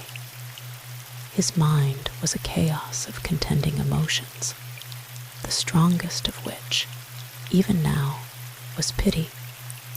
Pity for the man who, in his blind arrogance, had wrecked the life of the one being he had hoped to save. Something of what he felt must have reached Kean, for when he spoke again, there was a gentler, almost apologetic note in his voice. "I'm sorry, Hatter," he said. "Of all my friends, you are the one I can least afford to lose. If it had not been for Farah's appalling blunder in not letting me know in time that the case in which John Leslie was to appear had been postponed, things would have turned out very differently. Luck was against me from the beginning when Eve invited us to Staveley and told me that Mrs. Draycott was to be there. I realized that my opportunity had come at last. I laid my plans carefully and thought I had covered any possible emergency, but I did not realize that I should have you to reckon with, Hatter. You were too intimately connected with us all to be a safe antagonist. On the plea that there had been a delay in the selling of certain securities, I persuaded Mrs. Draycott to go on from Staveley's to her sister's, arranging to meet her while she was there and hand the money in cash over to her. We arranged to meet at the corner of the Greycross Lane at 6 o'clock on the evening of March 23rd. Meanwhile, I had brought the car from London and garaged it at the garage at Whitbury. If you remember, Sybil was the first to arrive at Staveley, and I followed her 4 days later. That is to say, on March 14th, I wired the time of my arrival and was met by the Staveley motor in the usual way, and you all took it for granted that I had come by train. As a matter of fact, I drove the car myself from London to Whitbury, garaged it there, and then went on by train to Staveley Grange. Unfortunately, my sidelights gave out at York, and I was held up. I had had the forethought to borrow my chauffeur's license on the plea that I had mislaid my own and might have occasion to use the car while he was on his holiday. And it was that license that the policeman who stopped me saw. That was where you proved my undoing, Hatter. If it had not been for your long memory and the fact that you took the trouble to interrogate my chauffeur, your suspicions would never have been aroused. Gray, who knew nothing of my supposed movements at that date, certainly wouldn't have jumped to it. As it was, that Y.0.7 number you were looking for was under your very nose, and you never saw it. Fair looked up suddenly. Then Page. Kean nodded. Page was the name I gave when I garaged the car at Whitbury. It was there that the woman noticed my hands. I was startled when Gray told me that I admit.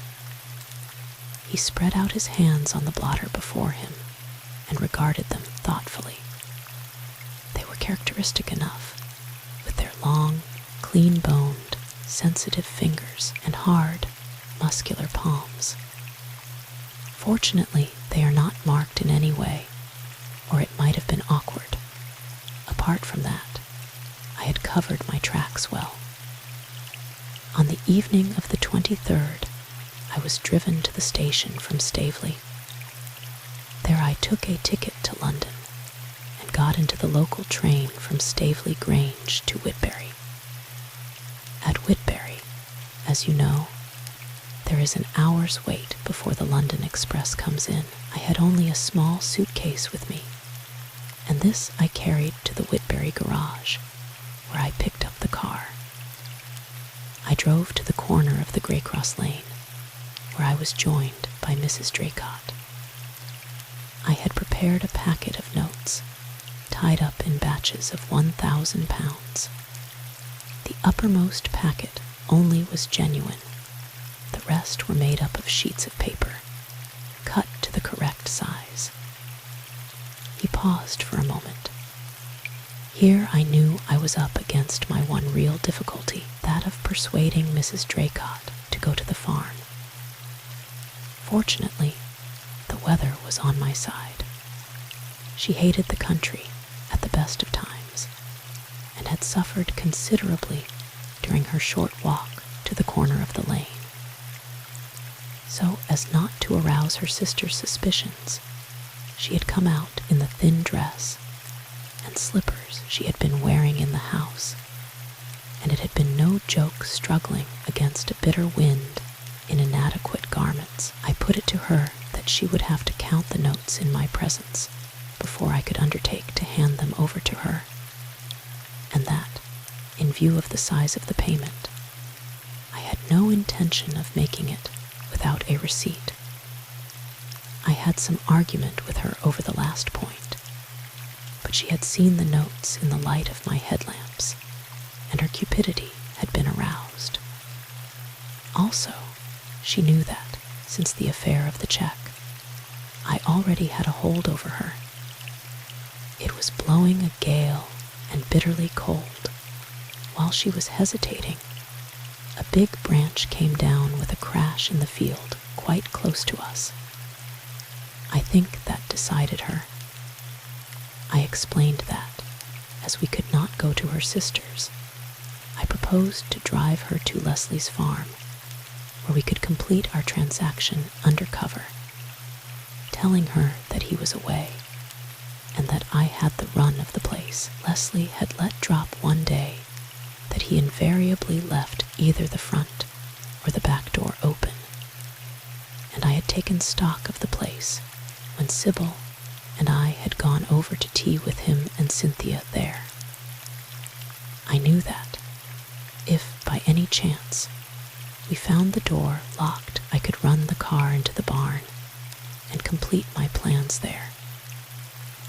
As it turned out, the door was unlocked, and I led the way into the sitting room by the light of an electric torch I had brought with me. Mrs. Draycott sat down at the writing table, and I stood behind her, holding the torch in one hand so that its light fell on the table. I handed her the packet of notes, and she began to count them. My revolver was in the right-hand pocket of my overcoat. His eyes contracted as though, for a moment, the whole scene were vividly before him. The rest was easy. The thing was over in a moment. She fell forward without uttering a sound. I made sure that she was dead. Then I picked up the bundle of notes and thrust the torch and the revolver into my pocket. Then I felt my way out in the dark.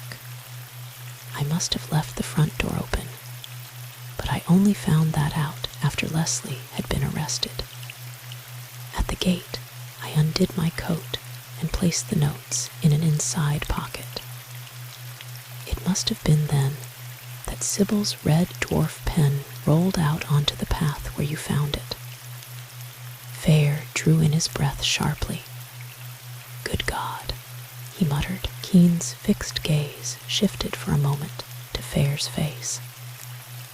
You never guessed it was Sybil's, and yet she had used one for years. That wretched red dwarf gave me more than one bad quarter of an hour. For one thing, I was terrified that you would mention it to her. She lent it to me on the morning of the 23rd, and I must have slipped it into my pocket. When I got back to Staveley on the 26th, one of the first things she did was to ask me for it. I made the excuse that I had left it in London. If you had spoken to her about it, after that she might possibly have put two and two together. Fair opened his lips to say that he had mentioned it, with ominous results, but Kean interrupted him. Afterwards, he was thankful that he had not been given the chance to speak.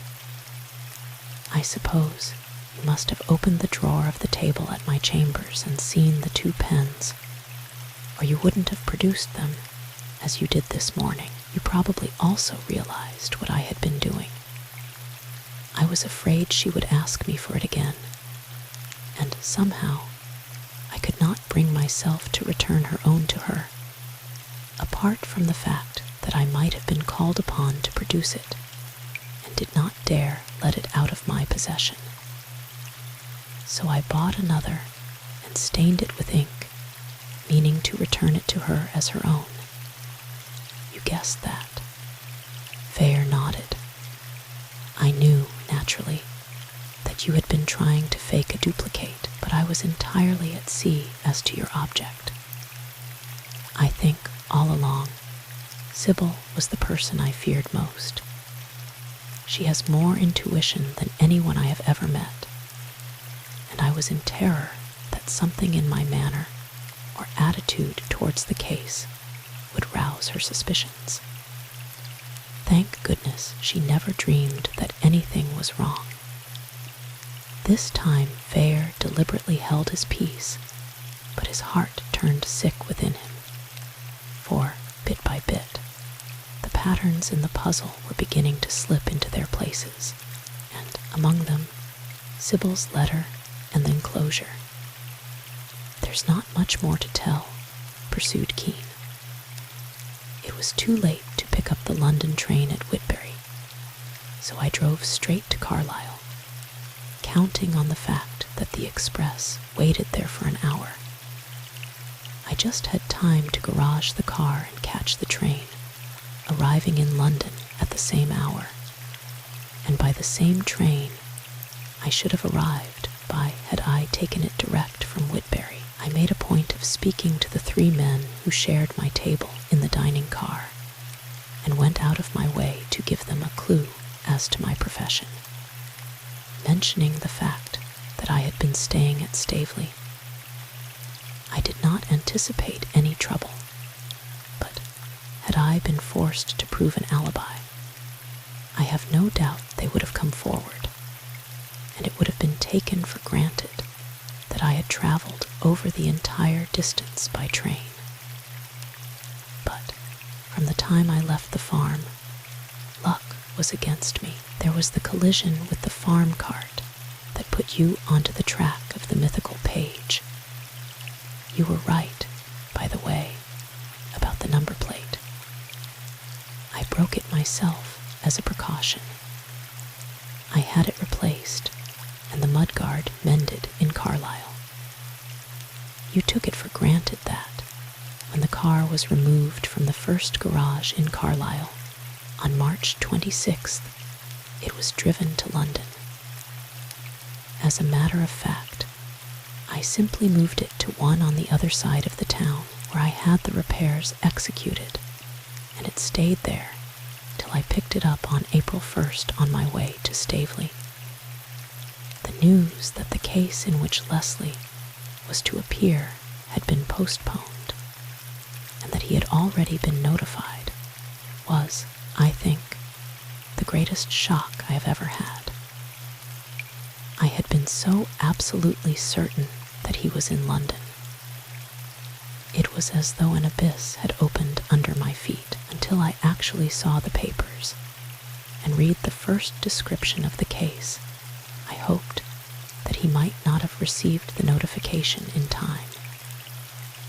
As soon as I saw them, I knew that, unless I could manage to get him off, I was faced with disaster. He raised his clasped hands and brought them down so heavily on the table that it shook. Everything was against me, he exclaimed with uncontrollable bitterness. If the police had not found Leslie's revolver, or if that wretched cat had not got caught in a trap, just at that particular moment in the whole of Leslie's career, I could have got him off without a stain on his character. As it was, I was helpless from the beginning. He rose, picked up the sheets of manuscript from the table, and joined Fair. The whole thing is here, he said, handing them to him. It is signed and witnessed by 2 of the servants. I believe they thought it was my will. He added ironically, I want you to take it to Gray first thing tomorrow. Fair sprang to his feet and laid his hand on the other man's arm. What are you going to do, Edward? He asked. Kean hesitated. Make a bolt for it, I suppose, he said grimly. I may bring it off with luck.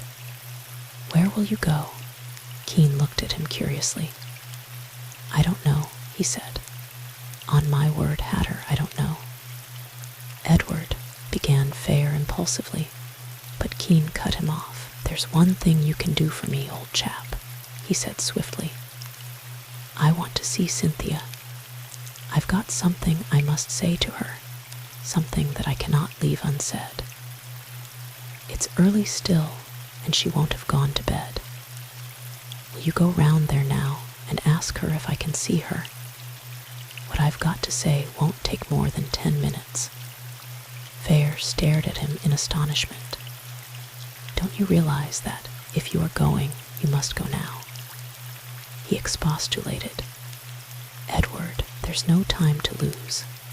For God's sake, don't take a chance like that. There's time for that, said Kean dryly. I will go straight from there. I can catch the night boat to Ostend. I don't suppose we shall meet again, Hatter, and it's the last thing I shall ask you to do for me. Will you do it? I'll do it, answered Fair reluctantly, but I think it's sheer madness at this juncture.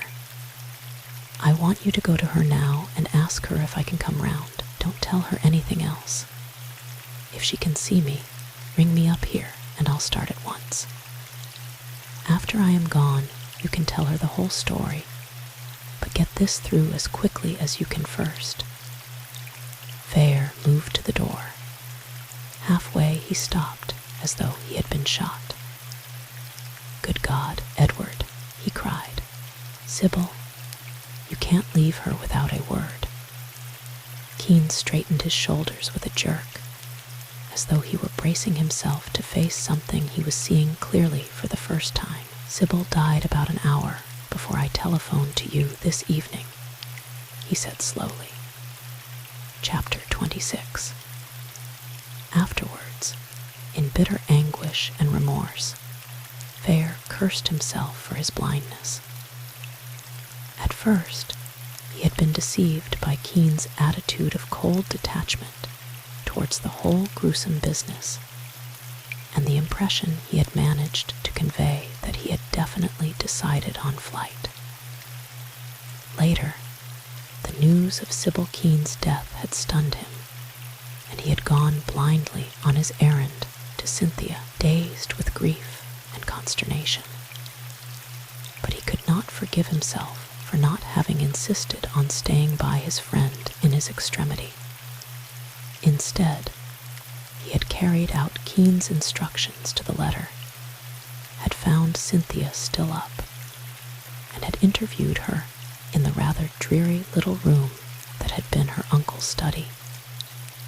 He had sent a message by the servant, asking to see her alone, and she came to him, curiosity and apprehension in her eyes. John Leslie was never out of her mind in these days, and though it would seem that the worst had happened, she lived in hourly dread of some further attack on her fortitude. "Have you come from John?" she asked piteously. "When will they let me see him?" He took both her hands in his and drew her to him. "Listen," he said gently.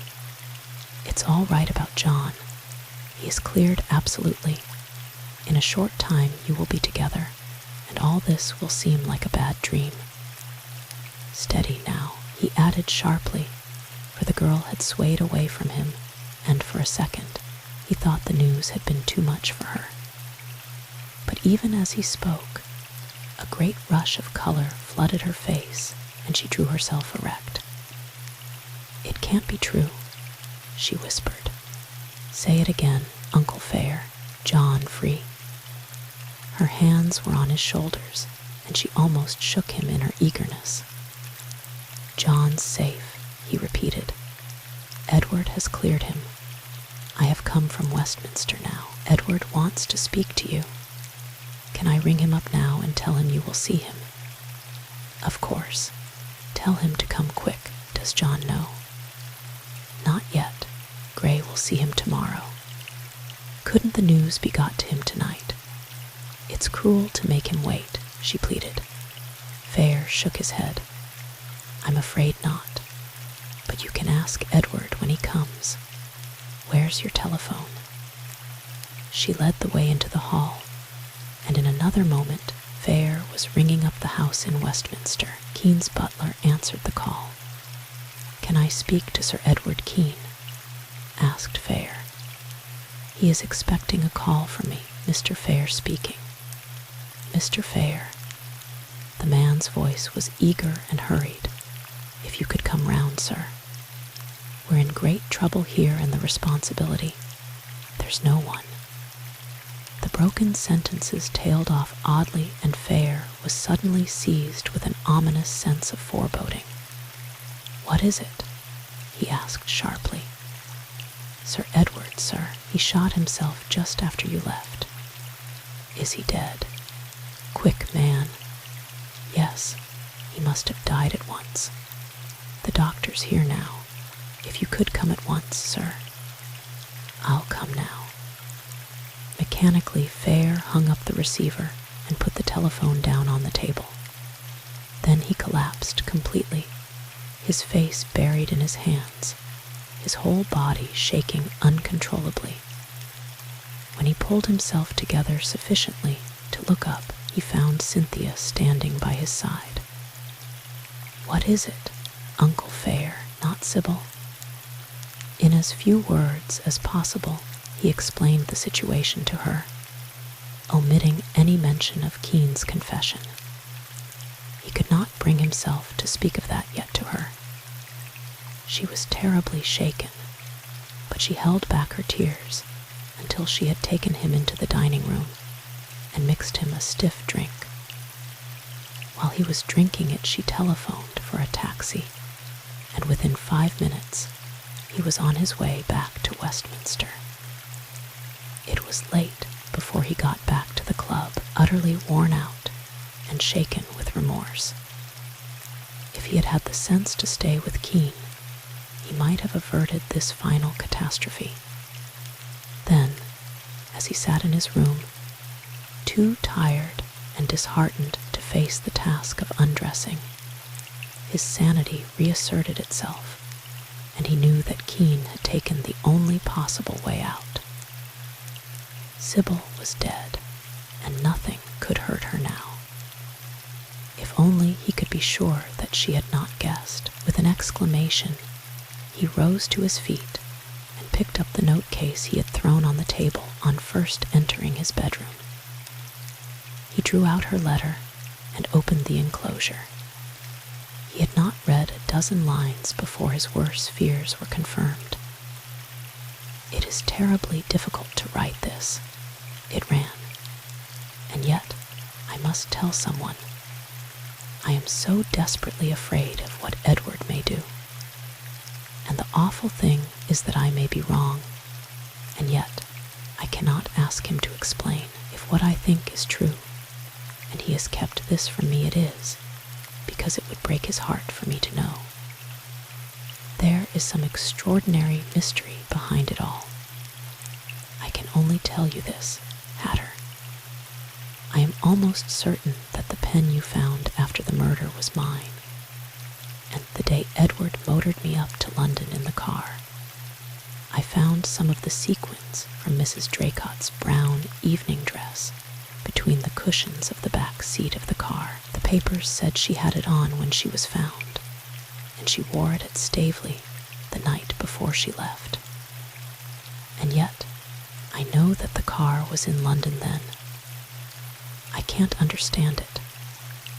But, Hatter, the night before Mrs. Draycott left Staveley, I came out of my bedroom to go down to dinner, and she and Edward were standing by the door of her room, talking.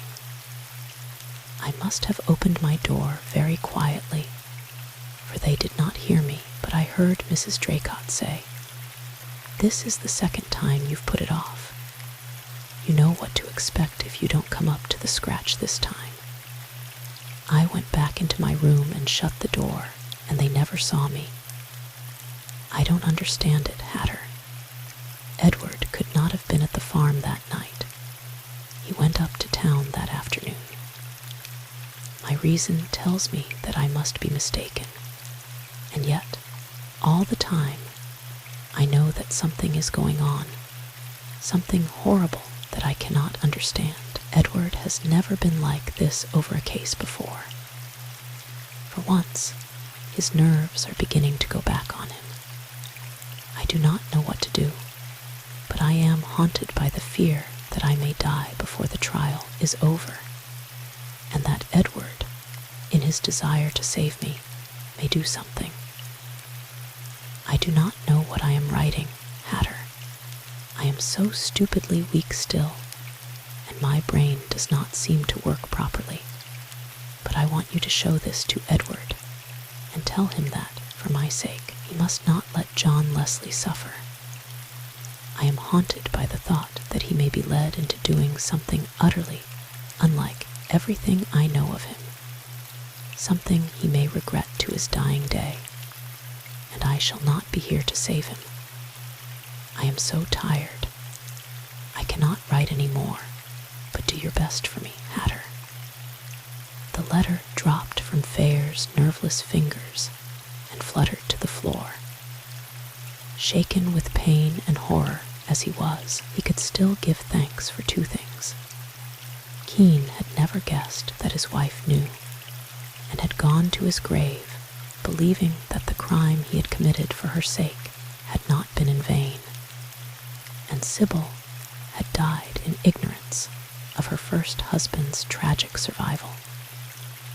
Chapter 27. On one of those perfect July days, which are occasionally vouchsafed to the inhabitants of the British Isles, Cynthia Bell and John Leslie were married. They had chosen an old church tucked away in an unfashionable corner of South London as the scene of their wedding, and had asked to the ceremony only those whose friendship they really valued. Lady Galston had flatly refused to sanction the marriage or to be present at it, but Cynthia's father had once more asserted himself and had brought his daughter to London and insisted on giving her away himself. A good thing Lady Galston has taken that line, was the comment of that other woman who had mothered Cynthia so efficiently in her time of trouble. As she and Hatter Fair drove together from the church to the Staveleys' house in Eaton Square, which they had insisted on lending for the occasion. "She's never been an atom of good to that child since the day she was born. And, in her present mood, she'd cast a blight over a bacchanalian orgy." They found Cynthia and Leslie in the hall on their arrival, and it certainly did not seem as if Lady Galston's antagonism had served to dim the girl's radiance on this, the happiest day of her life. She stood, her arm through Leslie's, talking to old Mrs. Doggett, and surrounded by a shy, beaming crowd of Galston retainers who had come of their own accord all the way from Cumberland to see her married. Fair, looking round, recognized the Gunnets, and with them his own special protégé, Albert Small, late tramp, now boot boy, dog washer, bicycle cleaner, etc. At Fair's newly acquired cottage in Surrey. He was resplendent in an old suit of his master's, and looked a very different being from the furtive and defiant tatterdemalion who had slept in John Leslie's barn on the fatal night of March 23rd. At the sight of Fair and his companion, Cynthia gave a little cry of pleasure and came forward eagerly to greet them. "It's all much too wonderful to be true," she said. "Even now, I feel as if I may wake up at any minute. It's wonderful, but it's not my idea of a quiet wedding," jibed Fair, looking round the crowded hall. "The whole village of Keys and all the tenants seem to have migrated from the north to wish you luck. Aren't they pets? It never occurred to me that they would dream of coming so far, but Father received a sort of deputation, headed by Gunnet, to ask if they might be present. Gunnet said that, after what had happened, he'd take it as a kindness if he might be allowed to attend. They're all going back by the night train. There are some old friends waiting to see you upstairs. Even Dr. Gregg has turned up. I asked him, though I didn't think it was much in his line, and he said that, as he'd be in London anyhow on business, he'd be very pleased to look in. Do go and be kind to him. He looks so miserable, and he's already been quite rude to Father, just to show that he isn't shy. I'm glad you're not going too far away from them all," said Fair. "Bill tells me that the farm is finished. It sounds charming." Leslie had resigned his tenancy of the farm near Galston and built a comfortable, roomy house on some farmland on the Staveley estate. After what had happened, he had not cared to take Cynthia to the ill-fated house up the lane, nor had he wished to settle down in the immediate vicinity of his mother-in-law. The Staveleys had been glad to have Cynthia as a neighbor, and, Fair suspected, had done a good deal towards giving Leslie a good start in his venture. It's lovely and the land's gorgeous. John's simply delighted. You're going to be our first guest, Uncle Fair. Promise you'll come soon. Hatter Fair's face grew a shade pinker than usual. "I'll come with pleasure, on one condition," he said. His voice seemed suddenly to have grown curiously hoarse and unmanageable. "You can make any conditions you like, so long as you come," was Cynthia's cheerful rejoinder. "You don't want to bring that horrid old bicycle with you, do you?" she finished, struck by a sudden suspicion. Fair shook his head. "I've finished with that old friend for the present. No, I want to bring something quite different. By the way, I've been busy with the stables. Hunters.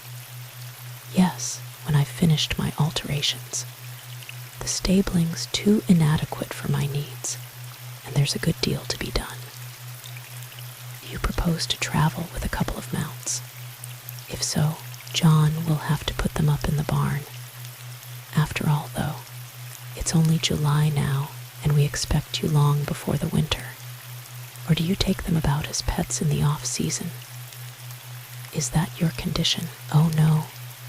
I'm not bringing any livestock, at least not of that kind. ejaculated his companion suddenly and indignantly. Then, as Fair cast a helpless glance in her direction and began to flounder hopelessly, she took the matter firmly out of his hands. "Livestock indeed," she exclaimed. "The man's impossible. What he's trying to do, my dear, is to ask if he may bring his wife. And why he's behaving like a self-conscious schoolboy over it, heaven only knows." In spite of her brave words, she was blushing vividly. Cynthia fell on her neck.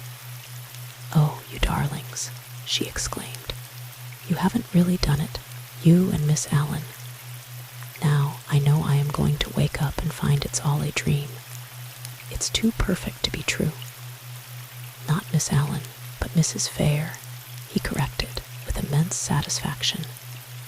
"We stole off all by ourselves and did it yesterday. And we're not a bit ashamed of ourselves, either, thank you."